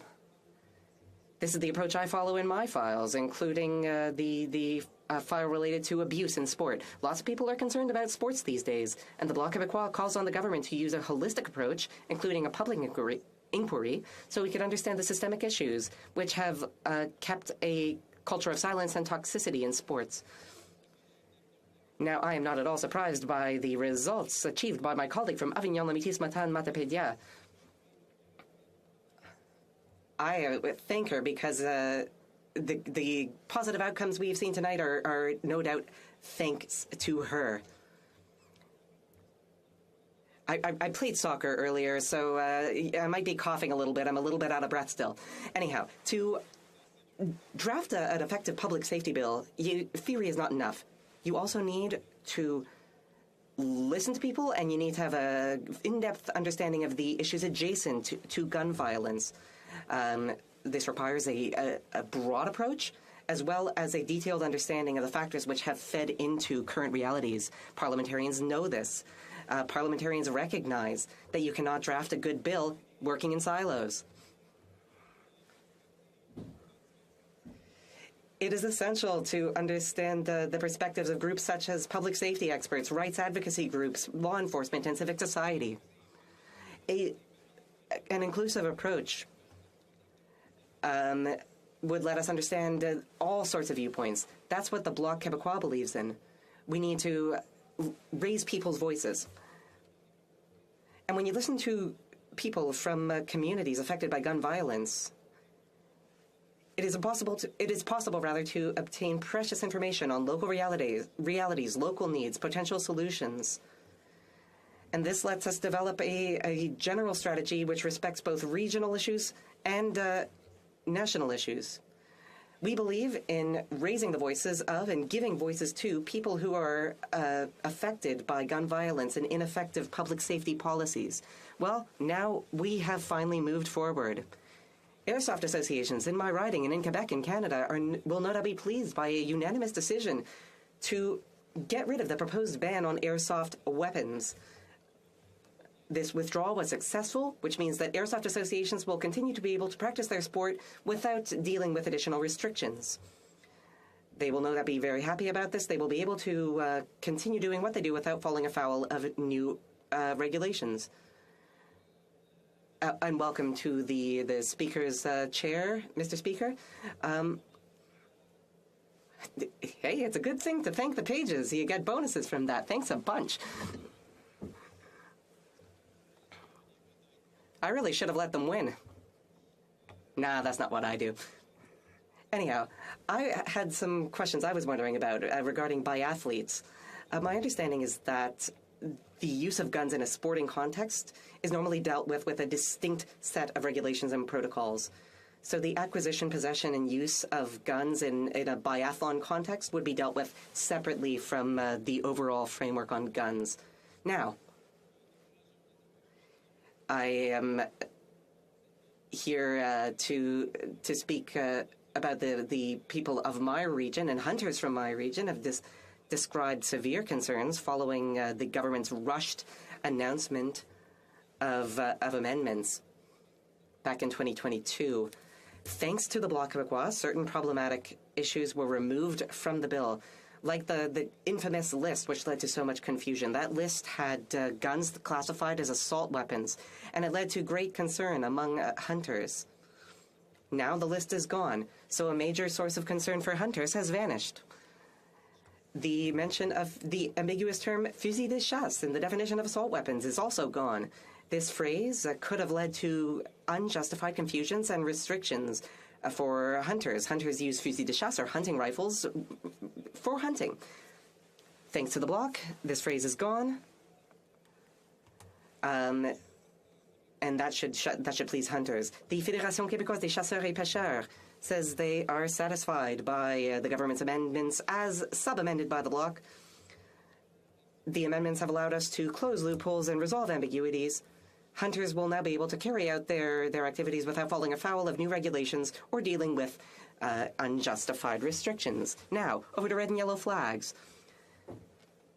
This appears in the bill. Red flags allow people to call on judges to order the removal of guns from someone who could represent a danger to themselves or others. These orders could also be used to remove guns from people who could make guns available to a dangerous person. However, women's defense groups said that they wanted this removed because they were worried that this would remove the onus from police officers and put the burden on the victims themselves. Despite the opposition of the Bloc Québécois to this section, the NDP and the Liberal Party voted in favor of maintaining it. So we need to be more vigilant about to see whether this solution becomes ineffective. As concerns the yellow flags, it would be possible to temporarily suspend the firearm permit of someone if information challenges the eligibility to this permit. This would prevent the acquisition of new weapons but would not allow them to be seized. However, these weapons could not be used, for example, on a firing range. A new measure introduced into this version of C-21 is the immediate revocation of the permit of anyone targeted by a protection order or involved in a violent act. This measure seeks to reinforce the safety by rapidly removing firearm permits from those concerned in order to reduce potential risks of violence. In closing, Mr. Speaker, the development of this bill proved once again how valuable it is to adopt a holistic approach to this matter. The review of the legislative and regulatory aspects wouldn't have had the same scope if the committee had not considered the social, economic, and cultural factors contributing to this problem. There is no doubt that it is essential to listen to and understand different perspectives and to take into account local realities. The consultation of stakeholders, including public safety experts, advocacy groups, enforcement groups, and members of civil society, is crucial to develop effective solutions. During the adoption of the bill, for example, access to mental health care, prevention of crime, education, victim support, etc. By working together, Madam Speaker, it is possible to achieve a balanced approach that protects communities while respecting the rights of individuals and supporting legitimate sports activities. Developing laws and regulations on firearms must be continuous, adaptive, and inclusive in order to meet the changing needs of society and to guarantee everyone's safety. And in closing, I would like to salute the victims of all firearm crimes, for example, Police se souvient, the mosque in Quebec City, and so forth. Thank you, Madam Speaker. Questions and comments. The Honourable Member for Kingston. My honourable colleague for his remarks this evening. He mentioned he's from a rural area in Quebec. I'm from a rural area in Nova Scotia. We have a lot of individuals that competitively sport shoot with handguns. And one of the things I have said on record is, and I hope it's something the government can address in regulatory measures in the days ahead, is a pathway for competitive sport shooters. Right now, the definition is Olympic shooters, which is relatively actually quite narrow in the country. It would exclude, I presume, shooters in his riding and mine. I'm wondering if he's heard that from IPSC or other types of members in his riding and what his response would be to that tonight. The Honourable Member for Abbotsford to Ms. Kamang. Thank you, Madam Speaker, and I'd like to thank my colleague I was expecting him on the soccer pitch tonight, but he wasn't there, and I hope he'll be there the next time, because we were there last year. I'm very pleased that he talked about the issue of practical shooting. Now, I'm a hunter because I have my hunting license. For me, it's a family activity, and to spend time in the bush. So I'm not really an experienced hunter, but I went through the process, and I had never used a firearm before. I got my PAL, and there's a friend of mine who looks after the shooting range in my area, and I was pleasantly surprised at the supervision that was offered on the shooting range. It is very rigorous. There's a lot of training involved, and the safety aspect is so important. And why are those shooting ranges important? Well, because if shooting is practiced there, then we can identify people who could have suspicious behaviors, and so we could see that training might be made mandatory to reinforce safety, and that is important in rural communities. And if we think of other measures to make the practice of shooting safer, well, perhaps they could be put in place. Thank you, Madam Speaker. Questions and comments? The honourable member for Battle River Crowfoot, yes. Thank you very much, Madam Speaker. And I'll ask the member from the block a question that I asked one of his colleagues during this discussion at committee. And that's that as I heard from them, that some of the initiatives that the Liberal government is forwarding are similar to those which have already been implemented in Quebec. However, when I asked if there was data that would support that any of these measures would actually result in a reduction of violent crime, specifically violent gun crime, I didn't get an answer. So, Madam Speaker, through you to this member, I would ask that simple question, because certainly the evidence that I've heard from my constituents, from experts across the country, is that this legislation will do nothing to actually address the real problem, which are the criminals that aren't following the rules to begin with, but rather targets the law-abiding firearms owners like hunters, farmers, and sport shooters. The honourable member for Abitibi-Témiscamingue. Thank you, Madam Speaker.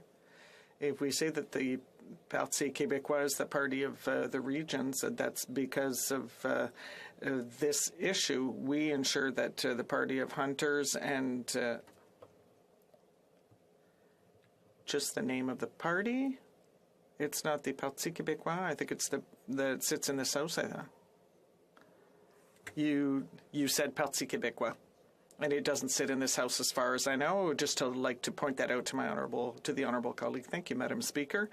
We in the Bloc Québécois define ourselves as being the party of the regions, because and that's why we defended the interests of hunters and farmers when they needed it, by withdrawing that notorious list. And to answer my colleague's questions, well, there are things done in Quebec, and when there are problems, we ensure through different pilot projects that are put in place in Quebec, for example, the supervision of shooting ranges.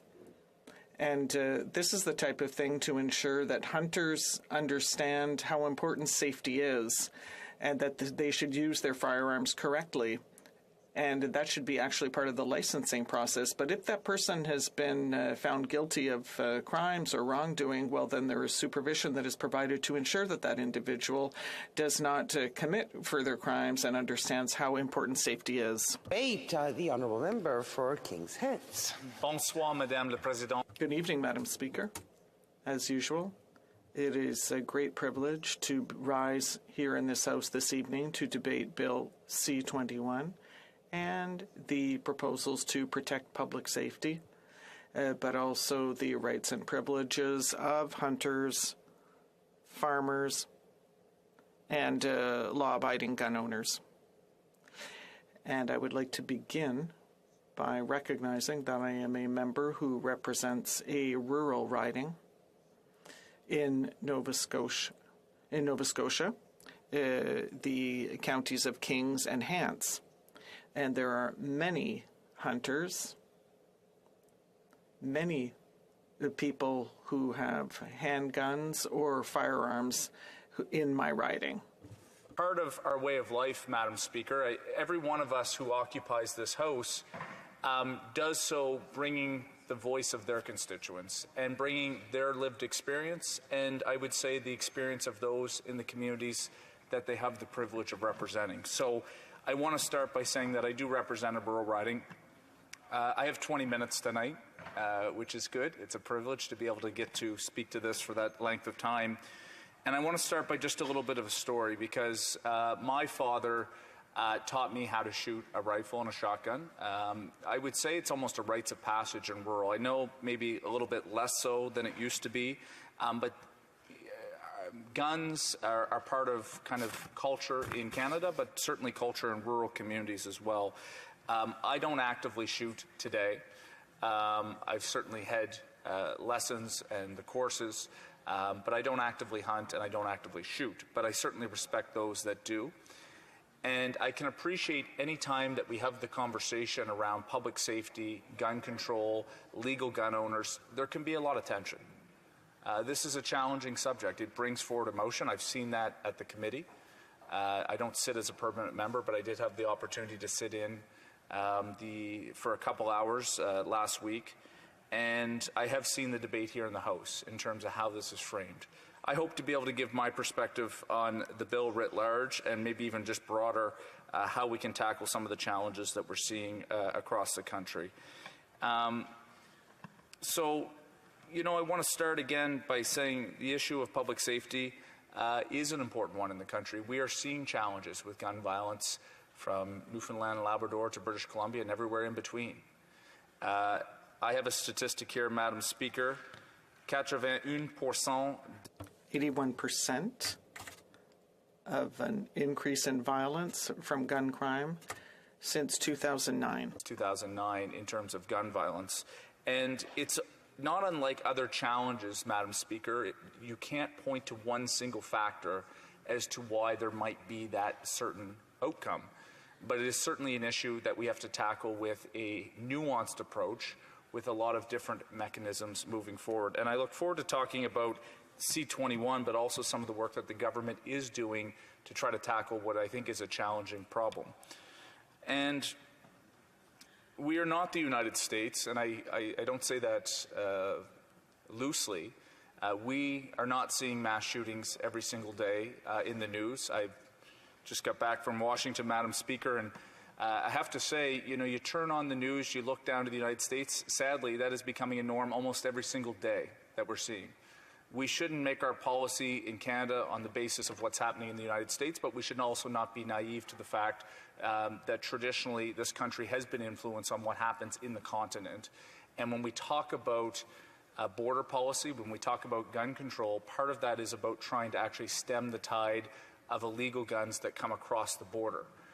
The minister has spoken about this work that the government is taking, the investments that have been made à la frontière d'arrêter les armes à feu.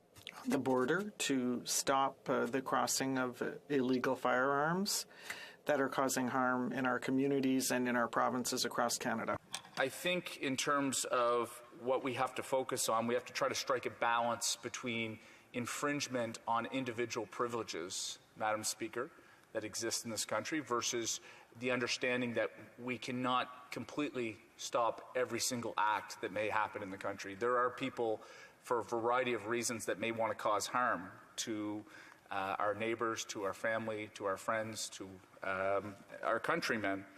But if we can take reasonable measures to try to stop the incidence of that, I think that that is appropriate. Now, everyone in this House is going to have a different perspective on what that actually is and what the limit and how far that should be. I've heard certainly some members in this House that think that probably the existing laws before even C21 was proposed might even been too stringent, that we didn't need those ones that were already there, the Order in Council in 2020. I know there's members in this House that would stand up here today and say that they're completely against it. And there are other members in this House that would probably like to see C21 be even further of a measure.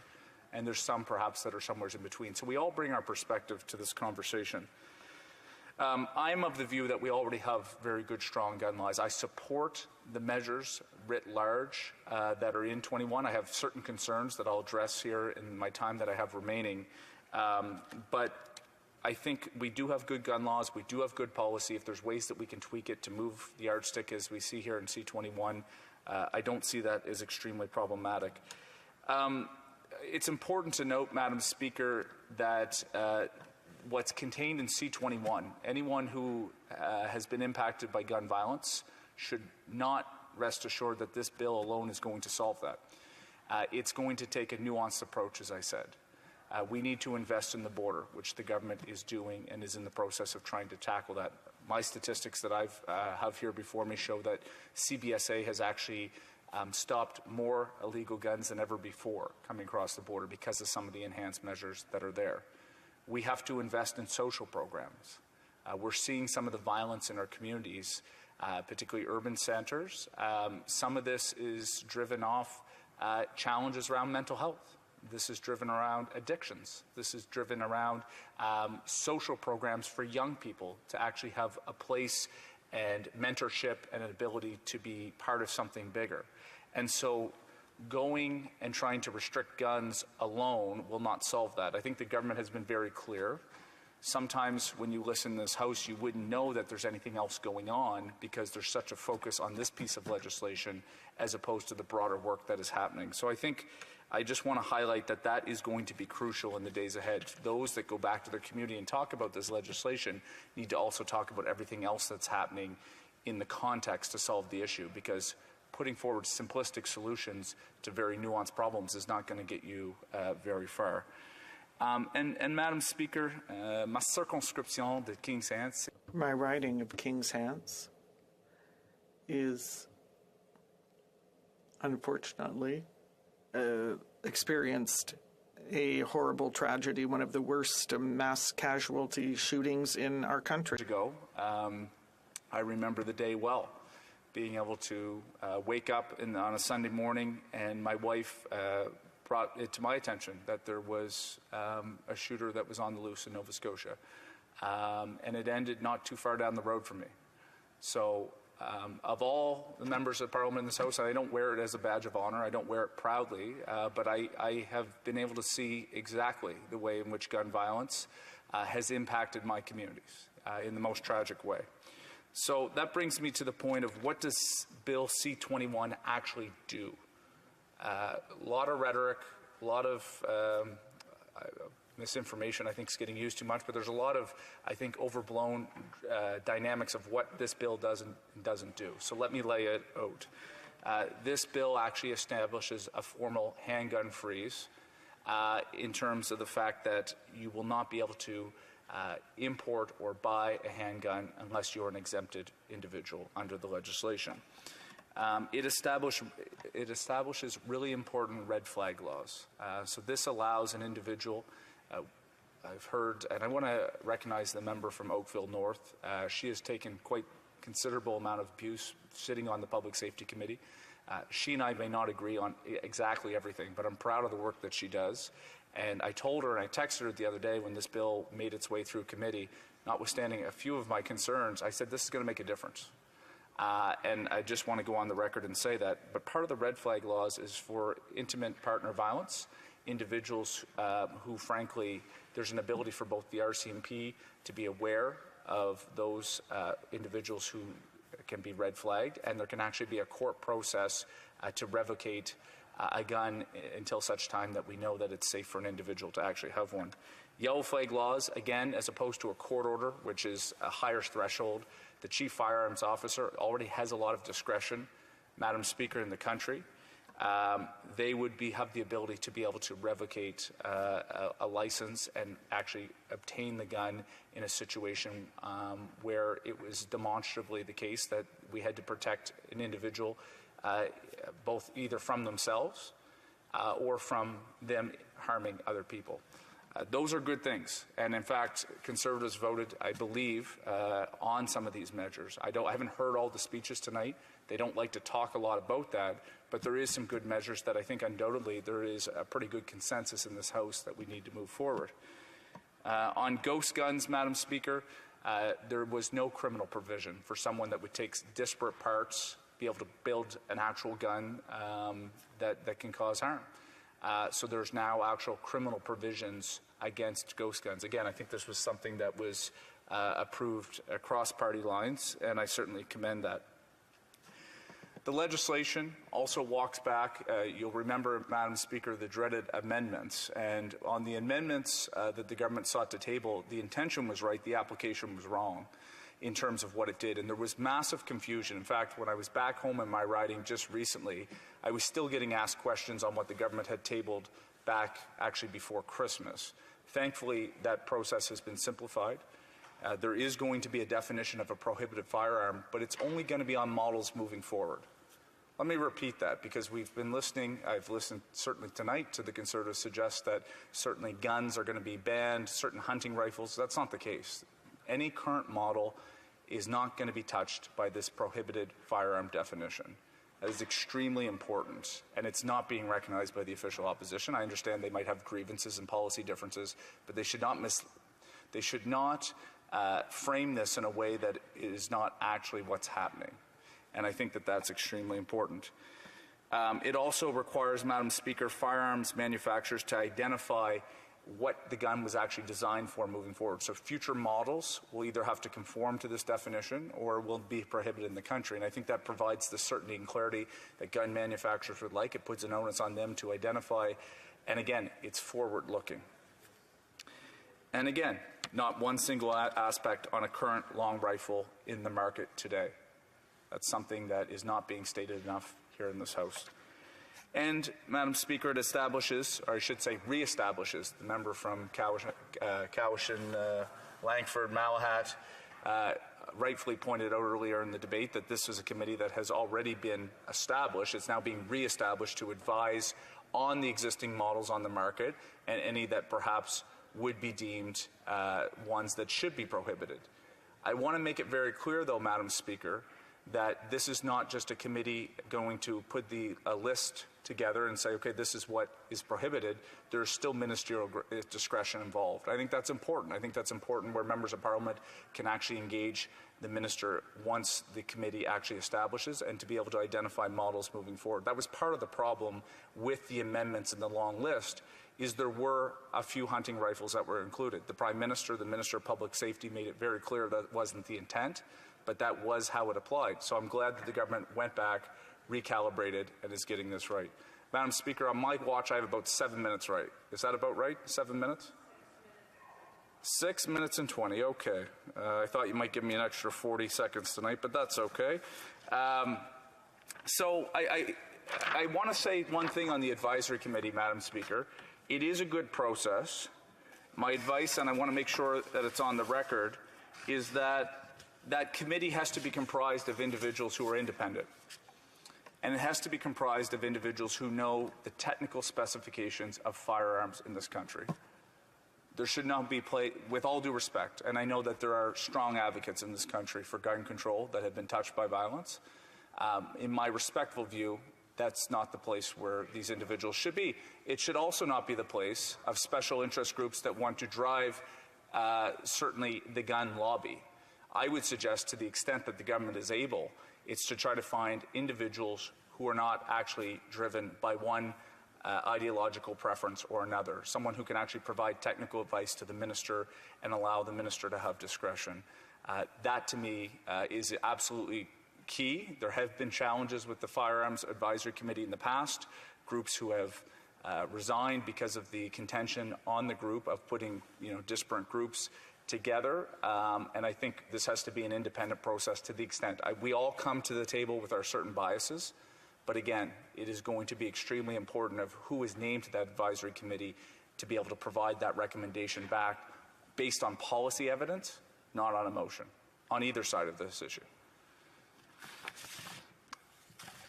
Madam Speaker, I want to take the last 5 minutes I have and just I had here on my my notes, it said, let's cut through some of the conservative BS. I want to make sure that, well, Madam Speaker, I didn't say the word, and I'm sorry. Okay, let's cut through some of the conservative narrative.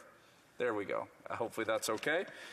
Hunting rifles are not being targeted. How many times have we started hunting rifles? I represent a riding where we have a lot of hunters. I had a lot of people call me during the amendments. Again, I mentioned already in the speech the concern around the amendment process, the confusion that was causing.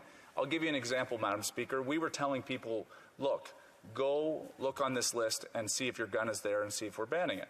And the way that the actual legislation read at the time and the amendments that were tabled, it would say the following guns are banned or prohibited, except for, and then it would name about 15 pages worth of guns that were actually being exempted and were not being prohibited. We would tell people, of course, to go on the list. They would control F. They would see their gun. They didn't scroll up 15 pages to see that it was actually exempted, and there was a lot of confusion. But let me make it very clear. The Conservatives are not correct when they're saying that this bill is targeting hunting rifles in any which way. They have no right to say that. They can take frustration with the handguns. They think that maybe those should be completely open and legal. Fine. That's fine. Just go out and say it. But anything around the hunting rifles is complete. It's a complete fallacy, Madam Speaker. It's not applying to current guns. And we can get into the dynamic around the advisory committee. I just made very clear about where I stand on that and the importance of that committee having independence. But this legislation, outside of handguns and freezing it, does not apply to any long rifles whatsoever. That needs to be recognized by the official opposition. I hope that they are not going to drive a narrative out to their constituents that runs contrary to what this bill actually does. And this is not only the measure that government is taking. If you listen to the official opposition, they supported a number of elements in this bill. They seem to not recognize that the government is doing other initiatives above and beyond. I agree with them in the sense that this alone does not solve gun violence. You need measures at the border. You need to be able to enhance criminal penalties, as this government has done, for those who are smuggling guns across the border, and you need to invest in social programs. And even that, Madam Speaker, may not solve the issue completely. Let's not have any rose-colored glasses coming into this situation. But again, the Conservatives need to recognize this government's doing more than just this. They may agree with certain elements of this. They obviously voted at committee on a majority of this, actually. The member, again, from Cowichan might be able to weigh in on this. He was a member for quite a considerable amount of time. But my understanding is the Conservatives actually voted for quite a bit of what is in here. You wouldn't know that the way that they actually speak to the bill. I have 2 minutes left, Madam Speaker, and let me say the one concern, amongst others, the advisory committee, the importance of the independency, it's sports shooting. I have a lot of sports shooters in my riding. I have my former warden for the municipality of East Hants is a guy named Jim Smith. We've had a number of conversations. He invited me to the IPSC National Championship that took place just outside near the airport at the Halifax Stanfield last year. I've seen the work and the way in which these individuals go about their craft, how they actually represent their province, their country, their locality at shooting competitions. I explained at committee that I was concerned that this legislation doesn't have a provision. The NDP did move it. I would have liked to seen that adopted. It wasn't. However, the Bloc have moved a motion about certification, which talks about every year, if there's an annual certification, there's an ability under Shooting Canada where high competitive shooters could be, well, they are exempted moving forward. I think that definition in a regulatory measure by this government has to include an organization like IPSC. They are a federated body all around the world. There's hundreds of countries. Countries like Australia have banned handguns, similar to what this government is doing, but they found a pathway to keep IPSC as an organization to be able to go forward. I'm going to just take 30 more seconds, Madam Speaker, to say I've heard individuals you can appreciate that go and shoot internationally. Air Canada lost their gun. There's no recourse. So that is some of the limitations of this bill. There's a lot in which I support. I'm going to sleep on it tonight, but you know, there is a lot in which I like, but this is something I wish the government had tackled. I will continue to call for the government to address it in a regulatory measure in the days ahead, because it's important that we find a pathway to make sure, as the Minister has said, that we have pathway to Olympic shooting. That should include organizations like IPSC that are highly professional, they're regulated, and they have really important membership. I'll leave it at that. It's time for questions and comments. The Honourable Member for Edmonton Benning. Thank you, Madam Speaker. We've been receiving a very large number of complaints, of concerns from our constituents, not just from our own constituency, from across the country. And we've been responding to that, trying to explain to people or to respond to their concerns. Can the honourable member from the other side ever deny that there's vast number of Canadians that are concerned, are worried, and they don't trust what the government is doing with Bill C-21? The Honourable Member for Kings Heads. There's certainly legal gun owners that have concerns. I think anytime you talk about a certain restriction on guns, some people may not like that policy. But I would ask this honourable colleague opposite, and maybe not be him, but it's certainly his colleagues, because I've heard them sitting beside, they drive some of that narrative. They drive some of that fear. But every time they stand up and say, the government's going after your hunting rifles, you're sitting at home, you don't actually watch this place, and you see a Facebook post or you see some type of graphic that goes out on social media, no wonder you're angry or scared. Because the opposition drives a narrative that's just simply not the case. Now, if they stood up and said, we don't believe that handguns should be banned in this country, full stop, which they did today by voting that this should be walked back completely, that's fine, lead on that. But don't lead on issues that aren't true. And that's what frustrates me. And when we start to get to this place where we drive narratives that just simply aren't true, I think my speech today reflected a reality of where I stand on this bill, where there's limitations, where there's problems. I didn't try to sugarcoat it. But stop driving stuff that isn't true. That's the frustration in terms of what goes forward. Thank you, Madam Speaker. Questions et commentaires, l'honorable. Questions and comments. The Honourable Member for Abitibi-Témiscamingue. Thank you, Madam Speaker. I'd like to take a moment, too, to thank our translators. I know that sometimes I can be a challenge to interpret, so I thank them. And I also thank my colleague for his speech.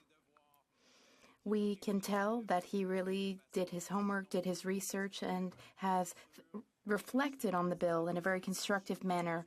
Now, I'd like to hear him on the progression of the bill. Are there some amendments that he would have liked to have seen, or amendments that he wishes he had supported, but now we're at third reading? Does he feel that the Senate will be able to adopt C-21 quickly and proceed quickly? The Honourable Member for Kings Heads. Normally I would love to engage in French, but it's late tonight and I want to make sure that I'm proper in my mother tongue. I too will thank the pages for when I try to speak French, sometimes it must be a challenge. Look, the one amendment where I wish we would have seen the government move, the government position, of course, at committee was against what Mr. Julian moved in terms of allowing IPSC to be named. Maybe there's a more artful way to be able to do this in the days ahead, making sure that organizations that are competitive sport shooters like IPSC that can qualify under the same type of Olympic program can actually have a qualification. I think this bill and the amendment process has been cleaned up. That's thanks to the work, frankly, of all parliamentarians in this place, or certainly, I would say, the two opposition parties that have collaborated to be able to make sure this bill is good, along with the government, along with Liberal members. I do think there's a lot of good in this. My two concerns are we need to make sure the advisory committee is independent as possible in terms of the advice it provides to the government. And I do think the government needs to find a regulatory pathway for sport shooters in the domain of IPSC. Thank you. Before I continue the questions and comments, just and I didn't want to interrupt the Honourable Member while answering the question. It's the Honourable Member for New Westminster Burnaby and not the name. Please. Questions and comments, the Honourable Member for Cowichan, Malahat, Langford. Thank you, Madam Speaker, and I think the member for Kings Heads can be forgiven. It is getting rather late tonight. I do want to say that I appreciate how he used his 20 minutes tonight. I think he approached this discussion tonight from a very honest place, reflecting his own personal views and the views of his constituents. And I will say that, you know, as the chair of the Agriculture Committee, I do enjoy a good working relationship with him.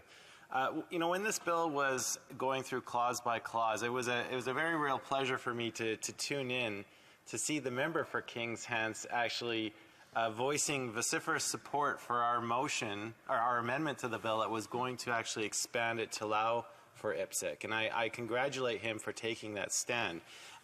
You know, because I've had exchanges in this chamber, Madam Speaker, with the member for Outremont, who took me a peg lower because I dared publicly support that. We know from IPSC shooters, because I've gone to competitions, you know, some of the top-level athletes in that field can shoot 50,000 rounds of ammunition every single year, and that leads to their firearms breaking down. They need replacement. I'm just wondering if you can just, like, again, expand on how, you know, we need to be a little bit more reasonable in this place in understanding that not everyone might like the same hobby, but we should at least try to find a way to respect something that so many people put so many hours into practicing, who try to perfect their craft and are simply asking for their sport to be left alone, something that they really enjoy doing. Thank you very much. Honourable Member for Kings Hants. Thank you, Madam Speaker. I'd like to thank the honourable colleague across the way. I agree with him. We have a great working relationship, and I do think he's one of the more astute members in this House in terms of his interventions. I completely agree. As I highlighted in my speech, this is one of the failings of the bill. There's a lot that is good about this that makes it, you know, certainly conviction to want to support it moving forward. The IPSC and the competitive sports shooters under the handgun piece is a part that I have a challenge with. I do want to address his comments about the NDP motion that was brought forward. I was a sub-in on the committee. The government's position, of course, was against that. I was put in a difficult situation of subbing in at a moment when I would have really liked to have supported it. Out of respect to the government position, because it wouldn't have normally been me on the committee, I abstained, and of course the motion was passed by the chair. So I guess to Tracy Wilson and some of the firearm lobby, I ruined IPSC, but it would have just passed, it would have been defeated 6-5 had I not been there. At least we had a little bit more ability to take it to the chair. Probably no love lost, but again, I still think there's an ability in the days ahead for the government to get this right in a regulatory measure. I mentioned that the Bloc passed a motion or an amendment that talks about annual certification. IPSC certifies on an annual basis. They make sure that their members are participating, that are being involved. That could be an opportunity for the government to look at a way to include this organization. You don't want to open the tent certainly super wide, but I think in this case it is justified, and it should be something the government's looking at in the days ahead. Questions and comments. The Honourable Member for Brandon Souris. Thank you, Madam Speaker. And I just wanted to acknowledge my colleague across the way's concern with some of the items that are in this bill as well. I know that he's concerned about the 32% increase in violent crime and the gang-related murders that have doubled. But I'm optimistic that his comments that he will sleep on this tonight and take a look at it are genuine, and that he may yet be able to see improvements that would come in. I don't know if he can actually put amendments forward to do that at this stage, but you know, I think I'd just like him to comment on what I mentioned earlier with the increase in the violent crimes and the gang-related murders that high, and so many of the industries saying that this isn't going to be the answer to solving and lowering those crime rates. Can he just expand on that? Member for Kings Hants. Thank you to the honourable member, and I always appreciate his interventions. He's a reasonable colleague, and we need more level-headedness in this place. Two things that I'll say. I agree that this legislation, this proposal alone, is not going to solve gun violence. It's not going to solve violence in our communities. It is going to take a more nuanced approach than that. It is going to take additional measures at the border, which the government has been working on and needs to continue.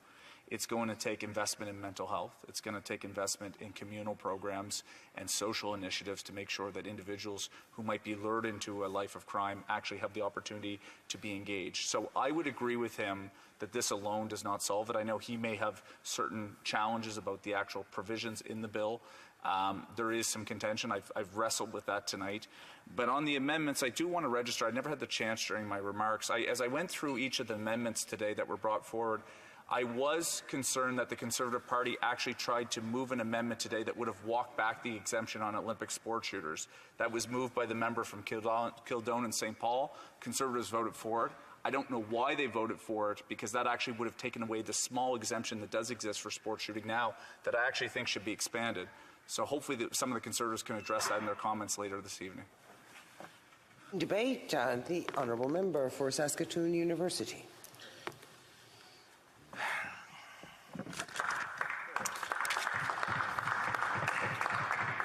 Well, hunting season is over. That is what a lot of Canadians are hearing tonight. And I'm trying to give them comfort and understanding of what has transpired in the months on this bill and why the Liberals, supported by the NDP, are going after Grandpa Joe's hunting gun. And this is one of the most frustrating parts of the job of being a member of Parliament. Is it's almost midnight. There's no reason for us to be up this late. We were up last night debating this as well. It's mismanagement and incompetence of this Liberal government is why we're having to debate this late into the evening, is that there are real problems with this bill, and they're just ramming it through. And I'll try to walk you through why and some of the ways that they are going after Grandpa Joe's hunting rifles.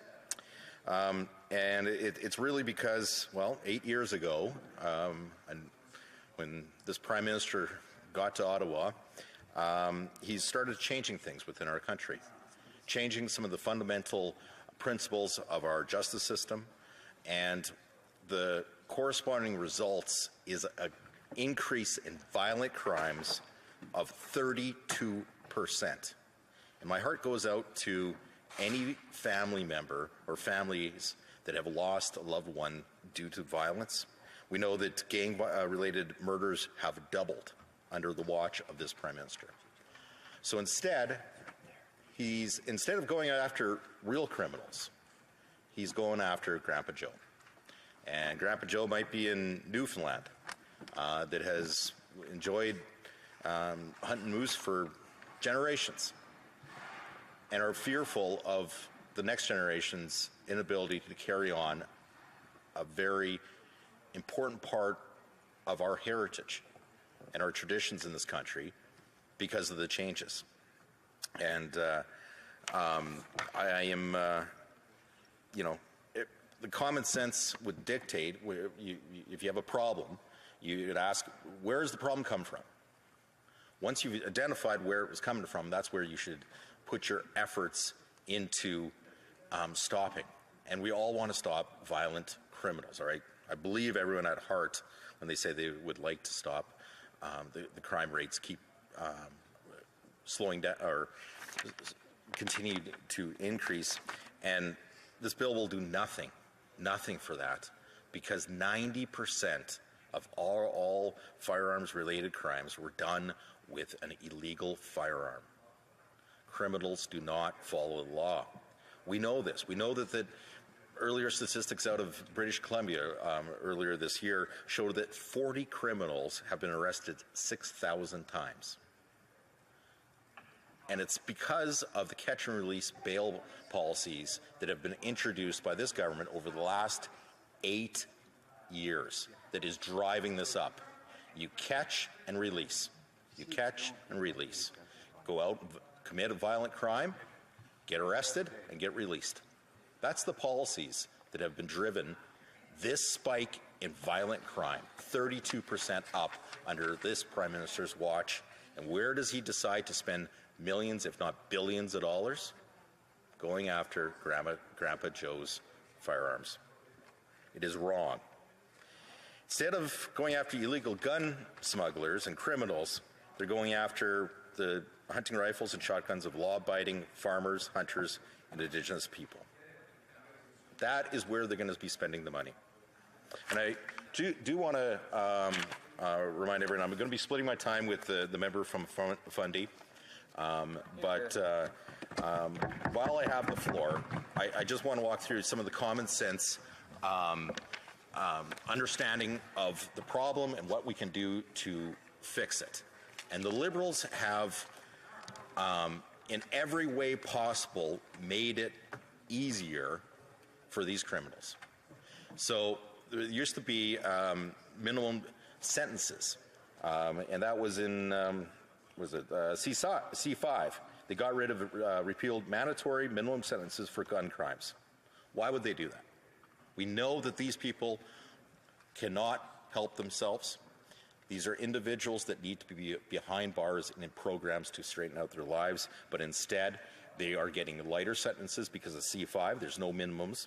And they like to make a lot of noise about, oh, well, we're going to do the maximums. We're going to increase the maximums. There's no judge that hands out maximums in Canada anymore. And that's the higher threshold that should be there, but they've bumped it up to a point where it's non-impactful. We're talking about these criminals that are getting firearms across the border. For the most part, the crimes that are concerning families in some of our larger cities, and my heart goes out to them because it's such a heinous thing to think about, losing a loved one for no reason. And a lot of times these are senseless, unprovoked crimes that are done with firearms that are coming over from the States. We have a government that won't even close down illegal crossings of people, not alone firearms. And I would think a much more common sense approach of this problem would be to go after the individuals that are actually committing the crime, and also the firearms that are enabling those crimes to be done. And 90% of them are coming illegal, or they're coming in control of those firearms illegally. So you can make all the laws on the books, and the only ones you're going to affect are law-abiding hunters and Indigenous people of this land. Parliamentary Secretary to the Minister of Canadian Heritage on a point of order. Thank you very much, Madam Speaker. Point of if criminals don't follow laws, therefore we shouldn't have laws. That aside, the honourable member is sitting while he's speaking. I don't know. Our traditions are we stand when we address the House. I don't know what the rules are with respect to kind of sitting down. It is the rule. It is the rule to stand while we speak in the House, which is why we use the sentence, while I stand in this House. The honourable member may pursue.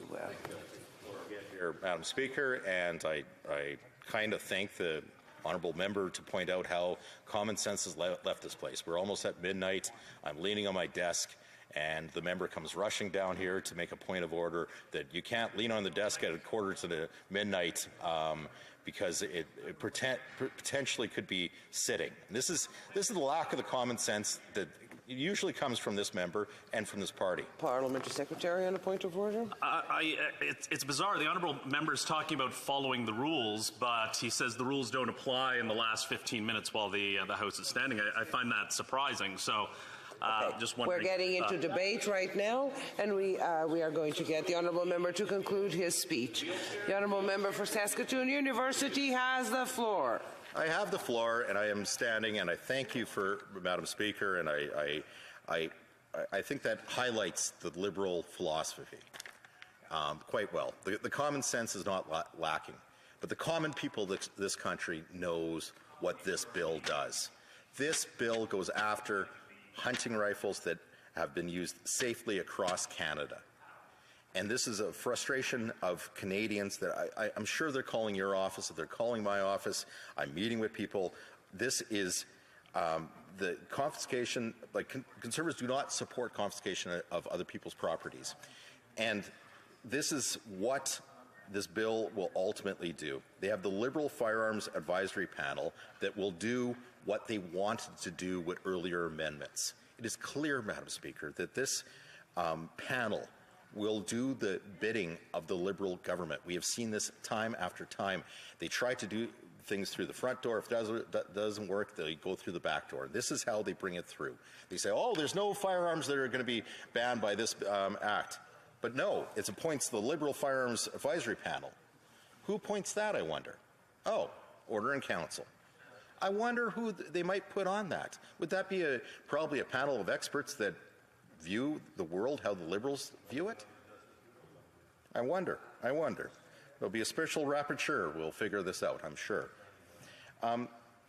There's a whole bunch of things that could be improved in this bill. We do need to improve obviously our track record in this country with violent crime. We're on the wrong path. We need to fix the justice system. We need to have jail, not bail, Madam Speaker.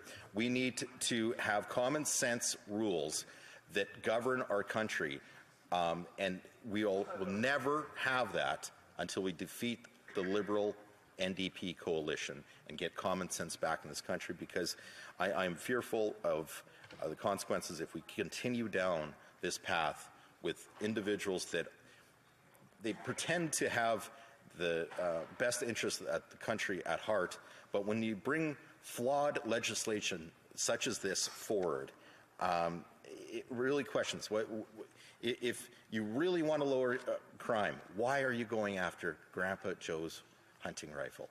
And there's no good answer, because there isn't. This is somewhat the virtue signaling from the Liberals that they're somehow going to tackle violent crime by going after Grandpa Joe. We know that it will not work. And what's really frustrating is that we do need sensible measures that actually get to criminals off the street. Thank you, Madam Speaker. Questions and comments. The Honourable Member for Cowichan Malahat Langford. Madam Speaker, okay, the Conservatives are just going off on a completely ridiculous tangent right now. My honourable colleague talks about the Firearms Advisory Council. I would ask him to find where in Bill C-21 that is mentioned. I'll give him a hint. It's not there. He should take a look at the Public Safety website, because he will see that the Firearms Advisory Council is a body that already exists. So, at the risk of repeating myself for the nth time today and from yesterday, I would challenge my honourable colleague to name one rifle, one shotgun that is in this bill that is going to be prohibited. Please, give me one model, unlike all of his colleagues before him. Honourable Member for Saskatoon University. So this is the NDP. Just trust the Liberals. If you're watching at home and you want Liberals, you can vote NDP and you get the same thing, because the NDP are just going to prop up the Liberals. And they're asking, what firearms will this panel ban? Well, we know in the amendments they want the Winchester Model 100, Winchester 1910, the Ruger Deerfield Carbide, the Remington 740, Remington 400, and the Remington 4. And these are just a small fraction of what they've been wanting to ban, because we know that is their intent, because we've seen the amendments that they slipped up. They thought they could get something through on an amendment, and we know exactly what they're going to ban, and they will ban this in the months to come. The Honourable Member for Don Valley North. Thank you very much, Madam Speaker. The Honourable Member mentioned that there was 40 people arrested 6,000 times. And I Googled it. In the Vancouver Sun, it's actually 40 people that had 6,300 incidents, and most of these people are people with mental health and substance abuse. These are not arrests, these are incidents. Can the member please correct his record? Honourable Member for Saskatoon University. Madam Speaker, this is the common sense Liberal. These weren't arrests, these are just incidents. These are individuals that are not following the law.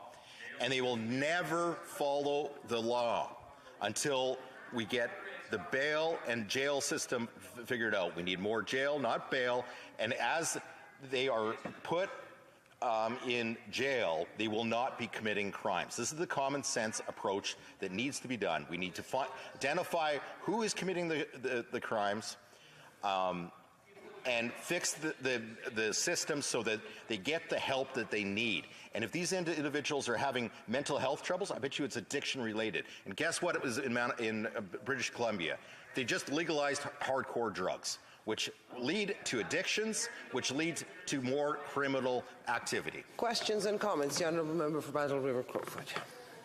Thank you, Madam Speaker, and I find it so troubling that the coalition and the Liberals and the NDP seem to be bent on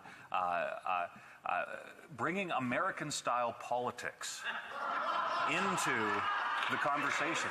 Yet, Madam Speaker, what I find really interesting is they actually invited a former presidential candidate who supports the Second Amendment in the United States. So, Madam Speaker, my question to my colleague from Saskatoon is, can he highlight some of the other areas of hypocrisy that we see in these Liberals, that they say one thing, but they do the other on so many fronts? So I'm, Madam Speaker, to the member from Saskatoon, wondering if he can highlight other examples of Liberal NDP hypocrisy.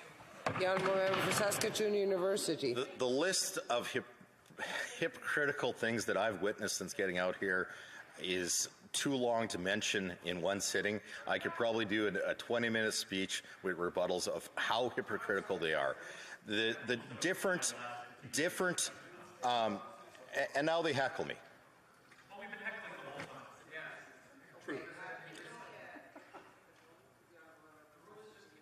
Thank you.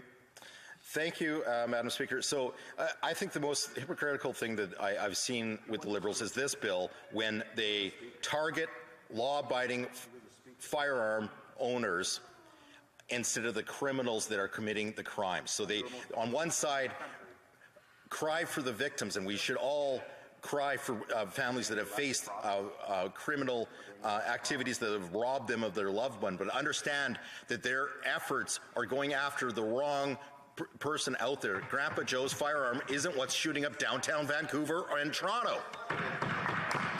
Resuming debate, and good luck to the Honourable Member for Fundy Royal. At least there's nobody heckling near him. So, the Honourable Member for Fundy Royal.